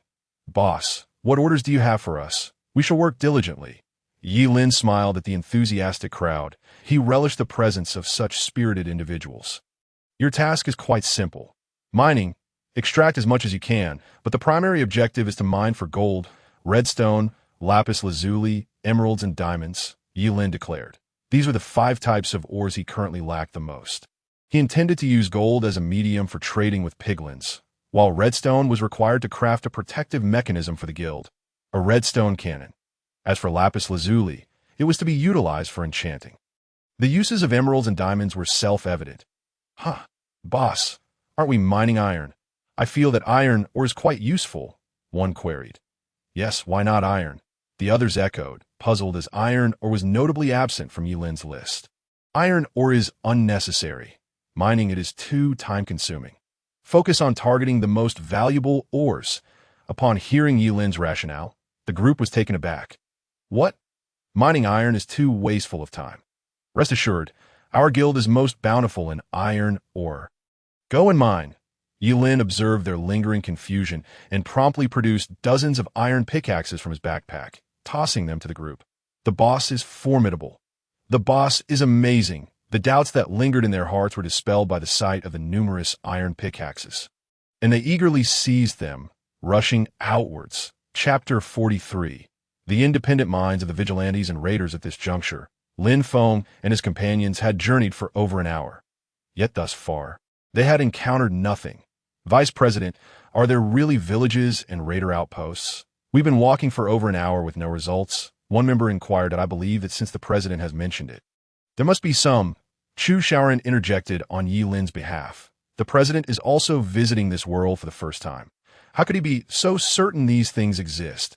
I suggest we walk for another 2 hours. And if we still haven't found a village or a raider outpost, we should return, another member proposed.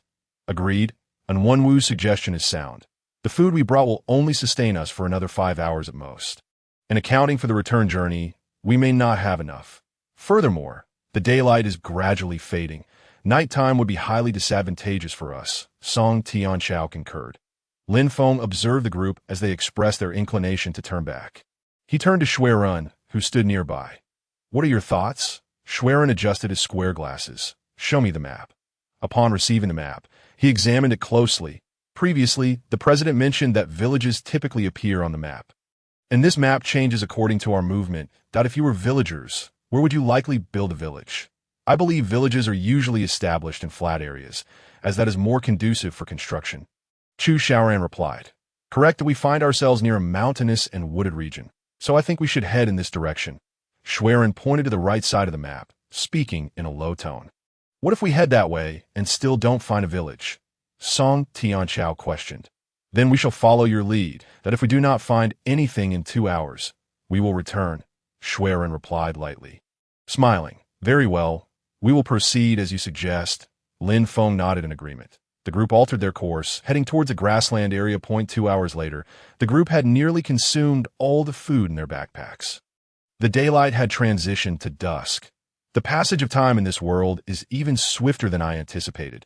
It feels as though half the day will pass before we can return. Song Tianxiao remarked, gazing up at the sky. Perhaps we should head back now, and Wen Wu suggested. Wait a moment. Xuerun studied the map intently. There seems to be a structure ahead on the map, a black that indicated what Xuerun speculated to be the raider outpost mentioned by Yilin. Let us go take a look. Since returning is not an option, we might as well continue forward. Lin Feng, as vice president, took a decisive stance. Upon hearing Lin Feng's directive, the group ceased further descent. Stay vigilant. This place may not be a village, but rather the outpost the president warned us about. Lin Feng took the map and analyzed it thoughtfully. Song Tianxiao, fully aware of the situation, picked up a shield and stood alongside Lin Feng at the forefront of the group. Meanwhile, Xiao Wei ran, and Wenwu each wielded a weapon, one with a sword and the other with a bow, positioning themselves on either flank of the formation. Should danger arise, they would be the first to engage in battle. Point 1 step, 2 steps. The group drew ever closer to the ominous black on the map that I seemed to vaguely discern what lay ahead. Xiaqing Man squinted slightly, gazing toward the indistinct shadow in the distance. The primary reason Lin Feng had summoned her was her exceptional ability to perceive even the minutest details with her keen eyes, capable of discerning what others could not. "What is it?" Schwerin adjusted his glasses, inquiring in a hushed tone. "It's a watchtower. There are beings atop it. No, they're unlike us, standing guard, armed with what appears to be crossbow-like weapons." "Indeed, it is the Raider-S watchtower," Lin Feng replied gravely. "What should we do? Should we eliminate them?" Song Tianqiao asked. "Not so hastily. According to the guild leader, there is a high probability of a village within a 200-block radius of the outpost. Let us first conceal ourselves near the watchtower and locate the village before making our move," Schwerin suggested. "Agreed, we must hasten our pace. Twilight approaches," Lin Feng said as he stowed away his shield, quickening the overall tempo of their journey. "A village has appeared on the map," Schwerin exclaimed excitedly as the group crouched behind the trees adjacent to the watchtower. Continuing eastward, at the very edge lies the village. He explained just as a voice echoed from nearby. Or northwest, beneath an oak tree, a group of beings is approaching. To northwest, beneath an oak tree, a group of beings is approaching. Lin Feng swiftly realized the gravity of the situation. "This is bad. We've been spotted. Move quickly." The 11 members sprang to their feet and ran eastward. The raiders, fully equipped, charged toward Lin Feng and his companions, but their speed paled in comparison, and they quickly fell behind. "What now, Vindicator?" One of the raiders, brandishing a banner, turned to an elderly man standing nearby with his hands tucked into his sleeves. "Remain calm. This direction leads to the village. They will surely flee there for refuge. At that time, we shall allow these outsiders to follow the villagers," the Vindicator replied, a glimmer of malice in his eyes. If Yilin were to witness this scene, he would undoubtedly be astonished.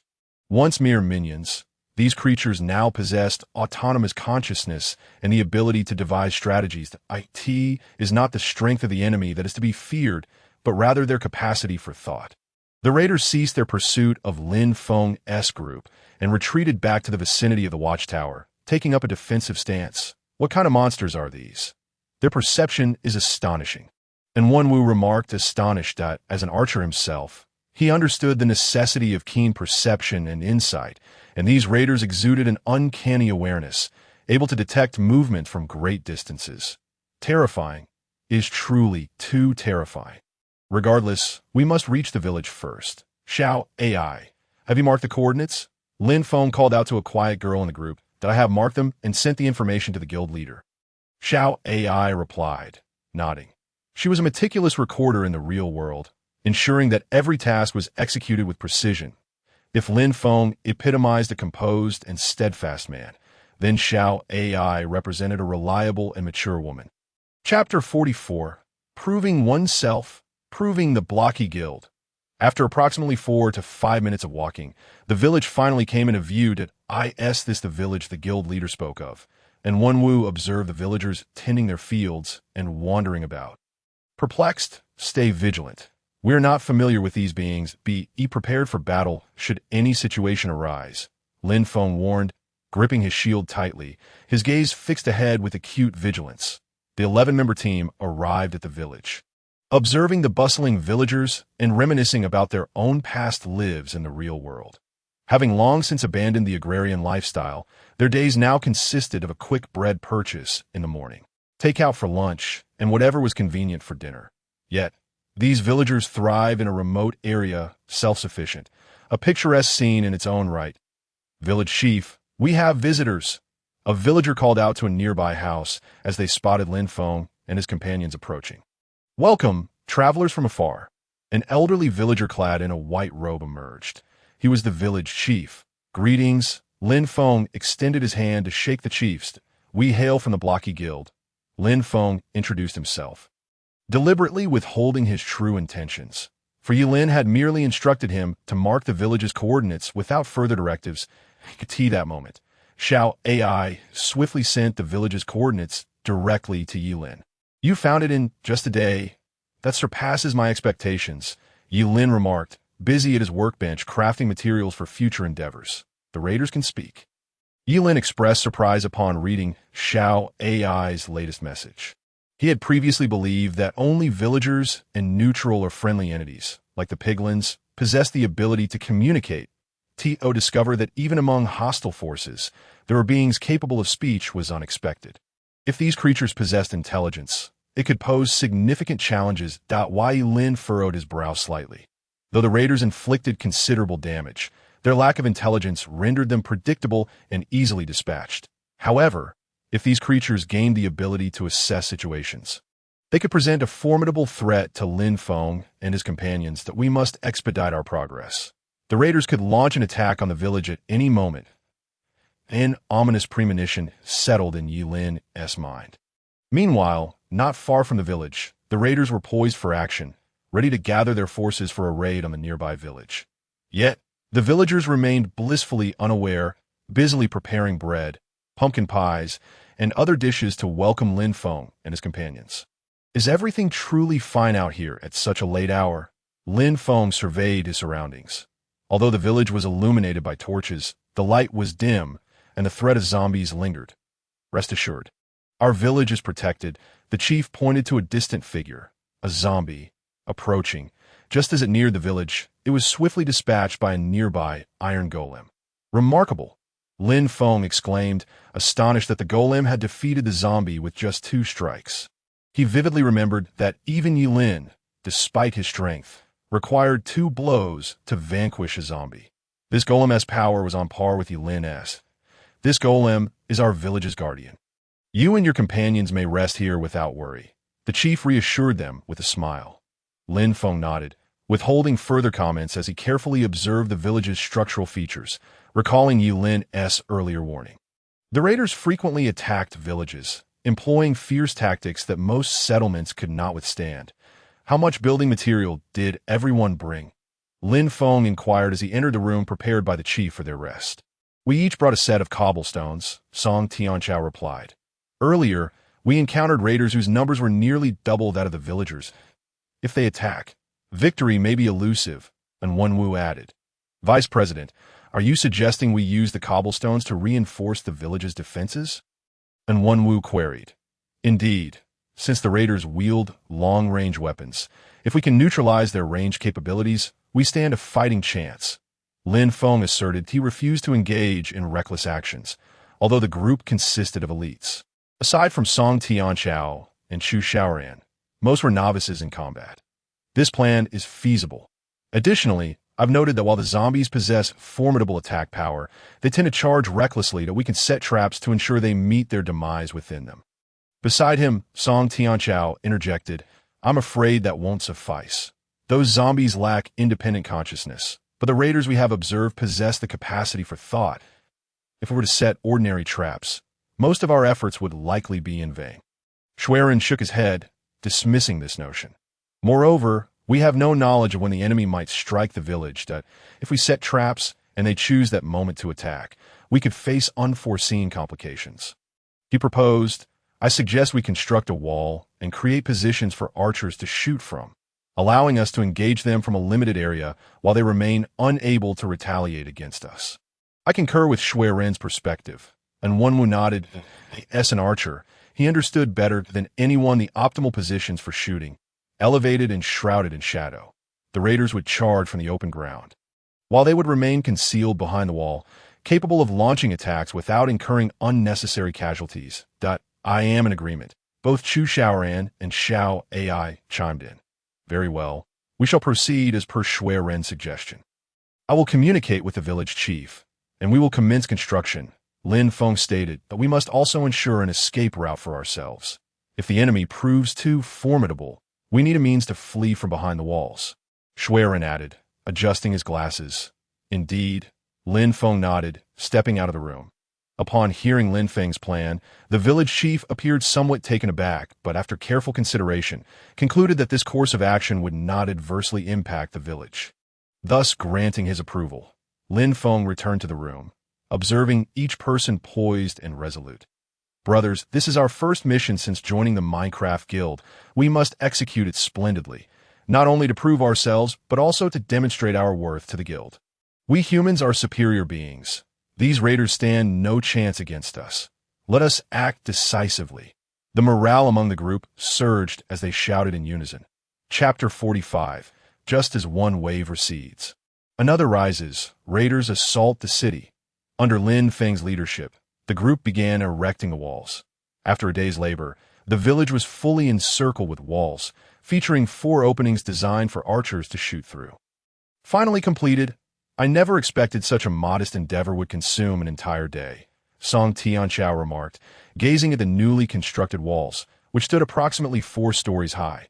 Indeed, a careless misstep could necessitate climbing back up. And Wenwu mused, I had no idea Zimu was so astonishingly skilled. She single-handedly constructed a structure akin to a palace. Indeed, one must wonder where the guild leader discovered such a remarkable individual. Chu Shaoran echoed, albeit with a hint of jealousy in her tone. Haven't you heard? Zimu and the guild leader are reportedly quite close, likely a couple, and Wenwu teased, winking mischievously. Cease spreading rumors, or I shall confiscate your entire set of iron gear. Lin Feng warned, frowning in Wenwu. That is not my doing. The chat channel is abuzz with such talk, and Wenwu retorted just as an arrow whizzed past him, causing him to stumble backward into Song Tianchao's embrace. I felt as if I had been struck by an arrow, and Wenwu exclaimed, glancing over his shoulder to find an arrow lodged in his backside. This is bad. The raiders are attacking the village. Lin Feng quickly reacted, raising his shield to protect, and Wenwu.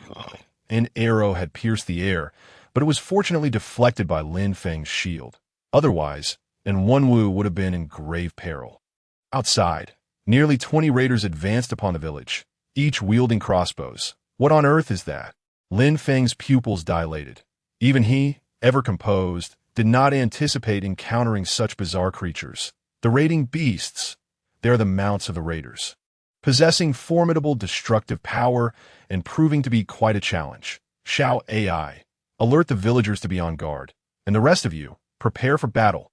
Lin Feng commanded, brandishing his shield to fend off arrows firing through the openings. And Wenwu, are you dead? Quickly retaliate with your bow. Lin Feng observed his shield deteriorating under the onslaught, aware that he could not withstand the barrage for much longer. Here they come. And Wenwu drew an enchanted bow, positioning himself at the opening to target a raider. Fire! Whoosh! A raider was instantly repelled 2 paces back, igniting in flames. This bow, imbued with fire arrow capabilities, had been specially requested from Yilin by Lin Feng. While its initial power may not be lethal, the subsequent fire damage would certainly prove effective. Ding! And Wenwu achieved his first kill against a raider, and the system automatically rewarded him with loot. Unfazed by the notification, Schwerin bellowed, continue! As Wenwu prepared to fire a second arrow, he was struck by a crossbow bolt from a raider. Damn it! And Wenwu felt his life force dwindling. Another hit could very well spell his demise. Give me the bow. I will handle it. Shao AI urged, her voice steady. Beyond being a recorder, her greatest joy in life was riding and archery, which was why she insisted on taking the bow from Wenwu. Here to end, Wenwu complied without hesitation, relinquishing both bow and arrows to Shao AI.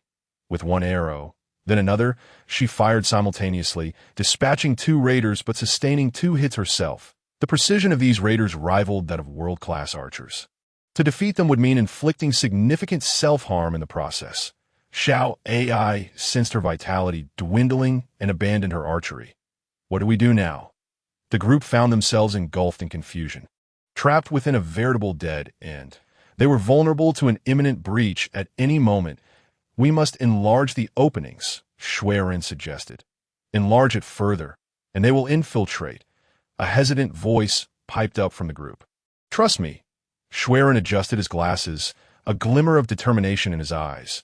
Lin Feng and Chu Shaoran positioned themselves at either side of the opening, while Song Tianqiao stood at the forefront as a human shield. Xiao AI and Enwonwu retreated to recuperate, while Dongzi stood ready to follow commands and fill any gaps. Without hesitation, everyone obeyed Shui Ren's directive, taking their designated positions. Dig! Dongzi wasted no time and began excavating the opening once more. Seeing an entrance, the raiders outside surged towards it. This must be a trap set by those foreign bloc people. A raider with a banner of calamity remarked to his companion that a trap? Nonsense. As long as we are numerous. We will overwhelm it, the other scoffed dismissively. Chop! Schwerin observed as raiders began to pour through the opening. The moment their heads emerged, they were swiftly felled by Chu Xiaoran and Lin Feng. Before long, the charging raiders dwindled to a mere few, all succumbing within Shui Ren's trap. Have we won? Enwonwu and Xiao AI emerged from the room, their health fully restored. Dongzi, seal the breach. Enwonwu, aim at that elephant-like creature and see if you can eliminate it, Shui Ren instructed, remaining vigilant as an uneasy feeling settled within him. Everything seemed to be progressing too smoothly.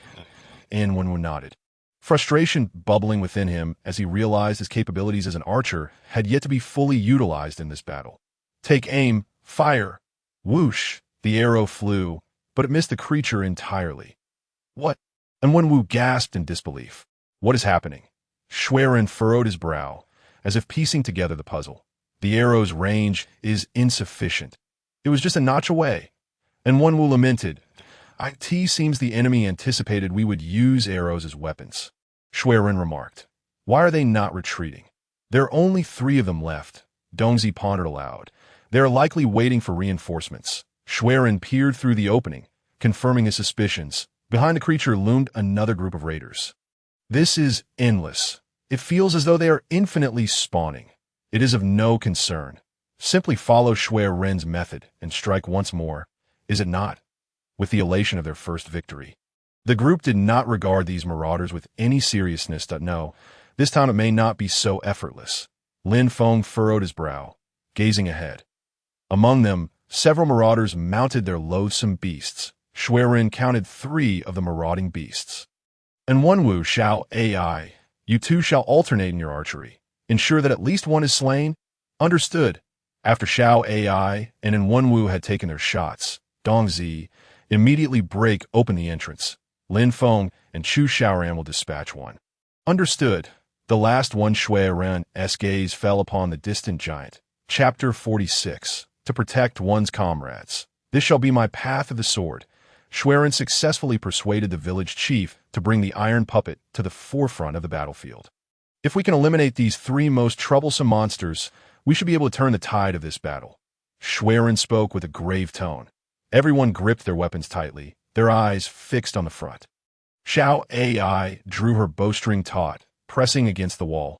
The moment the command was given, she would unhesitatingly release her first arrow. Here they come, a glimmer of cold light flashed in Shui Ren's eyes as he murmured. Fire! Without hesitation, Xiao AI seized her bow and shot directly at the marauding beast charging foremost. Hit. Flames ignited upon the marauding beast, slowing its movements. At the same time, Xiao AI was struck by an arrow that came flying toward her, causing her to stagger backward. Switch. Continue. Straight ahead, no deviation. Shoot directly. Xiao AI pulled the arrow from her chest and shouted to Enwonwu. Understood. Second arrow, fire. The marauding beast was struck again, flames engulfing it, yet still did not fall. And Enwonwu was also hit by an arrow. Allow me. I can withstand it once more. Xiao AI took Enwonwu's bow and shot again, a direct hit KO. Once more, Xiao AI was thrown back. Crashing against the wall. Ding! Xiao AI achieved the first kill on the marauding beast. The system reward has been automatically deposited into her backpack. Well done. Lin Feng rejoiced at the sight of the first marauding beast collapsing to the ground. You 2, hurry and rest to conserve your strength. The next phase is ours to handle. Song Tianqiao raised his shield, ready to face the marauding beast's assault. Dongzi, carve out a square. Without it, that marauding beast cannot enter. Shui Ren commanded urgently that a square opening appeared, and the second marauding beast was about to arrive. Simultaneously, the surrounding marauders followed closely behind. Everyone else, let us eliminate the creatures trailing behind the marauding beasts. Tianchao, Lin Feng, Xiaoran, that marauding beast is entrusted to you. Xueran ceased giving commands, drawing his iron sword and assuming a combat stance. The marauding beast charged. Bang! Despite holding a shield, Song Tianchao was sent flying. Attack! Slay these creatures. 1 sword strike, 2 sword strikes. Lin Feng and Chu Xiaoran attacked simultaneously, but the marauding beast was no fool. It targeted Lin Feng directly to IT charge forward. Lin Feng was sent staggering back several squares. Should he endure another strike like that, it would surely spell his demise. Song Tianchao was gravely injured, and Lin Feng was wounded. What to do? Chu Xiaoran choked back a sob, a flicker of hesitation in her eyes. She felt she might not be a match for this beast. Bang! In an instant, Chu Xiaoran was also sent flying, on the brink of death. Yet she had no intention of avoiding the creature, for she saw Xueran and the others relentlessly slaying the marauders. If the marauding beast were left unchecked now, Xueran and his companions would likely perish beneath its feet. Chudamazi, do not act recklessly. This beast is utterly unyielding. Song Tianchao shouted from the side, yet Chu Xiaoran remained resolute. She gazed at the sword in her hand. With a sword in hand, one must never forget the significance of wielding it. To protect the weak, to guard one's comrades. This shall be my path of the sword. Chu Xiaoran drew her sword and struck at the marauding beast, drawing its ire. The marauding beast began a ferocious assault on Chu Xiaoran, yet she deftly evaded each strike. Meanwhile, the marauding beast had been struck by her sword dozens of times. One sword, one thought. Chu Xiaoran looked towards the square ahead, rising to leap, harnessing the power of the square to deliver her final blow to the marauding beast. However, she realized that no matter what she did, she could not run. Hunger value. Chu Xiaoran became aware that her hunger value had reached a critical point. She was exceedingly hungry, utterly unable to move. Am I to perish? Chu Xiaoran observed her movements slowing. As the marauding beast barreled towards her, a hint of self-mockery crossing her mind. To have seen Yulin only to meet my end? Yet she had resolved to become his steadfast support. Bang! The marauding beast charged, yet it did not collide with Chu Xiaoran. Instead, it was Xueran. What are you dawdling for? Slay it. Xueran, lying on the ground, shouted at Chu Xiaoran with fervor. Grip your sword and strike again. Chu Xiaoran snapped back to reality, seizing the moment of the creature's rigidity. 1 sword strike, and she vanquished the second marauding beast. Everyone, push back to the second defensive line, and let the iron puppet deal with the third marauding beast. The second line of defense Xueran referred to was a makeshift barricade constructed from the houses. The iron puppet advanced, colliding head-on with the marauding beast. We must win. The group stood behind the barricade, watching the iron puppet and the marauding beast engage in fierce combat, cheering with fervor. This battle felt akin to grappling with death itself. Why must we be tasked with such a challenge? Alas, it is no wonder that the guild master provided us with a complete set of iron gear. Had this mission been assigned to others, they would likely face dire consequences. The group's trust in Yulin began to waver, that if one were to stay in the guild for long, they would develop profound feelings for it. So executing this mission posed no issue.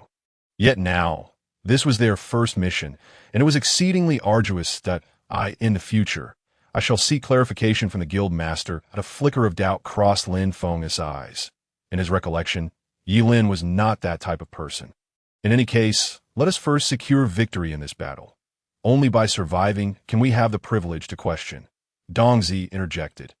Indeed, let us hasten to consume food to replenish our hunger value and restore our health. Xueran picked up a loaf of bread, nibbling as he spoke. Outside, the iron puppet was locked in a fierce battle with a marauding beast. Nice. The iron puppet has triumphed. The group cheered as they witnessed the iron puppet successfully slay the marauding beast. Yet, in the next moment, the iron puppet collapsed to the ground. In the distance, a marauder bearing a flag on his back, armed with a crossbow, felled the wounded iron puppet with a single arrow. The jubilant shouts of the crowd were abruptly silenced. That giant has fallen. Damn it. Truly a despicable coward, lurking in the shadows to strike. I shall go out and deal with him. Only one remains. And Wenwu finished the last bite of his bread, shouting furiously, No. What we must do now is quickly reinforce the barricade, adding several layers. Schwerin's eyes narrowed slightly as he spoke solemnly. The enemy has not chosen to retreat. Instead, they stand at a distance, shooting arrows, indicating that they have more assaults in store. It is likely that the number of these creatures will only increase. What we can do now is to hold our ground and request reinforcements. Once Schwerin finished speaking, he took all the remaining round stones from his backpack and began to fortify the wall. Seeing this, the others could only follow suit, joining in the construction. Chapter 47. The battle has reached a stalemate. A turning point emerges. After the collective efforts of the group, a 3-layered thick wall was successfully erected. Will this suffice to withstand the creature's assault?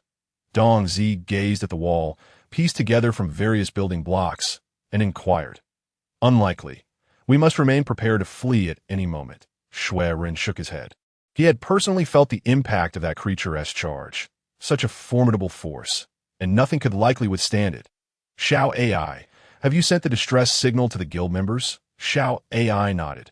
I sent a message in the guild channel once, and privately messaged Li Zimu and the guild masters separately. Good. Schwerin nodded slightly, his gaze fixed ahead. As he had anticipated, the enemy's third wave of attack was poised to strike. 1-2. There were a total of 5 marauding beasts. And now we had lost our iron puppets. What shall we do? And Wenwu felt a surge of anxiety. The disparity in strength between the two sides was utterly overwhelming. Look behind. Xie Qingman once again showcased her keen eyesight. Her voice tinged with urgency. The group turned to glance back, and the distant silhouettes were approaching ever closer. Those are new creatures. How could this be? The information provided by the guild only mentioned marauders. Were these 2 new beasts? Shock rippled through the crowd. This must be creatures from another location, drawn here by the sounds of our battle, Schwerin remarked, his brow furrowing as he spoke in a low voice. Now, our retreat has also been cut off. Song Tianchao surveyed the surroundings, realizing they were surrounded by enemies, with all avenues of escape blocked. Shao AI, has anyone from the guild replied to your messages? No. Shao AI shook her head in response. TC, the hint of panic flickered across Schwerin's face. It seemed this battle had devolved into a deadlock. Are there any round stones left? We need to reinforce the walls. That is our only method now, Schwerin stated. There are none left. Everyone has used up their round stones, Lin Feng replied, shaking his head.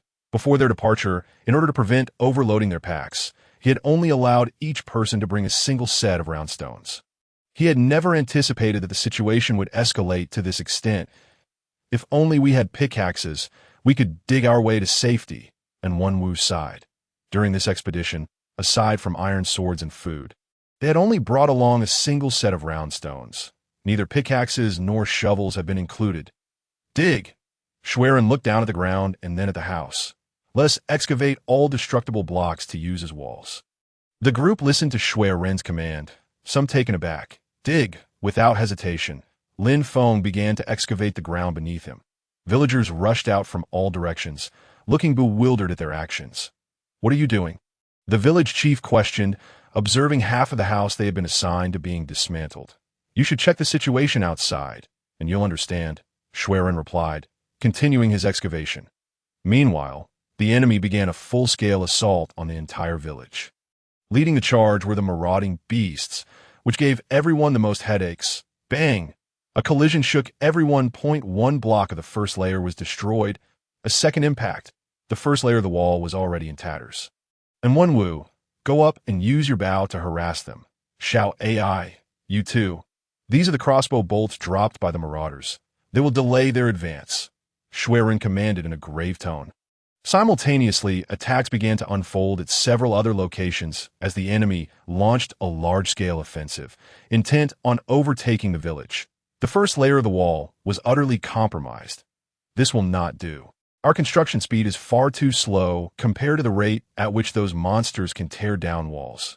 Lin Feng realized the dire predicament. Now, we have 2 options. Either continue building to delay our demise or fight with all we have. Just as Schwerin finished speaking, and Wenwu and Shao AI fell from the blocks above them. More accurately, they were shot down. There are too many, It's utterly futile that a glint of ferocity flashed in Wenwu's eyes as he drew the iron sword that Yilin had previously given him. Ready to fight to the death, he had never expected to encounter such a situation on their first mission. Has the guild leader replied to you yet?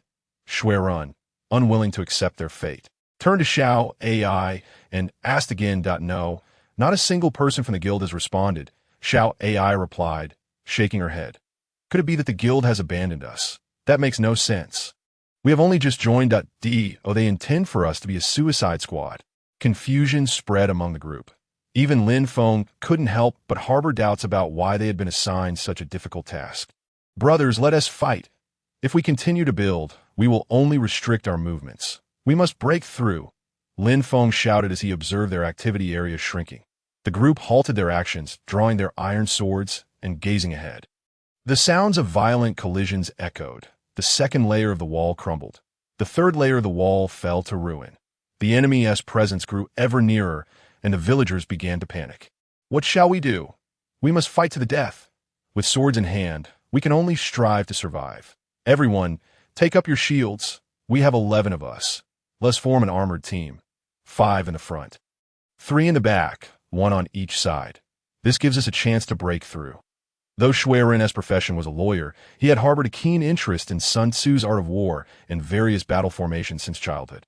In ancient times, the most effective method against enemy arrows was to use shields, similar to constructing a modern military tank, ensuring that no arrow could penetrate their defenses. Soon, the armored team was assembled. Meanwhile, the last layer of the wall collapsed. Dozens of marauders and 5 marauding beasts launched a fierce assault against them. Countless arrows rained down, but they were deflected by the shields. Hope surged. The group glimpsed a chance to escape. But this notion was swiftly dashed by the marauding beast charge. Bang! The armored team collapsed in an instant, everyone tumbling to the ground, their health reduced significantly. The marauding beasts countered the shields perfectly. It was over. This thought loomed in everyone's mind. The sheer number of enemies surrounding them was overwhelming. Even if they could struggle for a moment, it would be in vain. They faced death. The group relinquished their resistance. Perhaps an early release was the best choice. Everyone, look ahead. At that moment, Lin Feng too had prepared himself to face death, but the commotion ahead jolted him back to attention. Numerous iron puppets appeared before them, sweeping the marauders aside with ease. Iron puppets? How can there be so many? The crowd gazed in astonishment at the 20 or so iron puppets. In an instant, the tide of battle turned. Chapter 48. Yilin's creations are more sinister than magic. An arrow flew forth. A divine force descending, whistling through the air, aimed directly at the head of the marauder leader. Be careful. Wei Daofu, noticing the sudden appearance of so many iron puppets, sensed something was amiss and attempted to flee with the marauder leader. But could they truly escape? Another arrow swept in from the shadows, gravely wounding the marauder leader. The archer emerged from the shadows, his gaze chilling, wielding a bow that seemed to mark him as a harbinger of death. Radiating an aura of supremacy. Guild leader, boss. The 10 onlookers stood frozen, staring at the surrounding iron puppets. Could it be that the guild leader had summoned them? How could he possess such formidable weapons? The guild leader is here. What are you waiting for? Follow me and slay. Lin Feng roared, raising his sword high. The time for counterattack had arrived. The group surged forward. The marauders fell to their blades, and the marauding beasts were entirely cleared out by the iron puppets. Wei Daofu and the marauder leader watched as their minions fell one by one, their hearts turning cold. This is your leader. Take him down, and I will not hold you back. The marauder leader, his health nearing critical levels, steeled himself and drew a crossbow bolt, aiming it at Yilin.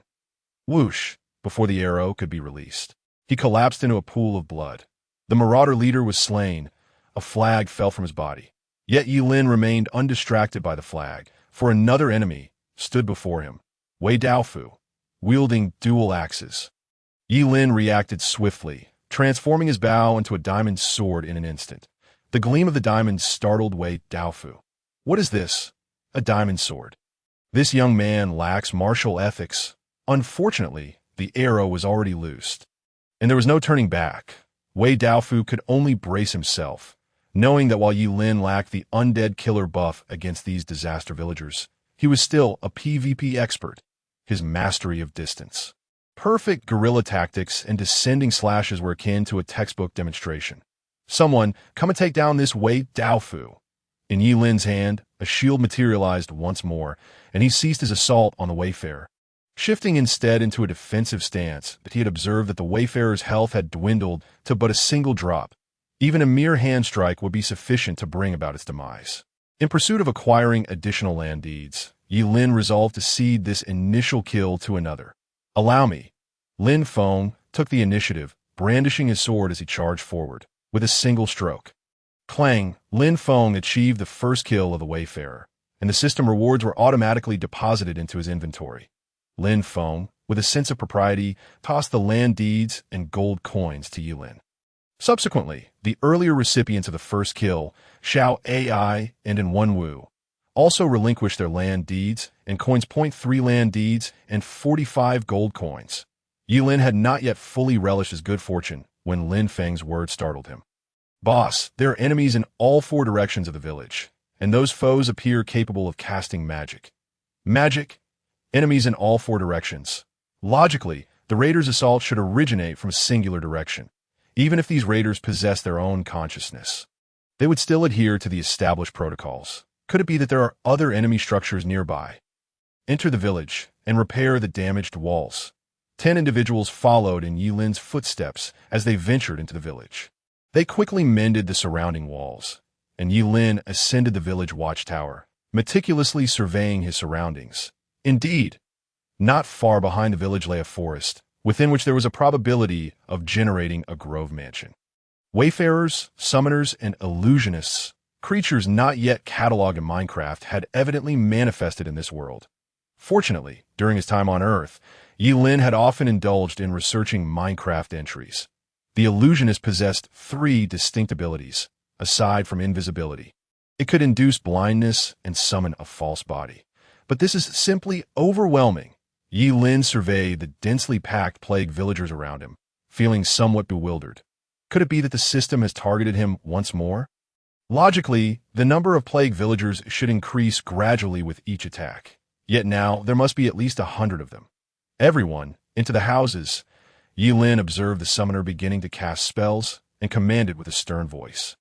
Though these plague villagers were incapable of breaching the walls, they could summon vexing spirits capable of penetrating blocks to launch assaults. Upon hearing Yi Lin's directive, everyone hurriedly retreated into the rooms. President, what should we do with so many outside? Wenwu inquired. First, we shall wait inside until the vexing spirits dissipate, then accompany me outside to construct a weapon. That a glint of cold determination flashed in Yi Lin's eyes. He had not initially intended to create this weapon, but given the current situation, it was the only viable solution to reclaim the village. They've entered. Yi Lin watched as the vexing spirits passed through the blocks and entered their room. Kill it. The group unsheathed their swords and struck. The vexing spirit was vanquished by Shuirun, yet no system announcement of first kill was made. Why was there no first kill? Yi Lin replied, while silently counting the seconds in his mind. 78, 79, 80. Time's up. Everyone, follow me outside. Yi Lin raised a shield at the forefront to guard against any ranged attacks. True to Yi Lin's calculations, all the vexing spirits had disappeared by this moment. Vexing spirits automatically perish within a time frame of 33 to 108 seconds. As long as they evaded that span, they would be relatively safe. Yi Lin led the group up to the watchtower. Lin Feng and Shuirun lay out an 8x8 platform. The rest shall defend with shields. The roles were clearly delineated, and soon an 8x8 surface appeared before Yi Lin. The crowd exchanged bewildered glances. What is the president planning? President, what are you? And Wenwu's inquiry was abruptly interrupted by Shuirun. Trust the president. Our duty is to protect him. The rest is up to the iron golems. Shuirun gestured toward the ground, where the iron golems that had previously attacked the raiders began to engage the plague villagers. Despite the overwhelming numbers of the plague villagers, the iron golems' assault had already decimated nearly half of them. The might of the iron golems' attack was truly fearsome. Had the enemy not been so numerous, they would have likely already succumbed. If the raiders were no match for the iron golems, How could these villagers possibly prevail? We must use magic to counter magic. The contraption that President Kiki had fashioned appeared to be an even more sinister weapon than magic itself. And Wenwu was taken aback at the sight of Yi Lin's creation. The others turned to look, their expressions a mix of shock and awe. What in the world is this? Chapter 49. The Redstone Cannon is completed. Repel the enemy. A machine unlike anything they had ever witnessed stood before them.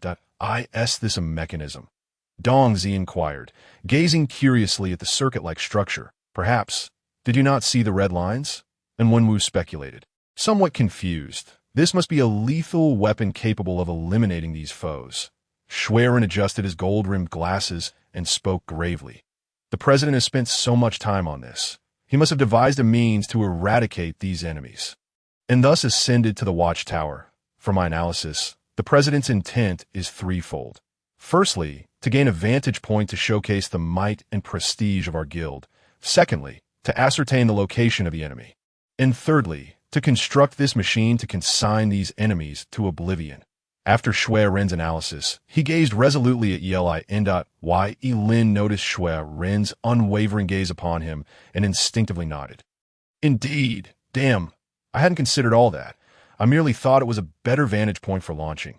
Where did he learn all these descriptors, truly worthy of being a lawyer? Everyone, this battle must not be publicized. This weapon will serve as our guild's ultimate armament, and it must remain confidential, Yi Lin declared, positioning himself behind the machine. Redstone cannon, activate. Pull the lever. The redstone circuitry was instantly energized, and all the machinery began to whir into action.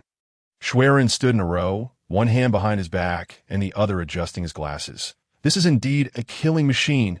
Whoosh! TNT erupted from the launcher like a cascade from a galaxy, raining down upon the plagued villagers. What is this? Is it stone? The crowd was perplexed as they observed the red blocks that shimmered upon impact with the ground. In the next moment, a series of explosive detonations startled everyone. This is a bomb. As the TNT detonated, the earth outside the village was blasted into a massive crater, nearly all the plagued villagers succumbing to the explosions. Ding. Yi Lin achieved the first kill of the summoner, and the system rewards were automatically deposited into his inventory. Ding. Yi Lin achieved the first kill of the illusionist, and the system rewards were automatically deposited into his inventory. Yi Lin opened his inventory to find 30 gold coins prominently displayed in the center. A pang of discomfort washing over him. He had not intended to monopolize these kills, as doing so would preclude him from acquiring new land deeds. Yet there was no alternative. This was the only means to successfully break free from this predicament. Boss is incredible. The president is amazing. This redstone cannon is truly a cannon. It is simply terrifying. The crowd exclaimed in admiration. You all go down and collect the enemy's drops. Lin Feng and Shuirun. Accompany me. Yi Lin's primary objective in sending them to search the village was to transport the villagers and locate the raider outposts. The essence of the task must not waver. Take me to the outpost. Yi Lin took a deep breath, glancing at the shulker box in his inventory. Were it not for this box, he feared they might have to abandon the village entirely. He divided his inventory into two sections, one for daily supplies such as food and mining tools, and the other, the shulker box, for all potential weapons, including redstone items, diamond swords, and even string, which could serve as traps. The three walked in silence. After a while, Lin Feng could no longer contain himself and finally asked, Boss, why did you send us here for such a dangerous mission? Lin Feng immediately regretted his words, realizing that his manner of speaking had been somewhat abrupt. Having joined the guild, one ought to adhere to the commands of the guild leader. However, the task at hand could potentially endanger lives, which had stirred a hint of negativity within him. It is my fault, Yi Lin said in a subdued tone, choosing not to absolve himself of the issues at hand. Acknowledging one's mistakes is essential, even for the guild leader, who must recognize his own shortcomings. I had thought this village would merely be a straightforward reconnaissance mission, never anticipating the emergence of so many foes. Yi Lin sighed. The guild leader's prompt arrival on the battlefield speaks volumes, Shuiren consoled. Initially, he had wondered why Yi Lin had assigned them this task. Did he truly view them as expendable? However, with the subsequent appearance of the iron golems and Yi Lin's command of the battlefield, That concern dissipated. If they were merely to be treated as pawns, why then would he come to their rescue? Was it simply to foster greater loyalty? In this apocalyptic world, any mission could trigger unforeseen mutations. Even while hidden in a cavern, one could be obliterated by an exploding zombie at any moment. Rather than deeming this mission as perilous, it could instead be seen as an opportunity for the 10 of us to develop greater camaraderie. Sometimes, it is only in the face of danger that one can truly appreciate the extraordinary. I believe this is also what the guild leader aims to impart to us. Shui Ren's words momentarily stunned Yilin. Goodness, can this truly help me salvage the situation? Cultivating camaraderie and deepening bonds is indeed what I wish to offer everyone. Yet I fail to account for the enemy's numbers and the issue of ambushes, which is certainly my oversight. Following Shui Ren's lead, Yi Lin continued, providing himself a way out. Lin Feng chose not to speak further. His previous inquiry was primarily directed at the newcomers to the guild, that if their concerns remained unaddressed, it would have a significant impact on a newly established guild. As the vice president, he had to eliminate this issue by first dispelling the negative emotions of these individuals. Having received Yilin's response, that was sufficient. Boss, the raider outpost lies just ahead, Lin Feng remarked, halting and gesturing towards the buildings in the distance. Indeed, Yilin nodded, focusing his gaze ahead. I could see that moment. The raider outpost had yet to spawn any raiders. Perfect timing. Follow me. Yilin brandished a shield and diamond sword, advancing towards the raider outpost. Just as they approached, a raider spawned nearby. Damn it! Was that intentional? Yilin's knee was struck by an arrow. Fortunately, Lin Feng and Shui Ren reacted swiftly. Eliminating the raider without delay. You two stay below. If any raiders appear, take them down immediately. Understood. Lin Feng and Shui Ren stood guard at the entrance of the outpost, shields raised and swords in hand, while Yilin ascended to the highest point of the outpost. Indeed, there are chests. Yilin's lips curled into a smile as he approached the chest. Chapter 50. This is my love for you. Yilin opened the chest, silently wishing, "Oh heavens, grant me 10 more years of life and an enchantment book." As the chest opened, it was filled with supplies that IT truly exists. Thank you, heavens, for 10 more years of life. Yilin lifted the enchantment book, astonished by the powerful value inscribed within. Strength 5, the most potent enchantment book for strength. Yilin rejoiced, quickly stowing the book in his backpack, fearful of any sudden incidents. Additionally, the chest contained 10 emeralds and 2 totems of undying. Owning a totem of undying was tantamount to possessing a life-saving artifact. After emptying the spoils from the chest, Yilin raised his gaze to survey the roof.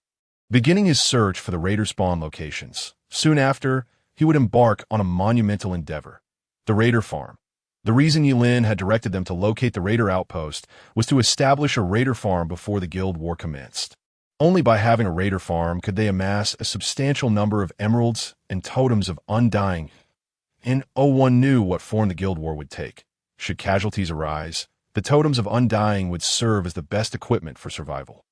The fundamental requirement for constructing a raider farm was, of course, a raider outpost. The construction method bore similarities to that of a slime farm.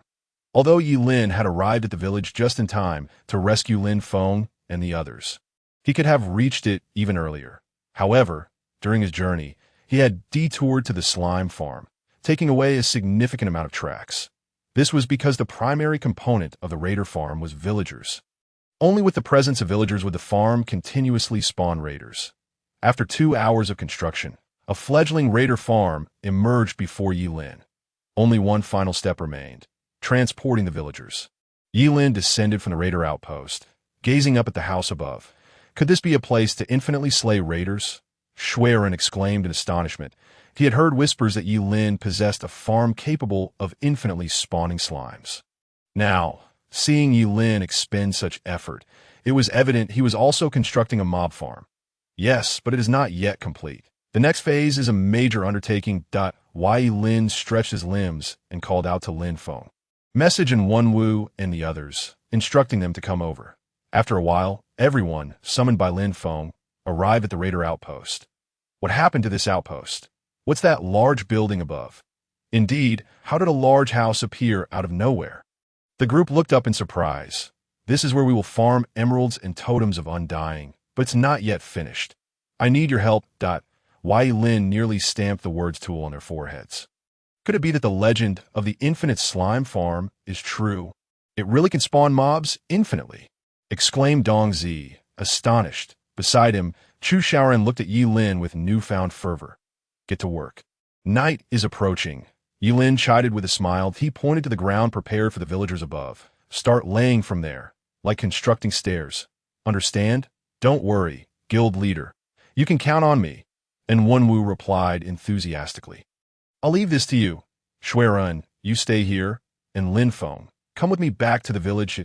As they traveled, Yi Lin began assembling and activating the tracks, while Lin Feng followed Yi Lin's instructions, placing redstone torches. Thankfully, the previous redstone reward package had provided an abundance. Otherwise, they might not have had enough. Wai Lin gazed at the twisted, serpent-like tracks, marveling, Boss, is this really your first time in this world? Lin Feng stared in awe at the magnificent railway. It was a question that any normal person would pose. Everything Yi Lin did seemed effortlessly executed. In his eyes, the mysteries of this world were laid bare.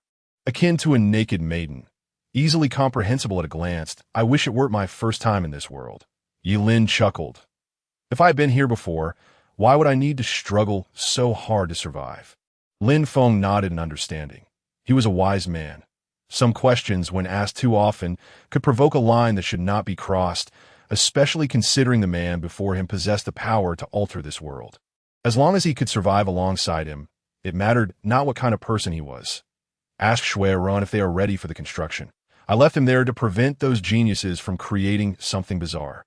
Yi Lin had begun to comprehend the general characteristics of this team. Nearly every individual had their own unique strengths, akin to geniuses in their respective fields. Yet it was precisely their genius that contributed to their peculiarities, such as Chu Xiaoran's shyness and in Wenwu's frivolity.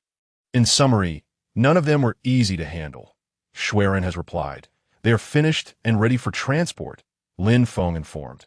Wait for me here. Wai Lin strolled into the village and chanced upon an elderly man clad in white, leisurely taking a walk. Greetings, the hero of our village. The man in white was none other than the village chief. Hello. I have come to exchange some items with you, Yi Lin said with a smile. Opening the villager's designated trading interface, point 1 Emerald 1 Iron Pickaxe, 1 Emerald 1 Bookshelf, 1 Emerald 1 Efficiency 2 Enchanted Book, 1 Emerald 1 Protection 2 Enchanted Book. Wai Lin perused the chief's interface. Although not exceptional, it was quite satisfactory. He utilized all his emeralds to acquire 2 Efficiency 2 books and 1 Protection 2 book. Oh, thank you, my hero. I feel somewhat embarrassed. You saved us and yet exchanged emeralds with me. The village chief remarked. Not at all. If you truly feel uneasy, allow me to show you a treasure, Yi Lin replied with a slight smirk directed at the chief. What treasure? Is it more precious than emeralds? The chief, intrigued, inquired. Indeed, it is rarer than emeralds and offers an unparalleled sensation of exhilaration, providing a swift experience akin to the rush of the wind. Yi Lin chuckled. Oh, my hero, is there such a delightful prospect? Take me there at once. The chief, filled with anticipation, followed Yi Lin to the pre-constructed railway. My hero. This is, the chief blinked, sensing that matters were amiss. This is my affection for you. Wai Lin boarded the first minecart, while Lin Feng, seizing the opportunity, pushed the chief onto the second minecart. Let us go. Chapter 51. Successfully constructed a pillager farm. Wai Lin, you are a demon. Wait, my village. I don't want to leave, the chief exclaimed, bewildered by the astonishing speed. What is happening? Wasn't I supposed to be shown treasure? Why am I on a minecart? After a brief journey, Yi Lin halted at a section where the tracks did not connect. President, goodness, this is incredible. It's akin to a direct express train. The crowd gasped at Yi Lin's dismount. How is the construction of your staircase progressing? Yi Lin inquired. It's completed. President, please take a look. The crowd parted, revealing Shuiren, who gracefully bent forward, performing a gentlemanly gesture and pointing to the staircase behind him. Is this the staircase? Yi Lin felt an inexplicable sensation as he gazed at it. Shuiren adjusted his glasses and spoke softly, When I joined the guild, I observed Miss Lee Zimu's construction methods. The staircase built by Miss Zimu beneath the president's quarters is this spiral staircase. Ordinary staircases are too simplistic. I did not wish the president to be commonplace. Thus, I took the liberty to create this spiral staircase for Yu. Lin, taken aback by Shui Ren's passionate declaration. Felt a twitch at the corners of his mouth. His vision of a straightforward staircase had unexpectedly transformed into this elaborate structure. Yet he found no grounds for rebuttal, as it was indeed he who had instructed them to build a staircase. This staircase is quite admirable. You all guard this villager and ensure he does not escape. I shall handle the rest. Wai Lin suddenly realized that leaving Shui Ren there might not be wise. Though clever, Shui Ren tended to embellish his ideas. Fortunately, the spiral staircase allowed the tracks to connect seamlessly. Otherwise, he would have to dismantle and rebuild it. Wai Lin ascended the spiral staircase to the previously constructed platform. On the platform, he built a bed, then leaped down, switching to a water bucket mid-air, landing safely. Wow, boss, that was amazing. Such an innovative use of the water bucket. Yilin, feeling somewhat embarrassed by the crowd's praise, coughed awkwardly. Could we refrain from such excessive flattery? All right, please escort this villager upstairs. Wai Lin stowed his minecart and reconnected the broken section. The railway is officially operational. I don't want to go up. I want to go home. Hero, spare me. The chief shouted as his minecart resumed motion. I apologize. I am not a hero, merely a businessman. Wai Lin offered a sheepish smile to the chief, who trembled at the sight of the surrounding heights. Hero, I suffer from acrophobia. Could you let me down? Certainly, but at this height, jumping down would likely be fatal. Yi Lin replied, Oh, you demon, how are you any different from those invaders of our village? The chief fumed. I will not kill you. That alone should warrant your gratitude. Yi Lin smirked, placing a boat before the chief and blocking the gaps with blocks to prevent the villager from escaping. You may remain here peacefully in your twilight years. If you feel lonely, conversing with the pillagers is also an option. Dongzi, come and dismantle this staircase. With Yi Lin's cold command, the chief's heart sank that in this world, perhaps these creatures possessed their own consciousness. But they were not the beings of Blue Star. Yi Lin's mission was to save the inhabitants of Blue Star, not all creatures of this realm. If he were to maintain a benevolent heart towards every being, it would ultimately lead to his own suffering. Dongzi took up a pickaxe and swiftly dismantled the staircase. Meanwhile, Lin Feng followed the railway, dismantling the entire village's tracks as he went. President, what purpose does placing the villagers here serve? Dongzi queried. This outpost is a spawning point for pillagers. Their task is to raid villagers. With villagers present, they will automatically recognize this as a village and commence their raids, thus ensuring a continuous supply of resources. Yilin explained, pointing to the glass transport tube ahead, where several pillager corpses were being conveyed. The items they drop will become a vital economic resource for our guild. Follow me. Wai Lin led the group to the chest. Goodness, in such a short time, 2 iron helmets have dropped, shimmering with purple light. What is that totem-like object in this chest? There are emeralds as well. This is simply a windfall. The crowd marveled. That totem is for protection. In simple terms, when we sustain a lethal blow, this totem can shield us from fatal damage. Yi Lin elucidated. Another life? This must be a premium item. It's astounding. The crowd exclaimed. By the way, President, those enemies you dispatched with TNT also dropped numerous totems and emeralds. Xiao AI produced the emeralds and totems from her backpack. There were 11 totems and nearly a full stack of emeralds. You may keep the totems as my apology. My misjudgment nearly cost you your lives here. Yi Lin's words stirred a sense of emotion among the crowd. Previously, Lin Feng had already explained the situation to them via private messages, and now the president personally reiterated it. Haha, President, if such a situation arises again, I shall go on strike. Yes, next time, let the president charge in alone. And Wen Wu teased, lightening the mood. There will be no next time. You are all crucial to the strength of the Block Guild. Yi Lin chuckled as night fell. Lin Feng posed the pivotal question, President, what should we do now? Should we return the way we came? No, during this time we must mine, Yi Lin remarked. This time, in order to rescue Lin Feng and the others. Yi Lin expended all the iron ingots of the entire guild. Even with his iron farming machine, he found it somewhat overwhelming. Furthermore, with the creation of activated tracks, minecarts, and other items, the resources within the guild had nearly been depleted by more than half. This period was the optimal time to replenish resources. Following in Yi Lin's footsteps, the crowd began to excavate underground. Chapter 52. The preparations before the guild war appeared to be progressing smoothly. 23 days later, with only one day remaining until the guild war commenced, it had been over half a month since the raid on the raider farm. During this time, a group of 10 led by Shui officially formed the first team of the Block Cube Guild, aptly named explorers under the guise of exploration. Song Tianchao was appointed as the captain, with Shui serving as the vice-captain. Moreover, Yi Lin imparted all the methods of equipment synthesis to them. And after half a month's training, they had become a formidable team in these 23 days, they achieved their first kills of witches and endermen in the main world, then descended into the nether, completing their first kills of zombie pigmen, magma cubes, and ghasts. This garnered Yi Lin 5 land deeds and 100 gold coins, allowing the Block Cube Guild to expand from its original 20 members to its current 100. Although this number paled in comparison to other large guilds, which boasted over 500 members, the 100 individuals recruited by Lin Feng were all elite and exceptional players. They quickly adapted to the rhythm of the Block Cube Guild. In terms of construction, Yi Lin successfully expanded his territory to 100x100, complemented by Li Zimu's architectural designs, creating a remarkable site. During this period, Li Zimu completed the framework of the Huaxia Palace, which is projected to require a land area of 250 by 250. As long as Yi Lin could continue to expand the land, the completion of the Huaxia Palace would be imminent.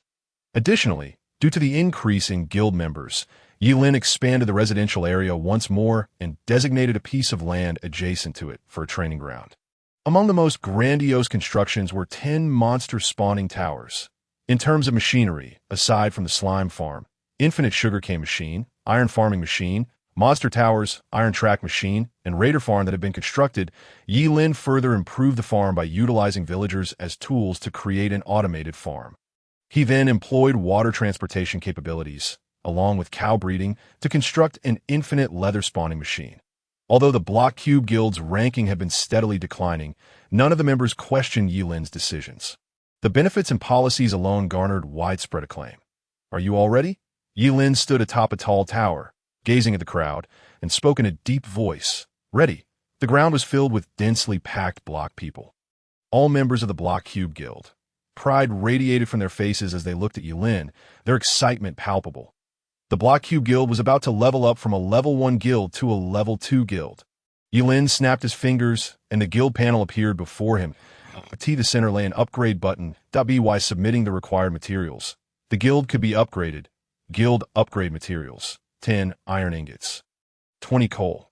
For Yi Lin, these materials were hardly significant.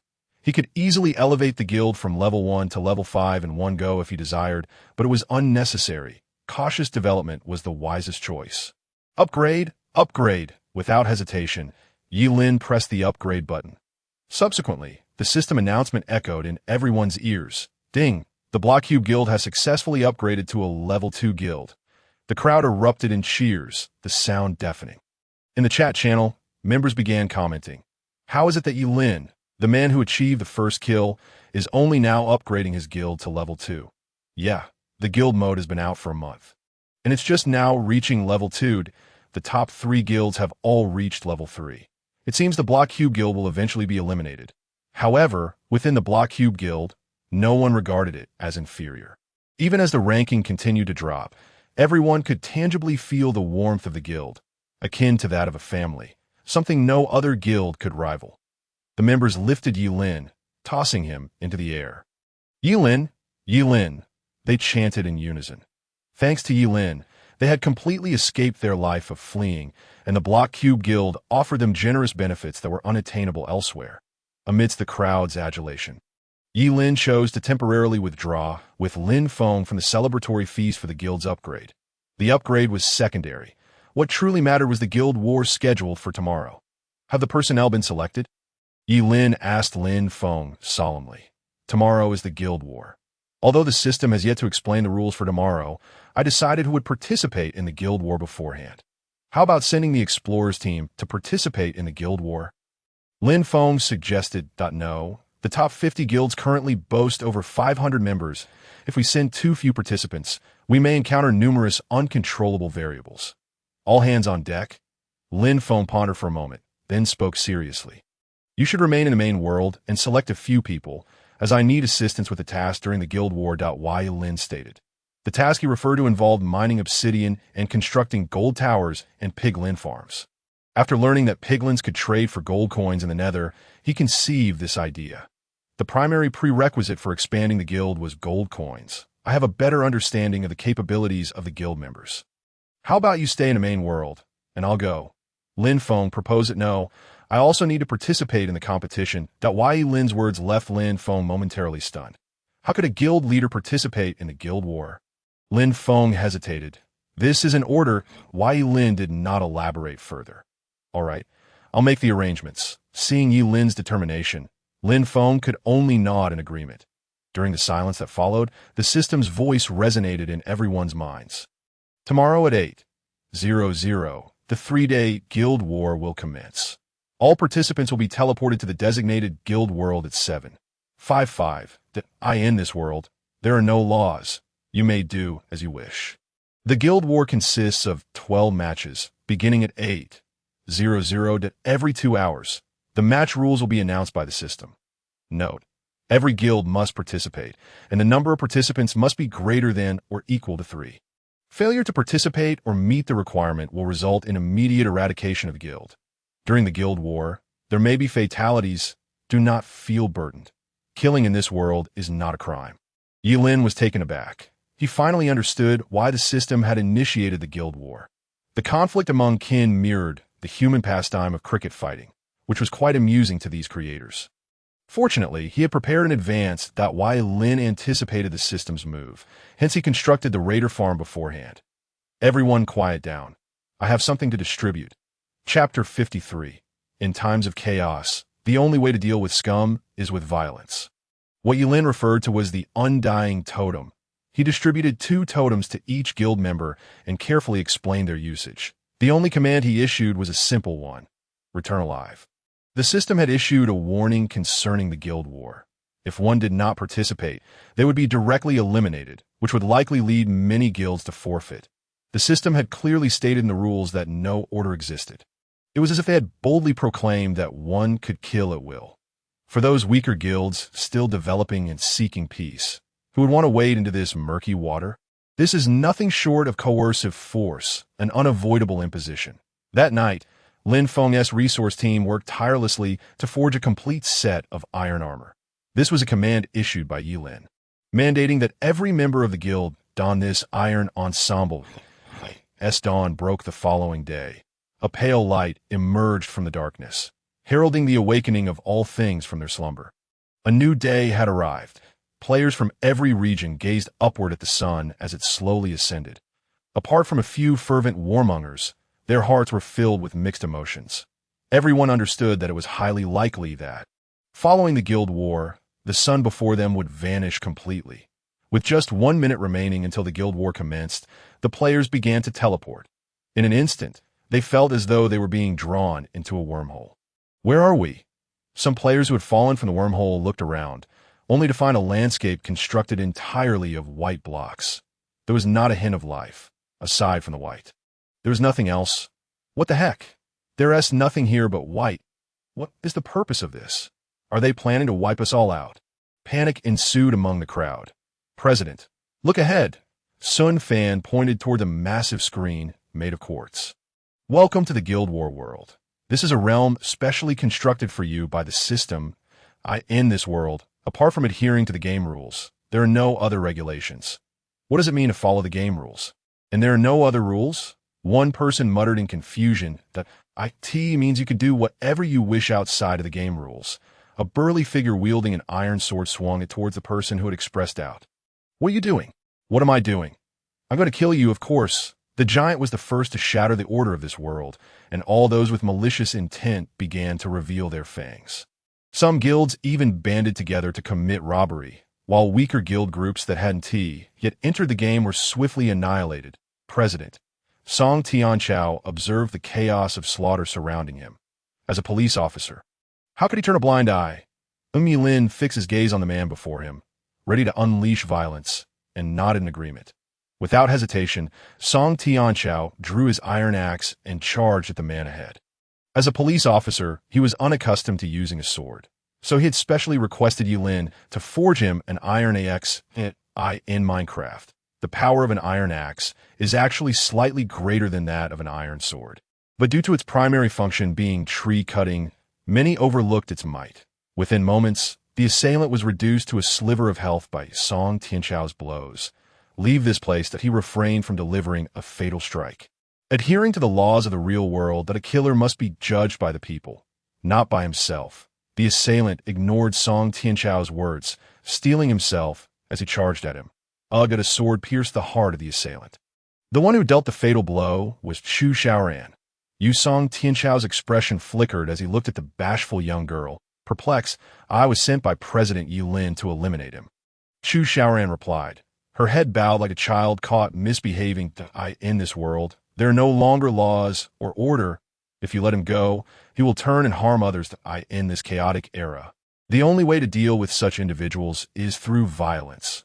Yilin spoke solemnly that he recalled the mission, which was to save everyone in this world, yet some had already lost their conscience. How could they still be considered human? Indeed, Song Tianchao did not contest this. In truth, he understood this principle all along, he just didn't want to accept it. President, should I dispatch guild members to gather all the oppressed guilds around us? Schwerin asked, observing the ongoing slaughter to know. Otherwise we will draw too much attention. Yilin declined, shaking his head. Although their guild was well equipped, several other powerful guilds remained inactive. If he were to take the lead in such actions, it could provoke a collective backlash. However, witnessing those being slain was disheartening. Song Tianchao felt a deep unease as he watched another player be decapitated. T1T lasts much longer. It should end soon. Yilin glanced at the large screen, which had transformed from a blank white into an animated display. Is this the rules and gameplay for the first round of the competition? Sun Fan exclaimed in astonishment. Yilin nodded. The gameplay was quite simple. Choose a designated class and engage in PvP.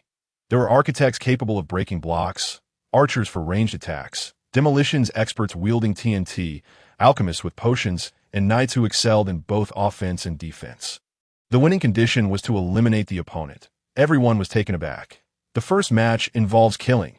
This system must be intent on pitting us against each other for its amusement, Xiao Tian remarked with a furrowed brow. Shall we participate? Song Tianchao inquired. That it's probably best to avoid a game centered on killing, Yilin replied with a shake of his head, while he held an interest in standard PvP. This was nothing more than a FA for a killing game. At that moment, a private message arrived. The Lutian Guild has issued a PvP challenge to you. Will you accept? Yilin's expression darkened as he glanced into the distance. Where Xiao Feng wore a wide grin. Declined. Yilin decisively chose the refusal option. Such petty provocations held no weight for him. The Lutian Guild has issued a PvP challenge to you. Will you accept? The message arrived again, but Yilin continued to ignore it.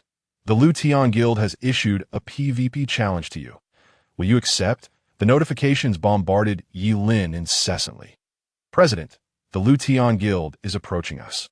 Sun Fan said, gripping his sword and positioning himself in front of Yilin, ready for battle. The guild members behind Yilin also drew their swords, aiming them at Xiao Feng. Chapter 54. Is it something to boast about to address physiological needs without raising one's foot? TSK.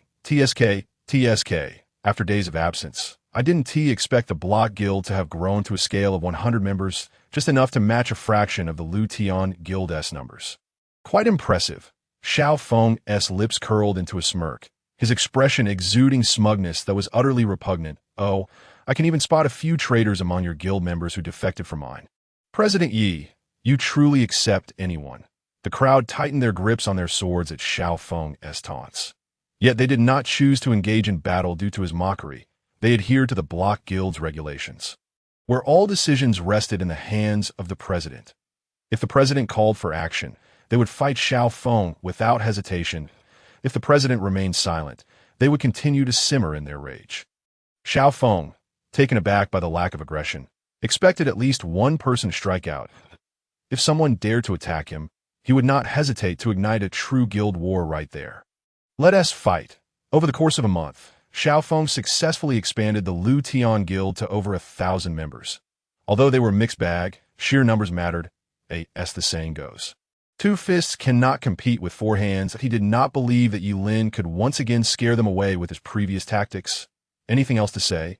If not, kindly take your leave. Yilin's cold voice drove Xiao Feng into a frenzy. Actually, I have nothing to say. I merely think your block guild is wasting resources by accepting traitors. Your standards must be quite low. What did your mother teach you? Before Xiao Feng could finish, Yilin swung his sword in a decisive arc, the blue glow of the diamond sword, accompanied by the murderous intent in Yilin's eyes, descended like the wrath of a celestial demon, instilling terror. Everyone has their limits, and so does Elin. And no matter how patient he was, he would not tolerate anyone dragging his loved ones into this mess. Xiao Feng, some things are meant to be said, while others are not.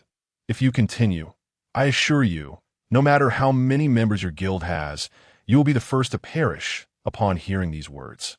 Xiao Feng stumbled back in fear. President, we will all stand in front of you. I refuse to believe he can harm you in the slightest. Several loyal followers of Xiao Feng stepped forward, positioning themselves in front of him. Feel free to try. Lin swung his diamond sword downward, its sharpness capable of shaking the heavens. Throughout the past month, aside from constructing machines, Yilin had dedicated himself to enchanting. He dispatched individuals to gather information about caves and outposts, subsequently engaging in trade with the villagers using emeralds. Last, he managed to forge a weapon that was passably formidable. With sharpness 3, knockback 2, and fire aspect 2, this diamond sword could eliminate a player with just 2 strikes. The crowd hesitated, for the aura of menace emanating from Yilin was utterly terrifying. But if you possessed the courage, then accept my PvP challenge rather than parading your bravado here. Xiao Feng bellowed, emboldened by the numbers of his allies, slowly regaining his composure. Bravado. It is unclear whose mud is barking here. Is it something to boast about when one can relieve themselves without lifting a foot? Schwerin observed through his lenses, noting the chilling glint in his cold, frost-like eyes. As a lawyer in the real world, each of his words cut like a knife, striking at the heart. Dare to accept. You bunch of worthless fools. The Lu Tian Guild has issued a PvP challenge to you. Will you accept? Xiao Feng reiterated his challenge to Yilin, a hint of impatience lacing his tone. Accepted. Upon seeing Yilin's acceptance, Xiao Feng was initially taken aback, then elated. The opportunity to vanquish Yilin had finally arrived. My acceptance of your challenge is not due to the merit of the Lu Tian Guild, but to vindicate those members who have joined my guild. A hidden treasure, once obscured by garbage heap, returns to its rightful home. How can there be talk of betrayal? As Yilin's words echoed, fervent cheers erupted from behind him. The Block Guild shall prevail. The Block Guild shall prevail. The PvP between the Block Guild and the Lu Tian Guild was set to commence, with a teleportation to the arena occurring in 5 seconds. 5, 4, 3, 2, 1. Teleportation commencing. In an instant, both guilds found themselves transported to the PvP arena. However, they were not in the competition area, but rather in the spectator stands out on the arena floor. 2 block figures were engaged in a contest. This match was a best-of-3 format, with the victor receiving 100 points, the one who won 2 and lost 1 receiving 50 points, and the losers gaining no points. Please confirm your participation. Confirmed. Effective. The match between the Eagle Guild and the Beautiful Guild has concluded, and the PvP match between the Block Guild and the Lu Tian Guild will commence. Yilin glanced at Xiao Feng, who was still smiling at him, but it was apparent that Xiao Feng would not participate personally. It matters not whether he enters the fray. The larger the guild, the lower the loyalty. As long as we can secure victory in this battle, the Lu Tian Guild will undoubtedly suffer a significant blow. Sun Fan remarked that that moment. Yilin was not listening to Schwerin and Sun Fan's conversation, but was meticulously observing the environment of the competition arena. It was a circular terrain made of sand, flanked by 2 stone structures. The center lay a pool of frozen water. What class do you think is the most formidable? and Wenwu, seated nearby, expressed his boredom, as the two combatants on the field were locked in a stalemate without launching any further attacks. It must be the knight, with a shield and an iron sword. It is the epitome of both offense and defense. Dong Zi chimed in. Indeed, the knight is certainly a top choice. The two combatants on the field had also chosen the knight class. No, they should be a builder and a demolitions expert, Yi Lin interjected. Why is that? The demolitions expert is understandable, but the builder is somewhat perplexing, and Wenwu queried.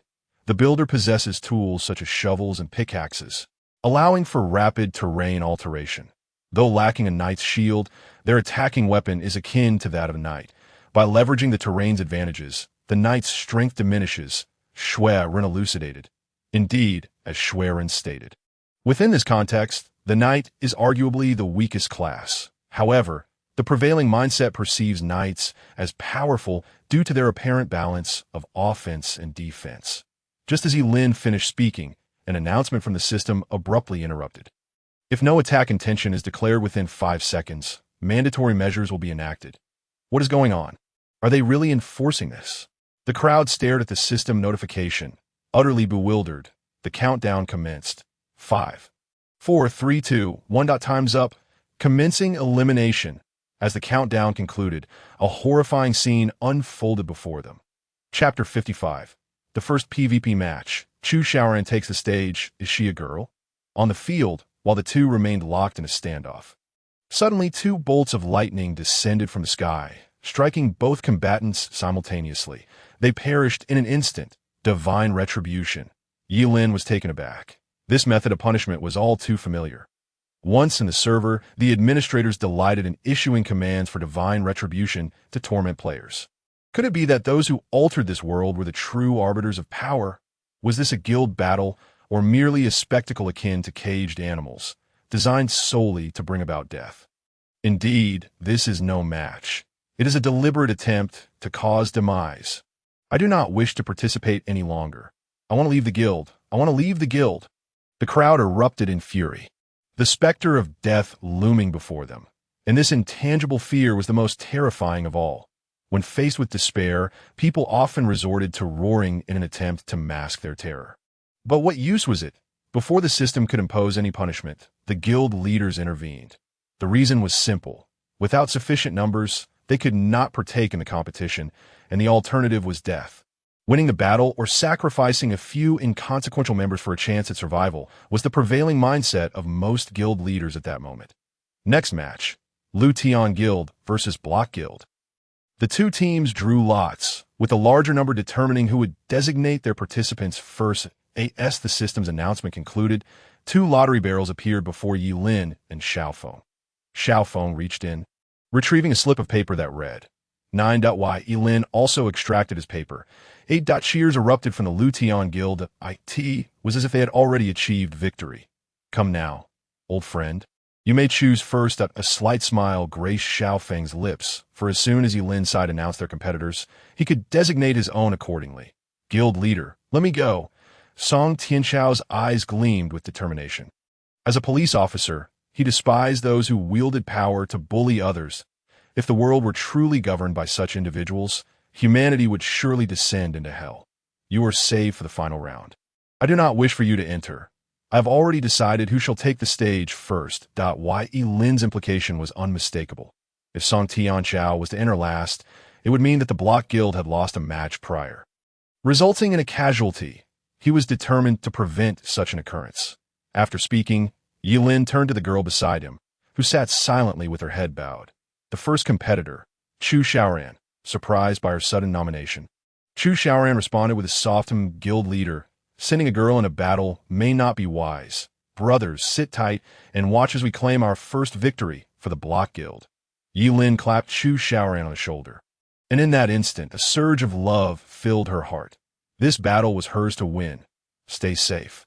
Upon entering the arena, the system will temporarily confiscate all your gear. Items like the Totem of Undying will be unusable. Yi Lin cautioned. Chu Xiaoran nodded, unable to meet Yi Lin's gaze. Xiaofeng watched from a distance as Yi Lin conversed jovially with the girl, scoffing in disdain. Boss, she's a girl. Let me take the stage. I haven't had a good workout in ages. A bald man nearby rubbed his shoulders, his face alight with excitement. Boss, I want to go too. Who would have thought Yulin would be so cowardly as to send in a girl? Yeah, let me have a turn. Shut up. If you went against me, I might let you go. The bald man grinned menacingly, his eyes glinting with malice, silencing the crowd. This bald man was named Lu Xun, a small-time boss in the underworld, notorious for causing trouble and later imprisoned. Even in prison, no one dared to provoke him, and he became a tyrant. His favorite pastime was torturing women. It can be said that although this cubic world has altered his appearance, it has also irrevocably transformed the course of his life. Once confined within the oppressive walls of a prison, stripped of freedom, he now stands as a figure of immense power, second only to one and revered by many. An anarchic realm, indeed, is his ultimate sanctuary. Lu Xun descended from the audience, a manic grin plastered across his face as he gazed at the distant figure of Chu Xiaoran, with a lewd gesture made with his fingers. He provoked a chorus of laughter from the onlookers. Damn it! I genuinely wished to shoot an arrow straight through his head. In Wenwu spat, his face ablaze with fury as he glared at Lu Xun. Rest assured, Chu Xiaoran is not one to be easily trifled with, Dongzi remarked with crossed arms, a mocking smile upon his lips. As both parties entered the arena, they had 1 minute to select their classes. Before Chu Xiaoran appeared 5 options: Knight, wielding a shield and iron sword; Archer, equipped with a bow, a stone sword, and a vial of swiftness potion; Demolition Expert, armed with 10 TNT, 10 pressure plates, a stone sword, and a bottle of anti-explosion potion; Builder, possessing an iron pickaxe, iron shovel, and an iron sword; Alchemist, with swiftness potions, recovery potions, a splash-type weakness potion, and an iron sword. Chu Xiaoran cast a glance at the knight before decisively choosing the final class. Alchemist. What? Goodness, someone actually chose Alchemist, and it's a girl. This class is utterly useless in combat. Even with potions, there's no time to drink them. The crowd expressed their bewilderment. Haha, perhaps she's afraid of dying, resorting to potions as soon as she enters the game. Just surrender. Dying might be a more dignified exit, especially considering Lu Xun's sadistic nature. Members of the Wan Tian Guild erupted in boisterous laughter, their arrogance palpable. Little lady, will you prefer to have your lower half severed first, or shall I start with the upper? Lu Xun, having selected his class, brandished a shield and iron sword. This is the most sought-after class in PvP. Nearly every match features a knight, as they are seen as versatile, capable of both offense and defense. Could we not be a little more civil? Chu Xiaoran murmured, a hint of shyness in her voice, avoiding Lu Xun's gaze. Civil? How might I be civil? There are no beds here. Civility is impossible. My little sister. Ah, Lu Xun chuckled. Would it be too much to ask not to die? Chu Xiaoran raised her eyes to meet Lu Xun's, only to find his gaze filled with a predatory hunger, prompting her to hastily lower her head, silenced by fear. That is out of the question. But fret not. I will gently introduce you to the warmth of hell. Lu Xun grinned wickedly, his eyes glinting with malice.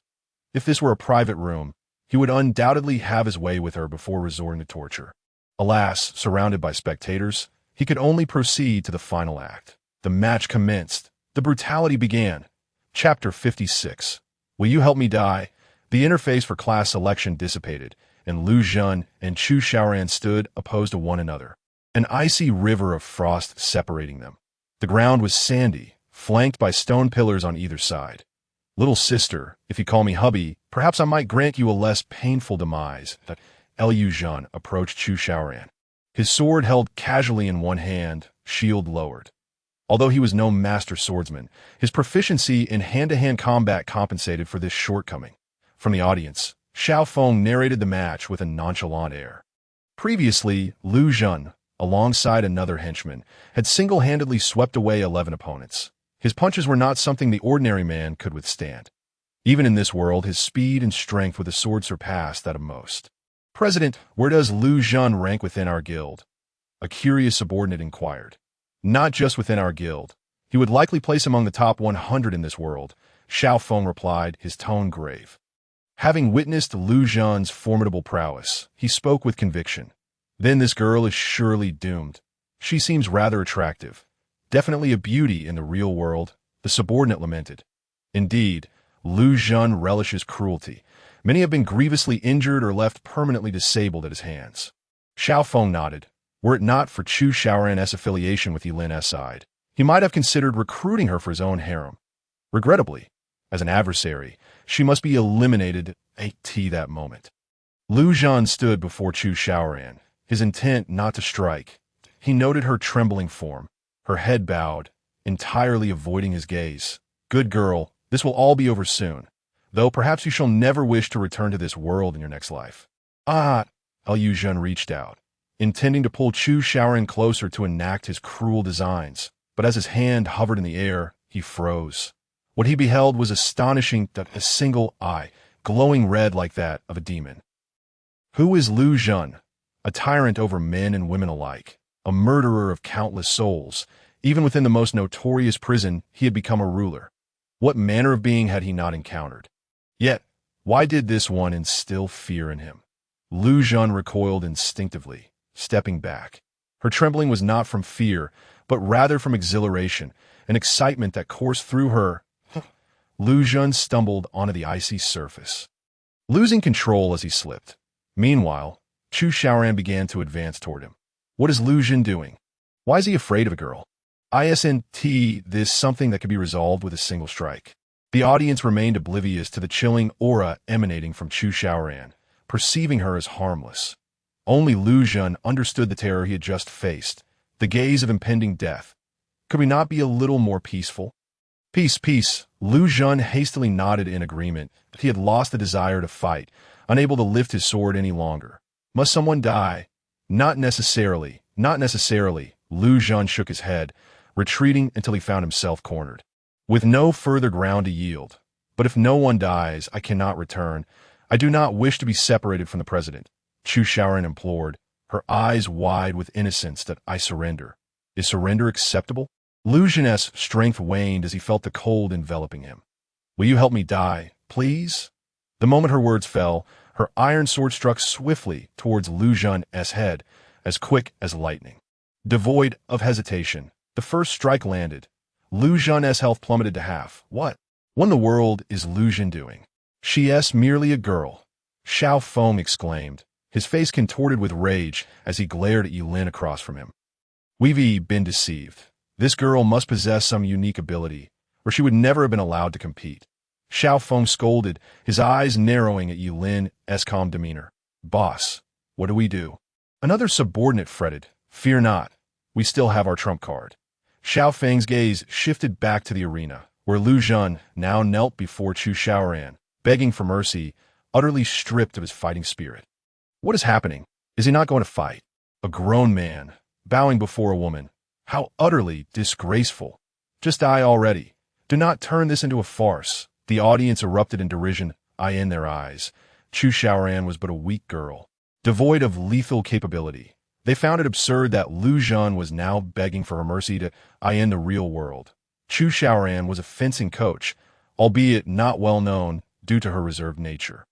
However, I vividly recall a prestigious global fencing tournament organized by clubs worldwide. All participants signed waivers absolving the organizers of responsibility for life and death, and the champion was a woman of Asian descent, whose opponent was pierced through with 12 strikes, dying on the spot. Due to the protective gear worn by fencers, her true appearance remained a mystery, save for the fact that she was shy and reluctant to speak to strangers. Yet on the battlefield, she exuded a terrifying aura, bordering on madness. Dongzi crossed his arms, observing Chu Xiaoran from the sidelines, speaking in a low voice. Is Chu Xiaoran truly that champion? And Wenwu was taken aback. He had previously teased Chu Xiaoran, fortunate to have escaped unscathed. Indeed, Dongzi nodded slightly. Initially, he was somewhat uncertain, but now there was no doubt. Although he did not know Lu Xun well, it was evident from his words that he was a rogue and a scoundrel. The fact that he was directly terrified into kneeling and begging for mercy from Chu Xiaoran was a testament to that. It's over, Yilin remarked on the competition stage. Chu Xiaoran's sword struck down, piercing Lu Xun's neck. With that final blow, Lu Xun was sent to the depths of hell. The first match concluded. Chu Xiaoran emerged victorious, The Mai Kwai Guild earned a point. The audience jeered at Lu Zhan. As they were dissatisfied with the spectacle they had hoped to witness, Wai Lin, Xiao Feng clenched his fists, his eyes filled with bloodshot fury. Liu Zhan was one of his most capable generals, and witnessing such a brutal slaughter ignited an uncontrollable rage within him. I should have killed you back then. Today, I will turn this place into your grave. Xiao Feng seethed with anger that he was determined to eliminate Yi Lin. He aimed to seize everything from the Mai Kwai Guild, for then he would be the king of this world. Chapter 57. Yi Lin's opponent is Qian Zhan, the founder of the Han Yuan sword sect. Chu Xiaoran's equipment vanished, and he sat beside Yi Lin with his head lowered. Impressive, Yi Lin complimented Chu Xiaoran. I merely did what I should have, Chu Xiaoran replied, lowering his head even further, feeling quite embarrassed. Well done, Sister Chu. You've truly avenged us. Lu Zhan was a demon in our region. This is a righteous punishment. Excellent work. The members of the guild cheered in encouragement. As the next match commenced, both sides were to designate their combatants. Wai Lin noticed that the priority to choose still lay with Xiao Feng, suggesting that fortune played a significant role in this PvP competition. After all, the first to dispatch a fighter could devise a strategy based on their opponent, which was inherently disadvantageous. Boss, let me take the second round. And Wenwu suggested to Yi Lin, there are archers in play. I should have a considerable advantage. No. Yi Lin replied, gazing defiantly at Xiao Feng. I will go. His declaration stunned the crowd. President, you are the helmsman of the Mai Kwai Guild. What if, just what if, something goes wrong? Yes, we should be the ones to charge in a battle while you command from the rear. Others chimed in. Wai Lin raised his hand, signaling for silence. The Mai Kwai Guild exists not because of me, but because of each of you who joined. We are all one entity. Who among you can guarantee that you possess greater combat prowess than I? Who can assure 100% victory in this battle? His words rendered the crowd speechless. Who among them could rival the president in PvP? They had never witnessed Yi Lin in combat, yet he was the one who had achieved the world's first zombie kill.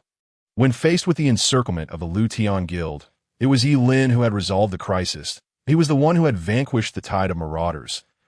If there was anyone in the guild whose combat strength surpassed that of Song Tianchao or Chu Xiaoran, it was Yi Lin, the president of the Mai Kwai Guild. All right, you all just cheer for me later. This round, I'll take it. Yi Lin promptly inputted his name. In the second round, the Mai Kwai Guild's contestant, Yi Lin. Upon seeing Yi Lin's name, Xiao Feng paused briefly before bursting into maniacal laughter. Why, Yi Lin, you tread the path of heaven and yet refuse to walk it. You barge into hell without a door. Did you think I wouldn't be able to kill you this time? Master Qian, I leave this round to you. Xiao Feng wrote Qian Zhan's name on the screen. Qian Zhan. Why does that name sound so familiar? An audience member exclaimed, I remember now. Founder of the Han Yuan sword sect. Another spectator gasped that it is said that he commands 3,000 disciples, and his swordsmanship is second to none. No one dares to claim the top spot. Yes, he fought against Kunlun and challenged Wudong, a true luminary of the swordsmanship sect. The crowd was abuzz with shock and disbelief. Qian Zhan, Sun Fan was equally taken aback. What is the matter? Is there a story behind that name? And Wenwu inquired with curiosity. Even if Chu Xiaoran faced him, he might not come out unscathed. This man is a renowned figure in swordsmanship.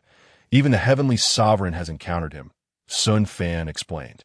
Then, isn't everyone anxious for our boss?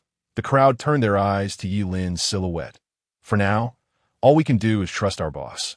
Yes, we must trust our boss. Trust the boss. The members of the Mai Kwai Guild erupted in a thunderous cheer, startling the surrounding audience. This Mai Kwai Guild is incredibly united.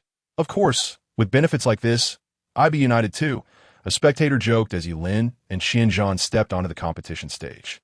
Both competitors entered the arena. Given 1 minute to choose their classes, Yi Lin surveyed the 5 available classes and, without a moment's hesitation, selected the most astonishing choice of all, the Demolition Expert. What the heck? Has Yi Lin lost his mind? The crowd gasped. No one had ever chosen the Demolition Expert before. Typically, guild leaders would refrain from competing in potentially lethal matches, yet Yi Lin had chosen to participate. Was there a reason behind this class choice? Meanwhile, Qian Zhan selected his class as well, opting for the same as Chu Xiaoran. The Alchemist. This match is peculiar. Why is no one choosing the knight? Is the knight not appealing? What do you know? The clash of the experts is bound to be different. What kind of expert is Yilin? If it weren't for his first kill, no one would have even heard of him.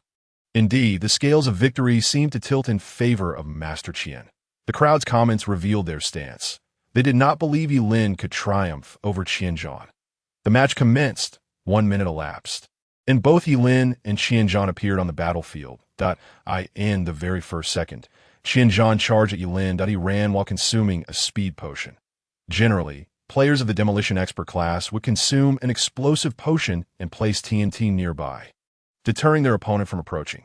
Yet, Yilin took the opposite approach, rushing towards Qianzhan while also consuming a potion. Is he insane? Going head-to-head with Qianzhan in a 1v1. Perhaps he has been seeking death all along. The spectators murmured, "You young one, I shall allow you to face me with one hand behind my back." Qianzhan, with one hand behind his back, had finished his potion and was now even faster, akin to a dragon charging at Yilin. What the heck? At such an old age, still trying to show off, who the hell doesn't he wield a sword with one hand? Yilin scoffed at Qianzhan's grandiose words. "You arrogant brat, I shall teach you a lesson in place of your parents." Qianzhan lunged at Yilin with his first strike.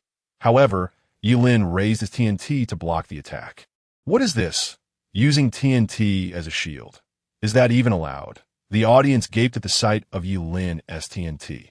Yet Qianzhan continued his assault with another strike, but before it could land, a hissing sound echoed. Not good. Qianzhan retreated rapidly, but thanks to his swift movements, he managed to escape the danger zone. Even so, he was still caught in the blast's aftermath. Meanwhile, Yilin had already dashed behind a nearby stone pillar, evading all damage. Thanks to his explosive resistance, he emerged completely unscathed. In their first confrontation, Yilin achieved victory. Chapter 58. The King of Bug Exploits, none other than Yilin. Wow, Yilin is so cunning. The Demolition Expert can be played like this. Truly, the essence of a strategist. The crowd was left in awe of Yilin's maneuvering. "Where are you running, young one?" Qianzhan was provoked by Yilin. He had never encountered such a brazen and shameless junior. He consumed a restorative potion to prevent his health from dropping too low and charged at Yilin once more. However, this time, he took precautions, intentionally maneuvering to the side to survey his surroundings, wary of any hidden explosives. Indeed, there were explosives, mere trifles. Qianzhan was not deceived and hurled the last vial of debilitation potion at Yilin. Bang! The potion splattered, slowing Yilin's movements, and the TNT was on the verge of detonation. Was Yilin in peril? "President!" The members of the Mai Kwai Guild exclaimed in alarm. Boom! The TNT exploded. The surrounding structures were obliterated, leaving a massive crater. The system did not declare the game over, indicating that Yilin had not perished. Look! As the smoke from the explosion dissipated, a figure was seen collecting the blocks scattered by the TNT. How could this be? Surviving such a close-range explosion. The protective potion truly proved its worth. Little did they know that Yilin's survival in this explosion was entirely due to the stone pillar before him. In ancient times, Jingku attempted to assassinate King Qin, with the king circling the pillar to escape. Now, Yilin dodged the explosion, using the pillar to mitigate damage. This was what allowed Yilin to survive the blast. Of course, the most crucial factor was that Yilin had consumed a golden apple before the match. Although the system would confiscate all items in his backpack, the golden apple, once eaten, increased his health, perfectly exploiting a loophole. Thus, Yilin still had more than half of his health remaining, rendering him quite robust. The king of exploiting bugs was none other than Yilin. "Junior, I shall grant you a swift end. Prepare to meet your demise." Qianzhan calculated that Yilin's health could withstand one more strike before he would be slain and on the spectator's bench. Xiaofeng's face also contorted into a sinister expression. "Yilin, your time has come. The moment you die and return to the main world, I will send people to attack your guild, and then the name Mai Kwai Guild will cease to exist." Xiaofeng laughed maniacally. The crowd felt a sense of mourning for Yilin. After all, he was indeed a prominent figure, and it was a pity for him to perish here. One strike. Yilin was knocked back but managed to retreat to solid ground. He did not die from one strike. How much health does Yi Lin possess? He was bombed and slashed, yet remained unscathed. The crowd was bewildered. Humph, if one strike did not suffice, then a second shall follow. Qianzhan leaped onto the solid ground from the fragmented area. Junior, stand still. I shall grant you a swift end. Qianzhan approached with his sword, unafraid of Yi Lin escaping. Under the effects of the debilitation potion, Yi Lin was struggling to move. How could a master like you become Xiao Feng's lackey? Yi Lin questioned, not intending to flee, his expression one of confusion. The Hunyuan sword technique has been passed down since the Ming dynasty, with dozens of generations of inheritance. Master, are you not afraid of bringing shame to your ancestors? Yi Lin inquired. What I do is of no concern to you. Junior, Qianzhan scoffed, unwilling to hear any more of Yi Lin's nonsense, and thrust his sword forward. The reasons for joining the Lutian Guild, apart from Xiaofeng, were known only to him. He wished to survive and re-establish the Hunyuan sword sect in this world. However, apart from swordsmanship, he was utterly clueless. Without a sword, even defeating a zombie was a challenge. With a sword, he was invincible. But without one, even survival became uncertain. Thus, he had no choice but to join Xiao Feng's guild and become his enforcer. Indeed, even the most renowned masters have lost the noble spirit of the literati from the Wei and Jin dynasties. Tao Yuanming would not bow for 5 pecks of rice, no matter the world. Once technology reaches a certain stage, such noble spirit will vanish. As Qianzhan lunged at him, Yi Lin summoned TNT once more, blocking Qianzhan's strike at the same time. The TNT detonated. What use is a repeated trick? Qianzhan swiftly retracted his sword and stepped back, but in doing so, he found himself on the icy surface. Meanwhile, the effects of the debilitation potion on Yi Lin had completely worn off, allowing him to retreat. Repeat? Really? Yi Lin retreated while placing TNT around him. What is he planning? The crowd watched in confusion as Yi Lin encircled the TNT. Qianzhan recognized Yi Lin's intention and attempted to escape beyond the TNT. However, his movements were hindered on the icy surface, and Yi Lin's harassment, while placing TNT further, trapped him there. What use is dragging me along? If you don't detonate the TNT, you will still die. Qianzhan observed Yi Lin cease placing TNT, intending to delay him, and coldly snorted that that's so. Suddenly, there was a loud bang. The previously placed TNT exploded, igniting the nearby TNT in a chain reaction. What? TNT can be detonated this way. The crowd was bewildered. They had always believed TNT required a switch or flame to ignite. They never anticipated that an explosion could trigger the TNT beside it. Junior, are you planning to perish with me? Although Qianzhan's expression remained calm, he was in a state of panic. He needed to escape. He ran back. Though the icy surface was extremely slippery, it could not quench his desire to survive. Could he escape? Yi Lin had already anticipated Qianzhan's thoughts. The blocks shattered by the earlier explosion now served their purpose, paving a path for Yi Lin across the icy surface. One must ask, which is faster, moving on solid ground or on ice? The reason Yi Lin praised the demolition expert was not merely due to the TNT, but because TNT could shatter terrain, allowing him to obtain the blocks within. Yi Lin dashed to Qianzhan's front and swung his sword. Qianzhan intended to defend with his sword, but this world was not reality. In Minecraft, swords cannot be used for defense. Qianzhan was knocked back by Yi Lin. Junior, if you continue like this, you will perish too. Qianzhan had not expected Yi Lin to be so reckless, shouting loudly. Then let us see who dies first. Yi Lin sheathed his weapon and began stacking sand to avoid the explosive damage of the TNT.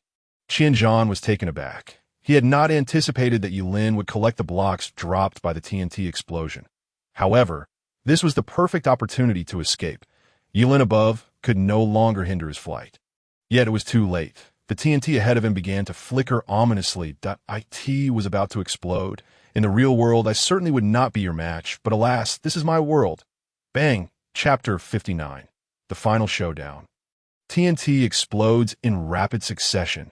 As Yi Lin's voice fell, the explosions resounded on the spectator's bench. Xiao Feng's fists were clenched tightly. He could hardly believe the scene before him. No, it can't be. Xiao Feng had bribed elites for various fields to deal with Yi Lin. No matter the match, as long as Yi Lin participated, he could ensure Yi Lin's demise. But why? Why was Qianzhan not a match for Yilin? President, it is not over yet, a subordinate exclaimed. Looking towards the site of Qianzhan's explosion, Qianzhan had not died. Instead, he had fallen into the water. The match continued. TSK, such tremendous power, yet it did not kill you. Y Lin remarked, observing that Qianzhan still had half a heart of health. Due to the TNT explosion, the ice had been blasted away, and Qianzhan fell into the water. Meanwhile, Yilin's sand structure was rapidly plummeting in the water. Let us see how you escape.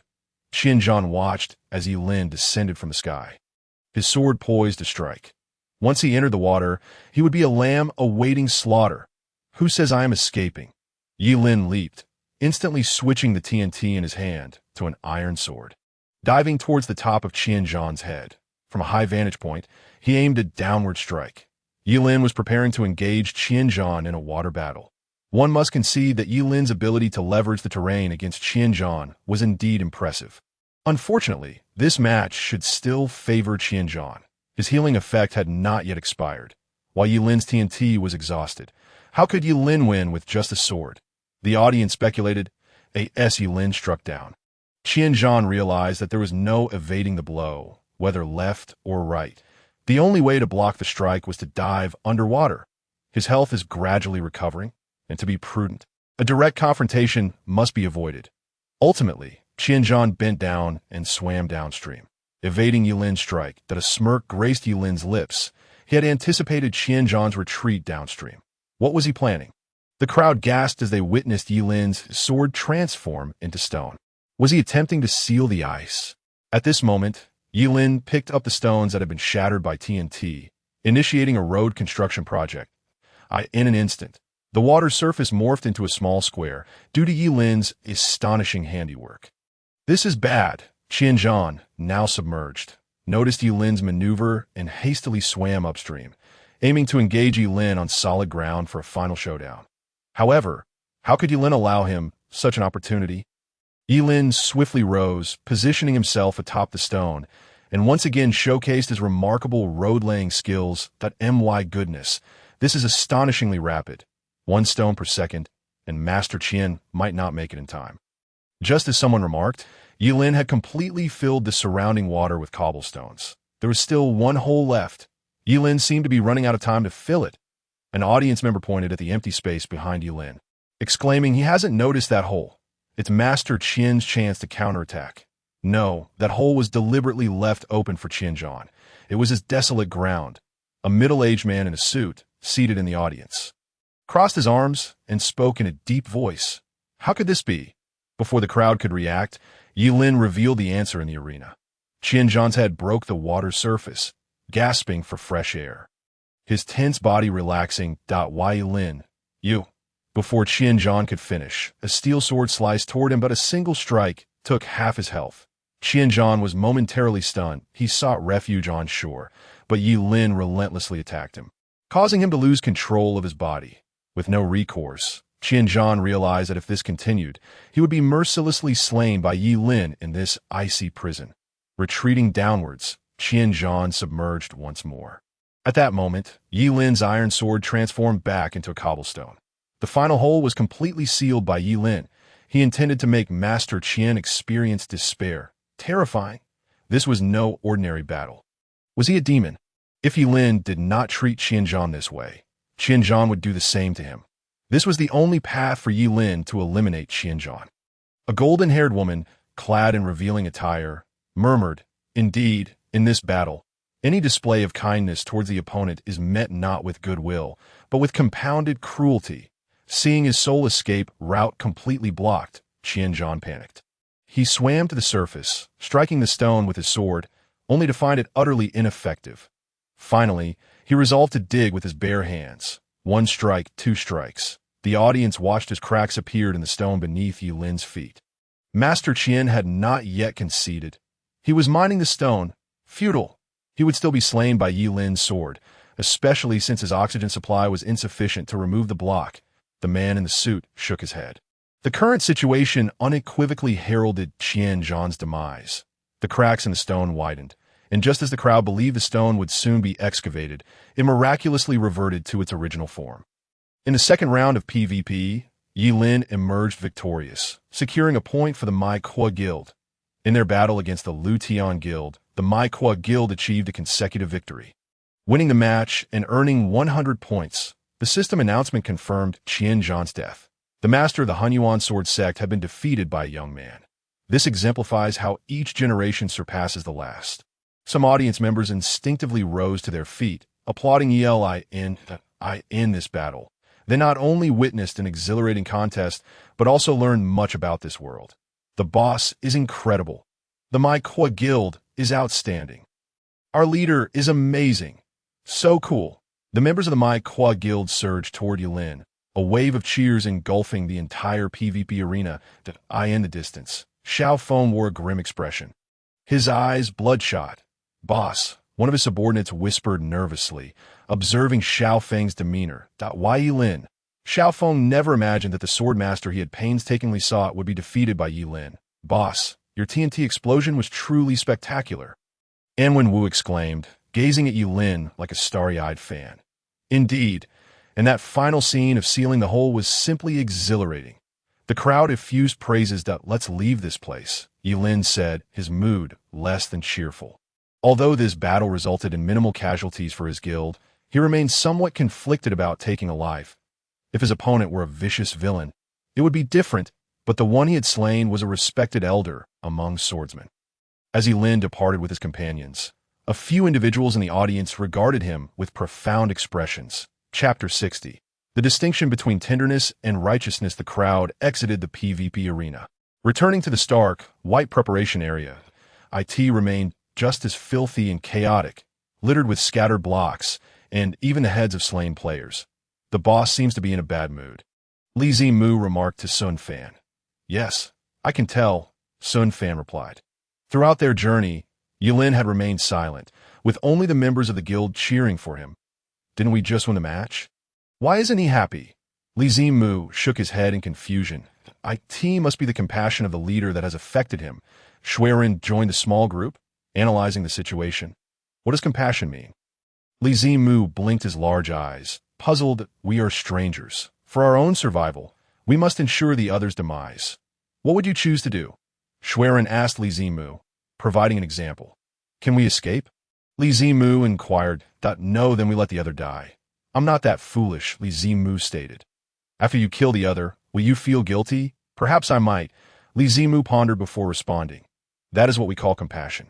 Xuerin adjusted his glasses, explaining. But isn't compassion supposed to mean sacrificing one's life for the other to live? That only exists within human emotions. It no longer qualifies as compassion. Xuerin shrugged and chuckled. So, what should we do now? Should I go cheer up the boss? Li Zimu suggested. Sometimes, it's best not to interfere with matters one has not personally experienced, as it may have the opposite effect. Sun Fan interjected after a long silence. Let's build a resting room for the boss, allowing him some quiet time to reflect, Xuerin proposed. That sounds reasonable. Sun Fan gathered the guild members, providing all available building blocks to Li Zimu for construction. After a while, amidst the white expanse, a small castle-like structure emerged before them. Wow, Zimu is incredible. To create such a magnificent building using only dirt and stone. What are you thinking? This is for the boss. The castle's appearance drew the attention of onlookers. This isn't a competition. It's more like a vacation. Leader, please rest inside, Xuerin said, finding Yilin. Okay. Yilin, somewhat distracted, followed Xuerin forward. Leader, some things are beyond our control. Sacrificing one to save another is not a bad thing. Xuerin broke the silence. Yes, I understand, Yilin nodded, offering no further explanation. Here is some food. Share it with the brothers. Yilin paused at the door. Tossing out 2 sets of steaks. For this guild battle, Yilin had prepared ample supplies. Even golden apples filled half his backpack. Understood. Xuerin picked up the steak and turned to leave. Why Yilin also entered the castle alone. The greatest anguish in his heart did not stem from having killed Qian Zhan, but rather from the echoing prompt that resonated in his mind upon his arrival in this world, to choose between saving everyone or sacrificing 100 lives. He yearned to save, to rescue every individual who cherishes life and strives to persist. Yet, some among them cannot be deemed deserving of salvation. Nevertheless, There are those who steadfastly uphold their aspirations and should indeed be saved. At times, however, he found himself seemingly powerless to prevent the demise of others, be it due to natural circumstances, the actions of others, or even his own shortcomings. What, then, is the true significance of his choice to save this world? How can one even define what it means to save? More accurately, having stained his hands with blood in the name of survival, does he still possess the capacity to save this world? Yilin inhaled deeply, feeling a longing for the cigarettes of his former reality. Whenever he felt distressed, he would unconsciously light a cigarette and gaze quietly out the window. Just then, a knock resounded from outside the door. It was Schwerin. "Come in," Yilin said, adjusting his facial expression as he opened the door for him. "President, the stakes have been completely distributed, since the guild has only 100 members and you provided me with 128 stakes. I have shared the remaining stakes with nearby guilds. Moreover, I did so under the name of the Mai Kwai Guild, and these guilds have pledged to assist us without reservation should we require help." "What is this? Is it possible to play it like this?" Yilin was taken aback. He had only given Schwerin 2 sets of stakes. How could that lead to recruiting other guilds? "President, forgive my presumption, but sometimes certain questions have no answers. Overthinking them may only ensnare oneself further." I understand," Yilin nodded, refraining from expressing any dissent. "President, the path to saving the world is inextricably linked to taking lives. Yet sometimes, killing is not an act of evil." Schwerin's words startled Yilin. How did he know that his objective was to save the world? Did this man possess the ability to see through him, to discern the depths of his soul, to save the world? Yilin inquired in a grave tone, "Isn't the very essence of establishing the Mai Kwai Guild to save the world, to allow every individual to live with hope? What a noble endeavor." Schwerin continued, "Forgive my ignorance, but the term Mai can only evoke thoughts of saving the world that Yilin regarded Schwerin, who kept his head lowered, astonished he had only ever shared the meaning of Mai with a select few upon his initial joining. Yet here was Schwerin, deducing his thoughts merely from those 2 characters. Where on earth did Lin Feng find such a brilliant individual? Then tell me, why is saving the world inseparable from taking lives? Yilin pressed on, following the thread of Schwerin's argument. Consider a high-speed train racing down its tracks, with 5 children playing ahead, that if the train does not change course, those 5 children will perish. If it does change course, a construction worker on an alternate track will meet the same fate. The noble choice saves the 5 children, while the gentle choice accepts the predetermined fate," Schwerin articulated. "And, President, is not the path you have chosen the path of nobility?" In an instant, Yilin felt as though a background melody had begun to play beside Schwerin, as if he were laying out a grand red carpet for him. One could choose to bestow the gift of death upon Qianzhan, thus sparing the world from the burden of violence. Yet he instead chose to bear the sin of survival alone. By killing Qianzhan, the president would save 1 life, but should he choose to do so, the path ahead could lead to the salvation of 1,000, 10,000, or even countless lives. This delineates the distinction between gentleness and nobility. Chapter 61. The president of Zhuzhou requests an audience. Premium stake Yilin was left stunned by Schwerin's words. The difference between gentleness and nobility.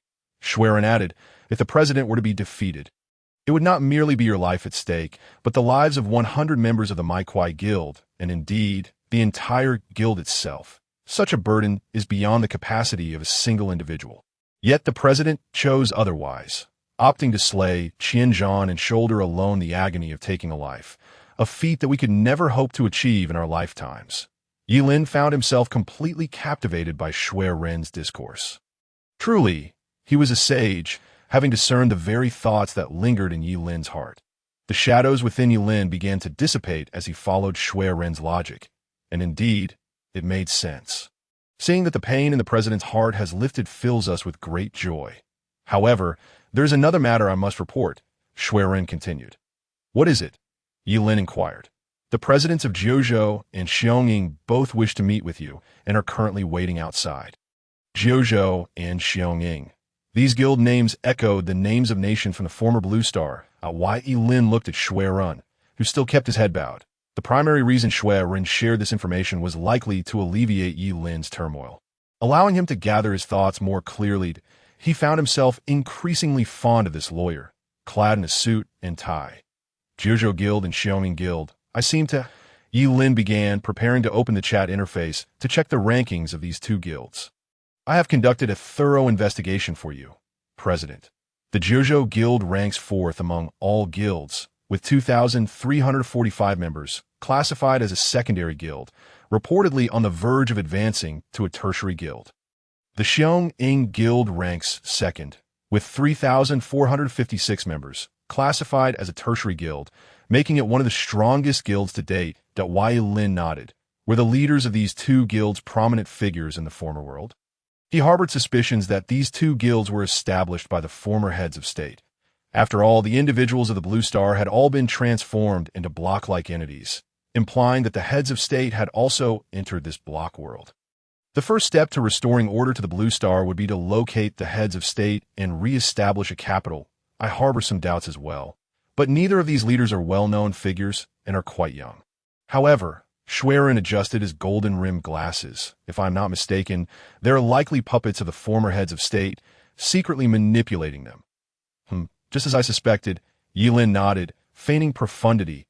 Let us allow the president of Jiuzhou Guild to enter.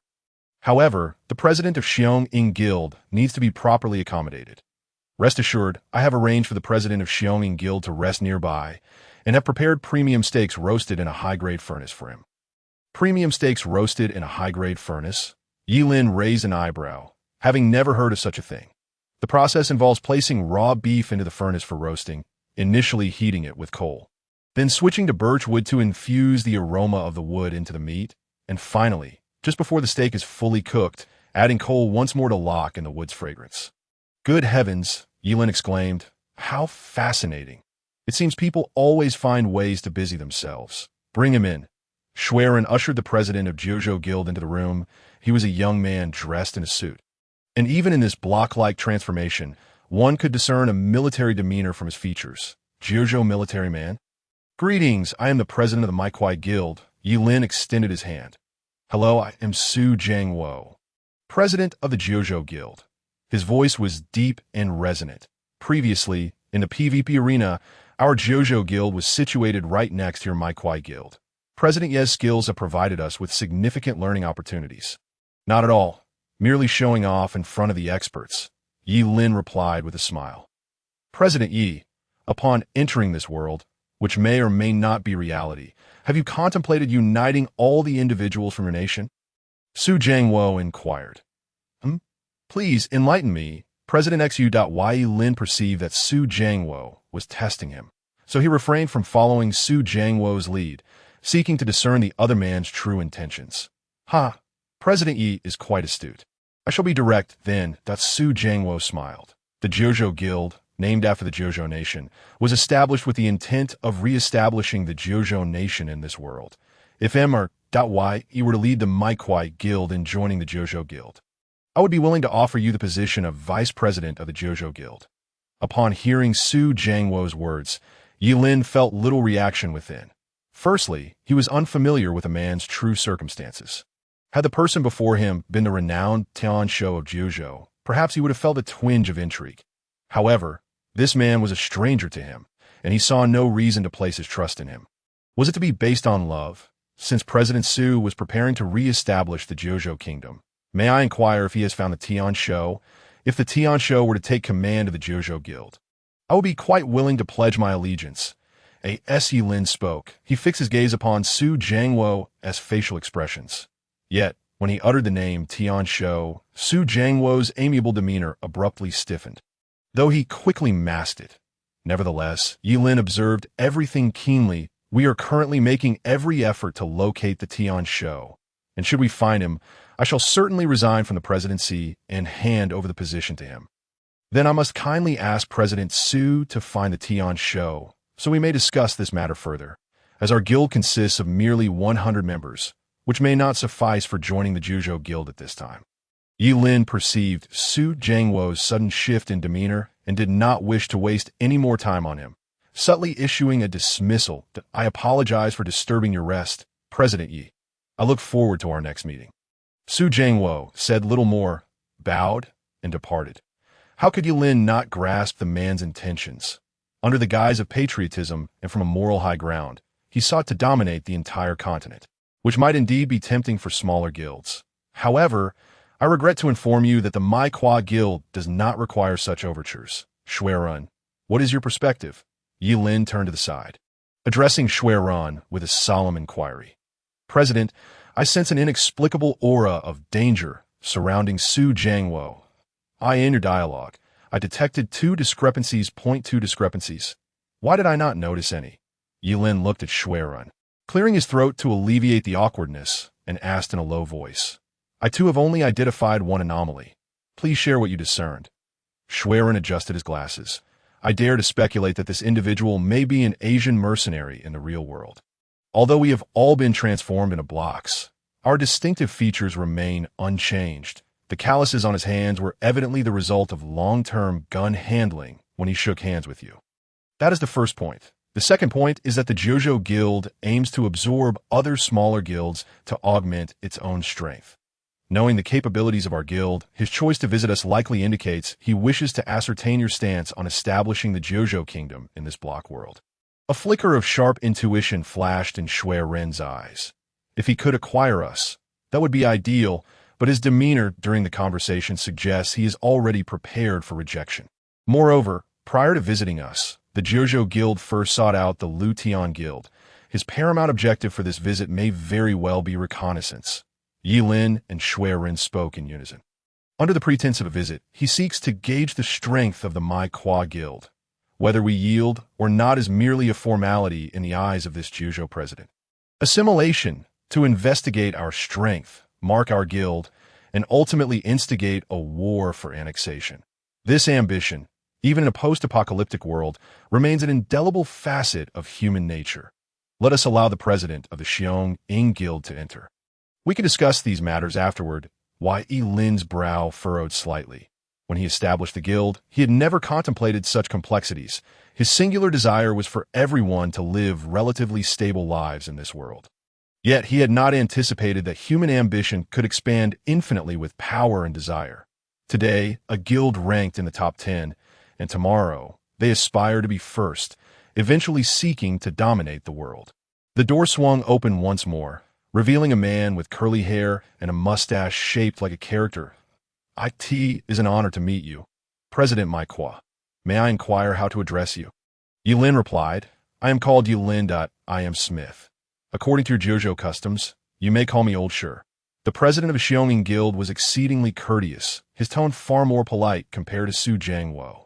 May I ask what brings Mr. Smith here today? Yilin inquired directly. President Yi, we hope that your guild will refrain from participating in the upcoming matches. That Smith's statement left Yilin utterly bewildered. What on earth? Why is that? After observing your PvP with the Lutian Guild, I sense that the Mai Qua Guild possesses formidable strength. That I hope you will abstain from the upcoming contests and relinquish the champion's title to us. What on earth? What is this foreigner saying? Yilin listened, utterly confused.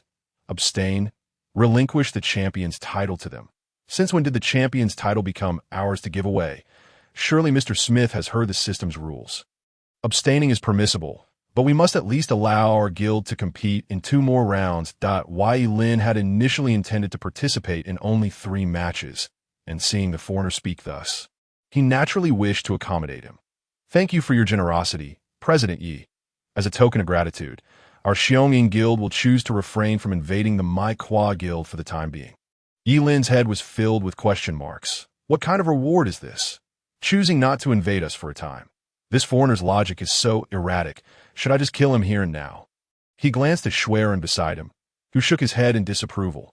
You are being courteous. Does President Xiong have any further matters?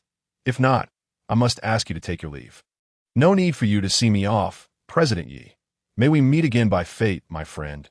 Smith concluded and exited the room. What the hell? Did I say I would see him off? This foreigner has quite the imagination. Yilin simmered with frustration. Shuirun, what are your thoughts? Yilin temporarily suppressed his inner fury and turned to Shuirun. Compared to the Jojo Guild, the Xionging Guild harbors greater ambition. Yet it is more overt in its intentions, as it is one of the few Tier 3 guilds, Shuirun replied solemnly. However, I have noticed that after the block transformation, the languages of various countries on Blue Star seem to have been unified. More accurately, their languages automatically translate into our country's language upon reaching our ears. Lin nodded in agreement. Indeed, he had previously worried about understanding the words of the Xiongming president, only to find communication effortless. What did your head shake signify earlier? Lin inquired again that it was merely a slight discomfort in my neck, so I moved it about. However, I did not expect the president to maintain his composure and allow the Xiongming president to leave. Such magnanimity is something we ought to learn from for a lifetime. You flatter me, that moment. Lin's mind was racing with a torrent of expletives. Had it not been for your head shake, I might have killed him. Otherwise, I would have simply taken my diamond sword and made a large hole in Smith's head. Nonetheless, during my dialogue with Smith, I discovered a point of intrigue. Ren adjusted his glasses, thoughtfully recalling their previous conversation. I too have identified something. Feel free to share your thoughts and see if they align with mine. Lin had become accustomed to Shui Ren's contemplative nature, although it was sometimes challenging to keep pace. As long as he feigned enough understanding, there would be no flaws to expose. When you conversed with Smith, he seemed unaware of your name, considering your prominence as someone who has secured multiple first kills. Even a sheltered bookworm should be aware of your reputation. Coupled with the regional divisions of the world, we reside in Asia, while the Xiongming Guild is based in Europe. Is it not possible that first kills are categorized by region rather than globally? Shui Ren's conjecture struck Lin like a lightning bolt of realization. If first kills are counted globally, how could the Xiongming Guilds rank among the top 10?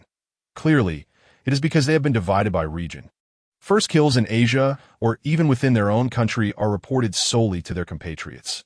Other countries can also secure the same first kills, so long as they are in different regions. You speak truly. Your thoughts align perfectly with mine. Lin nodded in agreement, expressing his approval. It is you, President, who has awakened me. Otherwise, we would remain in the dark. Shui Ren hurriedly remarked, I have awakened you? When did that happen? Just as the two were engaged in their exchange, the system broadcast chimed once more. 2 hours have elapsed. The next round of competition is imminent. Before it commences, this system will announce the current guild score rankings. 5th place, Worry Guild, with 10 points. 4th place, Bearman Guild, with 25 points. 3rd place, Beautiful Guild, with 50 points. 2nd place, Asen Guild, with 75 points. 1st place, McBlock Guild, with 100 points. At this moment, Lin and Shui Ren heard a chorus of cheers outside. They were astonished that 2 consecutive victories could propel them directly to the top. Lin remarked, this achievement is a testament to the president's astute decision-making. Shui Ren nodded and praised that moment. The system announcement echoed once more. The upcoming game competition is Riding Race. The rules are as follows. Participants will select their steed from the ranch within a specified time frame. After 1 hour, they will ride their chosen mounts to compete. Note, only the points of the top 3 contestants will be recorded. Observing the harmonious nature of this competition, Lin felt compelled to participate. President Wenwu, being an archer, excels at riding. He should take part in this race. Shui Ren discerned Lin's intention and commented, Indeed, let Wenwu participate. Lin affirmed with a nod, proceeding to register. He noticed that dozens of guilds had already signed up at the registration desk, including the familiar Jiuzhou Guild, Eagle Guild, and Lutian Guild. The venue teleportation will commence in 5 seconds. 5, 4, 3, 2, 1. Teleportation begins. In an instant, all participants were transported to a location resembling a football field. Those not participating were ushered into the audience stands, which were overwhelmingly crowded, akin to 2 football fields filled to capacity. In the center of the field lay a ranch. What on earth?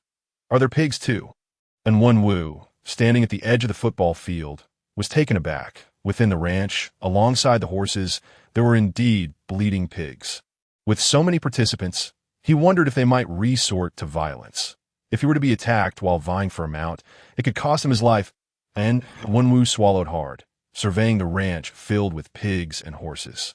Clearly, the number of pigs vastly outnumbered the horses. To secure a horse, one must either be swift or fearlessly bold. However, Wenwu possessed neither quality, and thus had already resolved in his heart, President, I fear Wenwu may need to feign being a monster. reminded Sun Fan, observing in Wenwu's demeanor. I actually hope he does pretend to be one. Yi Lin chuckled, glancing at the animals in the ranch. The competition has begun. The system announcement resounded, and the barriers surrounding the animals were swiftly removed, causing a frenzy as the crowd surged forward. Leading the charge was the legendary Cyborg, known for his speed rivaling that of a vehicle. Closely following was a skilled rider from the Eagle Nation. Both individuals were renowned figures in their respective fields, indicating that Beautiful Guild and Eagle Guild had invested heavily to secure victory. It appeared that this race would primarily revolve around these two competitors, as the others seemed comparatively weak. Indeed, as the audience analyzed the unfolding events, Cyborg swiftly claimed the first horse with astonishing speed. Remarkably, saddles have been affixed to all the animals in advance, Yi Lin murmured. How considerate. Boss, look at Wenwu. That guy's clearly pretending. Yi Sun could no longer contain himself, exclaiming that at that moment, and Wenwu was running with great effort but was unable to keep pace. Suddenly, he exclaimed, "Ah, my shoelace has come undone," and promptly squatted down tight. This display made Yi Lin's lips twitch in disbelief. Was he truly foolish or merely pretending? Did shoes with laces even exist in this world? In no time, all the horses within the ranch were snatched up by the front-runners, leading to chaos. Those who failed to secure a mount drew their weapons, launching a frenzied assault on those who had succeeded. It was a desperate attempt to seize the horses. Thank goodness I didn't T-charge to the front. It's utterly brutal, and Wenwu stood at the back, retrieving a watermelon from his backpack and quietly enjoying it. Upon entering the contestant area, he realized his backpack had not been temporarily cleared, and he sensed that an intense battle was about to ensue. What a perfect opportunity! And Wenwu observed a group in the distance, Yi Lin. Regardless of the circumstances, always carries a water bucket in his backpack, a testament to the wisdom of a seasoned player in critical moments. This item can indeed save one's life, by using hellwarts to distill a glass bottle and subsequently adding sugar. He can concoct a potion of swiftness. Finally, with the addition of gunpowder, he creates a splash potion of speed. Truly, the leader is a remarkable individual, adept in high technology, proficient in PvP, and skilled in alchemy. As a woman, I feel compelled to marry him. And Wenwu gazed in astonishment at the shimmering blue potion in Yi Lin's hand. Who has carrots in their backpack? Yi Lin inquired of the group. I do. I brought a set this morning, a member replied, tossing all the carrots to Yi Lin. Consider a trade for the steak I owe you. Yi Lin chuckled, tossing half a set of steak back to him before striding towards the fence surrounding Li Zimu's circle. When the system announced a 1-hour preparation time, he found himself puzzled. Isn't this just a race? Why grant an hour for preparation? Upon noticing the multitude of pigs in the pasture, a thought crossed his mind. This notion solidified once he entered the preparation area. What sort of preparation area provides workbenches and tools? The answer was simple. Genetically modified pigs. In the bedrock version of Minecraft, pigs can be genetically altered using potions. Boom! Yi Lin simultaneously threw a speed potion at 4 pigs. In an instant, their movements accelerated significantly. My goodness, alchemy exists in this world. How marvelous! And Wenwu exclaimed. But isn't it a bit wasteful to use it on pigs? Lamented Xiao Tian from the side. The leader surely has his own methods. Has he ever erred? Shuiren remarked. But what is the leader planning to do?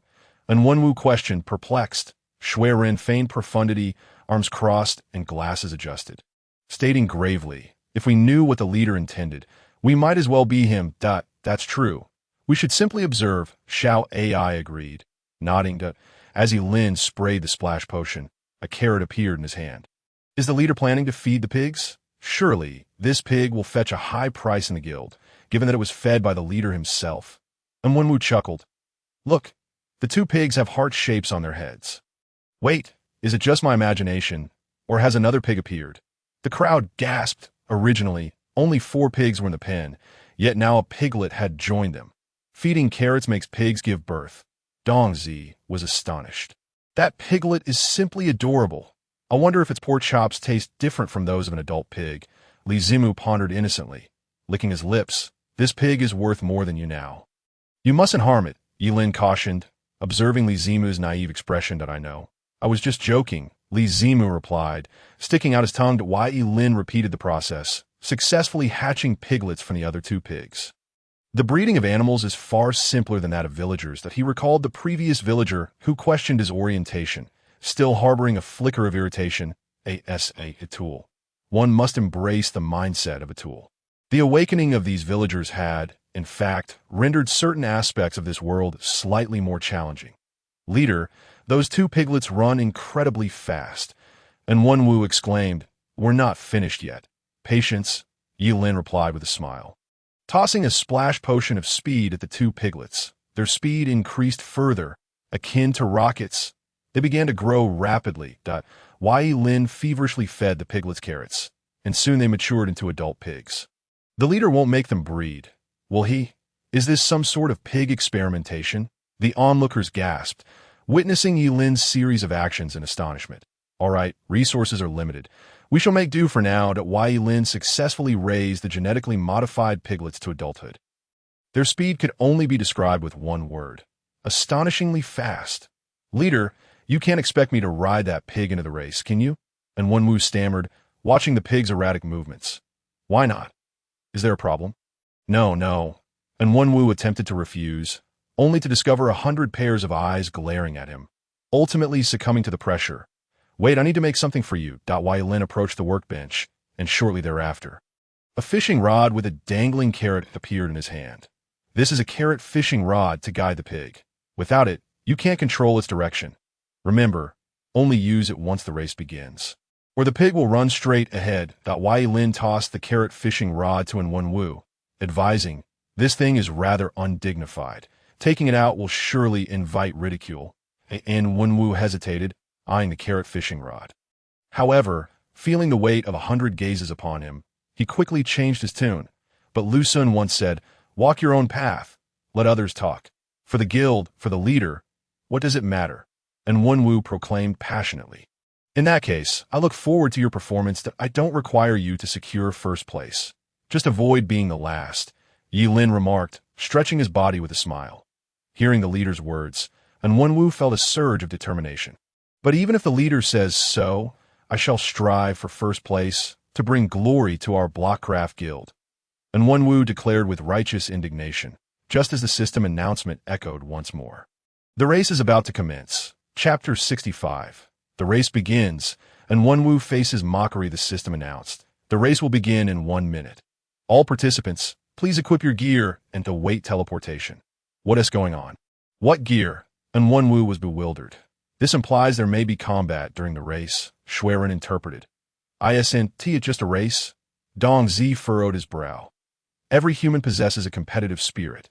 The outcome of this race will determine the guild's direction. There were skirmishes during the animal theft earlier, let alone in the final race, Sun Fan added. Indeed, Yi Lin mused, retrieving a golden apple from his backpack and handing it to One Wu. This is... Sun Fan and Xiao Tian gasped at the sight of the golden apple. They had tasted it during their descent into the underworld with Yi Lin, and both its flavor and effects were exceptional. "Is this a keepsake for me?" And One Wu asked, bewildered as he held the glimmering apple. "It is for consumption. Eating it will enhance your health and recovery abilities," Sun Fan explained. "Brother Sun, you've tasted it?" And One Wu inquired in surprise. "I had the fortune of receiving one from the leader, along with Xiao Tian." Sun Fan replied, "Me too. I've had one." Li Zimu chimed in, raising his hand. Momentarily, the atmosphere fell silent. The golden apple possesses such remarkable properties, and it is a gift from a leader. Schwerin stood nearby, eyeing the golden apple in One Wu's grasp with a glimmer of desire. He too longed for the leader's golden apple. This was not merely a reward. It was a symbol of honor, representing the glory of the guild. Not just him, but others like Sun Fan and Chu Shaoran harbored similar thoughts. Since that's the case, I shall not be modest. One Wu, before the assembled crowd, began to devour the golden apple. Wow, so delicious.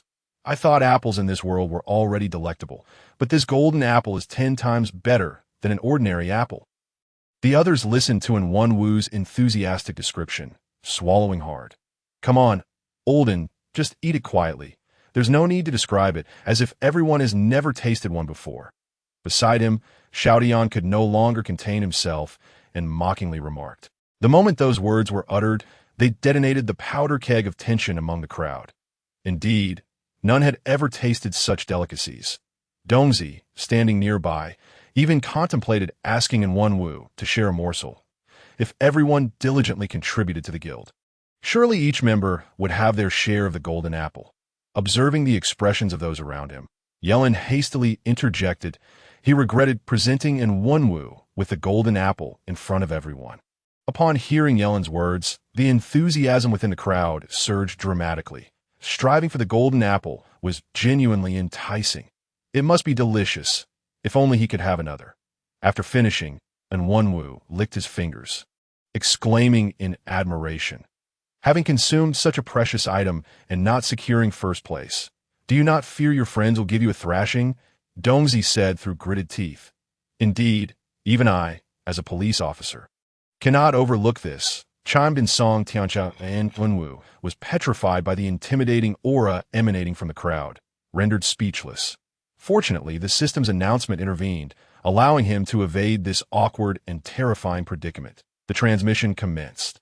In an instant, the bodies of everyone were teleported once more. Yellen and the others found themselves seated in the audience, while Wenwu was transported to the competition arena, and Wenwu gazed around, spotting towering competitors astride their majestic steeds, causing him to choke back his emotions. Why is there armor on these horses? He wondered, staring at a magnificent black stallion, draped in diamonds, beneath a nearby black man. He felt utterly dazed, as he was the only one riding a pig in the entire competition, while all others were mounted on horses. Is this person here to entertain us? Have you forgotten? He is the one who rode a pig back to the starting point first. Is this a day trip to a football field? How amusing. No need to guess. He will undoubtedly come in last. Taunted members of other guilds seated beside the blocky public booth. What if he were to outrun a horse? Xiao Tian countered, his voice low. Observing their features and builds, it was evident they hailed from the Wary Nation Guild. In the past, the Blue Star had witnessed a deep-seated enmity between the Wary and Jojo nations. Yet in international relations, all nations perceived Wary as a mere reflection of Jojo, a mimic. This bred a profound resentment from the Wary towards the Jojo people, which explained their mockery of Wenwu. Jojo people, sneered a member of the Wary Guild, provokingly. Wary people, Xiao Tian retorted. I revel in your arrogance. Jojo folks, riding a pig yet seeking to challenge lions, if that man's pig can outrun a horse. I shall kneel and call you father, but if not, you and your entire guild shall kneel and call me father, taunted the Wary Guild member. TSK, Tisk, truly the Wary, always seeking to gain the upper hand in language. Xiao Tian chuckled. What afraid? The Wary Guild member continued to provoke. Did I say I was afraid? I accept your challenge, Xiao Tian smirked, sensing he might soon gain an additional son. Although he had no desire to stir trouble, he could not tolerate the Wary's derision. Everyone was fair game for mockery, but not them, and no reason, just not permissible. Yellen crossed his arms, ignoring the Wary Guild members, and quietly observed Wenwu in the arena. As the race commenced, the countdown began. 5, 4, 3, 2, 1, go. And Wenwu recalled Yellen's instructions, and at the moment the system announced the start, retrieved the carrot fishing rod from his backpack. Instantly, the audience erupted in thunderous laughter. Is he here to play house? What is that ES holding a joke? I've never seen anyone ride a pig while wielding a carrot fishing rod. I can't believe it. I thought the Blocky Guild was impressive. But it turns out they're merely a troupe of clowns. Even competitors racing alongside Wenwu could not help but jeer to go play your childish games at home. This is a place where lives are at stake. That carrot fishing rod is quite unique. I suppose only someone as effeminate as you would use it. Amidst the mockery, Wenwu remained unfazed. He was not merely representing himself. Behind him stood Yellen, Sun Fan, and 100 guild members. He had to believe in Yellen and the Blocky Guild. This race must be won. Chapter 66, the pig ridden by Wenwu completed a lap. In this race, there were a total of 12 participants, representing 12 different guilds. Among them, the most captivating were the members sent by the Beautiful Nation and the Eagle Nation, the Athletic Runner Cyborg, and the Riding Expert Bell. Some guild members even placed bets on these two, akin to a horse race, speculating who would claim victory AS for Wenwu. Aside from the ridicule, no one paid him any heed. Not a single competitor regarded him as a worthy opponent. He was merely seen as a jester. The race commenced. Contestants drew their prepared iron swords, engaging in combat while mounted. Meanwhile, Unwonwoo pondered how to utilize the carrot fishing rod, leaving his pig stationary. Could he be a fool? While others wield weapons, he brandishes a carrot fishing rod. Isn't that foolishness? The audience shifted their focus away from Unwonwoo, turning their attention to Bolt and Bell. The horses they rode were adorned in gold and iron armor, symbolizing the financial prowess of their respective guilds. I wonder if you are confident in your guild members or have a peculiar fondness for that pig. Ha ha! The wary guild members began to mock Xiao Tian, observing Unwonwoo still standing in place. Who would have thought? Today's match allows me to gain an additional son. And he's a Jiuzhou person. TSK. Xiao Tian, unfazed by the jeers of the wary guild members, continued to focus on Unwonwoo, who was still figuring out how to use the carrot fishing or OD as long as he positioned it correctly. Surpassing the others would merely be a matter of time. Let the pig rest a moment. Bell, you're too slow, taunted Cyborg, leading the charge. In no rush. Let the horse run for a bit, Bell replied coolly. Drawing a bow from his hand, as a riding master, his equestrian skills were exceptional, whether in mounted archery or combat. He aimed at Cyborg's head, preparing to eliminate him. However, Cyborg remained unfazed, skillfully maneuvering his horse to evade Bell's aim. Yet, Bell had no intention of targeting Cyborg. The bow was merely a feint. His true target was the horse. If he could bring down the horse, the contest would be as good as lost for Cyborg. Whoosh! An arrow struck Cyborg's horse in the rear, instantly reducing its speed significantly.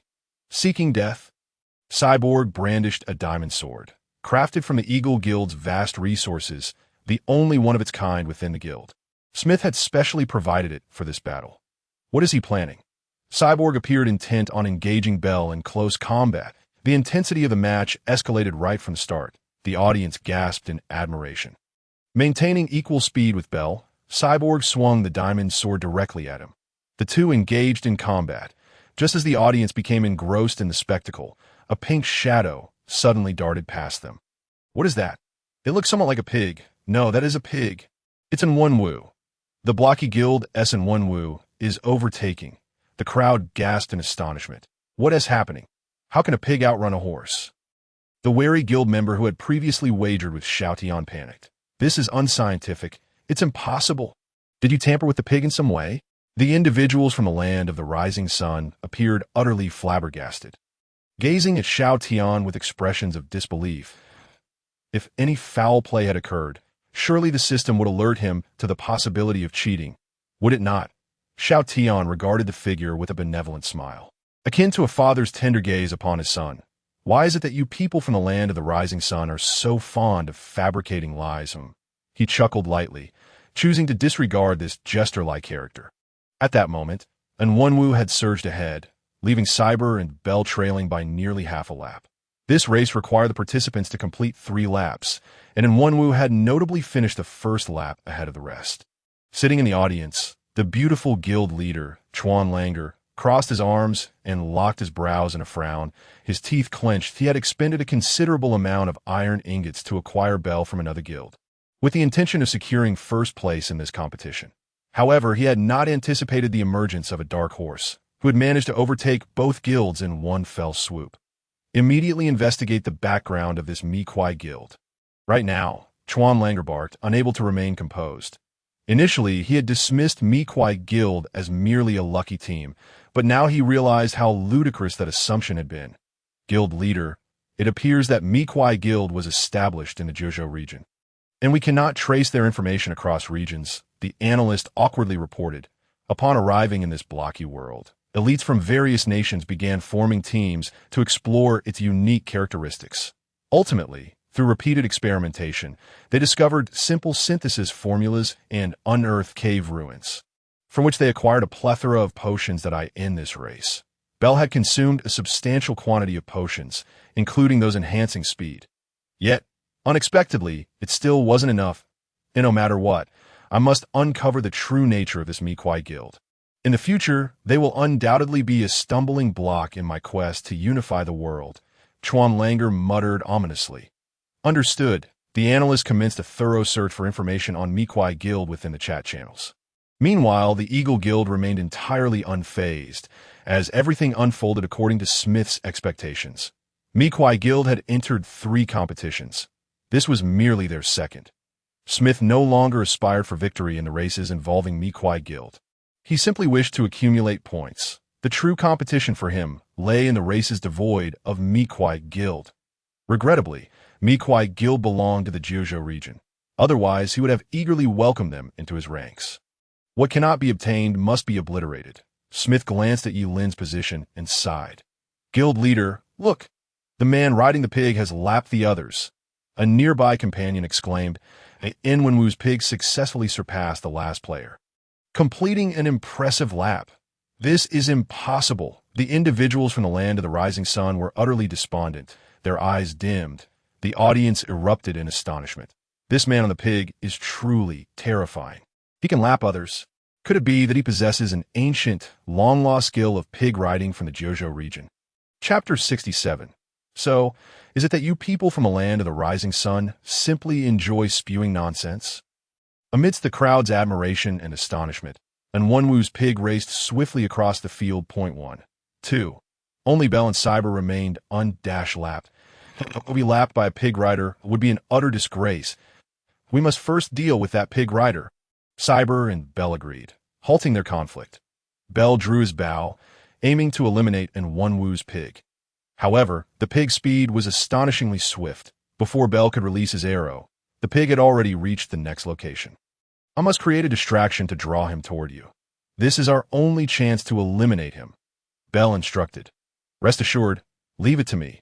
Cyber tightened his grip on his diamond sword and stealthily approached Bell, fixating his gaze on Wenwu and his pig. Draw the bow, release the arrow.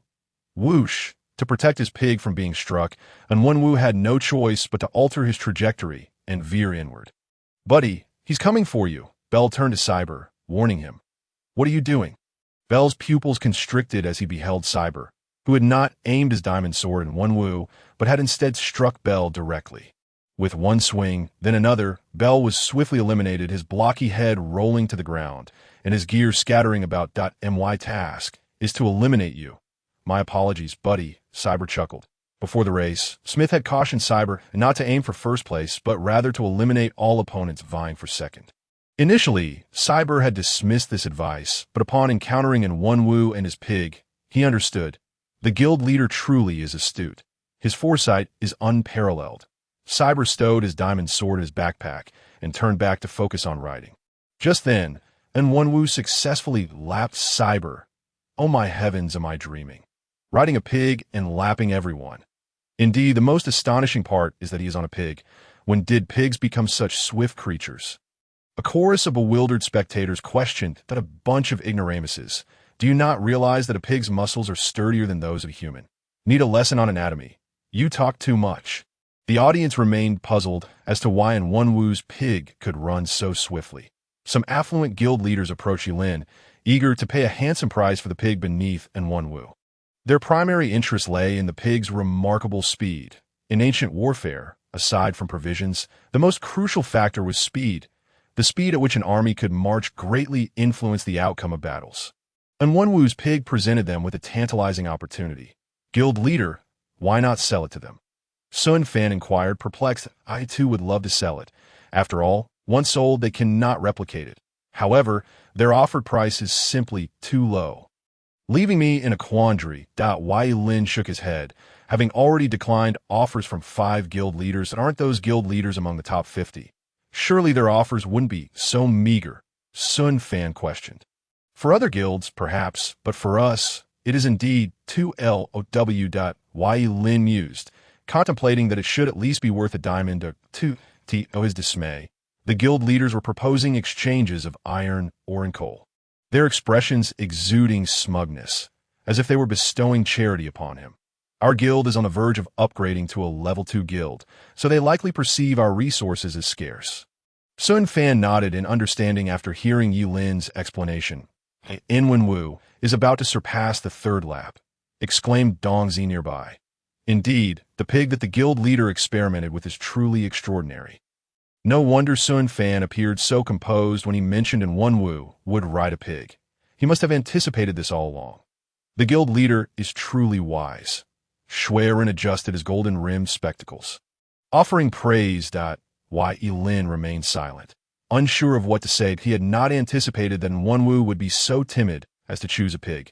He had merely thought of the pig as a candidate for genetic experimentation. He has done it. He has lapped the final lap. The audience erupted in gasps, and Wunwu completed the last lap, finishing all 3 laps while the others were still on their first. Why hasn't Wunwu stopped? Is he continuing to run to mock his opponents? He should mock them. After all, we ridiculed him, and now it is his turn to return the favor. Yet Schwerin discerned a deeper issue. And Wunwu likely does not know how to stop the pig. Wai Yilin nodded. This fool had initially struggled to use the carrot on a string, and now could not figure out how to bring the pig to a halt. The pig's intelligence surpasses his. Let him continue to run. Perhaps it will shake loose the convoluted thoughts in his mind. Yilin chuckled.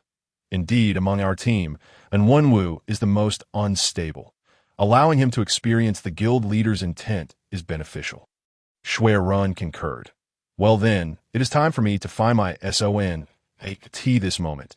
Xiao Tian turned to glance at the members of the Wary Nichi guild beside him, a triumphant smile gracing his lips. Son, it's time to fulfill your promise, isn't it? He inquired softly, directing his gaze towards the man he had previously wagered with, that my son. Can't you hear me? Xiao Tian called out several times, only to find that the man seemed to have become deaf. Completely disregarding him, is this the nature of the Wary Nichi people? Rising from his seat, Xiao Tian strode towards the As he did so, every member of the Wary Nichi guild simultaneously stood up, glaring at Xiao Tian as if warning him to mind his manners. The members of the Maikwai guild could hardly tolerate this. Upon receiving a fierce glare from Xiao Tian, they instantly rose to their feet. Returning the glare. Maikwai guild, do you wish to experience another annihilation following the guild battle? A lewd man with a small mustache stood up from the crowd, looking disdainfully at the members of the Maikwai guild. I have only heard of honoring one's bets. May I ask the president of the Wary Nichi guild, what does annihilation mean? Yilin slowly rose, articulating each word clearly. Xiao Tian, seated beside him, was naturally aware of the wager he had with the Wary Nichi people. Although Xiao Tian had his faults, when facing the Wary Nichi, there was no need for reasoning that if they were to bully him, he would not allow them to depart unscathed. Where is the wager? Is there any evidence of it? If not, how can one speak of honoring bets? The president of the Wary Nichi guild provocatively inquired. His name was Xiao Yijiro, an official in charge of household registration in Wary Nichi. After arriving in this world, he recalled several capable individuals who had once come for registration, utilizing his persuasive tongue to successfully recruit them, ultimately establishing the Wary Nichi guild under the guise of revitalizing Wary Nichi. So, you Wary Nichi people are quite fond of talking nonsense, are you? Chapter 68. Would you rather be a hero for a minute or a coward for a lifetime? The moment Xiao Tian uttered these words, he incited the ire of all members of the Wary Nichi guild. Seeking death? Xiao Yijiro's eyes glinted with murderous intent as a golden sword appeared in his hand. What is happening? The audience's attention shifted from the competition arena to the position where Yilin stood. I have no idea, just here to enjoy the spectacle. The crowd, eager for the drama, began to murmur excitedly. The person on the left is the president of the Wary Nichi guild, ranked 16th, a second-tier guild with over 1,000 members. It is said they have also discovered how to forge weapons and pickaxes, making them quite a formidable guild. And what about the one on the right? An onlooker asked. Not from our region, nor particularly famous, I don't know. The one speaking hailed from the region of San. I know that a familiar voice, a familiar face, none other than Xiao Feng. The president of the Maikwai guild, Yilin, is known for using unscrupulous methods to deceive players. A few traitors from my guild have escaped to his guild, which speaks volumes about how pathetic they are. Xiao Feng's lips curled into a smile as he regarded Yel. I ain't up be why your account. It seems that the Maikwai guild cannot be a good one. I just searched, and the Maikwai guild ranks outside the top 100, having only recently been upgraded to a second-tier guild. It seems the Maikwai guild is stirring up trouble. Otherwise, why would they provoke the wrath of the Wary Nichi guild? The audience was merely there to observe the unfolding drama, with no one stepping in to mediate. Xiao Feng reclined comfortably in his seat, a satisfied expression on his face. The strength of the Wary Nichi Guild far surpassed that of the Mai Kuai Guild. Being able to eliminate Yi Lin through the Wary Nichi Guild would be nothing short of ideal at this moment. For Xiao Feng, notions of national allegiance or patriotic sentiments were of no consequence. Anyone opposing him deserved to perish. Just as the two sides were locked in a standoff, the system announcement rang out. The speed competition has concluded. We will now announce the points earned by the top three. Third place, Tang Chuan, belonging to the Jojo Guild, earned 25 points. Second place, Cyber, belonging to the Eagle Guild, earned 50 points. First place, and Wenwu, belonging to the Mai Kuai Guild, earned 200 points. The announcement of 200 points for first place sent a shockwave through the crowd. Wasn't first place supposed to earn 100 points? Why did it change to 200? As confusion spread, the system provided an explanation. The original points for first place were set at 100, but there is a hidden rule in this game. Each time a contestant laps another, they receive an additional 50 points in when we lapped the other contestants twice, thus earning an extra 100 points. Upon hearing the system's explanation, the crowd gradually ceased their doubts that in 5 seconds, all players will be teleported back to the resting area. Please patiently await the next competition. Upon hearing the teleportation announcement, Xiao Yijiro felt a surge of joy and abruptly directed a harsh remark at Yulin. The resting area of the Mai Kuai Guild is your death knell. The individual who had made the wager with Xiao Tian was Xiao Yijiro's younger brother. Upon learning of this wager, he immediately searched for the ranking of the Mai Kuai Guild. If the opposing guild was indeed ranked higher, he would apologize to his brother. However, if they ranked lower, there would be no need for reasoning. The teleportation commenced in an instant. Everyone returned to their respective resting areas. The members of the Mai Kuai Guild turned to face Yulin, their faces etched with an expression of determination. President, damn it! These wary Nichi people are absolutely beasts. Let us take them on. Everyone was unable to swallow their anger, shouting fiercely. Meanwhile, and Wenwu, still riding his pig, looked bewildered. What is happening? Didn't I win the competition? President, I gathered some information on the Wary Nichi Guild. They have over 1,000 members, with about 500 participating in this guild battle, that we are at a numerical disadvantage. Sun Fan reported. Each of you, give me an immortal totem, Yi Lin murmured after a moment of contemplation. Although he had materials for a redstone cannon in his backpack, given the current situation, if he had not completed the cannon before the enemy arrived, he would undoubtedly be at a disadvantage. Using TNT to counter them was also unrealistic. With so many guild members behind him, it was not like the previous situation with the Lutian Guild where he had no concerns. However, Yulin had already devised a countermeasure in this guild battle. Aside from Lin Feng and a few others, Yulin had dispatched members to mine obsidian. All other guild members had gathered here. Following Yulin's instructions, everyone handed their immortal totems to him. Including those in Yilin's possession, they totaled 104 immortal totems, regardless of what happens next, aside from providing support with bows and arrows. No one is to step forward. Yilin instructed the 100 members solemnly. President, I'm sorry. It was my fault, Xiao Tian said, lowering his head in guilt. It was only right to rebuke the members of the Mai Kuai Guild, especially since they were wary Nichi people. Yilin patted Xiao Tian's shoulder in comfort. Oh, are we discussing tactics here? A provocative voice interjected, and the speaker was none other than Xiao Yijiro. Behind him stood over 500 individuals, each wielding a stone sword, while Xiao Yijiro donned golden armor. How gaudy! Yilin scoffed at Xiao Yijiro's golden armor. The crickets that are about to die always like to chirp a bit more. Go ahead and chirp some more, for soon the Mai Kuai Guild will be utterly erased from this world. Xiao Yijiro sneered. So, are you not going to acknowledge me as your brother any longer? Yilin softly inquired of the man standing next to Xiao Yijiro. Humph. Let's see if you can keep your mouth shut or your skin intact. Kill everyone from the Mai Kuai Guild. I want to turn it into a grave. Xiao Yijiro bellowed at Yilin's brash demeanor. President, Dongzi attempted to charge forward with his sword alongside Yilin, but was halted by Xuerun. We follow the president's arrangements. Xuerun's expression was as cold as frost as he raised his hand high. Everyone, don your iron armor. Before the guild battle commenced, Yi Lin had distributed a full set of iron armor to each member. But to avoid drawing undue attention, they were instructed to keep the armor in their backpacks and wear it only when necessary. All shield bearers stepped forward. Over 20 individuals stood up, following Shui Ren's command. Forming a line behind Yi Lin. Archers, draw your bows. If anyone harms the president, shoot on the spot. More than 20 individuals stepped forward, each grasping a bow and arrow, aimed resolutely ahead. The remaining members stood ready to support their leader. Shui Ren wielded an iron sword, vigilantly observing Yi Lin's movements. Shao AI, seize the moment, lock onto the opposing leader's body, and take the shot if you can kill him. Yes, and Wenwu, with your mount, you are the swiftest. Eliminate as many of their archers as you can. Understood. As Shui Ren organized the formation, the members of the Japanese Sun Guild surged forward like lions crossing a river. But to their forefront stood a solitary figure clad in iron armor. Resembling a towering Mount Tai, unwavering and steadfast, you wish to be a hero for a minute or a coward for a lifetime. Yi Lin's response was clear.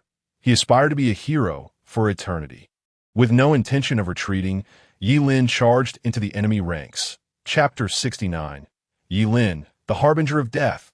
The battle had commenced. The confrontation between the Blockhead Guild and the Japanese Sun Guild was, thus far, the largest skirmish within the guild's resting area. 100 versus 500. Leave 100 to protect the leader. The rest, follow me to eliminate every last one of the Blockhead Guild scum. One member of the Japanese Sun Guild raised a stone sword and advanced.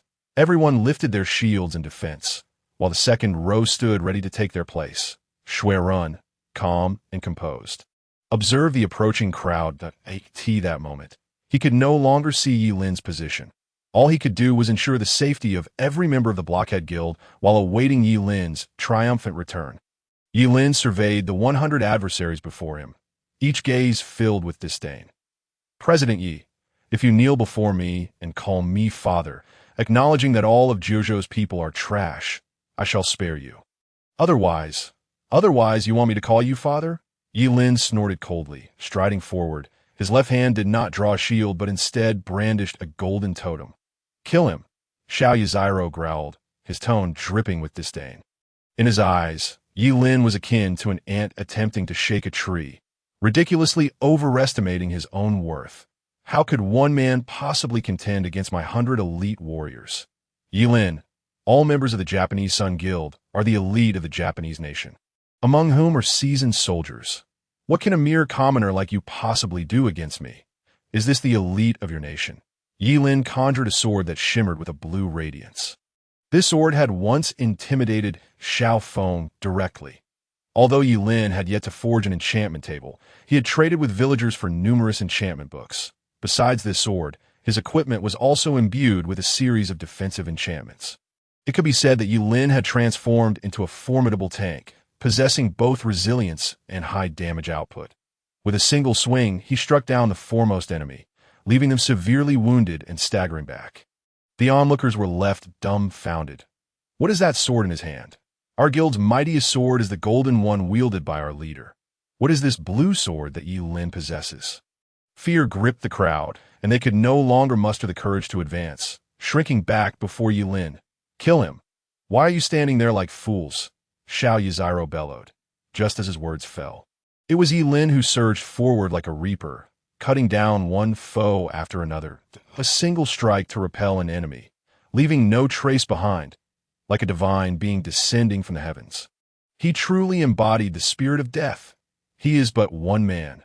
The members of the Japanese Sun Guild, witnessing their comrades fall one by one, grew desperate. They raised their stone swords, attempting to strike Yi Lin. Why? One man's eyes reflected fear, his hands trembling as he gripped his sword. Why can we not kill him, no matter how we try?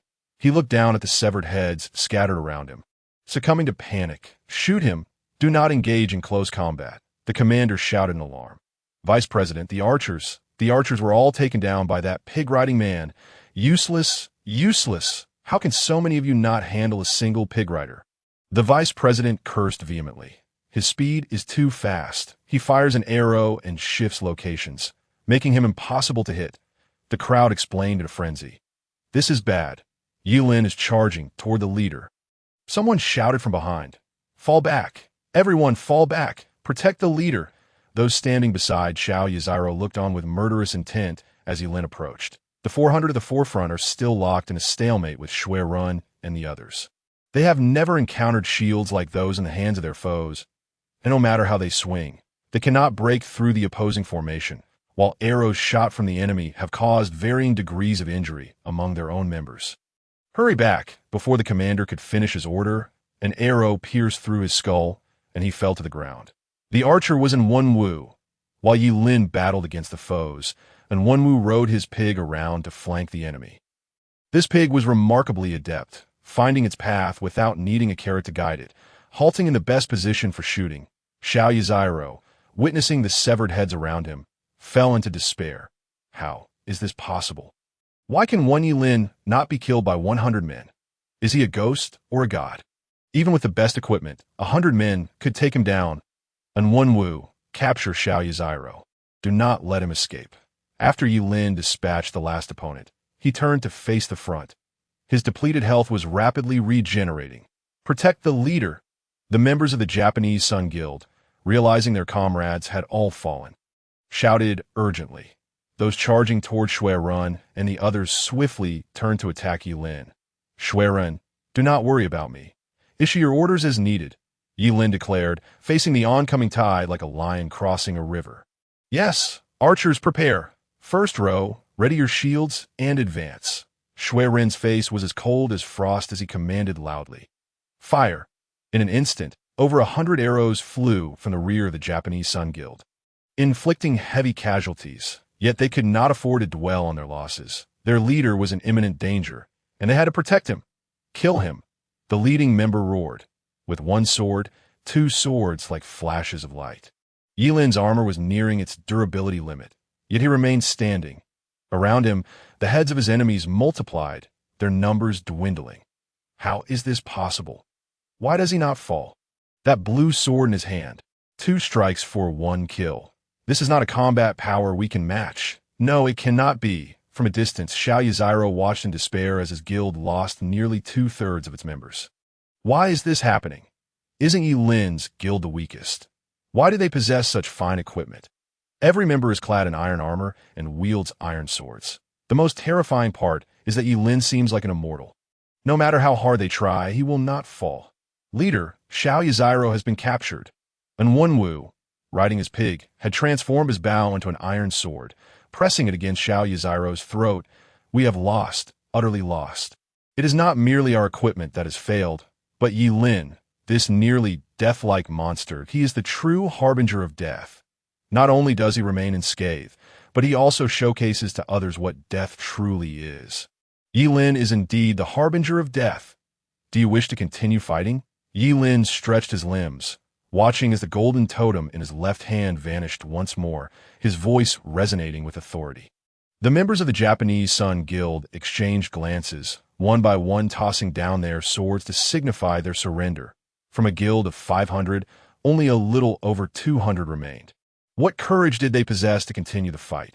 Yilin unzipped his backpack and gazed mournfully at the loss of over 20 totems of Undead. He could not help but lament. Had he not constructed the raider farm earlier and distributed the totems to everyone before the guild war, he would likely have faced death himself. Chapter 70. As long as you do not kill me, I am willing to do anything you ask. Yilin's greatest fortune lay in the fact that this world was amidst the grand unification of Minecraft, amalgamating elements from various versions into one cohesive reality. In the earliest iterations, totems of undying could only be used once and were exceedingly rare.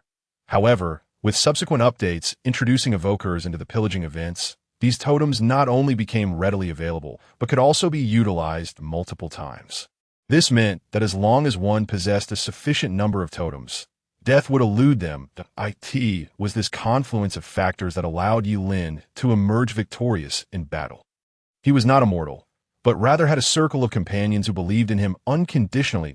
As Shajuro observed Yilin approach, he became dazed and instinctively knelt on the ground.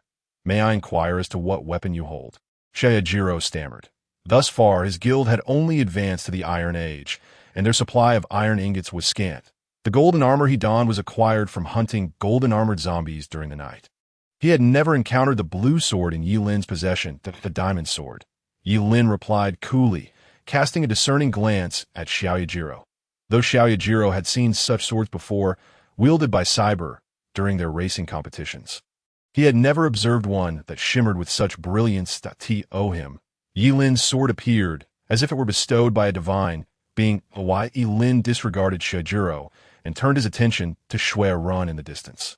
Inquiring, "Have there been any casualties among the guild members?" Shui Run shook his head, stating, "Most merely sustained minor injuries. There is nothing of great concern." The others were struck by Yi Lin's immediate concern for their well-being after his battle, their admiration for him soaring to new heights. "Speak. How do you propose I resolve this matter with you?" Yi Lin asked Xiao Yajiro in a grave tone. "I can have my brother call you father?" Xiao Yajiro choked, desperate to avoid death. His guild was the largest in the Wari region, which meant that in the future, he could potentially establish a nation and reign over it. He was unwilling to relinquish such supreme power. "Do I need to recognize such a worthless fool as my son? Lacking integrity, fearful of death?" Yi Lin retorted coldly. The glimmer of survival in Xiao Yajiro's eyes dimmed instantly, leaving him utterly petrified. No, Yi father, as long as you do not kill me, I am willing to do anything you ask." Xiao Yajiro was now fully committed. His only desire was to survive. As for those behind him, they could be dealt with however Yi Lin wished, as long as he was allowed to live. The members of the Wari Guild glared at Xiao Yajiro's words, their anger igniting. They had sworn to protect their guild leader, and now he sought to betray them for his own life. "If the Block Guild were to fall, would you spare their lives?" "Yes, certainly. We Wari people are known for our compassion." As soon as Xiao Yajiro uttered those words, he realized his folly. That phrase was a direct imitation of the Kyushu nation, and now to utter it in front of the Kyushu people was akin to delivering himself to the slaughter. Yi Lin furrowed his brow. He was not a man who relished bloodshed, yet he held an innate disdain for the Wari people. "Hand over everything in your backpack." Xiao Yajiro hastily emptied the contents of his backpack. "Shui Run, have the brothers collect their belongings." Yi Lin surveyed the scattered golden items on the ground. Golden swords, nuggets, and a full set of golden armor, with only a golden necklace missing. Was Xiao Yajiro truly infatuated with gold? "Yi father, I have given you everything. Please let me go," Xiao Yajiro pleaded. "Boss, everything is collected." Shui Ren confirmed. Yi Lin ignored Xiao Yajiro and turned to Li Zimu. "I'm here." Li Zimu blinked her large eyes. Being a girl, she had been shielded at the back and had not witnessed the battle. However, she knew that Yi Lin had subdued the entire Wari Guild, and as a patriotic member, she was particularly excited. "Oh, you have any building materials?" "Yes, 3 stacks of cobblestones and 2 stacks of wood." Li Zimu nodded. "Construct a stone house for these individuals. A simple box will suffice. Do not use wood. Only cobblestones are required." "All right." Upon hearing that she could build again, Li Zimu was filled with enthusiasm, immediately beginning to construct a house nearby. After a while, she called out, "Boss, the box is completed." Yi Lin turned to see the result. Good heavens! The core structure resembled a simple box, but after Li Zimu's embellishments, it resembled a quaint woodland cottage. Truly, it was a testament to divine providence. Even the most mundane of structures could be transformed into something aesthetically pleasing. One word could encapsulate it. Gifted. Xiao Yajiro and the members of the Wari Guild were left in a state of bewilderment. What is the purpose of this? Why build a house? Entered Yi Lin's previously amiable expression turned icy. Xiao Yajiro, fearing for his life, rushed inside without hesitation. Witnessing this, the others had no choice but to follow suit. Could it be that Yi Lin wished to avoid offending them by providing a house for rest? Such a possibility seemed plausible, given that the Block Guild ranked so low while they were among the top 20 guilds. The members inside the stone house expressed their confusion. Meanwhile, Xiao Yajiro's eyes flickered with malice. He had resolved to amass players upon returning to the real world, strengthening his guild's power, and then launching an offensive against the Block Guild. He would make Yi Lin realize the disparity between the Wari and Kyushu people. "Yi Lin, you shall pay for this." No sooner had Xiao Yajiro spoken than the exit they had entered was obstructed by cobblestones. the light vanishing in an instant, leaving them enveloped in darkness. What is happening? There's no way out. The guild members were dumbfounded. Who has a pickaxe? We could just dig through these stones and escape. All our tools have been taken by the Block Guild. How could we have a pickaxe? At this, realization dawned upon the others regarding Yi Lin's intentions to Zimu add 2 more layers to the walls. Yi Lin instructed, but that will ruin the aesthetics. Li Zimu protested reluctantly. Obey my command. Very well. Li Zimu, albeit unwillingly, began to thicken the walls with cobblestones. What is the guild leader planning? The members of the Block Guild observed from a distance. Equally perplexed, why build a house for these Wari people? Wouldn't it be simpler to just kill them? Schwerin glanced at the house and then at Li Zimu, who was reinforcing the structure, and suddenly understood. Chapter 71. Has the tiger lost its teeth? Schwerin adjusted his glasses and chuckled softly. The guild leader is preparing to use them as a means to an end. Using them as a means to an end? The others were baffled. How could building a house relate to murder? Could it be that the guild leader intends to bury them alive? Look, there's no light inside the house. Places devoid of light spawn zombies. The guild leader plans to use the zombies to eliminate them. The members began to discuss, shocked at the potential cruelty of such a plan. Isn't that too ruthless? One of the members expressed, "You are all mistaken." Schwerin interjected with a scoff. "Have you forgotten the rules of the game?" One nearby member suddenly grasped the situation. Could it be that, indeed, the guild leader intends to utilize the system to deal with this group of Wari people? You recall the initial rules set forth by the system? Schwerin nodded, addressing the others. There are no rules to speak of. Dongzi questioned, puzzled. I remember.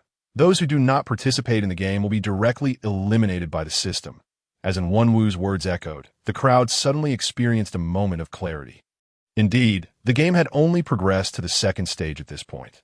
The guild leader had gathered all their equipment together and instructed Miss Zimu to reinforce the walls, effectively barring them from participating in the subsequent game, thereby rendering them subject to the system's erasure.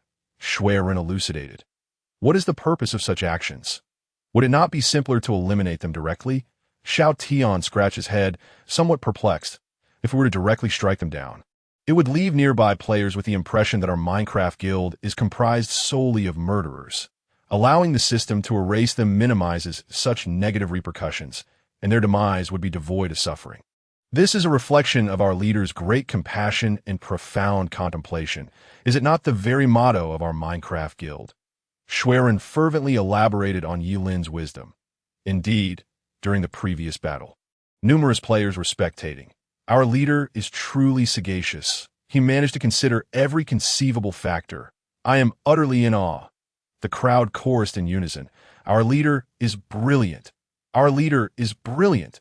At a distance, Yi Lin, who was still directing Li Zimu, was momentarily taken aback by the thunderous acclaim. What is happening? Yi Lin gazed at his guild members who were fervently praising him, a look of bewilderment upon his face. Yet the unfolding events were indeed progressing in the manner Schwerin had described. The confrontation between the Minecraft Guild and the Wari Neon Guild swiftly spread throughout the chat channels of the region. Players from various areas began to discuss fervently. Shocking. The Minecraft Guild, ranked at the bottom, has triumphed over the Wari Neon Guild, which is in the top 20. Breaking news. Following their victory, the leader of the Minecraft Guild ordered a luxurious mansion to be constructed for the vanquished foes. Is this an act of mercy towards the enemy or a display of kindness towards the weak? I am a witness. The leader of the Minecraft Guild is terrifying, as if he possesses hacks. No matter how he strikes, he cannot be vanquished, single-handedly slaying all members of the Wari Neon Guild. Indeed, I too witnessed it. Although the Minecraft Guild is ranked at the bottom, their equipment is exceptionally refined. Each member donned iron armor and wielded shields. Is this for real? This hardly resembles the financial capacity of a bottom-ranked guild. Even formidable guilds, such as the Jojo Guild and the Xionging Guild, do not have every member clad in iron armor. Absolutely true. Moreover, the leader of the Minecraft Guild wields a radiant blue sword, resembling a divine emissary, utterly imposing. In an instant, the popularity of the Minecraft Guild soared to new heights. Everyone was engrossed in discussions about the Minecraft Guild. And suddenly, no one believed in the guild rankings any longer. Can a guild where every member possesses iron armor truly be regarded as the lowest ranked? Yet, the most discussed topic remained the shimmering blue sword in Yi Lin's possession. Some even boasted that this sword was the sword of God, sent to vanquish the evils of the world. Yi Lin observed as Li Zimu encircled the matchbox with 3 layers, finally feeling reassured. Let us go. Why Yi Lin led Li Zimu towards the guild's direction, that he was a benevolent soul, but far from a naive savior. He would only come to the aid of others when he was certain of his safety and capability. Just as when he first arrived in this world, everyone sought his assistance. At that time, his greatest ability was merely to instruct them on how to survive. Yet those individuals remained unsatisfied, nearly leading to Yi Lin's demise. And now, these individuals were his enemies, intent on killing him and erasing his guild. To show mercy to one's enemies is to be irresponsible towards oneself and the Minecraft guild. If a tiger loses its fangs, does it cease to be a tiger? Following his earlier conversation with Xuerun, Yi Lin had come to a complete understanding. The path of a savior is seldom smooth. If one wishes to save others, one must first save oneself. The most critical aspect of self-preservation is to tolerate extraordinary measures in extraordinary circumstances. Taking lives may be unavoidable, for some hearts have turned so dark that they are no longer human. Boss, the battle between the Minecraft Guild and the Wary Neon Guild has concluded, with the former emerging victorious. Within the Lu Tian Guild, a subordinate was reporting to Xiao Feng that, "Am I blind? That you need to remind me?" Xiao Feng stood atop a lookout tower constructed by his subordinates, hands clasped behind his back, his face twisted in a grimace as he gazed into the distance. This was his chosen vantage point to observe the battle between the two factions. What utter incompetence! A guild of 500 cannot defeat a mere 100. These Wary Neon are truly pathetic. Xiao Feng cursed vehemently. Now that the Minecraft Guild is in a state of complacency, why not have our underlings make a throat-cutting gesture? No, now is not the time. Xiao Feng shook his head. He had witnessed the entirety of Yi Lin's battle and knew he was no mere man, but a war machine. Even he, known as the strongest student, could not hope to defeat Yi Lin. The only course of action now was to bolster their own strength. Otherwise, they would stand no chance against him. Meanwhile, Yi Lin returned to the guild, and the system broadcast chimed once more the new round of games had commenced. Yi Lin was quite familiar with this game, having once held a fondness for it. Bed Wars. This game is considered one of the classics of Minecraft. The rules are straightforward. Destroy the opposing team's bed to achieve victory. Should he participate, Yi Lin was confident he could secure first place. Yet he ultimately chose to abstain. This game was a derivative of PvP. Joining meant certain death for some players. While Yi Lin could ensure his own survival, what about the members of his guild? Let us skip this one. A 1TB participating. The crowd settled down to rest, and as time passed, Yi Lin rejected various games, as most were related to killing. Another system announcement followed, igniting Yi Lin's interest. Chapter 72. A textbook example of aggro management. Raise competition rules. Participants will be teleported to a designated survival world, where they will have 30 minutes to prepare. After the time elapses, all participants will be sent to face a boss. The top 3 in terms of time taken to defeat the boss will receive point rewards, with each guild allowed 1 participant. Another race competition. Yi Lin appreciated one key aspect. There would be no PvP against other players. Only combat against a boss. Although 30 minutes of preparation time was brief, as long as the boss was not an ender dragon or a wither, Yi Lin felt confident in his ability to conquer it. "Leader, how about I go?" Sun Fan stepped forward, volunteering that I'm a survival expert. "I have some experience in this area." Yi Lin smiled. "Survival skills are one thing, but what about the boss? Do you truly believe you can defeat it?" Sun Fan was taken aback. He had indeed only considered the initial factors, neglecting the subsequent boss challenge. "I'll go. I can shoot arrows and take that boss down." And Wenwu declared, "Entering that world means all your gear will be confiscated. You might not even encounter the boss before starving to death." Xuerun interjected, dousing their enthusiasm. "Stop arguing. This one is mine." Yi Lin asserted, "In no way. Leader, that is too dangerous. What if the boss is incredibly strong?" "Exactly, let me go instead." The crowd protested in unison. "Are you the leader? Or am I? Do you all want me to die?" "Have no fear. I'll return with a first-place victory. Yi Lin observed the anxious expressions on their faces, both amused and exasperated. With that, he promptly clicked to register. The competition will commence in 1 minute. All participants should prepare accordingly. Countdown. 5, 4, 3, 2, 1. Teleportation commencing. In an instant, Yi Lin vanished from sight, arriving in a vast plain. The system announcement rang in his ears. Strive to survive until you confront the boss of this world. Strive to survive? Yi Lin felt an ominous premonition. Meanwhile, outside, the crowd watched in anticipation as what was once a quartz wall transformed into a live feed of each participant's screen. The leader's starting environment doesn't seem ideal. There are hardly any trees around. Look over there. What is that?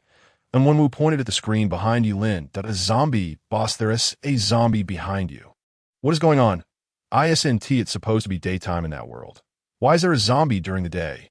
At that moment, Yi Lin also heard the zombie's moans and quickly turned around. Fully armed, clutching an enchanted iron axe and donned an iron chest plate. In this world, zombies no longer fear flames. They are unafraid of the sun.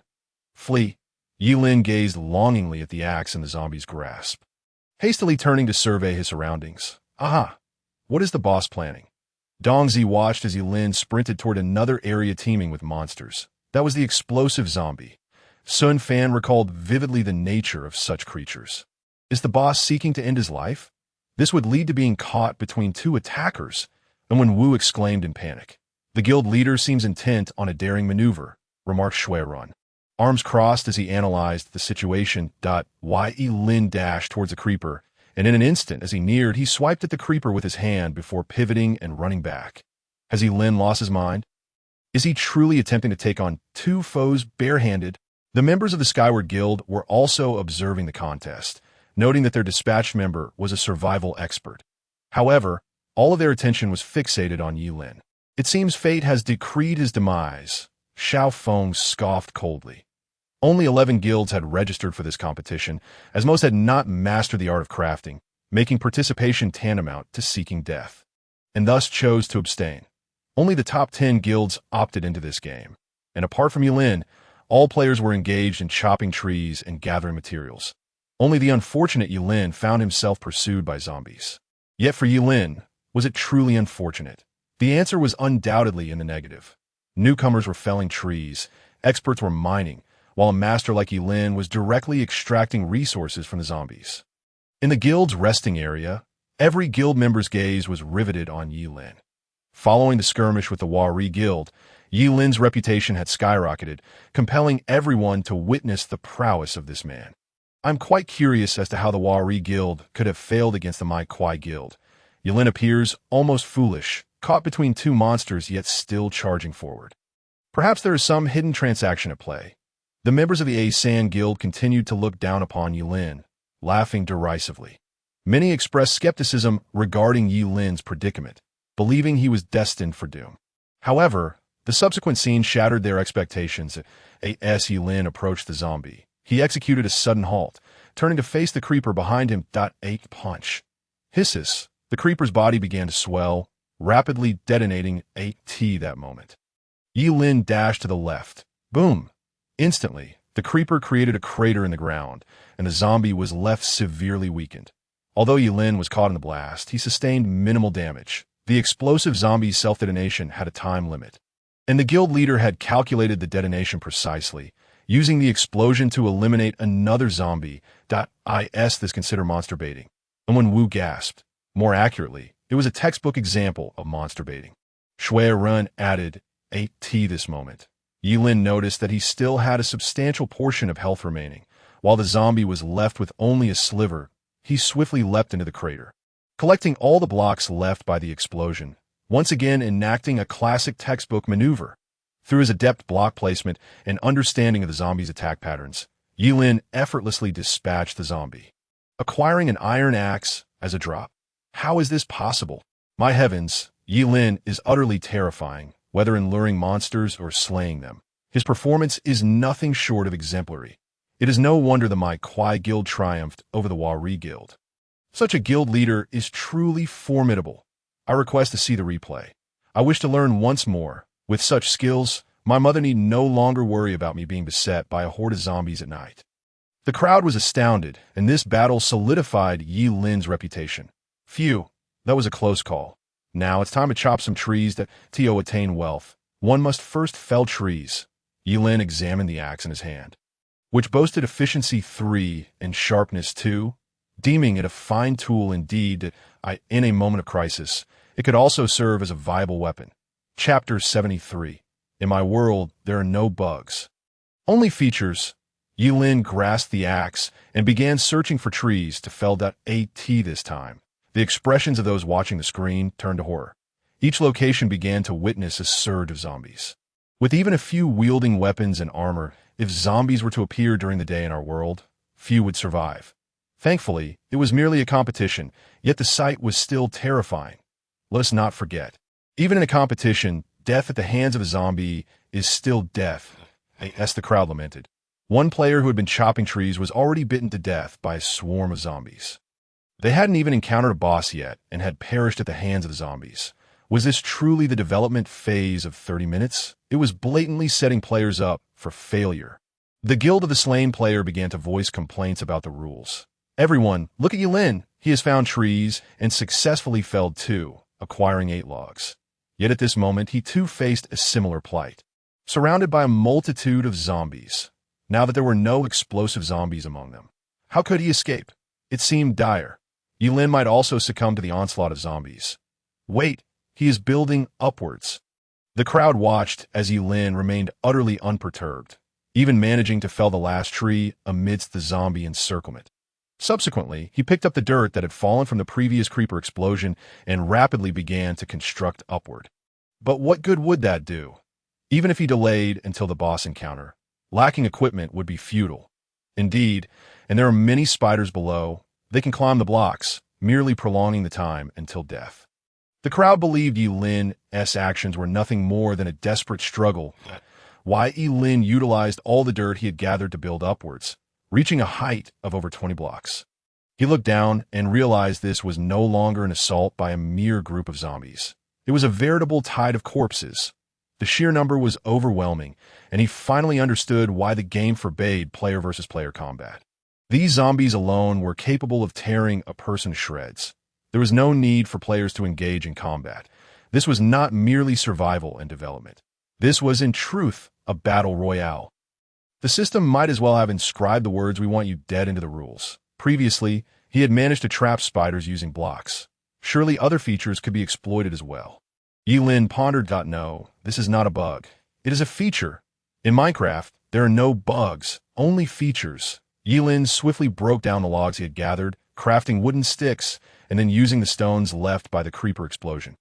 He fashioned a stone pickaxe and a stone shovel. This moment. Only 3 minutes had passed since entering this world. He was crafting stone tools high above, and his skillful process was nothing short of astonishing. Indeed, it seemed he had memorized these crafting methods, but what good would that do? He was still surrounded by zombies, and his blocks were nearly exhausted. He could not pave a path, and with no water below, he could not jump down. Was this merely a psychological comfort? Look, Yi Lin has crafted a boat. What? How does he know the crafting method for a boat? We explored for ages and found nothing. In an instant, all eyes were once again drawn to Yi Lin. What captivated them was the boat in Yi Lin's hands. Some powerful guilds, with the assistance of researchers, had successfully discovered the crafting methods for weapons and everyday items, yet had failed to uncover the method for crafting a boat. The reason was simple. These researchers had overcomplicated the process, believing it required iron ingots or other minerals, failing to realize that it only needed wooden planks. What is Yi Lin planning by crafting a boat? He has sat in it. The crowd watched the screen, utterly bewildered by Yi Lin's actions. Zombies. Yi Lin looked down at the zombies below, murmuring, "Welcome to my world. Next, I shall demonstrate to you the true nature of Minecraft's features." Yi Lin pushed the boat into the air and, subsequently, sat atop it, commencing a repetitive motion of sitting and rising. Rowing has begun. Is he committing suicide? If he intends to take his life, why do so aboard a boat? No, look. Yi Lin's boat is floating in mid-air. Observe his movements. He is rising and falling, seemingly not remaining seated in the boat. Once again, The crowd failed to comprehend Yi Lin's maneuver. What is happening? How can the ship float in mid-air? Is this magic? The zombies on the ground all looked up, and Xiao Bai attempted to shoot arrows to bring Yi Lin down. But alas, he was too high. It was utterly futile that Yi Lin deftly glided forward by repeatedly dismounting and remounting the ship, swiftly soaring out of the zombies' line of sight. A safe landing. My goodness, such extraordinary skill. Oh my, I've learned yet another trick from Yi Lin. What secrets does this person hold? How can he excel at everything? Is this the magic of the 9 provinces? The ancient kingdom is truly terrifying. The onlookers marveled as they watched Yi Lin begin to stroll across the grassy plains. However, Yi Lin was not merely taking a leisurely walk. He was searching for a village. His birthplace was on the prairie. And although there were few trees around, it was an excellent location for a village to spawn. Yi Lin's purpose for constructing blocks was not only to evade the zombies, but also to scout for nearby villages. Perhaps the heavens wished for him to cease sacrificing his lifespan, for fortune smiled upon him, directing him to a village to the west. Thus, he glided in that direction. Phew, this is exhausting. I must concentrate entirely on the ship. If my reflexes falter, it could spell disaster. Yet Lady Luck was smiling upon him. Some villages lack a blacksmith, but Yi Lin, embodying the spirit of a fortunate one, successfully located a blacksmith shop within the village. Oh heavens, please grant me another 10 years of life so that I may uncover something splendid. Yi Lin gazed at the chest before him, silently making his wish. Open the chest. Thank you, heavens, for the 10 years of life sacrificed. Yi Lin beamed with joy as he beheld the treasures within the chest. There lay the diamonds he had longed for, 5 of them. This was the first time he had encountered such a wealthy village. Without hesitation, Yi Lin stowed the diamonds in his backpack. Other items were equally useful to him, including 3 apples, 5 loaves of bread, 12 iron ingots, 1 iron helmet, and 6 obsidian blocks. Perfect, 2 diamonds for a sword. And 3 for a pickaxe. Yi Lin held a loaf of bread in his hand, munching as he went. Good heavens! Compared to others, Yi Lin was truly favored by the heavens, while others feasted on rotten flesh. He was indulging in bread, but little did these people know, Yi Lin's initial intention upon entering the game was to seek out a village. Mining was far too impractical to find a cave. One must smelt ores in a furnace, and the odds of mining diamonds are fickle. 30 minutes of development time is simply insufficient. In contrast, villages provide food, and with a stroke of luck, one can acquire numerous tools and weapons, making it exceedingly convenient. Next, Yi Lin shifted his gaze to a particular spot, preparing to proceed. Chapter 74. An operation that seems simple yet proves futile. Yi Lin focused on the lava beside the blacksmith shop. Time to venture into the nether. He approached the nearby workbench and crafted 12 iron ingots into an iron bucket and an iron chest plate. Thus, his upper body was fully equipped.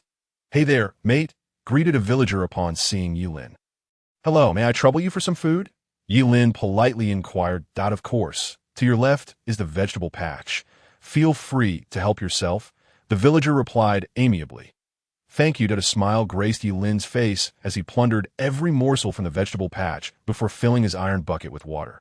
The onlooking villager stood in stunned silence. Is he really just taking a little?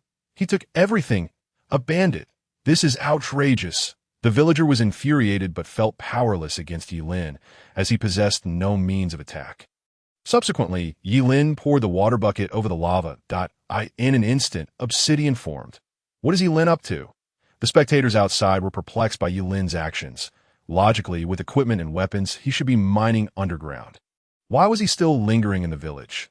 I've seen this block while mining. I spent nearly 10 minutes with a stone pickaxe trying to break it, only to yield nothing. Look, Yi Lin is mining it. It seems a diamond pickaxe is required.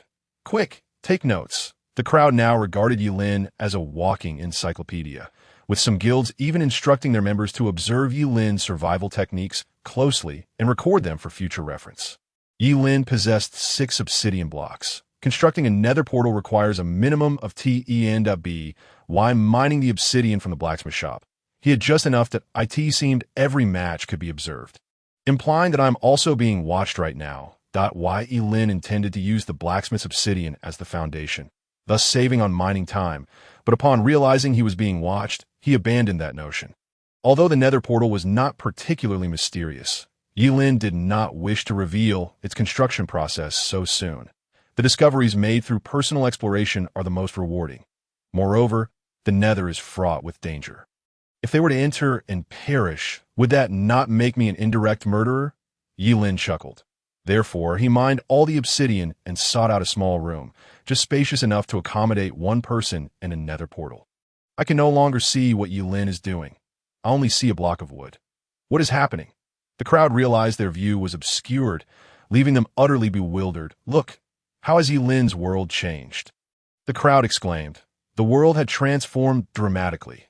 Once vibrant and picturesque, it had morphed into a dark red realm. Below flowed a river of crimson. No, it was lava. Where has Yilin found himself? Hadn't the camera just been inside a house? This place looks eerie. Look ahead, there's a pitch-black castle, reminiscent of hell. Indeed, it was the nether. Upon entering, Yilin sacrificed another 10 years of his lifespan, hoping to find a nether fortress. And indeed, he had found it, right before his eyes. Oh heavens, am I your favored child? Each time I sacrifice a portion of my life, you grant me my desires. You are far too generous. Once I acquire wealth, I shall repay you handsomely. Yilin gazed at the nether fortress with delight. His primary reasons for venturing into the nether were to locate the fortress, eliminate the blazes, and craft a brewing stand. Additionally, he sought to slay zombie pigmen for their gold nuggets, essential for potion crafting. At this point, 10 minutes had elapsed since arriving in this world. Among the 11 players participating, 3 had already fallen to zombies. All eyes were now fixed on Yilin, as they had never witnessed this realm before. Some, driven by possessive desires, such as Su Jiangwo and Smith, leaders of formidable guilds, even entertained thoughts of claiming the nether for their own. Whatever we see here belongs to our guild. However, they quickly retracted this idea upon spotting a large white figure looming over Yilin. With a mournful face and the sound of a baby's cries emanating from its mouth, it began to launch fireballs at Yilin. How terrifying! Just as he needed something, it appeared. If you wish to shoot, then shoot to your heart's content. Yilin, upon seeing the ghast, felt elated. The ghast's tears, when slain, could be brewed into potions of regeneration, greatly aiding in subsequent boss battles. Lacking a bow, Yilin opted for an alternative method to dispatch the ghast. What is Yilin doing standing there? Is he seeking death? No, I can no longer think of Yilin's actions through the lens of normal reasoning. Could he be unveiling yet another novel technique? Everyone, watch closely and learn. This must be another new skill, commanded a guild leader. Even Xiao Feng was glued to the screen. Although he harbored disdain for Yilin, he recognized that learning a bit from him would expedite his progress compared to fumbling through it alone. The ghast, perceiving Yilin's provocation, erupted in fury and began to unleash a barrage of fireballs. I am the man known as the Ping-Pong Prince. Too slow. Far too slow. Just as the fireballs hurtled toward him, Yilin brandished his diamond sword. Bang! What? It was deflected. What manner of operation is this?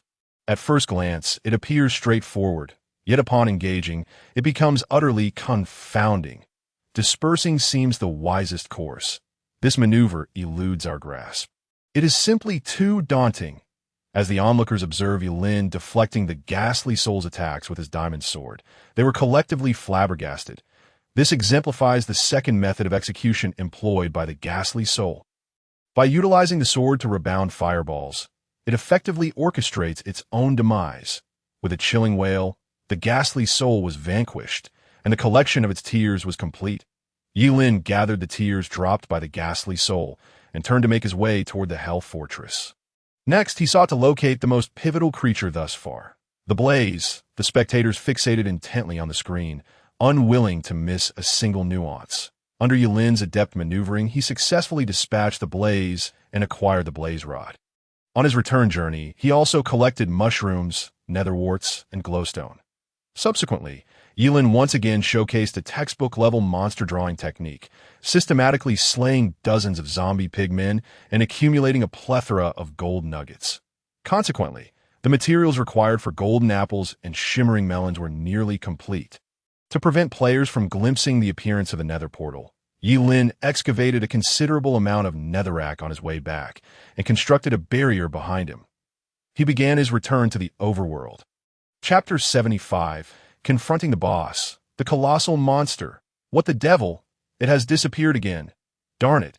Yi-Lin must be aware of our observation and is intent on concealing the method to enter the nether. The crowd began to realize this and voice their grievances. You all, hurry up and research how to access the nether. Smith was captivated by the scenes of the nether. He felt that entering would significantly enhance the strength of his guild. Upon returning to the overworld, Yi-Lin scavenged for melons and carrots within the village. With his wealth of experience, he located a riverside and thoroughly stripped it of sugarcane. Meanwhile, he encountered yet another horde of undead. However, this time, he did not evade. Instead, he seized the moment and skillfully dispatched several spiders. He sought their eyes to concoct invisibility potions. With his exceptional PvP skills and construction techniques, Yi-Lin eliminated the spiders and made a safe getaway. It seemed the village remained secure. Yi-Lin discovered that, according to the world's mechanics, zombies would not attack villages. Perhaps deterred by the iron golems guarding the villagers, he found a room and commenced the construction of a brewing stand. He paid no mind to exposing the brewing stand to the spectators, for even if they witnessed it, they would be unaware of the crafting process. Even when he first learned to brew, he had scoured the internet for tutorials, not to mention that this world lacked internet access. Why does Yi-Lin consistently produce such peculiar items? Indeed, we spent considerable time studying the crafting method for the workbench. While he seems to possess the skills native to this world, adept in all matters, curiously, despite his prowess, why does his guild's ranking remain so low? While the crowd debated Yi-Lin, their gaze remained fixed on him. At this juncture, the competition timer had reached 25 minutes, nearing its conclusion. Yi-Lin successfully brewed his first potion, a regeneration potion. Following that, he crafted a swiftness potion and an invisibility potion using fermented spider eyes. Regeneration, swiftness, healing, invisibility, and strength, complemented by 2 golden apples. Yi-Lin surveyed the 5 potions he had concocted, yet he felt a twinge of dissatisfaction. The durations of these potions were exceedingly brief, although he possessed glowstone to enhance their effects. It would come at the cost of reducing their longevity. He remained uncertain whether the boss would possess formidable health or strength. Should the potions expire before he could vanquish the creature, he would surely find himself in peril. Clad in only iron chestplate and helmet, his equipment was far from exceptional. 3 minutes remained. Yi-Lin glanced at the timer in the upper left corner. In 3 minutes, he would be teleported to the boss's realm to engage in combat. A gamble. Yi-Lin stowed away the brewing stand, seized his diamond pickaxe, and began to furiously dig downward. Yi-Lin is mining now. There is scarcely time left. With only 3 minutes remaining, even if he were to find something, smelting would demand additional time. There is no way he would manage it. The onlookers were perplexed by Yi-Lin's actions. Even Yi-Lin himself was taking a chance. 1 stone, 2 stones, he disregarded the iron or nearby. What could his intentions possibly be? Indeed, it felt as though he was solely digging downward as the audience observed Yi-Lin's mining technique. They were filled with uncertainty. Another minute passed. Only 2 minutes remained until the teleportation. Among the competitors, 6 remained.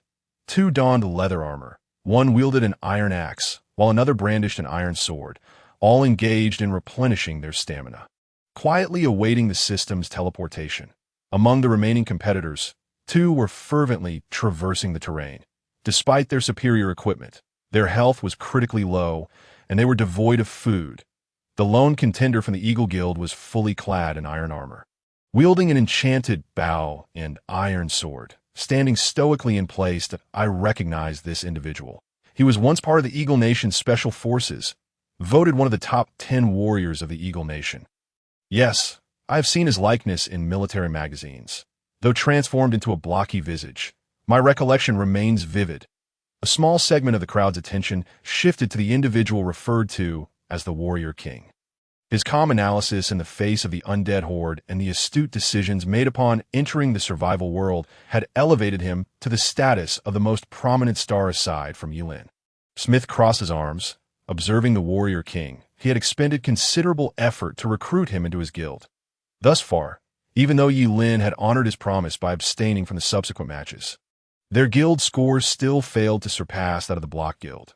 Smith had calculated that, apart from this match, 3 more remained, and they must secure victories in all 3 to have a chance at surpassing the Block Guild score. Fortunately, according to their agreement, this was the Block Guild's final match. Smith felt a sense of reassurance as he watched his warrior king, fully equipped, steadily preparing for the upcoming challenge. At that moment, a series of text appeared on the screen, announcing the system's update that in 5 seconds, teleportation will commence. All competitors will engage in a race to defeat the boss. Yi Lin glanced at the system's announcement, feeling a surge of anxiety. He had yet to unearth the desired ore. Beneath him lay the final stone. Should he excavate and find no redstone ahead, his situation would become precarious. Just as his pickaxe struck down, he opted not to dig beneath him, but rather to the side. As he mined, he counted the layers, recalling that redstone most frequently generated between layers 6 and 12. Presently, he was at layer 12. Should he delve deeper, the likelihood of encountering redstone would diminish significantly. To the right, it's now or never. With only 3 seconds remaining in the countdown, Yi Lin swung his pickaxe to the right. The red mineral appeared before him. Before his eyes lay redstone. He had indeed guessed correctly. The teleportation began. Yi Lin's vision was instantly engulfed in darkness, as though he were submerged in a void. In the next moment, the ground beneath him materialized as dirt, albeit in a hue indistinguishable from the surrounding shadows. The surroundings were eerily desolate, devoid of trees or flora. All that remained was an infinite silence. Even the sky was shrouded in darkness, lacking even a sliver of sunlight. Suddenly, a resounding thud echoed before Yi Lin. A colossal hand emerged from the soil. He gazed at the hand, towering above him, and was momentarily stunned. Could it be a Titan creature? If indeed it were a Titan, he would have no choice but to surrender. With his current equipment, he could inflict no damage whatsoever. It would be akin to courting death. Yi Lin focused intently, the palm revealing itself, followed by the head, and then the torso. This was Chapter 76, confronting the boss that appears to be himself. The massive entity before Yi Lin bore an uncanny resemblance to him. His pupils constricted in shock. That it looks like me. This colossal being, a blocky figure, is an exact replica of himself. Yi Lin was taken aback. Yet the audience outside, watching the spectacle unfold, was even more astonished. What they beheld was not solely Yi Lin, but several other players as well. The boss that those players were battling did not mirror Yi Lin precisely. Rather, it took on the form of each individual player. Moreover, the weapons and equipment they wielded were identical. Most terrifyingly, only Yi Lin could perceive it. The creature's health. This monster's health was an astonishing 5 times his own. How bewildering. Each player's boss was, in effect, an enlarged version of themselves, and whatever weapon they possessed, the boss mirrored exactly. How could one possibly contend with such an adversary? Indeed, even if one were to challenge their inner demons. It could not possibly be in this manner. The onlookers unanimously felt that this battle was akin to scaling the heavens. Yet Yi Lin's heart was a tumult of emotions, for he had once encountered something similar in a mod, Twilight Forest. In the hidden levels of Twilight Forest, cultivating magic beans allowed access to the giant's castle, where the foes encountered were, in fact, enlarged versions of oneself. Could it be? Before Yi Lin had the chance to ponder further, the giant charged at him, wielding a diamond sword. Damn! Yi Lin cursed as he observed the giant brandishing the very same weapon he possessed. This was simply inviting trouble. Had he known, he would never have crafted the diamond sword. The giant's relentless assaults forced Yi Lin to take refuge beneath its feet. Could this block be excavated? Yi Lin glanced at the ground, swiftly producing a shovel, and began digging downwards to the precise moment the giant's sword struck the ground. Yi Lin successfully concealed himself in the 2-block-high hole he had created. Come at me. You can't reach me, FW. Yi Lin taunted, watching as the giant swung its sword repeatedly, unable to land a blow on the 1-block-wide space. Yet at that instant, the system announcement echoed once more. The boss battle will automatically conclude in 30 minutes. Should the boss remain unvanquished within this time frame, the system will enforce mandatory measures. Damn it. Not this again. This is not PvP. Are they forcing players to their doom? The crowd was incensed by the system's announcement, feeling utterly dehumanized. Among them, 3 players mimicked Yi Lin's strategy, taking shelter in the hole. But upon hearing the system's proclamation, despair washed over them. With no food and their health far from full, venturing out to confront the monster would surely lead to their demise. They were trapped. Facing death from all sides, fear enveloped the 3 players, and one, steeling himself, grasped his weapon and charged forth, ready to engage the monster in a true one-on-one battle. The result was swift, with a single strike. All his gear scattered, leaving only his insignificant head, unremarked upon in this world. In the ensuing battle, the first player fell. The remaining 2 players trembled violently, aware that their fates seemed sealed. Despair intertwined with a flicker of hope for a miracle spurred them to seize their pickaxes and dig downwards. If they could reach the deepest depths, the system would lose track of them, and they could evade the impending doom. That was their collective thought. 1 layer, 2 layers. They ignored all the ores they encountered, focused solely on reaching the bottom and hiding. However, one unfortunate player, while mining beneath him, fell directly into lava, struggling violently before perishing within its fiery depths. The other player, however, successfully unearthed bedrock and sealed himself in with stones. Coiling up in the darkness, awaiting the conclusion of the match, at this point, only 2 contenders remained visible to the boss: Yi Lin and Eagle Warrior William.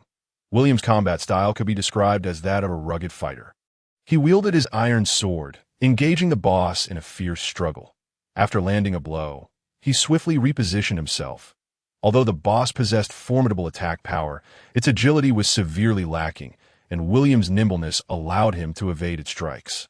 Yet this strategy bore a significant drawback: that William's food supply was scant, primarily consisting of the rotting flesh he had consumed after slaying zombies.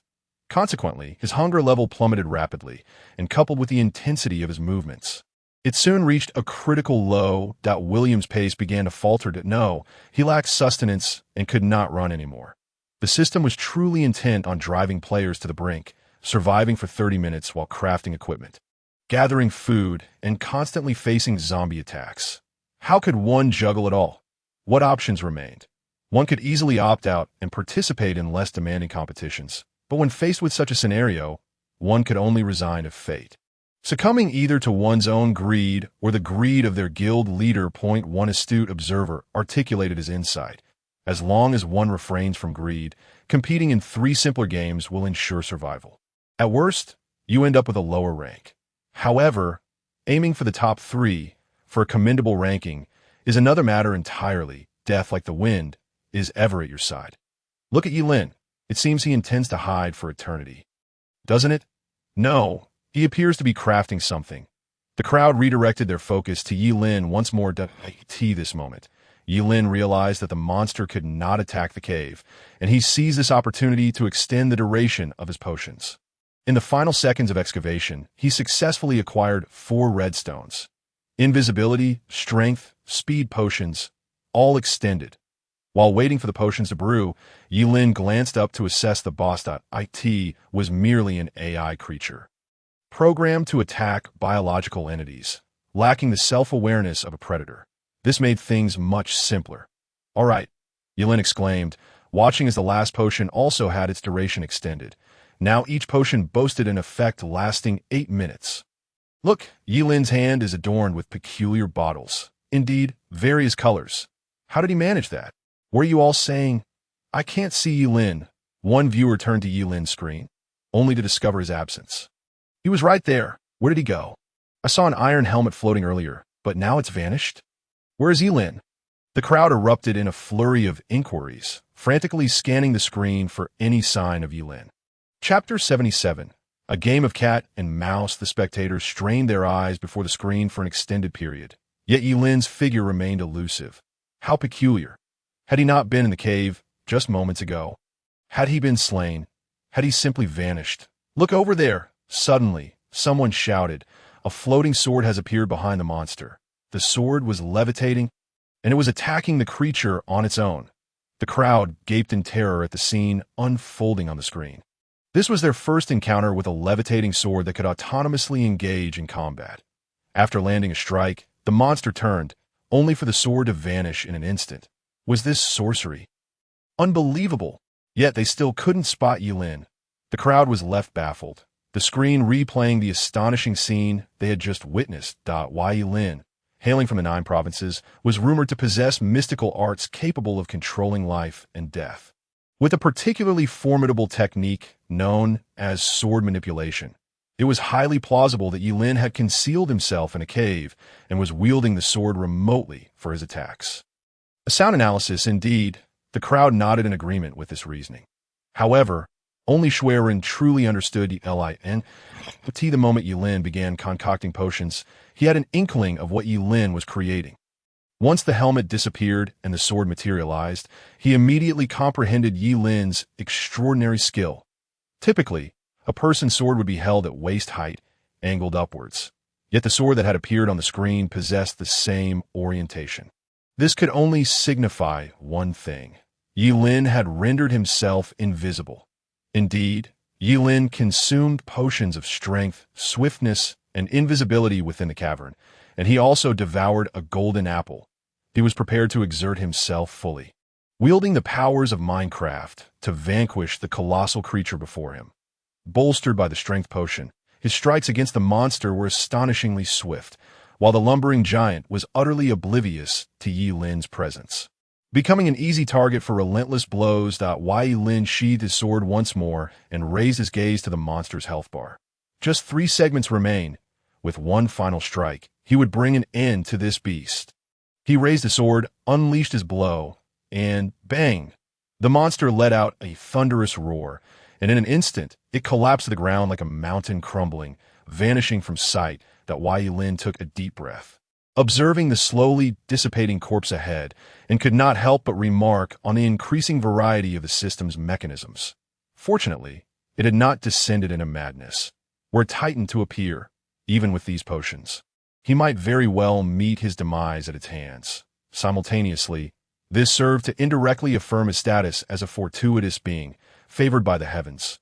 Had he not found the village, or if that village had lacked diamonds, or if he had failed to discover redstone at the last moment, any one of these factors could have plunged him into a fierce struggle. However, he emerged with merely a fright. What is this? I didn't even see Yilin appear, and yet the monster fell? It can be played this way. If I had such a sword, I could do it too. The self-proclaimed king of words, of course. You could do it too, but you seem to have forgotten the technique Yilin employed when he was besieged by a horde of corpses. Truly a master.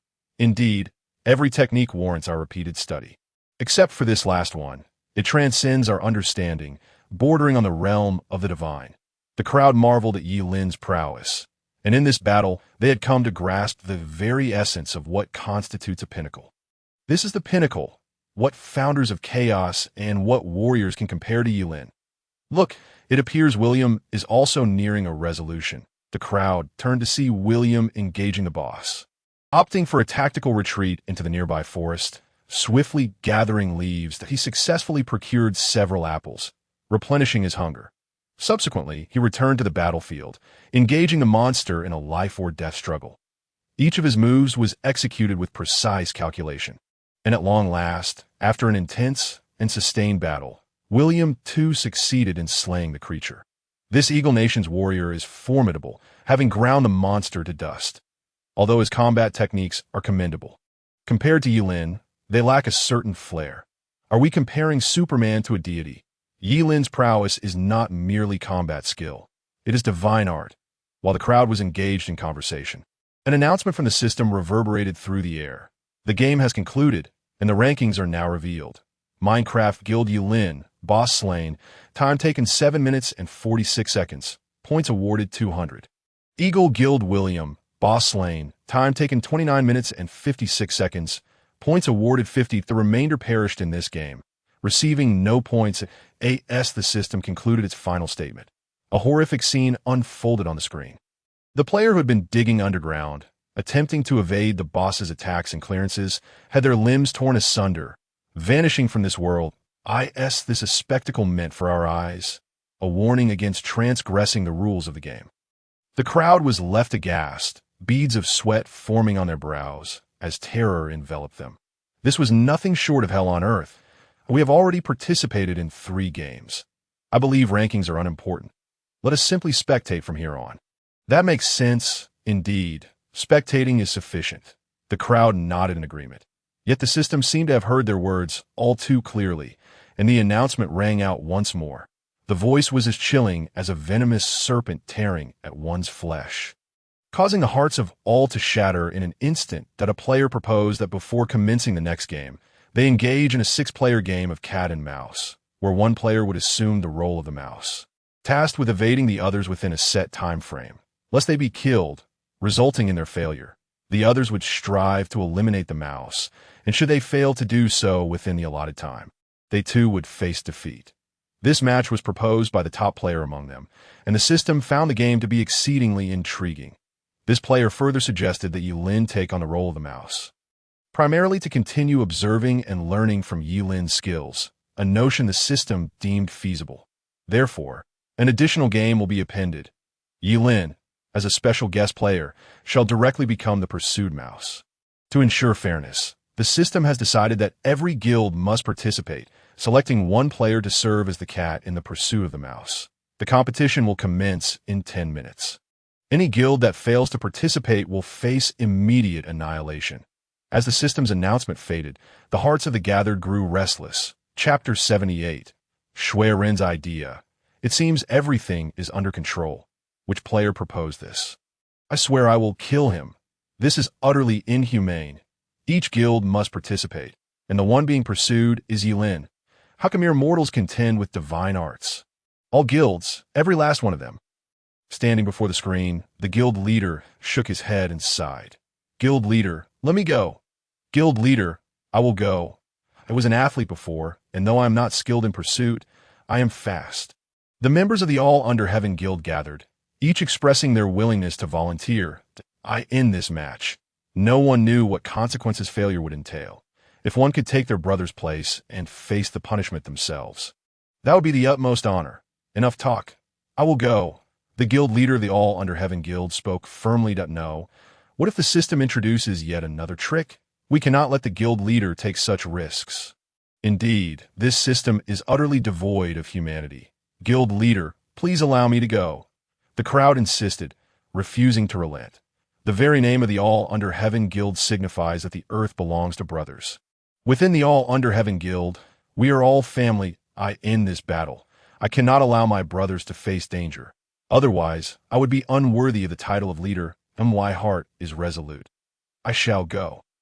The guild leader of the All Under Heaven Guild declared. He understood the thoughts of everyone. He had established this guild with the intent of protecting the weak.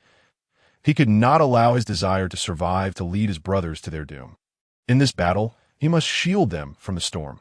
Only then would he be worthy of the name All Under Heaven. Guild leader, if anyone attempts to dissuade me, it will be as if they are opposing me. They do not regard me as a brother. The guild leader of the All Under Heaven Guild cast a stern gaze at the crowd, his voice resolute. Once uttered, no one dared to oppose him. On the other side, however, this solidarity contrasted sharply with the selfishness displayed within the beautiful guild. Chuan Lang spoke eloquently, espousing principles of righteousness and fairness, while employing a voting system to determine who would participate. As the voting commenced, not a single person dared to cast a vote for Chuan Lang. Instead, they directed their votes toward a frail young boy, often bullied and overlooked. This boy, possessing the lowest presence, was deemed the most expendable within the guild, rendering him unable to contest or resist the blame cast upon him. He was merely a child. Shouldn't we hold a revote? One woman, unable to bear it any longer, interjected. A child. In this apocalypse, there are no distinctions of gender or age. Your excessive compassion is misplaced. You should take his place instead. A nearby individual scoffed, eyeing the woman. Subsequently, the woman ceased to advocate for the boy.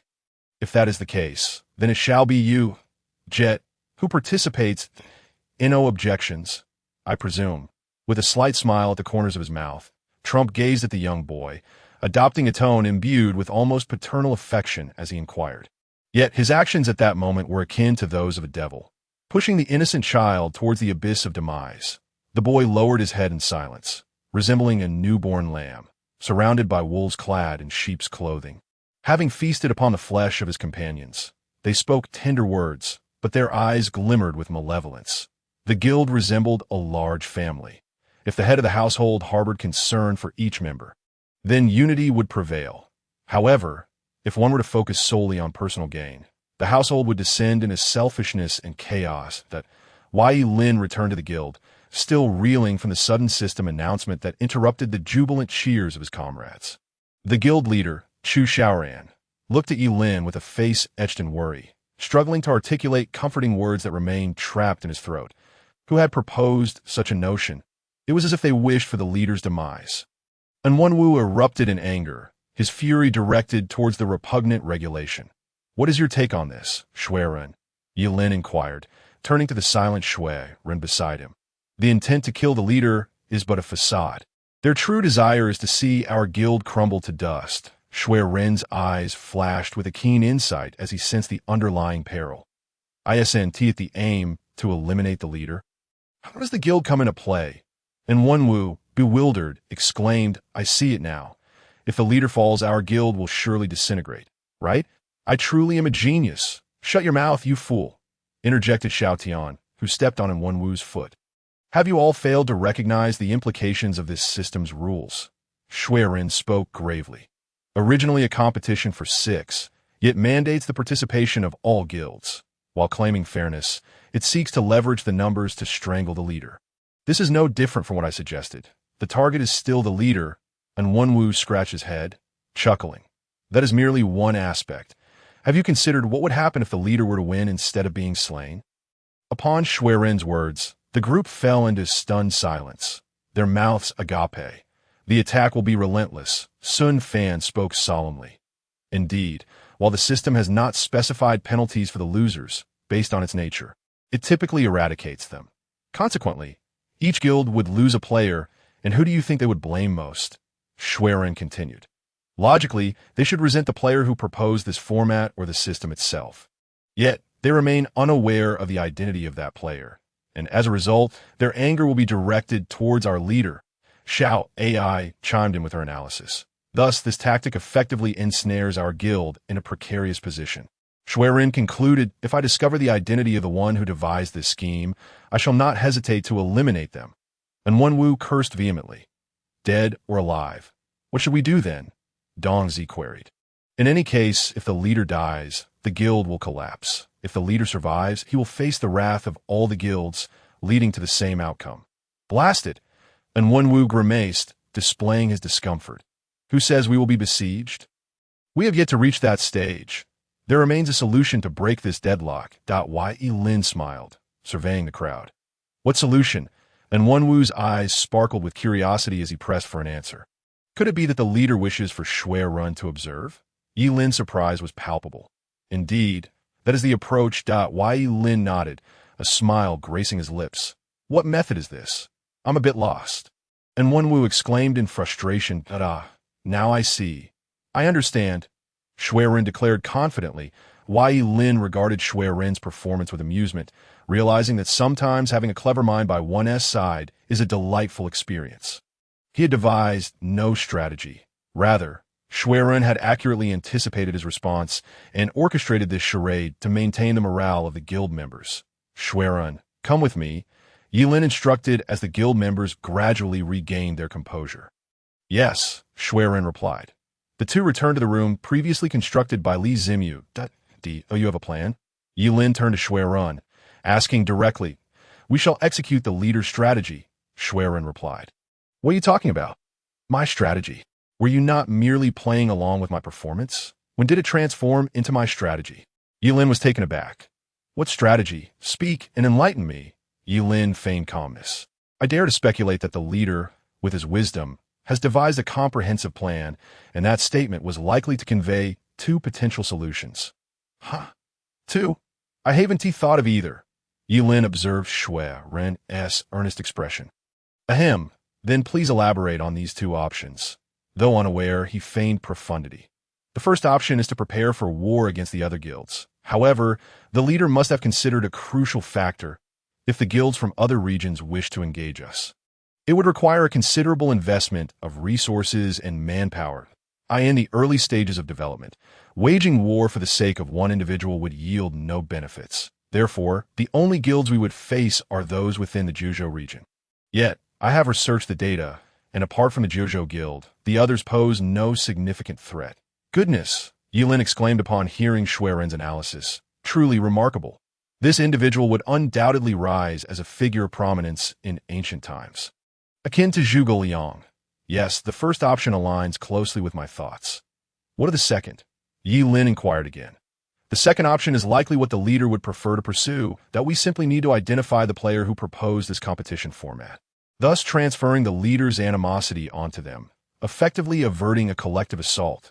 Goodness, this method is relatively peaceful. Yi Lin nodded in agreement. Indeed, I lean towards the second option. Yi Lin acknowledged. Given the leader's sagacity, he must have surmised who the mastermind is. I have yet to consider that option. How could I possibly know who the culprit is? Yi Lin replied. Yes, however, due to the confidentiality of the plan, I must ascertain with certainty before revealing it. This was Yi Lin. His thoughts were one thing, while his words conveyed another. The leader is indeed contemplating the long-term implications. I have been remiss, Shuiren admitted. Nay, I merely did not anticipate that your conjecture would mirror mine so closely. It is truly a marvel. Yi Lin smiled at Shui. Our E.N.IT is the leader's insight that has illuminated the path.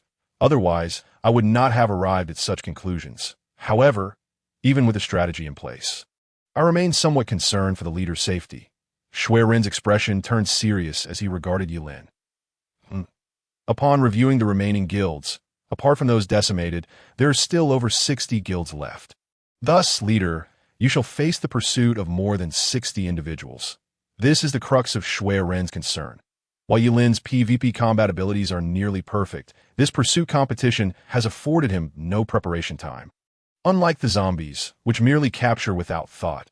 Fear not. I have my plans, Yi Lin assured with a smile.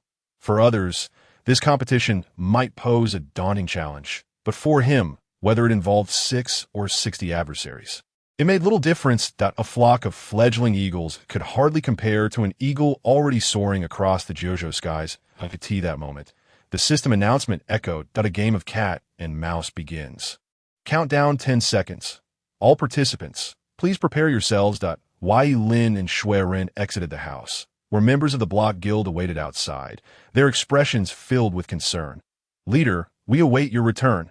Leader, our brothers are here to cheer you on. The resounding cheers from the crowd made Yi Lin's nose tingle with emotion. This is the power of brotherhood. Brothers, await my triumphant return. As soon as Yi Lin's words fell, the system's announcement echoed once more. The transmission begins. In an instant, Yi Lin vanished from the sight of the onlookers. He found himself in a vast plain, with over 60 individuals standing behind him. Another plain. Does this system intend to drive me to my demise? Observing the terrain with 5S. After 5S commenced, Yi Lin hurriedly glanced around. The area nearby was almost entirely clear, with only the rugged terrain behind him. This wretched system seems intent on cornering me from the outset. 3, 2, 1. The match begins. With the system's announcement, Yi Lin bolted forward, while the 60-odd individuals began to pursue him frantically. What is happening? Why is Yi Lin's speed so vastly superior to theirs? Look, Yi Lin is leaping while running, whereas they are merely running. Could it be that jumping while running is faster than running alone? The crowd, gathered before the screen, gasped in astonishment. Indeed, in Minecraft, the speed of running while jumping significantly surpasses that of running alone, and Yi Lin was adeptly utilizing this unique aspect of Minecraft to pull ahead of the pack. Fortunately, the system had not descended into madness by equipping each participant with weapons from the start. Yi Lin cast a glance over his shoulder at the throng pursuing him and felt a sense of relief. He sprinted towards the nearest tree, and just as he harvested 2 logs, he was struck from behind by a punch. It was Ling Sheng, the leader of the Tianxia Guild. Brother, as fellow citizens of Juzhou, can we not develop in peace? Yi Lin glanced at Ling Sheng. Lamenting, I apologize, but for the sake of my guild and myself, I must survive. Ling Sheng shook his head and launched another attack towards Yi Lin. However, Yi Lin's primary intention in making that statement was to ascertain how many individuals were trailing behind Ling Sheng. to prevent being encircled. Just as Ling Sheng prepared to resume his assault on Yi Lin had already surged forward. The vicinity of the plain might conceal a canyon or a village. Heaven help me. I could use either. Yi Lin observed the pursuers behind him like a stubborn gum, relentless in their chase. Although they could not catch up to him, his hunger level continued to diminish.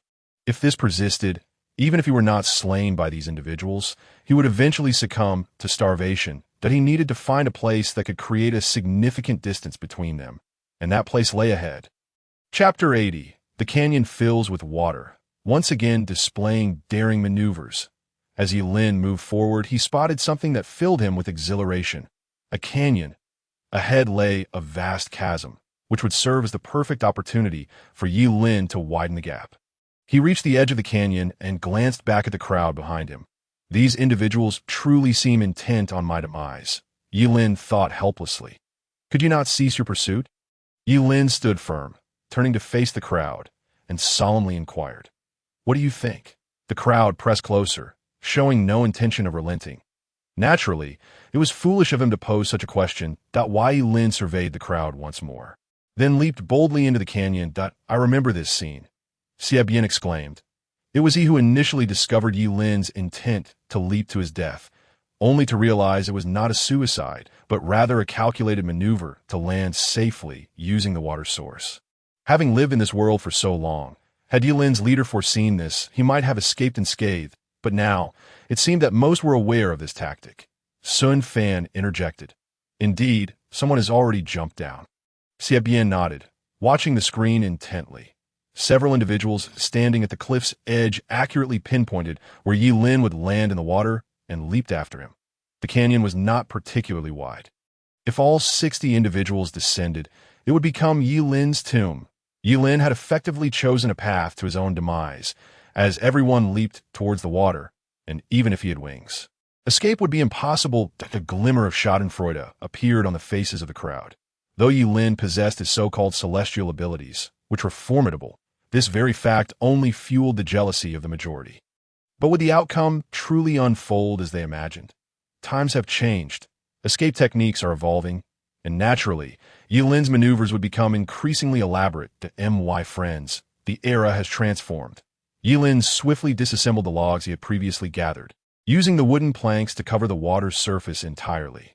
The crowd's eyes widened. As the water was completely filled, those who jumped down fell directly onto the wooden boards, resulting in their demise. This is a new way to play. 5 individuals perished in an instant. Yi Lin's cognitive speed is astonishing. The crowd stared in horror at the floating heads atop the planks. Please, no more pursuit. I do not wish to kill you. Yi Lin looked up at the individuals above, issuing a warning, then proceeded to remove all the wood and began crafting a workbench. With the only body of water in the canyon now gone, it meant they could no longer descend directly into the canyon. What to do? One individual expressed urgency. In the upper left corner of their vision, a countdown timer indicated that the time allotted to hunt down Yi Lin was 3 hours. If the time expired and Yi Lin remained unharmed, they would face failure. Let us assign a few individuals to monitor Yi Lin and control his movements, while the rest focus on development. Once we are armed, even if Yi Lin is formidable, he will not stand a chance against us. A member of the Eagle Guild spoke solemnly. This time, Smith dispatched William once more, although Smith professed cooperation. He was equally intent on eliminating Yi Lin, that he perceived that this Jiuzhou man posed a significant threat. Yes, I will take a few individuals to secure Yi Lin's position. You handle the rest. Ling Sheng nodded in agreement with this suggestion. Pursuing aimlessly could result in Yi Lin outmaneuvering them. I will gather a team to collect food for logistical support. But a member of the Jiuzhou Guild also stepped forward. Speaking earnestly to Su Jiangwo, similarly dispatched one of his guild's stronger members. Very well. Let us split up. We will surely eliminate Yi Lin within 3 hours, William declared. As a seasoned soldier, he had been delayed by Yi Lin for over 20 minutes in the previous boss battle. A humiliation he could not bear. Even without Smith's orders, he would willingly engage in this cat-and-mouse game. In an instant, the remaining 50-odd individuals began to collaborate, searching for food, monitoring Yi Lin, and mining for resources. The leader now faced a daunting challenge. These individuals had united. Indeed, this is precisely what I feared, but let us not forget, our leader is no ordinary person. Dong Zi remarked, I could see this moment. Yi Lin successfully crafted a wooden pickaxe from the logs he had gathered, then began mining the surrounding stones to facilitate his development, that he aimed to extract as much iron as possible to craft a bucket and a shield, that Yi Lin understood that the canyon could not serve as his hiding place indefinitely. Even if he burrowed underground, those 30 individuals could swiftly locate him. The most crucial aspect of escaping is to create a spacious escape route for oneself.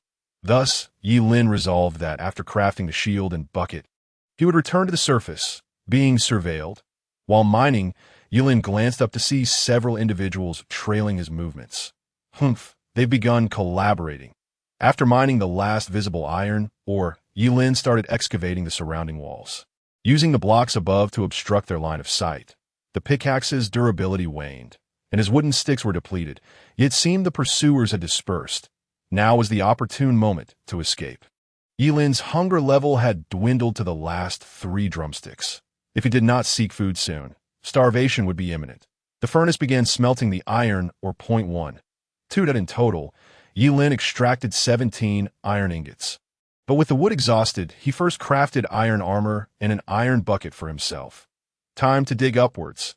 Halfway through his ascent, the pickaxe's durability reached 0 and shattered. Yet Yi Lin had anticipated this. The path he chose was primarily composed of dirt, easily removable by hand.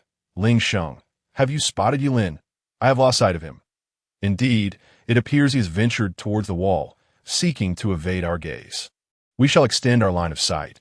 If he intends to ascend to the surface, he will undoubtedly dig from below, analyzed Ling Sheng. There are 5 individuals monitoring Yi Lin, and apart from Ling Sheng, the other 4 are players from different guilds, one of whom is the young boy from the beautiful guild that I hope William and the others can act swiftly. Once Yi Lin is eliminated, we can exit safely, one of them sighed. Suddenly, he felt a jolt strike his body, propelling him backward. Ahead lay a precipice. Before he could utter a word of warning, he plummeted into the chasm. What? Ling Sheng quickly sprinted backward to avoid being sent into the abyss. However, the others lacked such swift reflexes. Yi Lin struck another individual near the edge of the cliff, dispatching yet another foe. At this moment, 3 adversaries remained before him. Ling Sheng scrutinized Yi Lin's iron chestplate, fully aware that even if the 3 of them attacked in unison, it was highly probable that Yi Lin would eliminate 1 or even 2 of them. While he was confident in his ability to slay Yi Lin, he did not wish to sacrifice others in the process. Let us regroup with William, Ling Sheng commanded his companions. Yet, only the young boy remained still, silently observing Yi Lin. Chapter 81. For the young boy. Death may perhaps be a form of liberation. May I accompany you? The boy's first utterance left Ling Sheng momentarily speechless, and even Yi Lin was taken aback. Was he not my enemy? Why? Yi Lin murmured. I do not know, but I simply wish to walk alongside you, the boy replied, shaking his head. But you may very well die. Yi Lin hesitated, uncertain of the boy's intentions, just as he was about to refuse outright. The boy's next words melted his resolve. I have already died. Even in his blocky form, the boy appeared remarkably youthful, his unsullied eyes shimmering like stars in the night sky. Very well, I shall guide you. Yi Lin sighed, moving towards the boy. You cannot join him. Ling Sheng rushed before the boy, blocking his path. Your faction is cat. If you join Yi Lin's team and he wins, you will still face the penalty of defeat and cannot accompany him. Ling Sheng's gaze was resolute as he regarded Yi Lin, determined not to allow the child to join him. Wouldn't that be akin to leading a lamb to slaughter? That makes sense. Please protect him well. Yi Lin nodded in response to Ling Sheng, glancing back at the young boy before dashing forward. If only the guild leader I encountered were you. The boy looked up at Ling Sheng, whispering, Fear not, all of this shall pass. Ling Sheng reassured, believing the boy was merely frightened. But in the next moment, the boy made an unexpected move. He dashed toward the cliff's edge and leaped. No. Ling Sheng's shout startled Yi Lin and drew the attention of those mining nearby. Yi Lin watched in shock as the boy leaped straight into the chasm. The boy committed suicide. He approached the cliff's edge, peering down to find the boy's head floating below, his expression seemingly one of release. Yi-Lin has surfaced. Quickly, apprehend him. The voices of pursuers snapped Yi-Lin back to reality. TC, he sprinted towards the forest on the opposite side. There lay the crucial point for his potential resurgence. Yi-Lin stands before you. Why do you not pursue him? One individual scolded Ling Sheng, who stood frozen in place. That I am asking you. Why do you not chase Yi-Lin? Are you unaware of the grave threat he poses if we allow him to escape? Ling Sheng remained silent, his eyes filled with confusion and frustration. Had he seized the boy then, perhaps the outcome would have been different. Yet, unbeknownst to Ling Sheng, for the boy, death might indeed represent a form of liberation. Before witnessing the death of others, he had no comprehension of what death entailed. The thought had never even crossed his mind. However, after witnessing his companions being cast down by Yi-Lin, he began to contemplate that perhaps being pushed into the abyss was a worthwhile choice. Thus, his desire to join Yi-Lin's team was merely a plea for Yi-Lin to cast him over the cliff. Inexperienced in the ways of the world, he had endured much brutality within the beautiful guild. Watching his friends perish and his mother suffer indignities, that he himself was treated as a pawn, daily subjected to the scorn and beatings from that brutal group, silence had become his best option.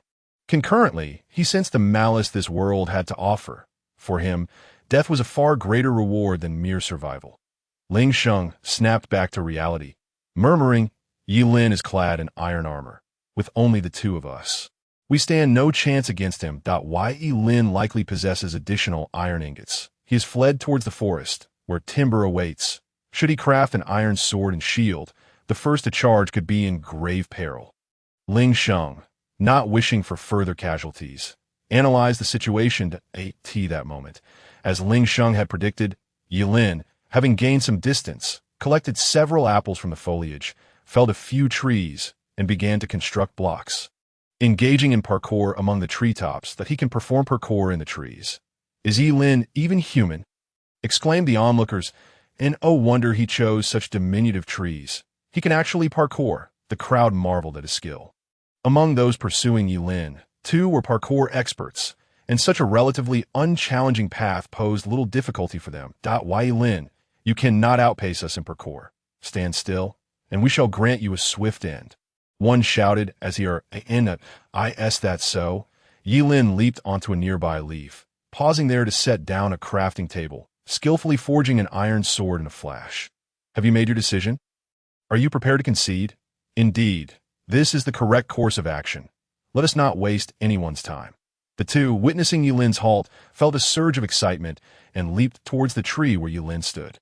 In that fleeting moment, Yi-Lin unsheathed his iron sword and struck at the two as they soared through the air. Goodness! Attacking the opponent while they leap? Quickly, take notes. One can actually play like this.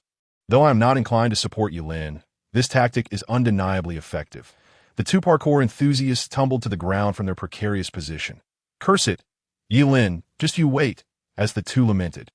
Yi-Lin successfully crafted a shield. Now, adorned with an iron chestplate, iron sword, and iron shield, Yi-Lin also fashioned two wooden boats. Another boat? Is Yi-Lin about to engage in that maneuver once more? The crowd gasped at the sight of the boats in Yi-Lin's possession. However, the elevation here is rather low. It likely serves little purpose. No, Yi-Lin is searching for a body of water. He intends to set sail. Scanning the surroundings, Yi-Lin finally spotted an ocean. His motive for venturing to sea was singular: to seek out a village. Should there be a blacksmith shop in the village? The equipment therein would elevate his gear to an even higher tier. William, what shall we do? As reinforcements arrived and spotted Yi-Lin heading towards the water, they anxiously inquired. Let us split up. One group shall follow Yi-Lin along the shore, while the rest will swim out to pursue him. Although they had discovered various weapon crafting techniques, they were unaware of how to construct boats. Leaving swimming as their only option, William, there's a village nearby. I estimate that Yi-Lin will likely stop there. One astute player stacked the blocks he had mined to survey the distance. Previously, during the boss battle, he had witnessed Yi-Lin searching for something. A village. Thus, it was highly probable that Yi-Lin would still seek out the village. Excellent. Let a portion of the group continue with the plan. The remainder shall accompany me to the village. Even if Yi-Lin arrives before us, he will likely linger there for a while. That village shall become his tomb. Chapter 82. The submerged Yellen disappears beneath the vast, azure expanse of the ocean. A diminutive black dot glided slowly forward. Yellen was currently surveying the geographical surroundings with keen interest. Ideally, he wished for the ocean floor to harbor a shipwreck. Such a discovery would spare him the necessity of venturing ashore to scavenge for supplies. After all, the safety factor on land was significantly inferior to that beneath the waves. However, fate did not favor him this time. After considerable time spent navigating and even diving to explore, he found no sign of any shipwrecks. Reluctantly, he decided to head toward the village. Opening his map, he pinpointed the previously marked location of the village and swiftly swam in that direction. Have we discovered the synthesis method for crafting wooden boats? Smith inquired of the analyst beside him. Based on the analysis of Yellen's small vessel, only two potential materials for synthesis were identified: wood or wooden planks derived from the decomposition of wood. The experiments with wood had concluded without revealing the method for constructing the boat, and now the guild members were conducting experiments with wooden planks, the analyst reported. Tell them to expedite their efforts.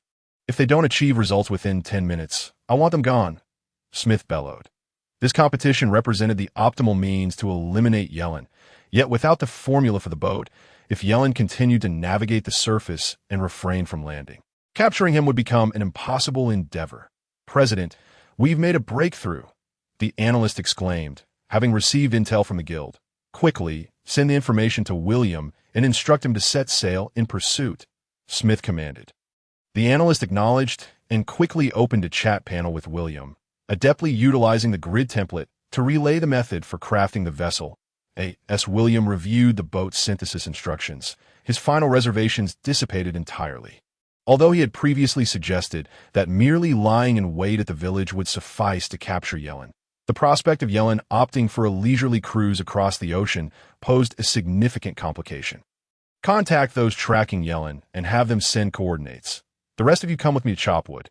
Assemble a team to drive Yellen toward us, due to William's reputation and status as a warrior.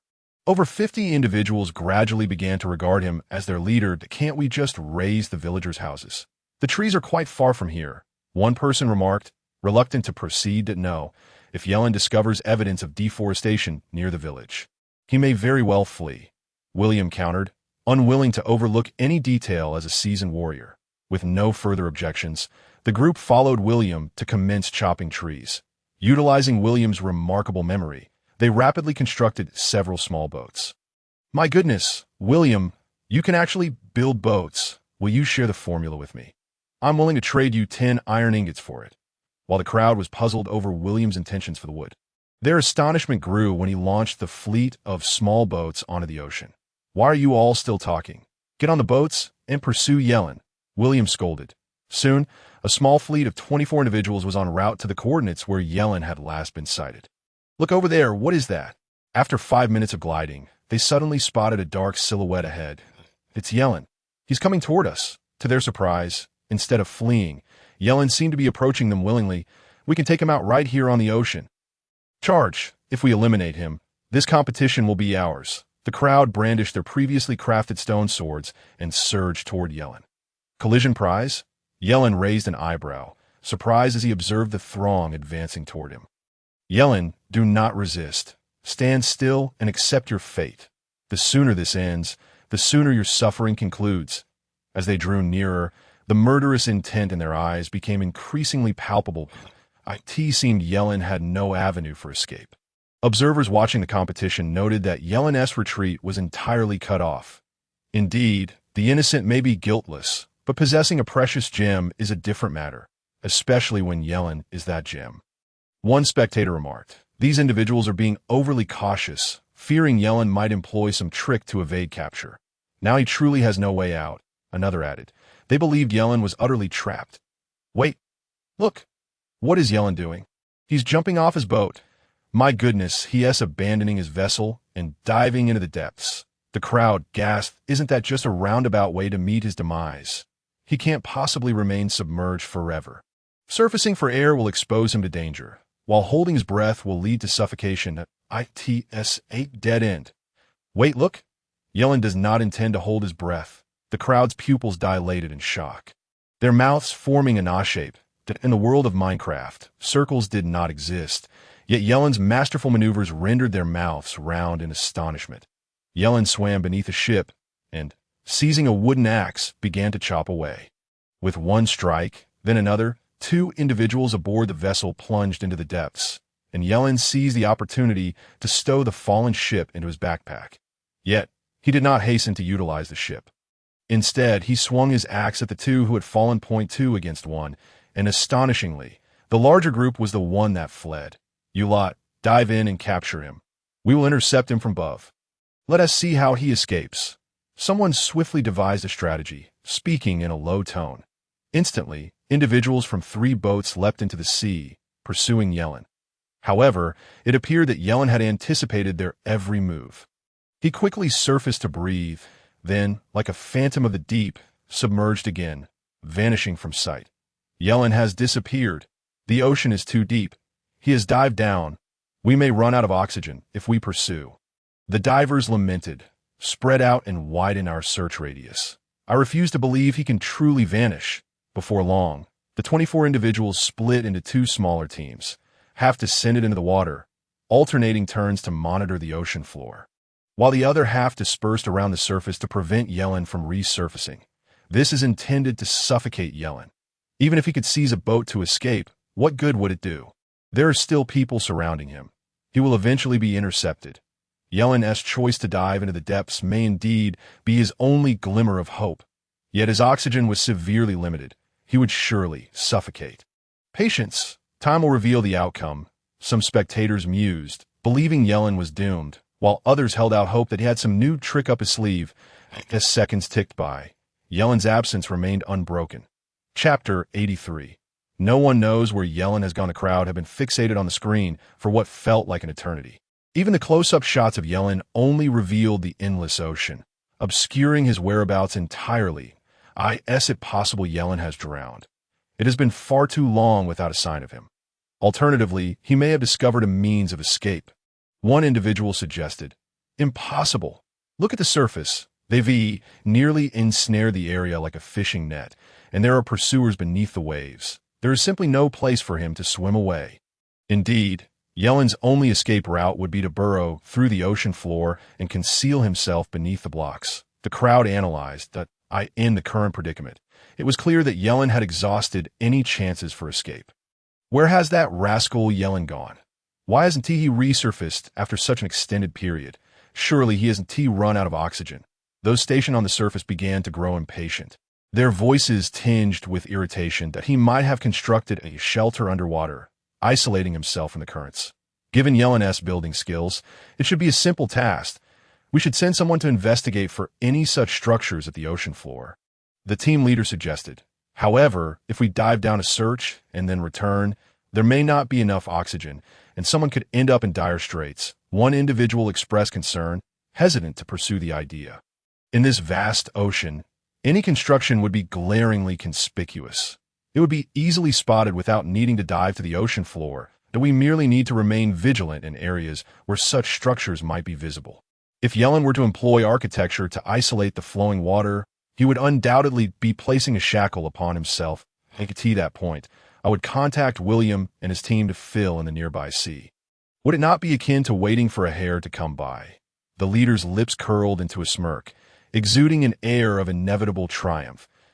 He was certain that Yelen's prolonged absence from the surface was due to him constructing a dwelling beneath the waves. Hiding within its confines, time ticked away, with merely 2 hours left until the contest concluded.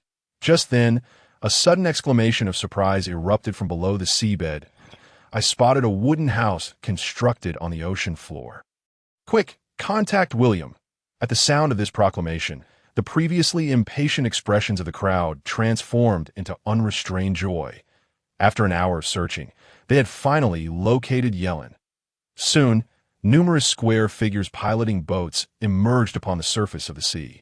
Leading the charge was William, clad in protective iron plating, wielding a diamond sword. It was clear that he was determined to claim victory in this contest. Where is Yelen? William inquired in a low voice. He is inside that wooden structure just below us, the team leader replied. Are there any similar wooden constructions nearby? It is quite possible that Yellen deliberately built an additional one. William remained vigilant. Rest assured, I have scoured the surrounding seabed, and this is the only structure, the team leader confidently asserted. William nodded. Everyone, fill in this section of the sea. Use walls to block the encroaching waters. With that, William led the charge, diving into the depths, swiftly constructing a replica of Yellen's building. The individuals above, emulating Yellen's design, expanded outward to further fortify their position. Once completed, they proceeded to seal off the surface of the sea. William's strategy was comprehensive. It not only prevented Yellen from escaping, but also countered the possibility that the wooden house was merely a ruse. Under William's command, this simplistic method of land reclamation effectively isolated the surrounding waters, creating a vast, empty pit. Yellen, will you come out to meet your demise, or shall I compel you to do so? William brandished his diamond sword, his expression frosty as he addressed the wooden structure. Eliminating Yellen would vindicate him the high-stakes race against the boss. However, after a lengthy pause, the wooden house remained unresponsive, as if Yellen had transformed into a deaf-mute. Something is amiss, Ling Sheng remarked, observing the wooden cabin with a furrowed brow. The underground was composed of sand. Once the water was isolated, it would be easy to shift the sand on the ground, making it highly probable that Yellen had dug a tunnel to escape. A flicker of anxiety crossed Ling Sheng's eyes. Demolish this house for me. William choked, realizing that if Yellen had indeed dug a tunnel, all their preparations would be in vain. Yellen had truly vanished. Once the wooden house was dismantled, it revealed nothing within. Pursue along the tunnel, William commanded solemnly. There is no tunnel. It is entirely intact, replied the individual tasked with destruction, his eyes wide with terror. He even brushed away the sand beneath the house, leaving no escape routes behind. How could this be? Ling Sheng was equally astonished by the scene before him. The purpose of constructing this house was to breathe oxygen, and the escape route should have been a tunnel. Is it possible that Yellen escaped while sealing off his exit? One person speculated. The odds are slim. Rather than sealing off his route, it would be more practical to dig multiple misleading pathways. Someone quickly dismissed the notion. What now, William? The crowd now turned to William, their faces etched with anxiety. With only an hour and a half left in the competition, William clenched his teeth and declared, "Return to the village." At that moment, uncertainty clouded his mind. It was as if Yellen had evaporated into thin air. Without a trace of Yellen, it felt akin to searching for a needle in a haystack. The only gamble he could make was that Yellen had fled towards the village. How curious. Where could Yellen possibly have gone? Could it be that he truly vanished? The situation seemed to oscillate between the supernatural and the unexplainable, leaving everyone bewildered. How could over 60 individuals fail to capture a single Yellen? Is he truly that formidable, or are the 60 of us simply inadequate? One spectator remarked in astonishment that not forget. Among those 60, one is a seasoned soldier. The audience outside was equally taken aback. They had been intently observing every corner of the sea for the past hour and a half, yet had not uncovered a single clue regarding Yellen's whereabouts. Shuiren, you are the most astute. Do enlighten us on where our leader might be. An Wenwu urgently implored Shuiren, who was deep in thought nearby. This contest was crucial to the survival of the Minecraft Guild, and everyone was anxious. If I could ascertain the president's thoughts, he would not be the president, Shuiren replied. Shaking his head and sighing softly, he had initially assumed Yellen was indeed within that wooden house, then escaping through a tunnel. However, it now appeared that the wooden house was merely a facade, and Yellen's true hiding place remained a mystery. In that moment, Yellen had shrouded everyone in uncertainty. No one knew where he had vanished. Chapter 84. I did not steal your vegetables before, but now I shall. The crowd gathered before the large screen, continuing their search for Yellen's trail. There, I've found Yellen, one individual exclaimed, trembling with excitement, his words tumbling over one another. His eyes wide and flushed, pointing towards the upper left corner of the screen. Everyone turned their gaze to the designated area. A man clad in iron armor was slowly surfacing from the depths of the sea. It was the village where William had resided. How did Yellen make it over there? It defied logic. After all, William and his team had set sail from the village. If Yellen had approached the village from sea, he would undoubtedly have encountered William. How perplexing! Could it be that Yellen had become invisible? Speculation ran rampant among the onlookers as they pondered how Yellen had evaded detection. Some even theorized that he possessed a form of teleportation ability. Yellen employs mystical arts. How could we mere mortals possibly fathom his methods? Let us focus on the competition. One spectator remarked, their eyes glimmering with fervor as they observed Yellen emerging from the water. Yellen stretched and leisurely made his way towards the village. The blockade was remarkably secure. Thankfully, I still had some unused wooden planks in my backpack. Otherwise, I would truly be a loss. Yellen chuckled as he regarded the door in his hands. As he glided towards the village, he unexpectedly crossed paths with the enemy. Given that these individuals were headed in the direction of the village, Yellen surmised that they were likely aware of his intentions and had set up an ambush in advance. It seemed that Yellen had turned their plan against them. He first submerged himself underwater, utilizing the last of the wood in his backpack to construct a door and a small house. The purpose of the small house was precisely what William had envisioned, to mislead the enemy's gaze. However, William had only considered the second layer of deception, while Yellen's maneuver transcended that entirely. William assumed Yellen would build two wooden houses, one to distract and the other to facilitate his escape. Regrettably for William, Yellen had no need for such tactics. He had exploited the mechanics of Minecraft, placing the door at the seabed, thus creating a barrier against the water. Yellen leisurely roamed the ocean floor, relishing in the tranquility. These individuals were utterly deranged. They had stripped the village of every single possession. Yellen attempted to retrieve a few carrots from the farm, only to find it utterly barren, devoid of anything but dirt. "You little thief, dare you approach again?" Suddenly, a voice erupted from behind Yellen. The furious individual was none other than a villager.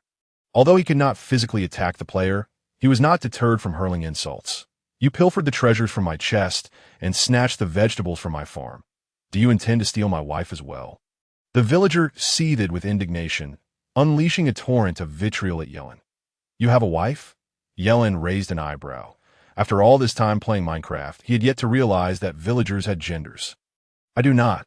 I mean, if I had a wife, would you still intend to steal her?" One by one, they resembled the character of Octopus, questioning who the thief might be, while Yi Lin internally scoffed at the thought.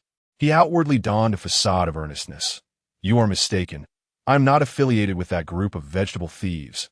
Those individuals are desperate rogues, while I am merely a security guard dedicated to maintaining order." Yi Lin spoke with feigned seriousness. "What you say is hardly credible. Where is your evidence?" The villagers regarded Yi Lin with considerable hostility. "You may inspect my backpack," Yi Lin offered, unzipping it to reveal little more than a smattering of dirt, devoid of any other items. "Well then, my friend, it appears I have wronged you," one villager shrugged, his face adorned with contrition, "that if you feel guilt, why not sell me some weapons? After all, I must contend with those rogues to protect the harmony of our village." Yi Lin asserted with utmost integrity. He was well aware that this village had been plundered by William and his cohorts. Thus his primary objective in coming here was to barter for equipment. In this realm, villagers possessed consciousness, meaning that exchanges of goods were no longer bound to the established emeralds and such. Express my apologies. I have adjusted the trade prices to mere dirt." The villager announced. Yi Lin's heart leapt with joy upon hearing this. Trading dirt for resources was a novelty for him.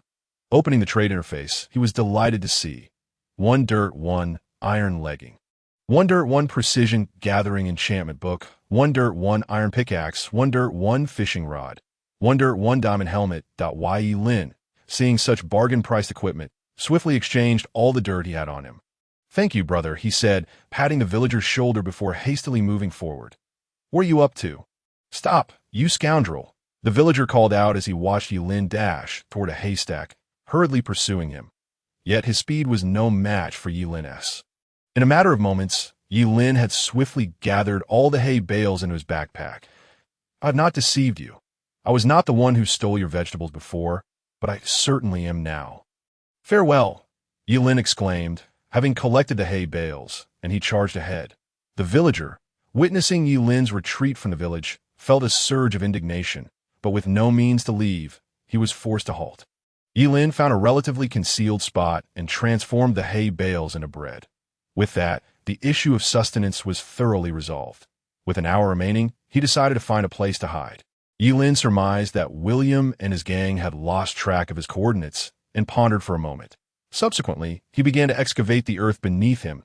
If I conceal myself underground, they should be unable to find me without my exact coordinates. Yilin wished to avoid causing significant casualties. Hiding was the most prudent course of action. However, after digging just 2 blocks down, a system announcement suddenly appeared before everyone. The words displayed inciting a fury within Yilin that left him speechless. 1 hour remains until the end of the match. To increase the challenge. This system has decided to distribute a map to every player designated as a cat. The red dot on the map indicates Yilin's location. Yilin was infuriated by this barrage of information from a system. It seemed intent on driving him to a dead end. Hiding was no longer an option. He would have to confront the 50 or so players head-on. Taking a deep breath, Yilin calmed his inner turmoil and turned to gaze at the woods behind him.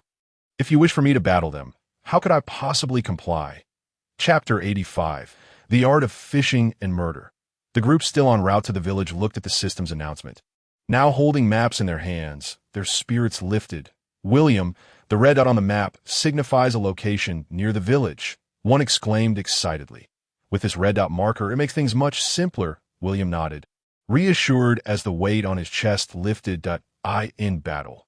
The key to victory lies not in numbers or the commander's strategy, but in information. In modern warfare, the critical factor is information warfare. The first to decipher the opponent's location, characteristics, and combat style significantly increases their chances of victory. The group docked their boats, but did not rush to the village. Instead, William organized them, glancing at the map.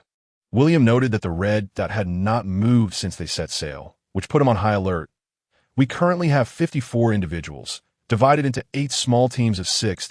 Teams 1 to 4 will form a circle around Yilin's location, gradually encircling him. Team 5 will tunnel underground for a surprise attack. Team 6 will act as reconnaissance, entering the vicinity to detect Yilin's exact position. Team 7 will be responsible for cornering and blocking Yilin's escape route. This is our last chance. We cannot allow him to escape.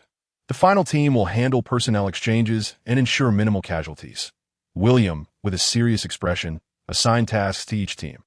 Soon, the 8 teams, each consisting of 6 members, gathered at the edge of the village. The impending confrontation loomed. William had made thorough preparations, leaving Yilin with little opportunity for escape. Team 7 set off first to detect Yilin's whereabouts, while teams 1 to 4 began to encircle the center.